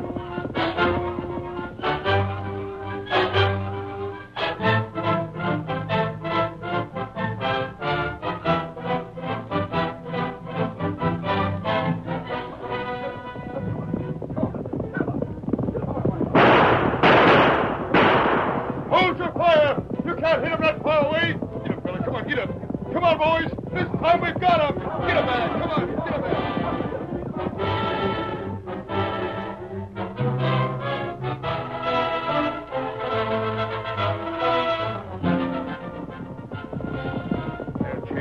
stopping. He knows he can't get away. He's going to make a stand. He's out of the saddle. He's dropping behind those rocks. I miss him. Come on, old fellow.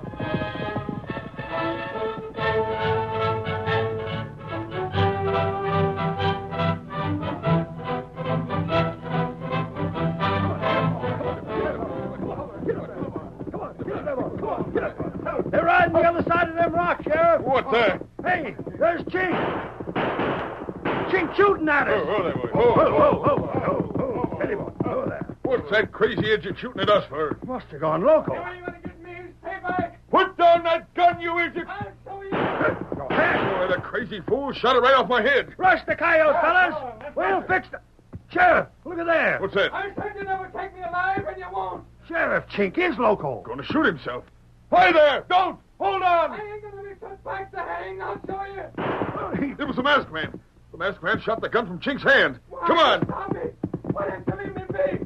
What'd you have to put in for? Because you're going to take your medicine just like any other killer. I wish it had been you I'd killed instead of the baker. Well, I'll be... What, And if I'd known you was listening outside my place, Sheriff, I'd have billed you. Hold him, Sheriff. So you're the killer, Chink. You knew it. He didn't know it until you just told him. If he didn't, what was he chasing after me for with a posse? He wasn't. I was chasing the masked man and the kid here. What? That's why we rode through town, Sheriff, to get you to follow. We heard Chink admit his guilt. We let him believe you'd been there to hear it also. When he saw you coming, he was certain you were after him. Well, doggone. And this boy you thought a killer is a girl, Ashton's niece. Ashton's niece? Girl? Did Ashton have a family, Sheriff? Why, no, but... Well, then, Mary, it looks as if you'll be all right after all. All Ashton's money will go to your father. Gosh, well, miss, I don't know what to say. I never fired at a woman before in my life. If I'd only have known, It wasn't your fault, Sheriff. You couldn't know. Yeah, but golly, when folks find out about this, I'll see to it that you're not blamed. Oh, gosh, miss, I hope so. And you shouldn't take it so hard, Sheriff. Huh? I even fooled the masked man. Hail Silver, away!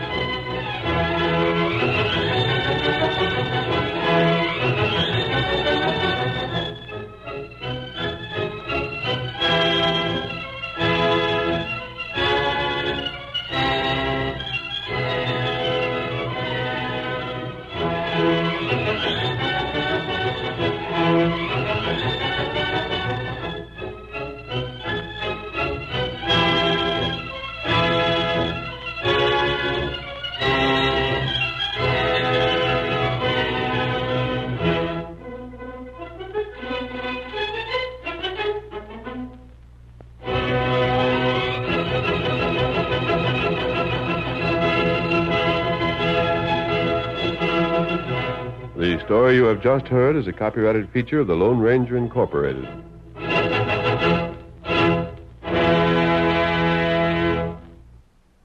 Crime doesn't stand a chance against Dick Tracy. Up next.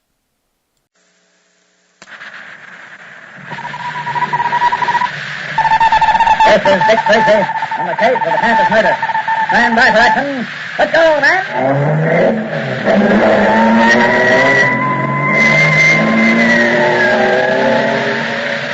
Yes, it's Dick Tracy, protector of law and order. But Tracy fans, today is the celebration of Indiana Day. On December 11, 1816, Indiana became the 19th state to join the Union. You know, it's said that less than 300 years ago, French trappers and fur traders were the first white men to enter that region, but it wasn't until about 80 years later that the first permanent settlement was made at Fort Vincennes. And as late as 1811, Indians were still making trouble in the area, but General William Henry Harrison, who later became president, waged war against the unfriendly Indians who followed Tecumseh. He defeated them decisively, if you recall, in the Battle of Tippecanoe. There was practically no trouble after that. But 5 years later, Indiana became a state. 300 years ago, a wilderness, today, the 12th ranking state in population. Yes, 3.5 million people are proud to make their homes in the Hoosier State. That's Indiana's nickname. The state's flower is Virginia. Its capital, Indianapolis. Indiana's motto is the crossroads of America. So Tracy fans all over America have joined the people of the Hoosier State in saluting the 130th anniversary of Indiana becoming one of these states. And now, it's Tracy. A man has been killed and $10,000 is missing. All this followed a football game at the exclusive Calvert Academy. The murderer had vanished, and it looked like the perfect crime until Kip Nichols, a member of the Board of Trustees at Calvert Academy, came forward with some important information. He said that he had seen a man run out of the building and drive off in a taxi cab, and that furthermore, he had gotten the license number. And this brought an unexplained outburst from Joe Gears. Today's episode begins in the apartment of Joe's father, 50 Gears.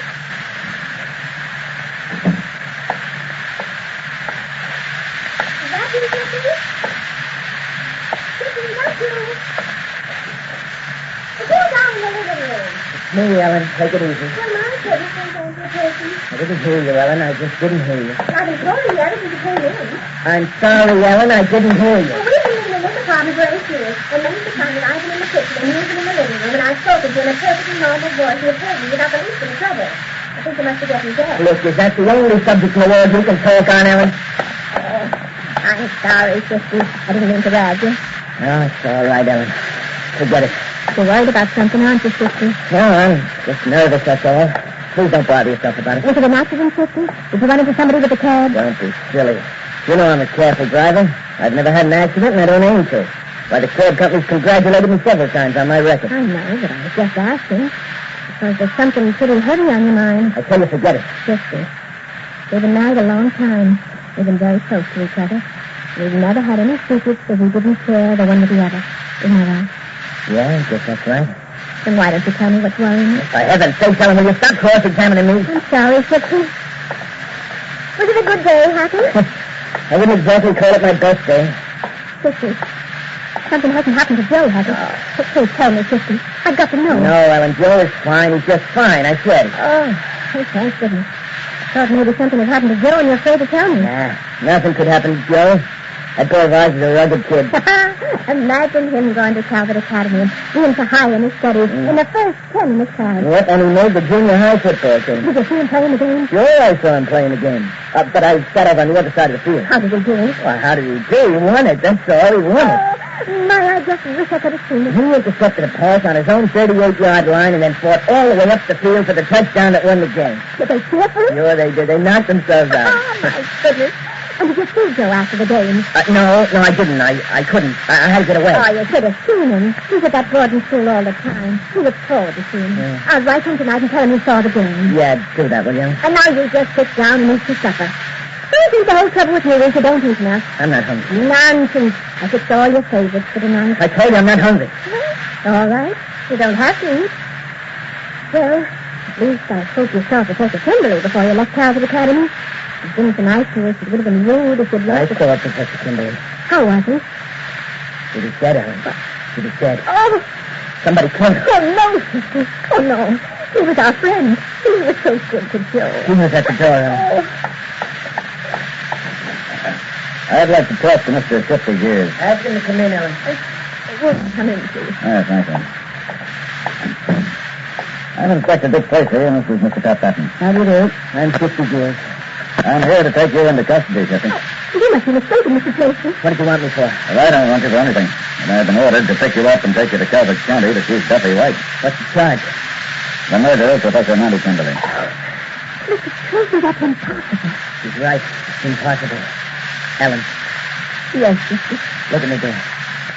Remember you said that we've never had any secrets from each other? I remember. Though we still haven't. I've never killed anybody. I know that, sister.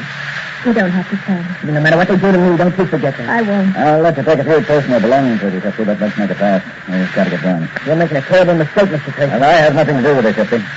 I told you that I've been ordered to pick you up and deliver you to Chief White. And what, Shifty? As soon as we get going, we're ready. Well, it's not just me, Mr. Tracy, Mr. Patton. I don't care about myself. But you're going to do terrible harm to two other innocent people. My wife, Ellen, and my son. Oh, is your son Joe Grooves the one who goes to Calvert Academy with me that touchdown? Yeah. That puts quite a little twist on it, doesn't it, son? Yes, it sure does, Dick. You mind if I ask a question, Kitty? What is it? Doesn't it seem a little odd that the son of a taxi driver should be going to a swell school like Calvert Academy? What's odd about it? Our boy's good enough for any school in the country. I didn't mean it like that, Mrs. Gears. Sure, your son's one of the finest young halfbacks I've ever seen dance down the field. And I'm positive he's even better than studies.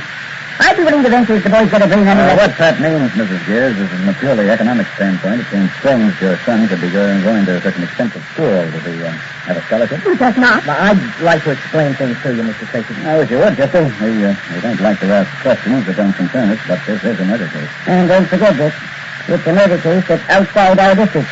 Once we deliver 50 Gears to the sheriff, our only interest in the proceedings is that of private citizens. It's an unfortunate technicality that I'm beginning to regret more and more. Okay, so please tell us about Joe. Well, it's pretty simple, Mr. Tracy.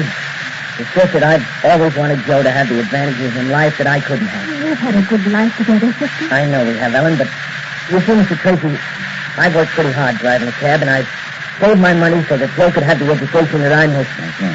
And when I found out that Calvert School was one of the best and that Professor Kimberly was teaching there... Well, just a minute, Jeffrey. Did you know Professor Kimberly before Joe went to Calvert Academy? Yes, I did. How'd you meet him? Well, I once took a course at the University Extension School. Professor Kimberly was the instructor. I didn't do so good at the course, but I got to know Mr. Kimberly. We used to talk quite a lot after class. And please don't laugh. Nobody's laughing, Jeffrey. Now, go on. Well, as I say, we used most of our savings, but with Professor Kimberly's help, we got Joe into Calvert. And he's done well there. He's in the top 10 of his class. Of that I have no doubt, ma'am. Jeffrey, I'd like you to tell me what you did on the afternoon that Professor Kimberly was murdered. Well, when I was through hacking, I drove out to the school. You see, I own my own cab, and I parked where I always do by Blairstone House. And just why do you park there? Well, Blairstone House is where Professor Kimberly has his office and his room. I still don't understand why you had to park just there. Well, you see, Mr. Tracy, I'm just a taxi driver. Now, I'm not ashamed of that, but, well, I didn't want people in the school to know that Joe's father wasn't an important man. You know how things are. I was afraid it might hurt Joe in the school. I disagree. Well, maybe I was wrong, but that's the way I figured. So you got your taxi by Blairstone House? Yeah, it was well hidden there. Very few people could see it. And then I went over and watched the football game, and I saw Joe make that touchdown. I'll still remember that for a long time. So would I. What happened after that? Well, I went to Professor Kimberly's room to meet Joe. I always did that about once a month. See, the professor used to tell me that I was crazy, and Joe used to want me to kind of walk around the school grounds with him, but like I told you, I wouldn't do it because I didn't want people to know that Joe's dad was just a cab driver. As I told you, Jeffrey, I agree with Joe in the school. However, nothing would affect Joe's popularity at that institution. That's what happened. Well, after the game, I went up to Professor Kimberly's rooms and knocked on the door. There was no answer, so I opened the door and walked in to see if what he told me to do in case he was out. Come on, Jeffrey. When I got in the room, well, Professor Kimberly was lying on the floor by the window. What did you do? I ran to him, lifted him up, and sat him in the window seat. And then I shook him a bit to see if he'd fainted. And then I thought he'd been beaten over the head. I listened to his heart and realized that he was dead. Then I heard somebody yelling outside the window, and I saw that open safe and the blood on the floor, and I realized that everyone would think that I murdered Professor Kimberly. I was panicky. I ran away. You left the body on the window seat? Yeah. And the window was open, Dick. Okay, no problem. Well, what'd you do next, Jeffrey? Well, I ran down the stairs and got into my cab and drove away as fast as I could. Oh, I was scared, Mr. Tracy. I'm still scared. I had nothing to do with the murder of Professor Kimberly. Listen, please, sister, had nothing to do with it. The professor was his friend. Please, don't take me away, Mr. Tracy. It might ruin my kid's life. I'm sorry, Jeffrey, but I have no alternative. You're under arrest. For the moment, we'll return to Dick Chester. But first, it's a grand night for singing tonight because this is the night of the great new Bing Crosby show. Yes, sir, Wednesday's Bing's Day, the day for you to hear Bing Crosby singing the songs you like to hear as only Bing can sing them. The new Bing Crosby show there's a little sort of spectacular with John Scott Carter and his orchestra, the rhythms of the charioteers and the pianos with Henderson. And don't forget to listen to Bing Crosby of ABC tonight. Wednesday night is Bingsday night. Wednesday is also the time for that fun and money show of Pot of Gold. Happy Felton supplies the fun, who also has a hand in supplying the money, because he's the fellow who spins the wheel on the Pot of Gold program. It's another Wednesday ABC Potter. Now, whoever Happy calls on the telephone tonight may win $1,000. Could you use it? Go floating, too, with Arlene Francis on the affairs of Aunt Scotland. And for crazy comedy of the like of which you've never heard before, laugh with Henry Morgan tonight. Show for Thompson Entertainment, The Affairs of Anne Scotland, Bing Crosby, Pot of Gold, Henry Morgan, ABC Wednesday night.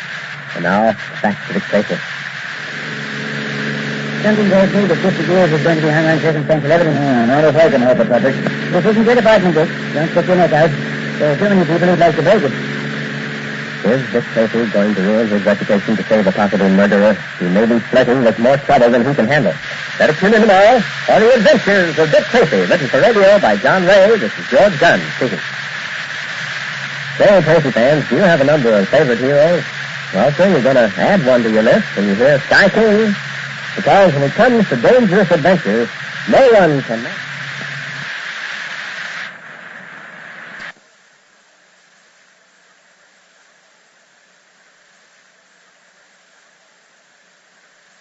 Organized crime doesn't stand a chance against the gangbusters, who are up next. And now, Gangbusters! Gangbusters, presented in cooperation with police and federal law enforcement departments throughout the United States. The only national program that brings you authentic police case histories.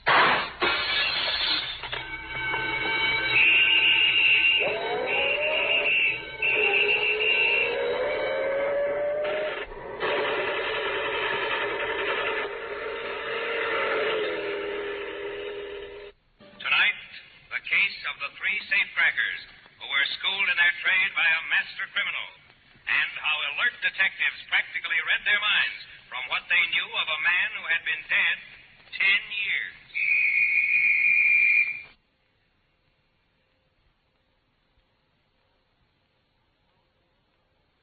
And now to Gangbusters and facts that show the operation of our law enforcement officials in their war against the underworld. Gangbusters has asked John J. Sullivan, former Deputy Police Commissioner and Chief of Detectives, New York City, to narrate by proxy tonight's case. The inside facts in the case of the 3 safecrackers.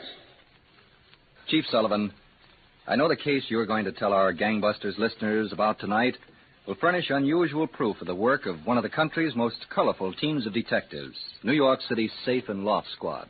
It will, Don Gardner. If you and your listeners will bear 2 facts in mind. First, in burglary cases, it's extremely difficult for the police to get evidence for conviction. And second, the surest way is to know what's going to happen before it does happen. Before it happens? Yes, Don. I'll show you one way it was done. This case began on a bleak, overcast day last January at the huge Calvary Cemetery on Long Island.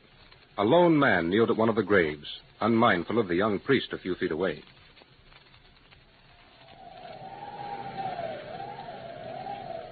It's been a long time, Pete, but I haven't gone back on you. I want to be all you were, if you don't mind, more. I always looked up to you, Pete, and I still respect you. I've got the same kind of ideas you had. Oh. Well, hello, Father. Can I assist you in your prayers, my son? No, thanks, Father. It's not what you'd call prayers. Besides, I was just leaving. Bye, Father. Goodbye, my son. Thanks anyway. Next time, maybe. Well. Hello, Father. Oh, Captain Hanson. Are you policemen always hiding in the trees? Not always, Father. Sometimes we come out in the open. And are you here on business? No. I came out to visit the grave of an old friend. But, Maybe it'll develop into business, Father. You mean that Marner I just spoke with? Yes. Strange seeing him here. I thought he was in Sing Sing. Oh? And what makes you think that man should be in Sing Sing? Because, Father, I sent him there. Uh-huh. Well, if he's been released, No doubt he'll lead a good life. I wouldn't count on it, Father. You won't torment this man now because he came to the cemetery. No, of course not. I'm just going to see at whose grave Freddie Russo came so far to pray. Business? Just curiosity. Curiosity seems to be the main fault of policemen. Also, Father, the main virtue. Your man Russo is going out the gate. Now, that's all right, Father. If I want him, I can find him again. Yes, I suppose you can. But here's the grave of his friend. Is your curiosity satisfied? No, Father. Now, I'm more curious. More curious? At the sight of this grave of a man 10 years dead? Why, Captain. This is the grave of Big Pete Schneider, Father.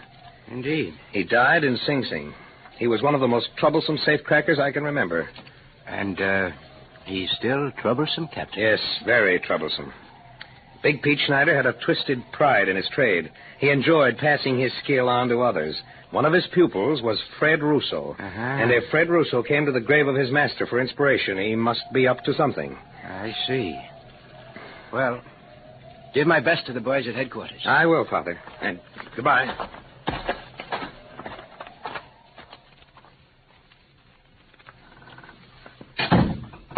Vera. Vera. The dinner's on the kitchen table. Go eat it. What's the matter? Can't you get your nose out of that magazine and give me dinner? You get here on time and I'll eat with you. If you come late, you help yourself. Where you been? Busy. You didn't go to work today. I don't want you spying on me, Vera. Who has to spy on you? I can tell by the look on your push you didn't go to work. Okay, I was out in Long Island seeing an old friend. Now listen to me, Fred. You stay out of trouble. Will you lay off? You'll be heading back up to Sing Sing. It's all right for you. They give you 3 meals a day up there. But what am I supposed to do? Go out scrubbing floors or something? I told you to lay off. Now that you're out, you ought to have sense enough to stay out. Big dreams you got. Always big dreams. You got a good job. You're making good money. Play it straight. You might like it. What do you care where the dough comes from, as long as it's dough? Come on, I'll give you something. Wait a minute. What? I was out to see Big Pete. Oh, so that's where. Yeah. Well, he's been dead for 10 years. Let him stay dead. He never did you any good. He never did anybody any good, not even himself. He left a lot behind, Vera. Trouble, that's all. Just trouble. No ideas. They're right up here. Big Pete pounded them into my head one by one. There was an operator. Yeah, and what did it get him? A Sing Sing funeral. And that's the same thing it'll get you. It's going to get me $1 million. All right, Fred, all right. I'm sick of arguing with you. If you want to go back, go ahead. I don't care. I'm not going back any place. I'm lining up a couple of guys. I'm going to teach them what Big Pete taught me. Just leave me out of it. That's okay. Just ask me for something when the dough starts rolling. I won't ask you for nothing. Yeah, I will ask you for something. Go get yourself killed. Then I can blow my head off and forget about you. That's what I asked you for. Come on in the kitchen. Oh, baby. I wish I could feed your brain instead of your belly. Safe and loft squad, Captain Hanson. Detective Clark, Captain. Well? The parole commission records show that Frederick Russo was released from Sing Sing October 1st after serving 11 years and 4 months. Is he still reporting to the parole officer? Yes, Captain. Once a month. He's been regular. He would be. What's his address? 450 East 21st. Yeah, East 21st. All right, Clark, come on back to the office. Okay.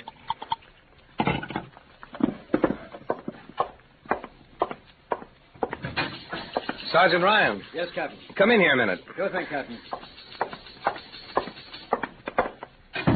Clark got an address on Russo. Oh, good. Yeah, from the parole commission. Sit down. I don't know, Sergeant. Russo might be going square. But what was he doing out visiting Big Pete's grave? Maybe looking to knock the knobs off some more safes. And if that's so, he can't do it alone. Now, I want you to find out who he's got and what they're up to. Yes, sir. You've got yourself, Clark, Sanders, Burns, and Garnett. I want somebody on Russo every minute until we find out what's going through his mind. You got it? We won't let him out of our sight, Captain. Wait till Clark comes in, Sergeant, and then get going. Okay. And remember one thing. I want them caught in the act. No other way.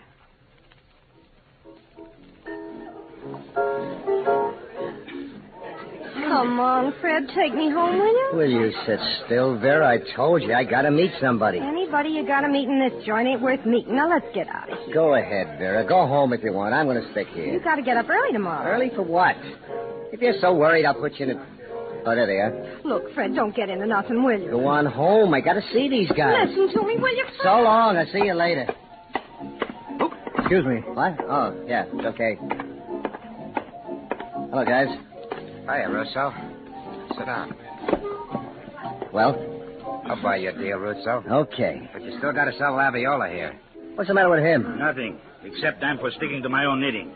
You've been shooting off what an easy touch these safe jobs are. Well, that's something new to me. The way I hear, a safe job is the hardest trick to turn. You just listen to me and we'll do all right. What's the matter? I'm not doing all right now? Wake up, will you, Laviola? What you call all right is buttons. Okay, so it's buttons. But all them buttons are mine. They don't get cut 3 ways. What are you worrying about a 3-way split for? This is big dough. More than you ever heard of. Tell me, Russo, what makes you such an expert? Did you ever hear of Big Pete Schneider? Yeah, I heard of him. What are you, his first cousin? Will you listen, Laviola? This is a good pitch. Okay, Russo. What about Big Pete? He was my professor in college. Everything he knew, I know. And I'll teach you what Big Pete taught me. Tell me, did he teach you how to stay clear of the Safe and Love Squad? Yeah, that was the first lesson. Case the job good. Take nothing but cash. And they can't lay a hand on you. Yeah, unless they catch you red hot right on the job. Well, who's looking to be jumped up in the act? That's an accident. Yeah. Have you got anything lined up? It's only Vera. I'm going home, Fred. You coming? You stop talking about it and go ahead. I'll see you later. Now, listen here. Oh, good night. Yeah, nice dish there, Russo. Talks too much. You ever know one at Fedden? Let's get back to business, will you? Yeah, what do you got lined up? A loaded store, plus a couple of factories in the garment district. And what do you count on taking out? Plenty. Well, what's plenty? What are you worrying about, Laviola? If Russo says there'll be plenty, that's okay. It's okay for me, anyways. All right, Russo. I'm in. Good. Glad to have you. Let's have a drink on it, huh? Waiter! Waiter! Over here, huh?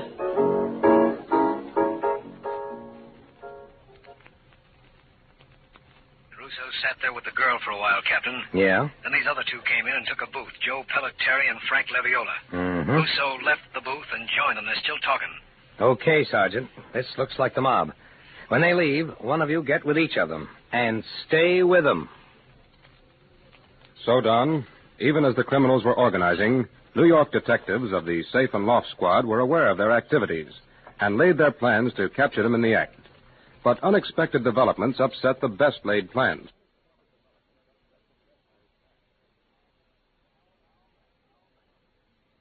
Now back to Gangbusters. You were telling us, Chief Sullivan, how detectives of the New York City Police Department's Safe and Loft Squad had under surveillance a gang of criminals they knew were planning a series of large safe burglaries. That's right, Don. And the assigned detectives, working in teams, trailed their suspects around the clock. Days went by, however, and the criminals failed to make a move. Then one night, Sergeant Ryan and Detective Clark followed Russo and one of his Confederates, Joe, into a Bowery dive and watched them as they stood at the bar.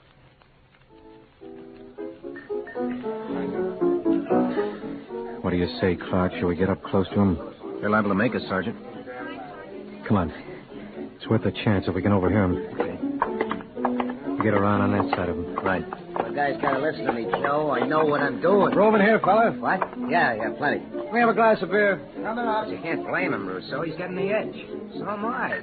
You've been waiting long enough. Okay, we're ready to go. When? In a couple of days. Oh, that's more like it. First, we need a few things. For instance, what? Well, there's stuff on this list here. Hey, that's a lot of hardware. We gotta get it. Where's that beer?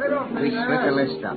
Buy the stuff in hardware stores. One item in each store. Now, let's go find Laviola. I think I know where he is. Drop some change in the bar, will you? Yeah. Come on. Now, we get this stuff together. Now, the 3 of us go out and take a look. Did you catch what they said, Sergeant? Yeah, keep hot on them, Clark. I'm going to call Captain Hanson.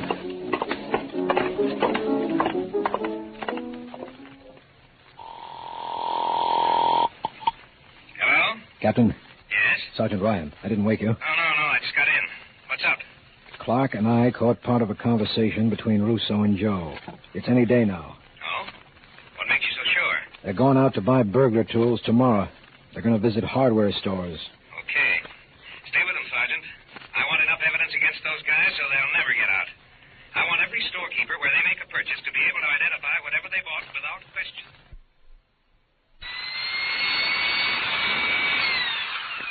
Well, you want to buy that one? I don't know. Electric grills don't grow on trees, not yet. That and the other one you looked at are all I got. Maybe it'll be okay. It should be. It's guaranteed for all kinds of heavy duty. You got plenty of bits? Yeah, plenty. Make up your mind about the drill. I got to answer the phone. Yeah. Phone, customers, phone all around this place all day long. Larry's Hardware. Hello. Don't say anything, Larry. Sergeant Ryan, Safe and Loft Squad. Oh, hello. That guy in your store looking at the electric drill. Sell it to him. Yeah, but... Sell it to him, Larry, even if you got to cut the price. Okay, if you say so, but, well, this business I don't understand. Just be sure you can identify it later. Okay. And the guy, too. Make a note of the serial numbers. Oh, yeah. Yeah. But now I understand. Okay, Larry. Be around to see you later.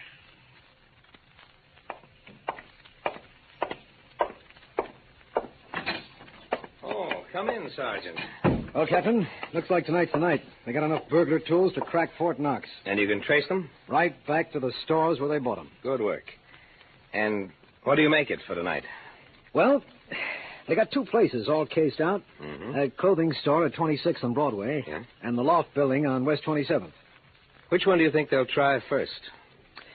It's a toss-up, Captain. Well, I'd lay my money on the clothing store. They probably figure they'll have less trouble with the safe. And maybe get more cash. Okay. But keep the other place covered. It will be. I told you, Ryan, I want them hands down. And that's the way we're going to get them. The two of us are going to plant ourselves inside that clothing store and wait for them. We're giving the district attorney an open and shut case on this one. Well, looks pretty good from where I'm sitting. Now, let's not be too sure, Sergeant. This is a funny business. Anything can happen to queer the works.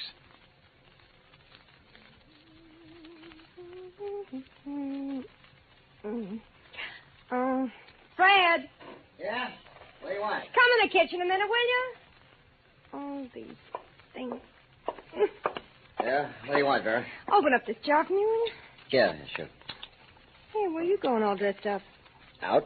Out? Supper's almost ready. That's too bad. I'm eating with the boys.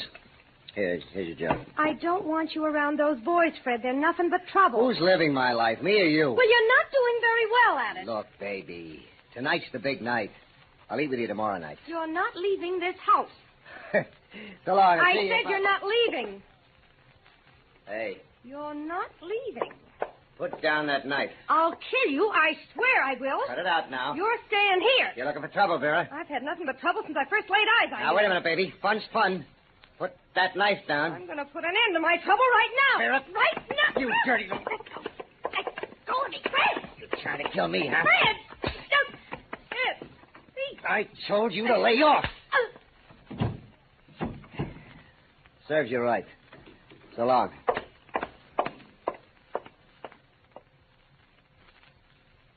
What time is it, Captain? 11:15. Do you think they're coming? Who knows? Certainly hope they don't try the loft building first, Captain. I want to be in on the collar. Don't worry, Sergeant. Oh. Yeah, they're working on the back door. Yeah. Come on. Quiet now. I wonder if the men outside spotted them. I'm sure they did. We'll wait till they get inside and start working on the safe. Then we'll nab them. Right. Shh. Come on. A little closer. Careful. Work at it, guys. Work at it. We're trying. This is the first time I wanted burglars to get into a building. Quiet. This door won't budge, Russo. Got to. Give it all you got. Come on, get it. All right, again. Okay, hold it. What now? Oh, leave it lay. Let's get out of here. Hey, but we can't crash the door. Let's go. Get the stuff together. What do you say, Captain? Shall I give the signal to grab them? No, let them go. I want more than an attempt charge against these guys. We'll get them on their next one.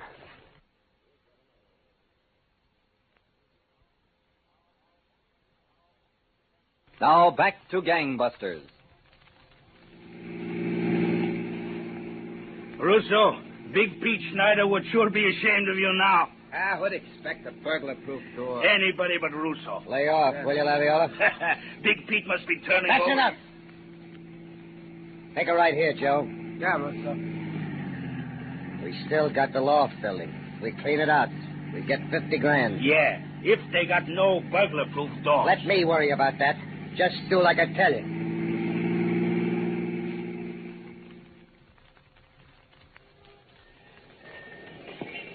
Captain. Hello, Clark. They broke in the side door, Captain. Looks like they're on the 3rd floor now. Did they post any lookouts? No, sir. We've got the whole block covered. Too bad you didn't get them down at the clothing store. It doesn't make any difference, one place or the other. Any orders, Captain? Stick here and cover for us. They'll probably come out the way they went in. We'll get them as they walk out the door. Yes, sir. I'll be with Sergeant Ryan and the others. So done, the safe and loft squad detectives had the 27th Street loft building surrounded, and they were waiting for the criminals to emerge by way of the door they had entered. Meanwhile, unaware of the carefully laid trap of the safe and loft squad detectives, the 3 burglars had completed their job and were about to leave the building. Come on. Pick up that stuff. Yeah, Russo, yeah. Get it all. I don't want nothing laying around to give the cops a break. Yeah, I guess that's all of it. I'll carry the tin box. You mind the tools, Laviola. I'll take care of the box. Get that Jimmy there. Where? There. Oh, I see it. All right, come on. Drop it in the bag. Yeah. Okay. Let's get out downstairs. See, Laviola, didn't I tell you, huh? Didn't I tell you? Oh, tell me again when we're home in bed. Okay. Hold it here. Now, we'll get on the freight elevator and go out the way we came in. I don't like that elevator this time of night. What's the matter? We came up in it, didn't we? I don't like it, that's all. Why can't we walk down? It's only 3 floors. Because the fire doors and the stairs might be bugged, that's why. I don't want to hit any burglar alarms after we got this far. Get on that elevator. Why do you have to argue so much, Laviola? Nothing's ever right for you. Oh, shut up. All right, Joe. Take it down. Yeah. Here we go. Hey, Russo. What do you say we put the stuff away and go out and celebrate, huh? Yeah, you guys celebrate if you want. I gotta go look in on Vera. Yeah, what's the matter? Ain't she feeling good? Got a pain in the jaw. There we are, straight floor. Wait a minute. What now? Look. We can play it a lot safer. What do you mean? Joe, take the elevator to the top. We're crying out loud. We'll Why? go up to the roof, over to the next building, and come down that way. Yeah, but Russo, that means breaking through another couple of doors. I don't want anybody to run into us coming out of here. That's a lesson from Big Pete. Don't be a dope. We're here on the ground floor. The street's 10 yards away. We walk right out. There's nothing to it. Take her up to the top, Joe. Silly boy. You heard what I said? Well, do it without me. I'm going out the way I came in. That's safe enough. Yeah, Russo, there ain't no sense to it. Somebody could see us coming out of there, too. Okay. Open up. We'll go out this way. Sure. All clear. Let's go. Hey, grab some of this stuff, will you? Yeah. Okay, guys. Now right out the door and walk away like you own the joint. No rushing, no running. Now, you got it? Yeah. Good. Hold it here. I'll take a look in the alley. Okay. Nice and dark. And all clear. Let's go. Wait you. Head for the car. Russo. Hey, Cops, get him up. Yeah, okay. Not me. So long. Get him. Oh! I got him, Captain. No, you don't stop. Let's shoot. All right, just keep him up. Who squealed? Nobody had to squeal, Russo. We've been right on top of you for 2 weeks. We could have nailed you any time, but we waited until we had you good. Now let's get moving.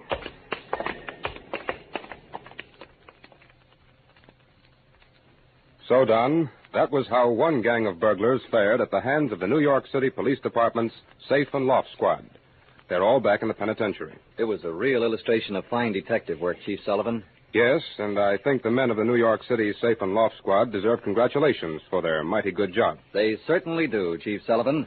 And gangbusters, thanks to you for telling us this factual case history. Have Gun, Will Travel is up next on Nightly Old Time Radio Shows.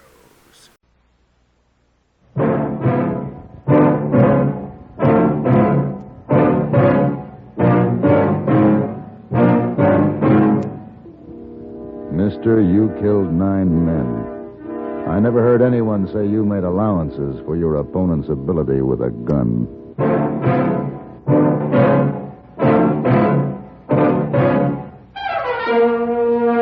Have Gun Will Travel. Starring Mr. John Daner as Paladin.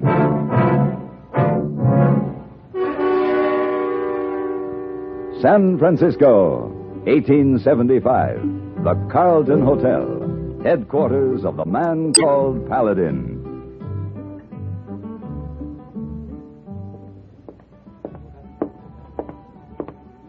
Good morning, Mr. Paladin. Good morning.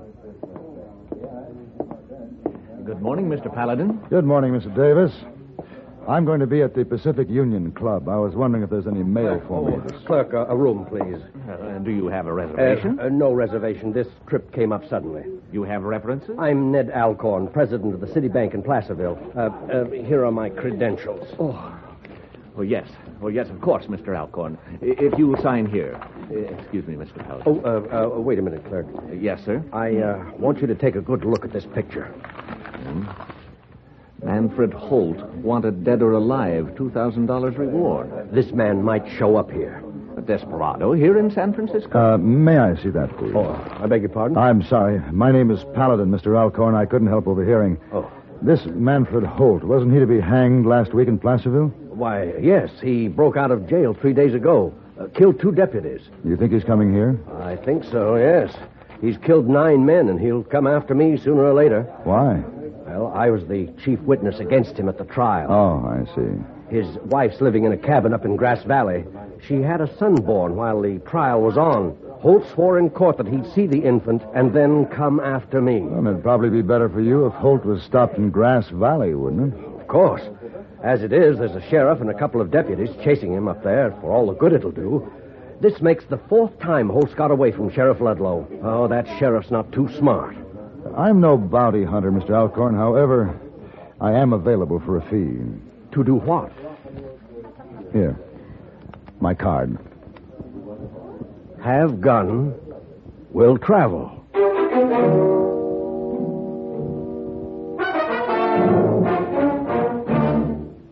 There's nothing funny about loneliness. Yet one of America's funniest guys, a man who lives by laughs, is haunted by loneliness. His name, Jerry Lewis. In the latest issue of Look magazine, in an exclusive story entitled Always in a Crowd, Always Alone, you'll find out exactly what Jerry Lewis is like. Look tells you why, when Jerry goes on stage, he carries nothing in his pockets except pictures of his family, and what happened when he forgot those pictures. Why does such a successful man drive himself so hard he ends up in the hospital? You'll learn in Look what Jerry thinks about, how he feels inside when he clowns for a nation of television viewers. How much time does Jerry spend with his 4 boys? What is his home like? And what was Patty's little speech that made such an impression on him about all the girls he'd meet on tour? For the intimate and often startling story of Jerry Lewis, don't miss the latest issue of Look magazine, the issue with Jerry and Patty on the cover, at your newsstands now. Get Look today.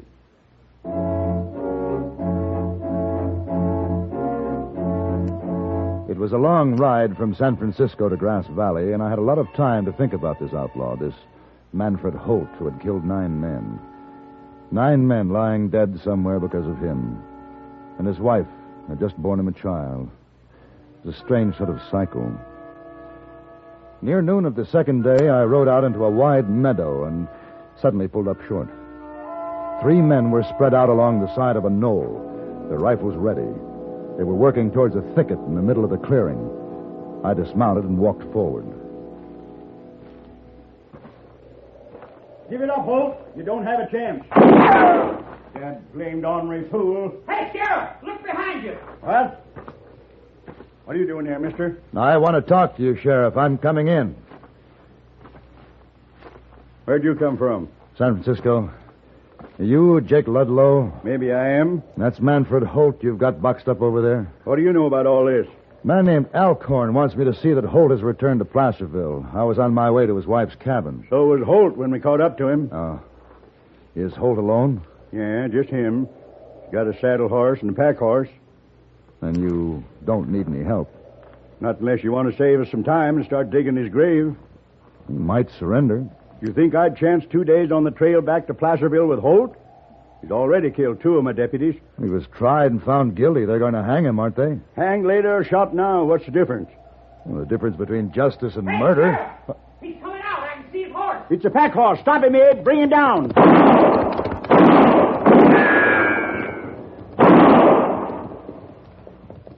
That's fine shooting, just fine. You missed him. It was too late. He was flying. You crazy-eyed fool.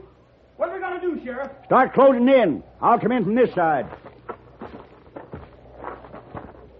You think he's still in there? Better put that fancy gun in your hand. You might need it.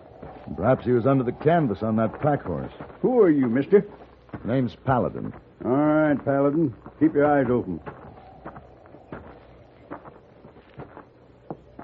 Sheriff, he's gone. Ain't nobody in these trees. Looks like he got away from us again. And what did you do to stop him? There are his shells. He was firing from here. And he crossed over to here, where his horses were, and he climbed on one, the pack horse. He was under the canvas. That slippery, murdering devil. Gage, you follow his trail. Me and Abel hit straight for his cabin. One way or other, we'll find him. His saddle horse is over there. You want him? No, he'd just slow us up. Leave him be. Sheriff, I'll meet you at the cabin. Look, Paladin. You cross Holt's trail, just get out of the way. There's 11 men I know of tried to beat him on the draw. They're all wearing marble slab hats now. The sheriff and his partner, Abe, headed out for Holt's cabin while the other deputy, Gage, followed the trail of the pack horse. When they were well on their way, I moved over towards the biggest cottonwood in the thicket. You can come down out of that tree now, Holt. There's no point in trying to shoot. You make too good a target against the sky. All right, I'm coming down. Why'd you throw your gun down first?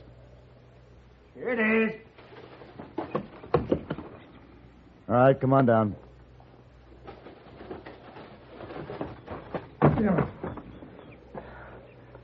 How'd you know I was still here? You rode the pack horse under the tree and swung up a branch without touching the ground.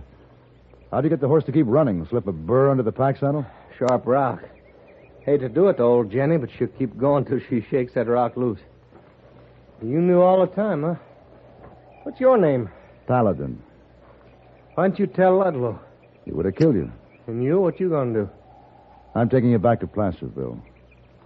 To be hung at a county fair while they hawk buttons off of my shirt as souvenirs? Let's go. Man ought to be let die like a man at the hands of a man. What are you messing in this for anyway? The reward? Alcorn hired me to see that you don't reach him. Alcorn? Hired your gun out of that quivering tub of gully mud. Can't even fight his own fights. Against you? Well, any man can't handle a gun, got no business west of the Mississippi. All right, mount up. Look, Paladin. Half day's ride from here is my cabin. My wife and my boy are there. I got a present to give the boy. I see. You let me get the cabin first, I'll go quiet with you to Placerville. No trouble. You got my word. I'm not begging, mister. I'm offering my word. The sheriff will be waiting at the cabin. I'm going to give my son his present. You've never seen your son? No. He's only been around 3 weeks. Then you ought to see him before you go to Placerville. Let's go.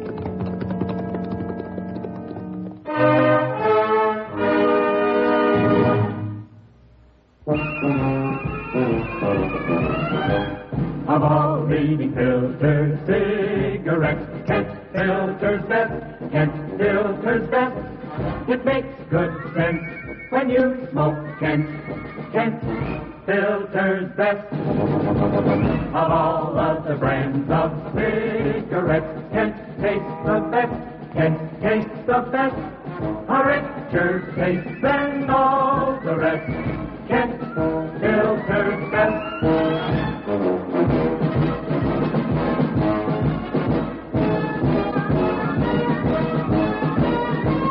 It makes good sense when you smoke Kent. Of all leading filter cigarettes, Kent Filter's best.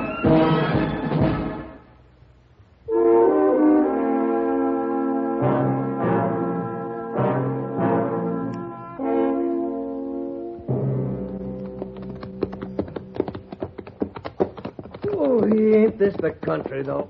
I tell you, the Sierra's got every place beat. Good country. There's a narrow trail up ahead going up over that cliff. We'll save some time. Okay, we'll take it. Wish my stomach would quit barking. Hungry? He's chewing on this horse. He'd hold still long enough. Now, wait a minute. Yeah, have some of this. Jerky. Used to like jerky. Till I married up with Sarah, got used to woman cooking. Yeah, it's pretty good. Here's the trail I mentioned. All right, you lead the way. Yeah. Easy. Yes, sir. A woman sure changes a man. It's too bad she didn't change her ways with a gun. You might have had more time together. Man has to be the way he is. I don't like somebody, I reach for a gun just natural the way you'd reach to scratch an itch. Maybe. Watch your step. This here's tricky ground. Well, you can't go around killing everybody you don't like. Does kind of sound like I got me some bad habits. Still, it don't seem right to hold a carnival and string me up. I got a son now. Can't you just see him going around saying my daddy got hung? How a man lives is more important than how he dies. But it's my finish they'll be remembering most. Up ahead around that bend where it gets steep. Narrow and steep. You hug the wall. Okay. Now, if my boy could say, my daddy stood up like a man in a gunfight. Got shot down like a man, working a gun. Now, that's something else again. Then I would... Hey, Paladin, take hold of that horse! There, I'll cinch you loose. The saddle slip it.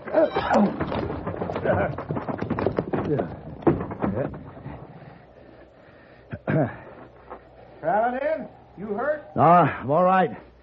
I'll need help getting up. Drop me a rope.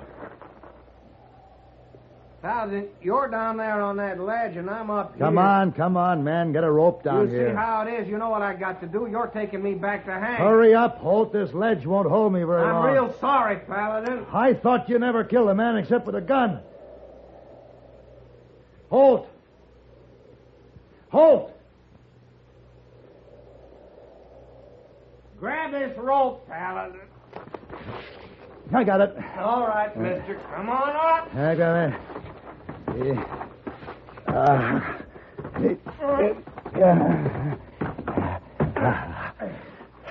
Thanks. No thanks called for. You didn't turn me over to Jake Ludlow when you could have, so you saved my life, man. You wouldn't have been down there if it wasn't. You went off of your trail so I could see my son. The way I see it now, we're quits. All right. Neither of us owes the other anything. Fair enough. But you keep your eyes open from now on.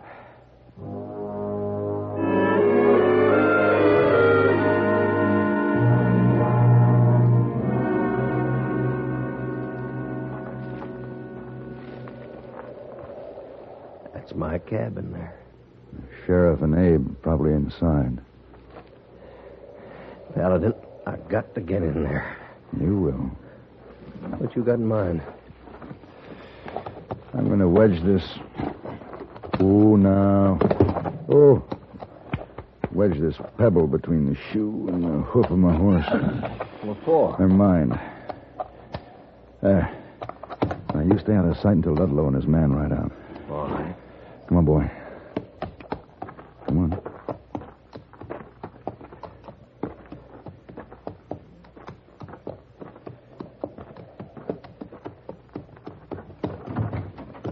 So you finally got here, huh, Paladin? Sheriff, your man Gage caught up to Manfred Holt back near where you had him cornered this morning. He got him? No, he didn't. Oh. Gage dead? He was still able to talk when I left him back at the clearing. It wouldn't hurt to get him to a doctor. Bad, huh? Well, there's nothing I could do for him. Abe? No, I'm not going nowhere. Not alone. Not with Holt out there someplace. All right, get our horses. We'll go together. Okay. What's the matter with your horse, Paladin? He's gone lame. I can't ride this way. You sure can't. Looks like I'm stuck here. Well, you better hide in the woods till we get back. Here we are, Sheriff. All right. If Holt gets here before we get back, use that gun. All right.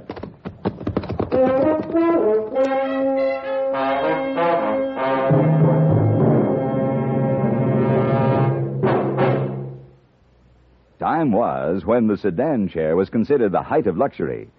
When you think of all the places you go and all the things you now do by radio, a sedan chair doesn't seem like much of a luxury at all. Tuned to a radio network like the CBS radio network, you can, in a matter of moments, travel to foreign capitals to learn what's happening to individuals or whole nations at a time. Because a network like CBS radio is made up of many stations, stations like the one you're listening to now, the smartest supper clubs from New York to San Francisco invite you to dance to the music of their big-name bands night after night. Because CBS Radio's vast network facilities extend in every direction, you can laugh with the funniest comedians in Hollywood or on Broadway. Then move on to a serious discussion of space-age problems, and all in the course of an evening. By all means, use that sedan chair if you have one. But if you want to go places fast, take CBS Radio along. The little cabin sat quiet and alone in the lush green valley. There was only a dust cloud over in the west to show where Ludlow and Abe were tracking the other deputy. I turned and motioned Holt to come in. Sure was some whopper you told Look, we won't have much time before they find Gage. You better give your son his present. Paladin, guess you and me now reached a point where we stop counting what we owe each other. Manfred? Sarah. Oh, what's this I hear about you breeding boy children? Oh, Manfred. Oh, no, Sarah. Don't be carrying on so. You knew I'd be along. I knew. I brought friends, Sarah. Here's Mr. Paladin. Mrs. Holt? Won't you come in? No, thank you. I'll stay out here. You two have a lot of talking to catch up on. Oh, that's true. That's surely true. Come on now, Sarah. You show me what you've been up to.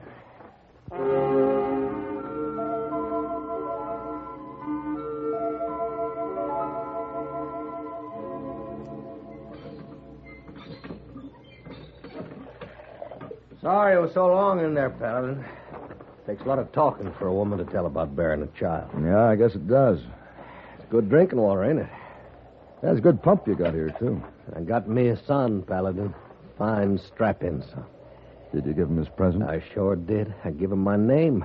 Manfred Holt, Jr. I see you picked up a present for yourself. Yeah, the gun. You know what's funny, Paladin? A fella like me has just got to have one. Yeah. Let's get moving. Sheriff will be back any minute. I'm not going to Placerville with you. Yes, you are, Holt. Not for that crowd waiting there in Placerville. Not until I find Ned Alcorn, anyway. He hired me to see that you don't kill him. I never would feel right knowing he's walking the same earth I am. I'd see he had a gun. Now, we've talked about that, Holt. He's not very good with a gun. Too bad. If you went on, there'd be other men. Some of them pretty helpless that you wouldn't like. You'd have to kill them. A man just has to be what he is. I guess that holds for you, too. That's right. Well, I was hoping it wouldn't turn out this way, Holt. Ain't nothing you can do now to change it. You won't ride back with me? No. Let's move away from the cabin. She's been told not to come out till everyone's gone, no matter what. She won't. All right.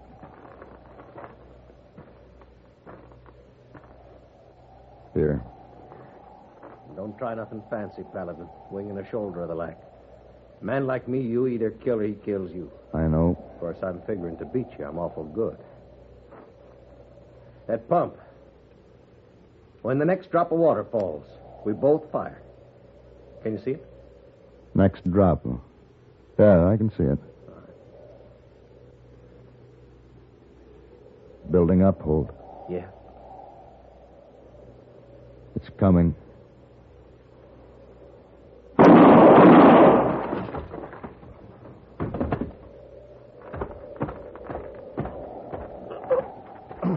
I'm sorry, Manfred. Sorry for saving me from that Placerville circus. Manfred Jr., he don't like for his paw to get me. Manfred?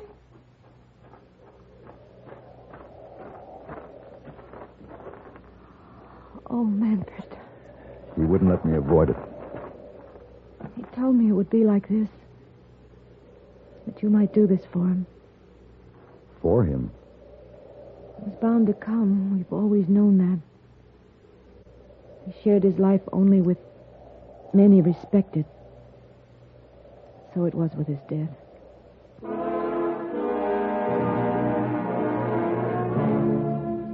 It was nearly dusk when I'd finished the grave and fixed a simple marker to go on it.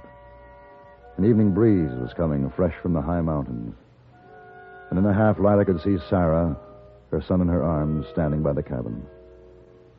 And later, after I'd said goodbye and had ridden to the low hills that ringed the valley, I turned to look back again. Now there was no one in sight. But a trail of smoke came from the chimney, and I knew the woman was cooking the evening meal. And there was a wonderful peace in the meadowland.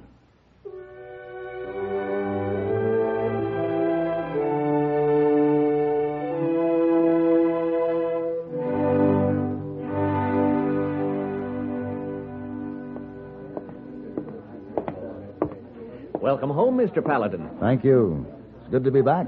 While you were away, the San Francisco papers carried the full story of your killing Manfred Holt and your reward. $2,000. Oh, and yes, Mr. Alcorn left this envelope for you. Here you are. Oh, my fee. Yes, that's what I came back for. I'll be leaving in the morning, Mr. Davis. Leaving so soon? Something important? Very important. I have 2 envelopes I want to deliver to a young widow and her son in Grass Valley.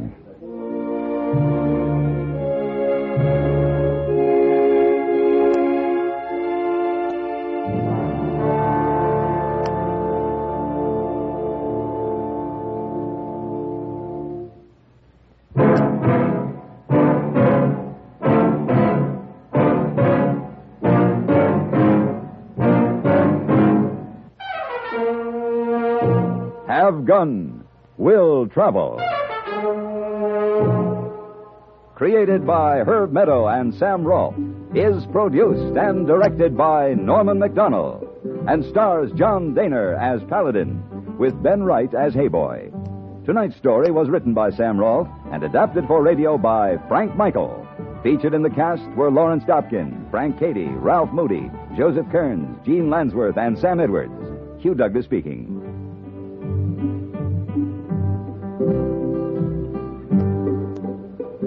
Join us again next week for Have Gun, Will Travel.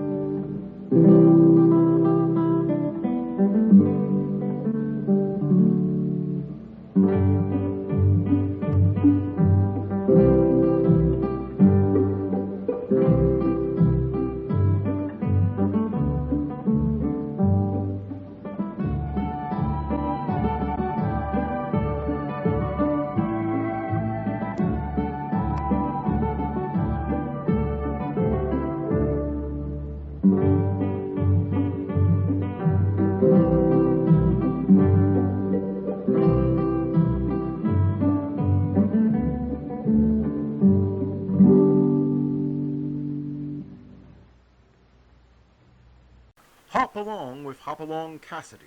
Up next. It's Hopalong Cassidy.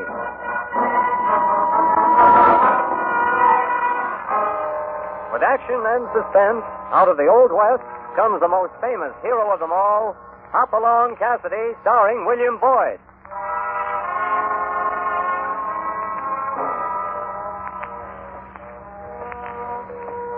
The jingle of the silver spurs heralds that fabulous figure of the early West, Hopalong Cassidy. The same Hoppy you cheer in motion pictures with the same California you've laughed at 100 times in your local theater. These famous partners come riding into radio just as you've asked for them. William Boyd as Hopalong Cassidy and Andy Clyde as California. Our story tonight, The Mystery of Skull Valley.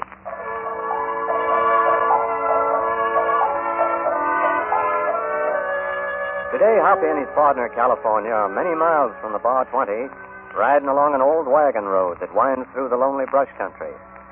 This is a land of superstition, of Indian legends. But as they ride, California shows little enthusiasm for Hoppy's current venture, which is to buy some prize Hereford bulls at a bankrupt ranch north of Skull Valley. Doggone it, Hoppy. We could have stayed at the bar 20 and bought towers without chasing all over creation. But not at the price I'm going to pay out here. There you go, thinking about money. Well, a rancher's got to improve his stock, California. Just the same. Money's the root of all evil, as the feller said. It's for me. Just give me a horse and a bedroll. I'll be satisfied. Well, speaking of money, what's there in the road? Well, I'll be darned. Well, it looks like a coin. $150 gold piece by the size of it. Oh, you know they don't make $150 gold pieces. Well, this ain't the darndest thing I've ever seen. Hey, look here. There's Spanish writing on it. And a crown. What's a crown doing on that coin, Hoppy? You don't reckon there's a king around here somewhere? This king has been dead a long time, California. This is an old Spanish coin. Yeah, well, what's it doing on the road? Well, Spain used to own this part of the country in the old days. They did, huh? Well, let's get a shovel and start digging. Whoop, whoop, we're rich, Hoppy. Slow down, California. I'm going to have me a silver-mounted saddle, 2 dozen pairs of Cheyenne boots, silk shirts. I'm going to... And I thought you didn't care anything about money. Oh, that was a couple of minutes ago. Just give me a horse and a bedroll. Oh, quit it, Hoppy, doggone. There might be millions round here. I've heard of them Spanish treasures. Oh, that's probably somebody's good luck piece. You'll come back looking for it directly. Hoppy, here's another one.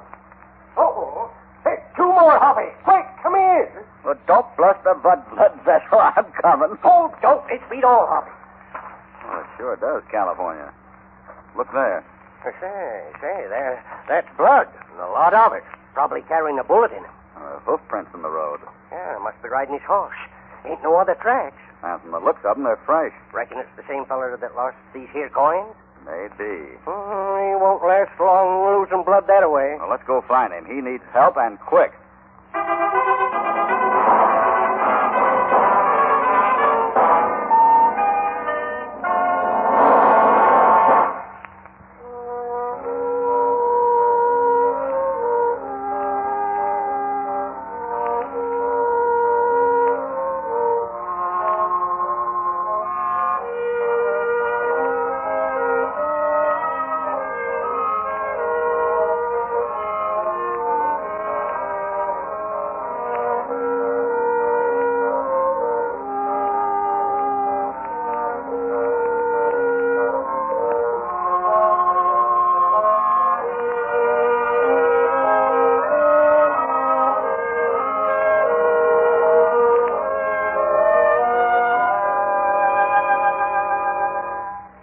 Now back to Hopalong Cassidy.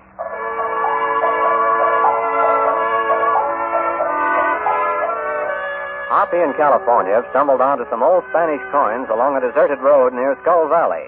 But blood spots in the dust and fresh hoof prints lead Hoppy to believe that whoever lost those coins has been badly wounded. Right at the moment, they are on his trail.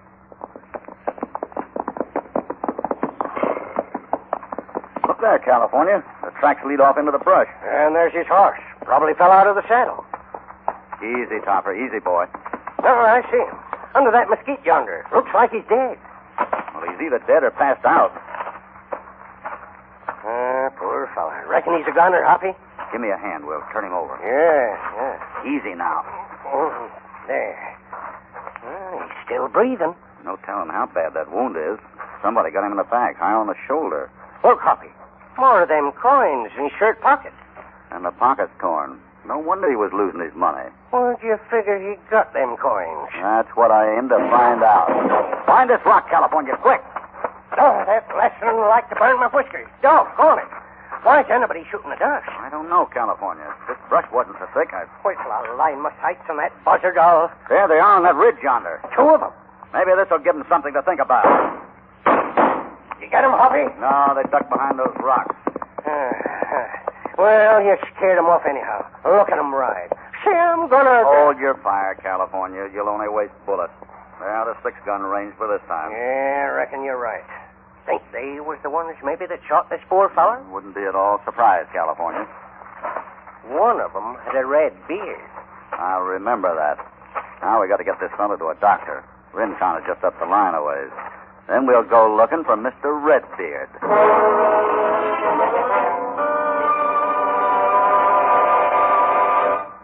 You think he'll pull through, Doc?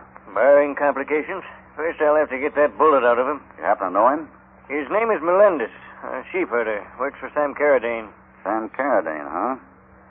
Has he got a red beard by any chance? Hardly. Carradine has black hair. Why? Oh, nothing. Oh, looks as if he's coming around. Now, maybe we'll find out what this is all about. Voz de la muerte. Voz de la muerte. Listen, old-timer, we're your friend. Who shot you?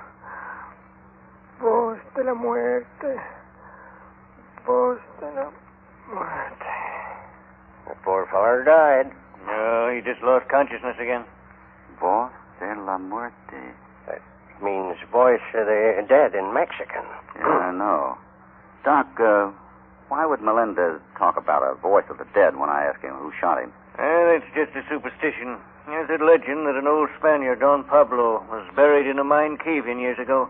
The Mexicans claim they can hear him wail on a stormy night.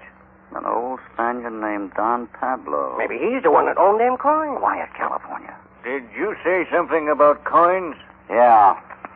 Ever see any coins like these before? As a matter of fact, I have. Mind telling me where? Just a moment. Who are you, anyway? The name's Cassidy. Cassidy? Not Hopalong Cassidy of the Bar 20. That's him, all right. Well, I've certainly heard a lot about you, Cassidy. Sure, I'll tell you where I saw one of those coins. Tom Travers had one last week. And who is Travers, Doc? An archaeologist. He came here with his sister about 3 weeks ago to put her around the Indian ruins. Where can I see him? Travers has been missing for several days. Maybe he found one of them Spanish treasures. Quiet, California. Yeah, any idea where Travers could be, Doc? Well, this is wild country, Cassidy. Hard to tell. I've tried to comfort his sister, but... His sister? I'd like to have a talk with her. Where can I find her? She and her brother are staying at the Carradine Hotel. Carradine again. He just bought the place. Made his money in sheep. I reckon I'll see what she has to say. I'll drop back to hear Melendez tell his story. Come on, California. Yeah, sure. Take good care of Melendez, Doc. Somebody might want to silence him permanently.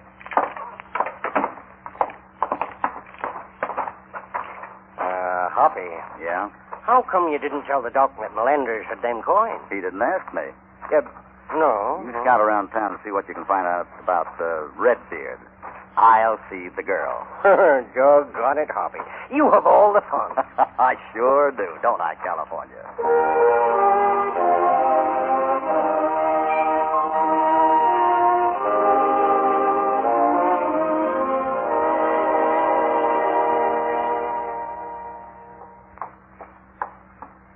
You wanted to see me? Yes, Miss Travers. The clerk said somebody wanted to see me on the porch, and... Won't you sit down, please, Miss Travers? Thank you. Is it something about my brother? Yes, it is. You found him? No, but I may have a line on him. Your brother had an old Spanish coin last week, like this. How did you know? Doc told me. The doctor? Oh, I guess Tom did confide in him to a certain extent. But where did you get this? A sheep herder named Melendez. My partner and I found him with a bullet in his back. He's dead? No. Then he can talk. He must have gotten those from Tom. Maybe he killed him and stole... No, I don't think so. Then what do you think, Mr. Cassidy. Hopalong Cassidy. Hopalong Cassidy. That name is very familiar. I run the Bar 20 ranch south of here. And you want to help me find my brother? That's right, Miss Travers. But I don't quite understand what interest you should have. Well, let's just say I like people, especially people in trouble. Now, if you'll tell me what happened the last time you saw your brother. Well, it was 4 days ago. We were right here on this porch. I've really stumbled onto something this time, Linda. But, Tom, it's probably just an old coin that somebody dropped. Oh, I don't think so. And I'm going back to find more. Take someone with you. Don't go alone. Oh, this is something I have to keep to myself. But you showed this coin around town. Only to the doctor. And I trust him. He's interested in archaeology, too. Oh, Tom, when are you ever going to stop roaming around the country looking for old relics? Why don't you marry some nice girl and settle down? And the same goes for you, Linda. You want me to marry some nice girl? Oh, you know what I mean. Hey, how about Sam Carradine? Be serious, Tom. Now, when I come back, I'll have more money than we can ever spend in a lifetime. Please tell me where you're going. Well, here comes Carradine now. Don't let on what I've told you. Morning, Tom. Morning, Linda. Good morning, Morning, Mr. Carradine. Well, see, you're all set to ride again, Tom. Going after more of them Indian relics? Yes, just thought I'd putter around some more. Well, in case you don't get back before Saturday, I was wondering if I had your permission. Permission for what? To ask Miss Linda to accompany me to the school dance. Why, I think it'd be a good idea. Hey, we'll all go, because I'll be back tomorrow night at the latest. All you would tell me, Mr. Cassidy. Maybe Sam Carradine could add a little to that. Is he around? I saw him ride out of town a while ago. He said he was going to his sheep ranch at Salt Creek. Thanks, Linda. And don't you worry. We'll find your brother. I hope you find him alive.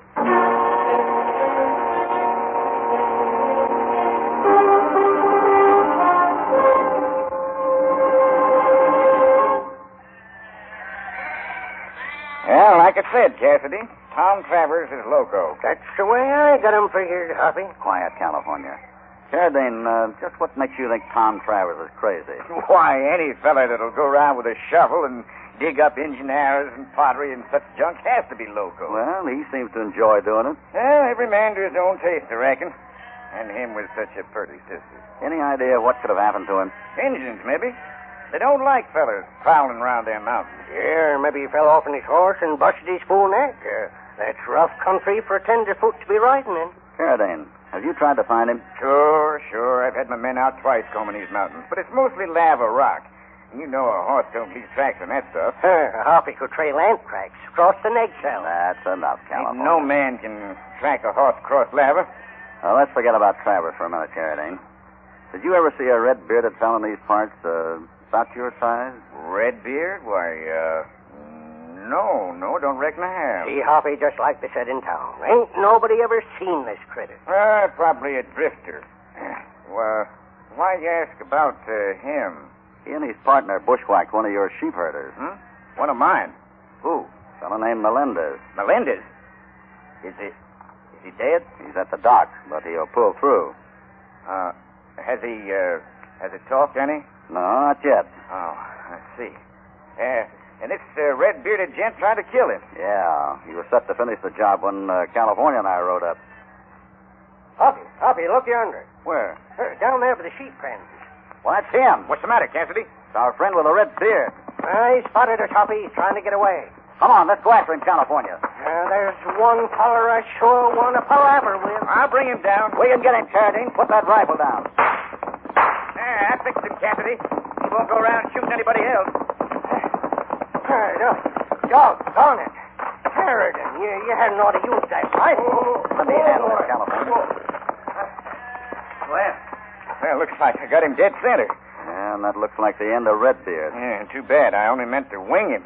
Probably just a grub line rider looking for a handout. But he hadn't ought to try to run away. But, Hoppy, that doggone... Come on, California. Yeah, but just the same that... We'll see you in town, Carradine. Yeah. As soon as I bury this hombre, I'll be in. Carradine killed that fella deliberate. I know that. And why didn't you do something about it? We'll give Carradine enough rope, and maybe he'll build himself a hang noose.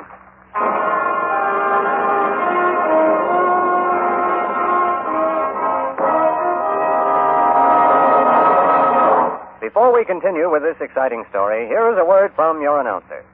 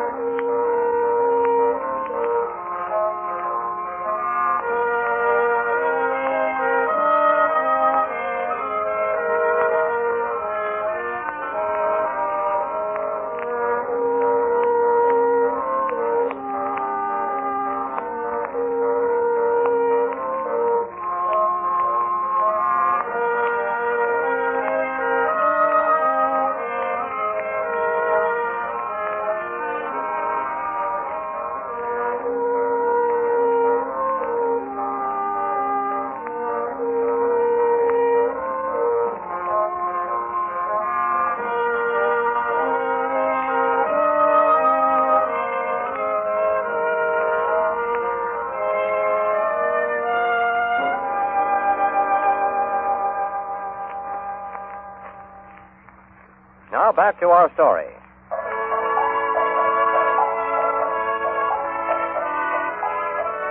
Hoppy in California seemed on the verge of getting their first break in the mystery of the Spanish coins and the disappearance of Tom Travers. The red-bearded man who had shot at them earlier in the day rode into Sam Carradine's sheep camp, but before the partners could overtake him, Carradine shot him dead. We now find Carradine in his cabin questioning one of his men. You wanted to see me, Carradine? I sure do. I'd have been out to your shack sooner, boss, but my horse threw a shoe. Is that all? Yeah. Hey, where's Red? Where you'll be if you don't talk. Now, what about Melendez? Well, he come along with his sheep, see? Never mind the details. What happened? Well, me and Red was keeping an eye on Travers, like you said. Go on. We went up on the ridge looking for a deer we seen. Is that keeping an eye on Travers? I just figured on some fresh meat for tonight, boss. But while we was up there, we seen Melendez come by. I watched him through the glasses and seen him pick up some of them gold coins. How'd he find those? Doggone if I know, Carradine. He stuck them in his shirt pocket, and they lit out of there like the devil was after him with a scalping knife. Why didn't you stop him, you fool? So Red did try a long shot with a rifle and winged him, but by the time we got down off the ridge, he was gone. We tracked him, was about to finish the job when two hombres... Cassidy and his partner. Cassidy? You mean one of them fellas was Hopalong Cassidy? Yeah, as if I haven't got troubles enough. Why, don't you worry, Carradine. I seen Silby Gans. He just come back from the doc's office. Melendez is in bad shape, he says. Ain't been able to talk yet. Yeah, and he ain't going to. Now, here's what we do. Tonight's the school dance. While I'm waltzing Linda Travers, I want...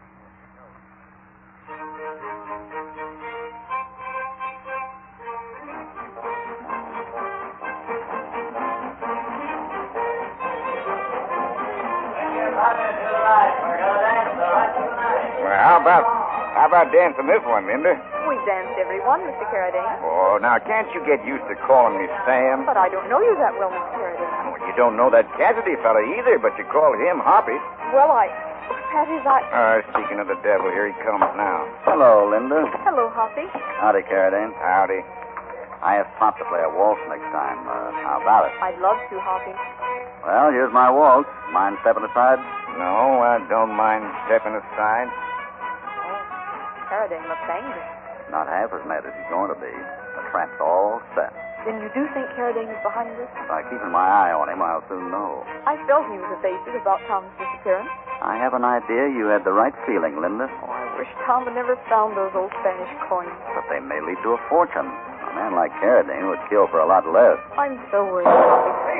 Hoppy! Oh, those shots! Sounded like shots. Hey, what happened, Cassidy? Those shots came from the doc's office, Carradine. Come on.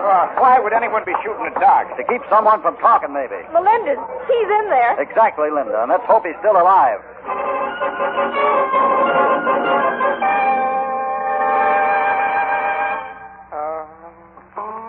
Oh, my head. What happened, California?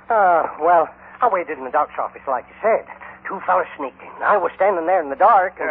Who were they? Did you see them? No, not till I saw them leaning over them rolled-up blankets in the bed that they thought was Melendez. There they was, pouring the lead into You mean Melendez wasn't in the bed? No, Carradine. Thank heaven. He's in another part of the house. Well, why would anyone want to hurt an old man like that? Maybe he knew something someone didn't want repeated. I'm sure sorry, Hoppy, about the way I ruined things. How'd they get away? Well, just as I was going to corner him, I tripped over this here darn box. I'm glad they didn't do more than bend a gun barrel over your head. Doggone me, anyhow. We could have got them fellers and made them talk, and then... Well, forget it. What do you do now, Hoppy? We'll make other plans, and they'll start with Carradine. Carradine? He's gone. I figured he would be. Hoppy. What's up, Doc? I was going to send for you just before the shooting. Melendez talked a little. What did he say? Oh, he kept muttering about the Voce de Muerte, voice of the dead. What else? Something about Valley of the Skull. Where's that? It's north of here, full of old mines that have petered out.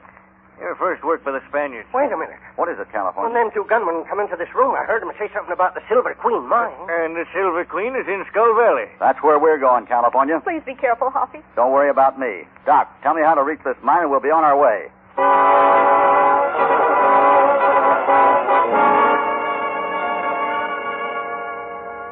Good thing the moon's out, Hoppy. We'd never found this here mine. Yeah. We better go the rest of the way on foot. You reckon Carradine's here yet? You can't tell. Maybe we ought to wait till daylight. But if Travers is alive, we got to get him now. That's somebody yelling for help. Sounds like an animal to me, Hoppy.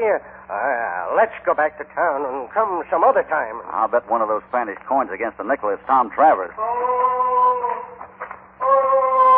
It's coming from that there mine entrance. That's probably what Melendez heard. You mean this is that Voz de la Muerte business? Sure. Here's the mine. Come on.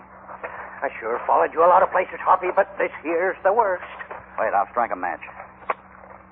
Oh, look at them timbers, Hoppy. If a fella breathed on them, the whole tunnel would cave in. Then hold your breath, California. They're rotten. Almost clear, too. Travers! Tom Travers! Is that you, Carradine? We're friends. We've come to get you. Oh, thank God.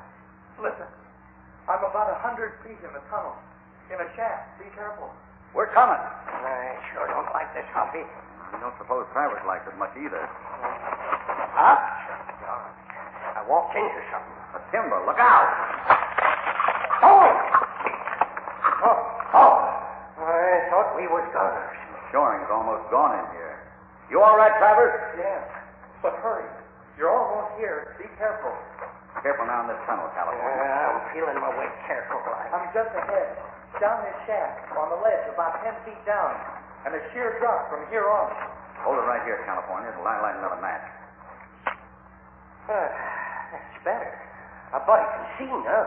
We can see you, Travers. We'll have you out in no time. Careful the sides don't cave. I'll watch that. Now, California, I'm laying down on the edge here. You hold my feet. I think I can reach you. No, wait, Hoppy, wait.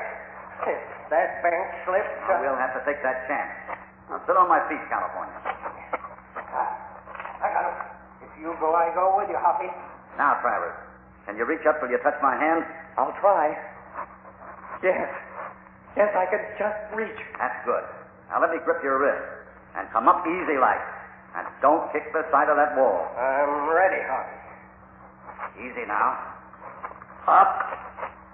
Up. I'm making it. Steady now. A little more. There. You're up. Oh, thank heavens for you. Carradine left me here to rot because I wouldn't tell him where the coins were. Good thing you didn't. I couldn't tell him. I only found a few old coins in a wine cask, probably left by some Spaniard who worked the claim. You think you can walk? I'll try. I haven't had any food or water. That Carradine ought to get a taste of the same medicine. He'll get worse. You came in the long way, through that tunnel, same as I did, before I discovered this side tunnel. He's right, Hoppy. Brush has grown over it, but I can see moonlight. Well, then let's get out before we have visitors. You already got visitors, Cassidy, but you ain't going to enjoy their company. Carradine. Right. I followed you in here. Now we had you cornered in the dark, Cassidy. Try to get out of this. What do you intend to do, Carradine? I'm no fool, Cassidy. You ain't keeping me talking till help comes. I'm too smart for you. Get you out that side tunnel with Travers, California. But listen, I ain't budging with you left behind, Hoppy. Do as I ask, Hoppy. All right, go on, fast. I hear you whispering, Cassidy, and it won't get you nothing. There's three of us against you. Yeah, I know, but you can't shoot, Carradine. These old rotten timbers that cave in, and the vibration of a shot would do it. And I'll take that chance. I got it. You saw me kill Red. The whole mountain will be in on you, Carradine. All clear, California? Clear, hurry. Oh, no, you don't, Cassidy. Let him have it, Buck. He's right, boss. The shore is pretty rough. He's getting away. Shoot, you fool.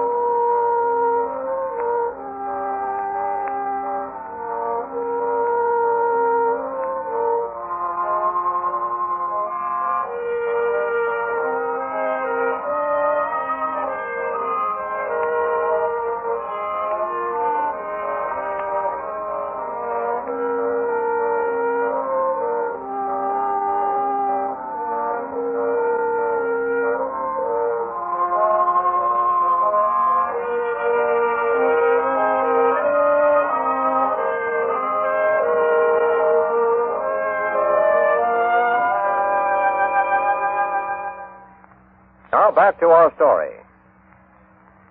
You're all right, Hoppy? Yeah, I'm all right. But I'm afraid Carradine and his men wish they'd taken my advice. It was Carradine who did the shooting. Yeah, And he won't ever worry about Spanish gold anymore. Oh, but for you, I'd have been buried along with him.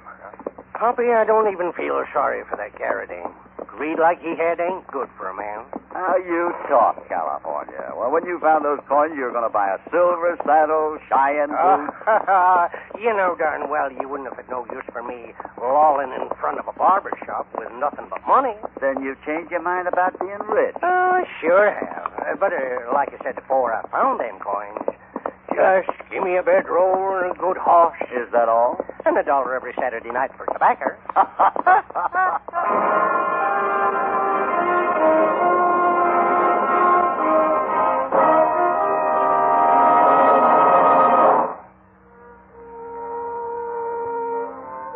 Goodbye from Hopalong Cassidy and California. Another job is done, and they're heading back to the Bar 20. But they'll be riding out again soon, and they'd be mighty pleased if you'd join them for another story of action and excitement. Hopalong Cassidy, starring William Boyd, is transcribed and produced in the West by Walter White, Jr. The Mystery of Skull Valley was written by Dean Owen and Howard Swartz. All stories are based upon the characters created by Clarence E. Mulford. This is a Commodore production.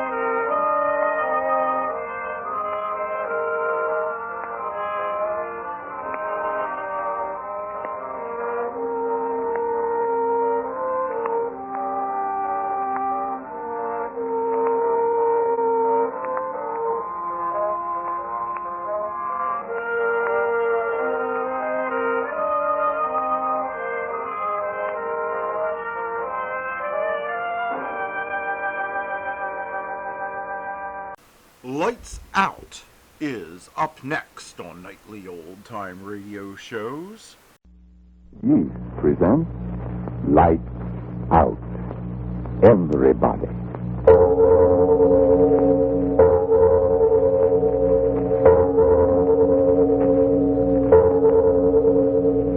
It is later than you think.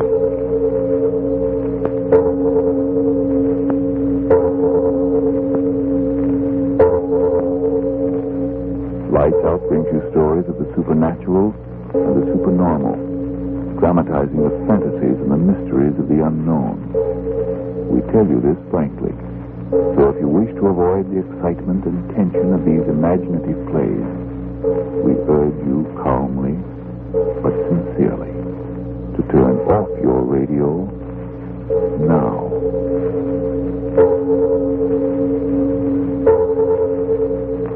This is Arch Oboler. Someone asked me what's the most frightening thing in the world. My answer was the familiar. The common everyday thing which suddenly is no longer commonplace. A shutter banging on a windy night when you're all alone. Or your house cat suddenly walking up to you and looking at you with eyes full of nameless cruelty. Yes, the most frightening thing in the world is the familiar suddenly unfamiliar. And that's what our story tonight is about. And now, Lights Out. Everybody.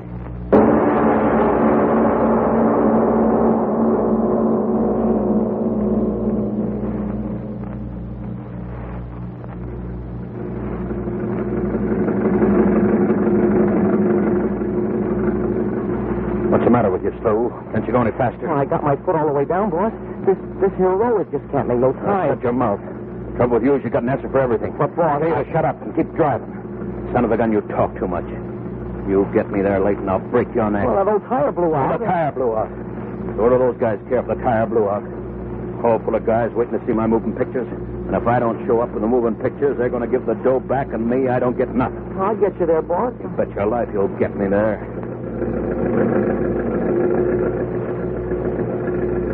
Boss. Yeah? You're going to give me some cash money this time, boss. Are you talking about money Oh, again? Don't get sore, boss. Don't get sore. But You see, I gotta send some money back to my wife in New Orleans. I gotta, boss.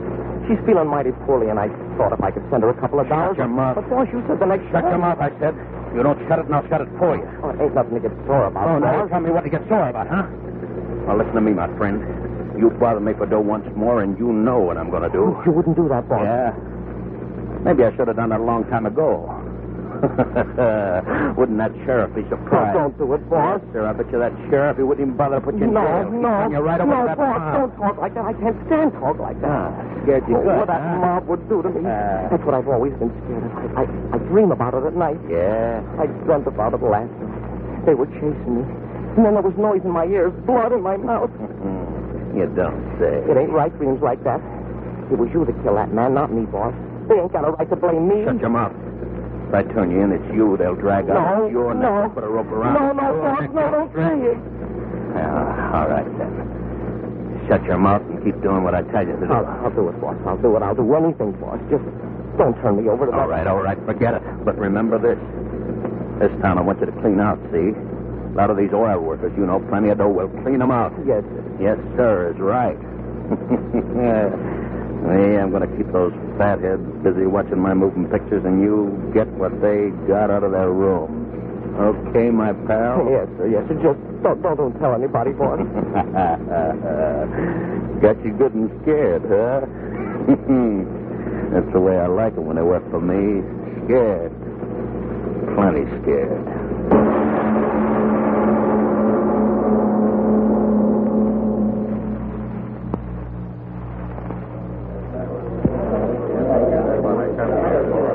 Will it take much longer to get those moving pictures started, Mr. Gibson? Just a minute. The boy's sure getting impatient out there. All right. I got to get the film ready, don't I? Yeah. Hope you ain't going to disappoint the boys, Mr. Gibson. Huh? What do you mean? Well, the boys around here ain't had a real show for a long time. And they sure be mighty mad if your movie didn't kind of add up to what they want. Don't you worry. They're going to get their dought's worth. Well, how about it, Flo? Yes, sir. You must make quite a bit of money, don't you, Mr. Gibson? Driving this outfit around from tank town to tank town, giving your little... No good. Me, I'm a poor man. I don't make hardly enough to pay Slew here. Do I, Slew? No, sir. Well, you're certainly making enough tonight. And if the picture's real good, maybe the boys will chip in and... Oh, here they go again. Hey, what's the matter with those guys out there? All right. Tell them to turn out the lights. I'm ready now. Oh, that's fine. All right, boys.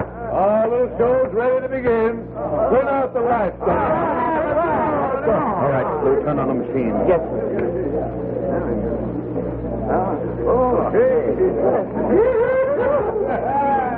Well, I better go up front and enjoy myself. I hope it's good. You betcha.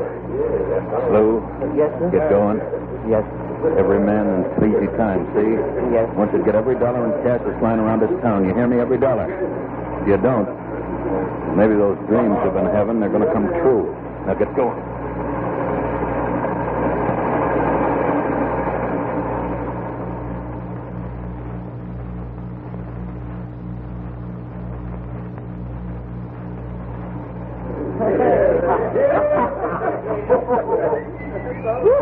Well, Mr. Gibson, I must say your little show was quite up to expectations. Yes, sir, quite up to expectations. Okay. Everybody's getting what he wants. Now, why don't you go back and see the rest of the picture, huh? Well, as a committee of one, the boys asked me to sort of find out whether after this picture's over, you got something else you can show. You sort of hate to go home with. Sure, okay. I'm a good guy. How's this one about? Something good? You bet. One of these here boogie pictures. Huh? Oh, you know, one of those monster pictures. Pretty girl, one of these big movie monsters. You know what I mean. Hey, that sounds pretty good. Boys will like that. Sure. Me, I'm a great guy. Like to give the boys what they want. Yes, sir. The longer the boys stay here tonight, the better I like it. Yes, sir.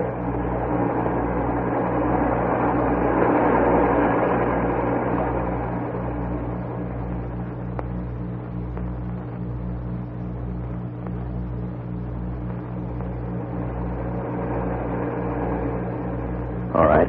Come on in, Slew. Come on in. Well, what'd you get? Come on, let's have it. Boss, Talk up. What's the matter with you? I got the last reel on. Talk fast. What did you get? I didn't get nothing.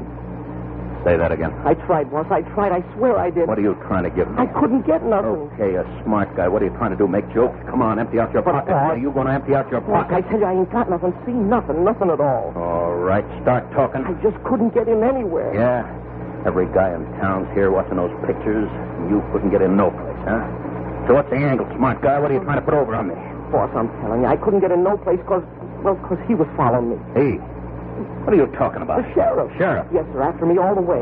Don't give me that. The sheriff is sitting right out there. No, sir, he kept watching me, following me. He came up to me and said for me to get the heck off the street, so that's what I did. Son of a gun, I give him a free ticket. Oh, you ain't blaming me, are you, boss? Okay. So that wise guy, he ain't so smart. We stick around overnight. We do another show tomorrow. Yeah. And tomorrow I'm going to see to it personally that the sheriff is going to be right down in front there watching that picture. So long as you don't blame me, boss. Me? No, I don't blame you. Come here, my friend. Well, what do you want, boss? Come here. Look through the hole in the wall and watch the moving pictures.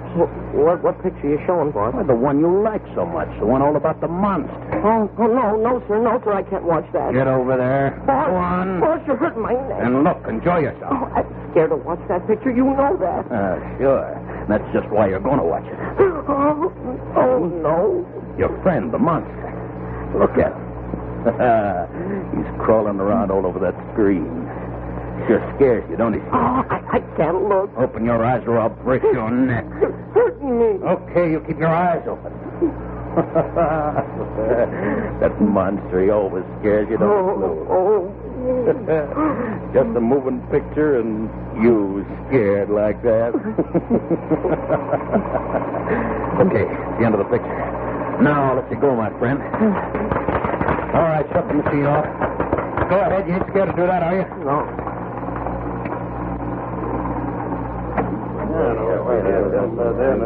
Well, Mr. Gibson, that was a fine show you gave us. Yes, sir. Okay. Everybody's happy, and me, I'm happy, too. Yeah. The funny thing, I guess the boys like that last one, the monster picture, better than they like the other ones. Now, what do you think of that? Yeah? Well, Slew here, he don't like it. Scares him, huh? Yeah. Well, I can't exactly blame him. Sure beats all how them Hollywood folks fix up critters like that. Most gosh awful critter I ever did see.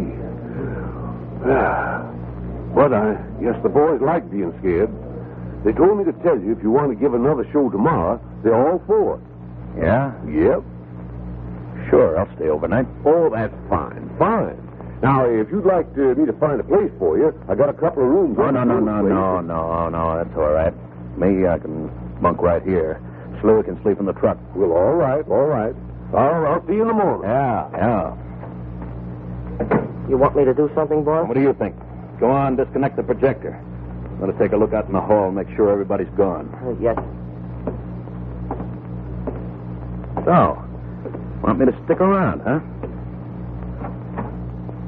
Yeah. Everybody went home all right? Hey, Slew! Yes, sir, boss? Come on out here and help me take the screen down. Yes, sir. No, wait. Shut that projector off first. What'd you say, boss? I said shut the projector off. What's the idea of starting on that film again? What'd you say, boss? I said stop running that film. Film? Yeah, film. Stop it off. Come in there and break your neck. Shut it off. You hear me? Shut it off. Boss, I ain't running that machine. What? The machine ain't running, boss. Ain't running? No, sir. Okay, I'll fix you. Smart guy, huh? I'll fix you. I'll show you to make jokes with me. Boss, what's the matter? I ain't done nothing. Tell me you ain't running that projector. I'll break your neck. Look for yourself. It ain't running. Ain't running? What's the matter, boss? It is running. It's got to be running. But it ain't, boss. You can see it ain't. Boss, what's the matter with you? What's the matter? Look. Look out there. Where? Out there on the screen. You see it, too? That monster from the picture. But the machine ain't running. No. Not even filming. Boss, what's throwing that picture on the screen? Look. It's moving. It ain't on the screen, but it's coming off. It's coming down the aisle.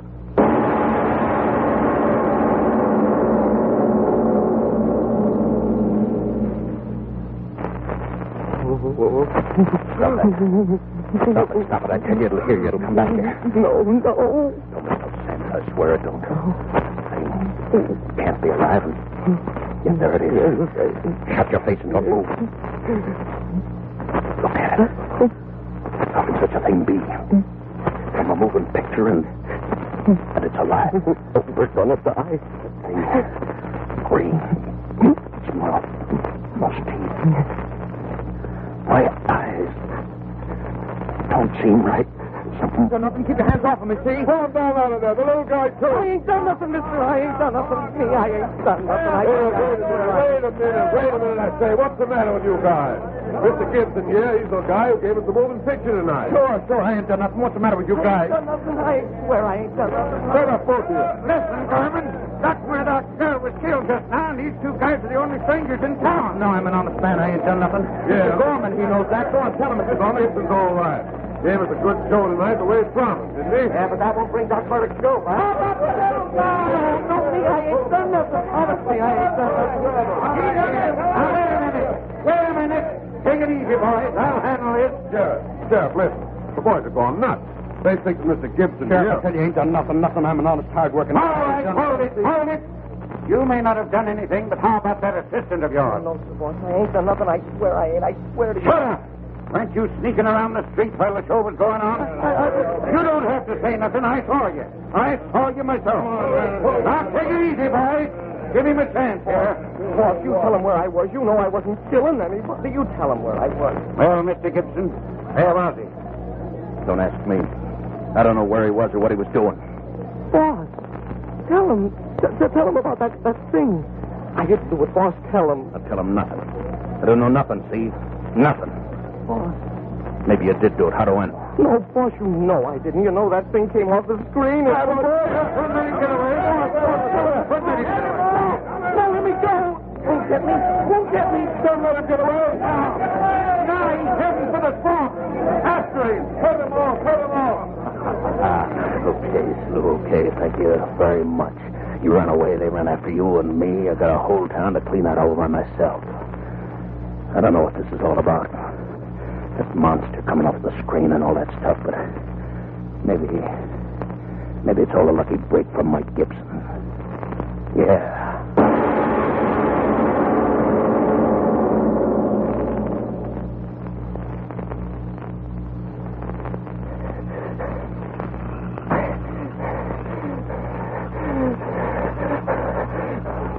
Get away. Kill me. That's what they'll do. Kill me.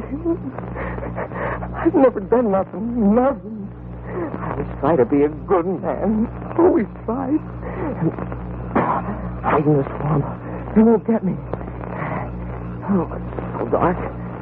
You can't see. Oh, they want to chase poor Slu boy. What for? I gotta get away. Oh, boss, why didn't you tell him that Slu didn't do nothing? Why didn't you help Slu? Slu always done what you asked him to, didn't he? Sure. Slu did everything you asked him. Even when he didn't want to do it. Oh, you should have helped Slu, boss. You should have helped him. Gotta get away. They'll kill me. I ain't done nothing. I'm tired.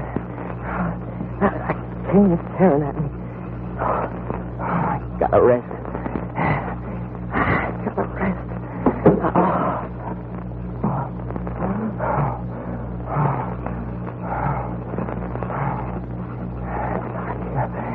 They'll never find me. Never find me here. It's dark. Oh, I'm scared. Boss, why did you tell him what was right about Slu? Why didn't you tell him? Well, I didn't do it. Yeah, it was that thing. That thing out of the moving pictures. You know that. Yeah, that thing.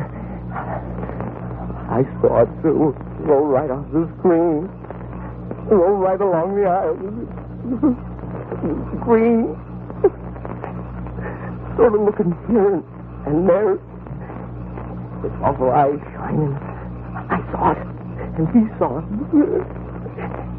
And it did it. It killed her. Oh, Lord Almighty, where is it now? Where is it now? Dog. They got dogs after me. They're still after me. Them dogs are tracking me down. I didn't do it. What are they chasing me for? What are they chasing me for? Walk in the water. The dogs won't find me then. They won't find me then. Mud, water. Oh, they can't find me now. The dogs can't get me now. Can't get me. They won't get me. No, not me. I ain't never hurt nobody. If I stole it was because he made me do it. The boss, yeah, he made me do it. I had to do what he said. Oh, I've never been so strong. You can't kill a man for not being strong. I dreamed about it. Oh, but I won't die like that. No, not me. I want to live. I got a right to live. Oh, dog, closer. I gotta get away, got to. Water deeper. I can't swim. Help me. Oh, I can't swim. Oh, listen to me. Listen. Oh, the monster. Ask the boss. The boss will tell you. I can't swim. Water's scary. Oh, I can't swim.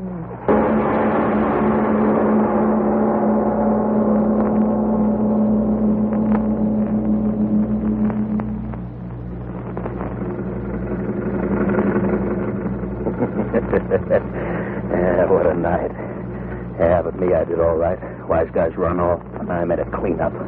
Those wise guys open their eyes when they come home and find out I cleaned them out. Yeah. You blasted motor, you keep going. Gotta get out of here. Yeah, a long way out of here by morning. Hey, shooting. I bet you that's the other slough. Yeah. Nice going, Mike. Getting rid of slough and making yourself a nice piece of change. Yeah.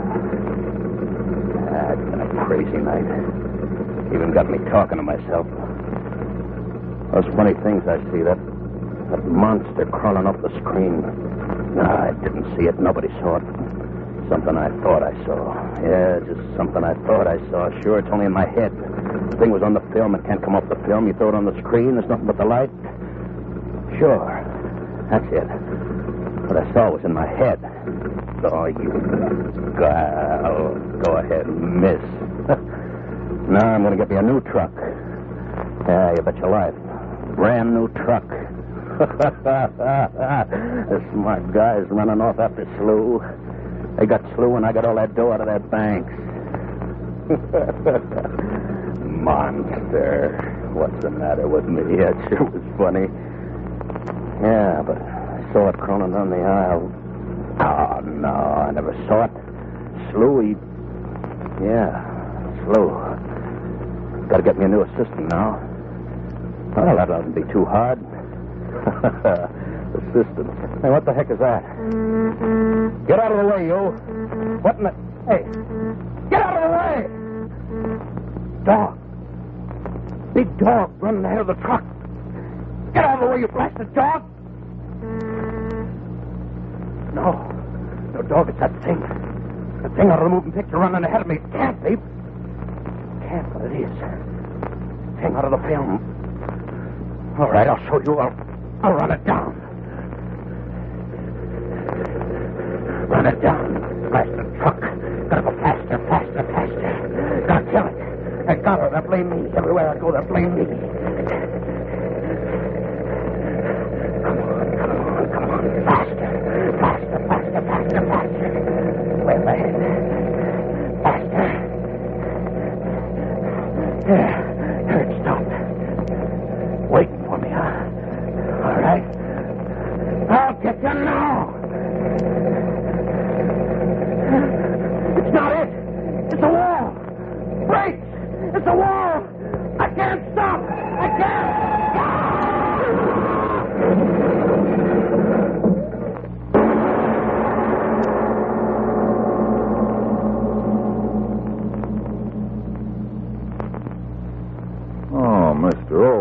Don't leave us like that. Like, what? Well, after all, I'm a rational man. Where'd that monster come from? I don't know. But You mean to tell me that the monster was the one that was in the motion picture, and it came to life out of the motion picture? I mean, the movie projector stopped, and what was on the screen stayed on the screen, and then came out of the screen?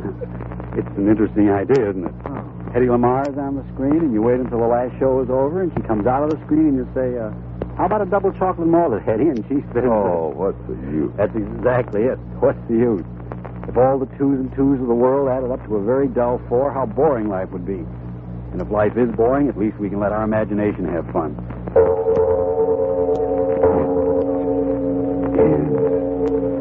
Later.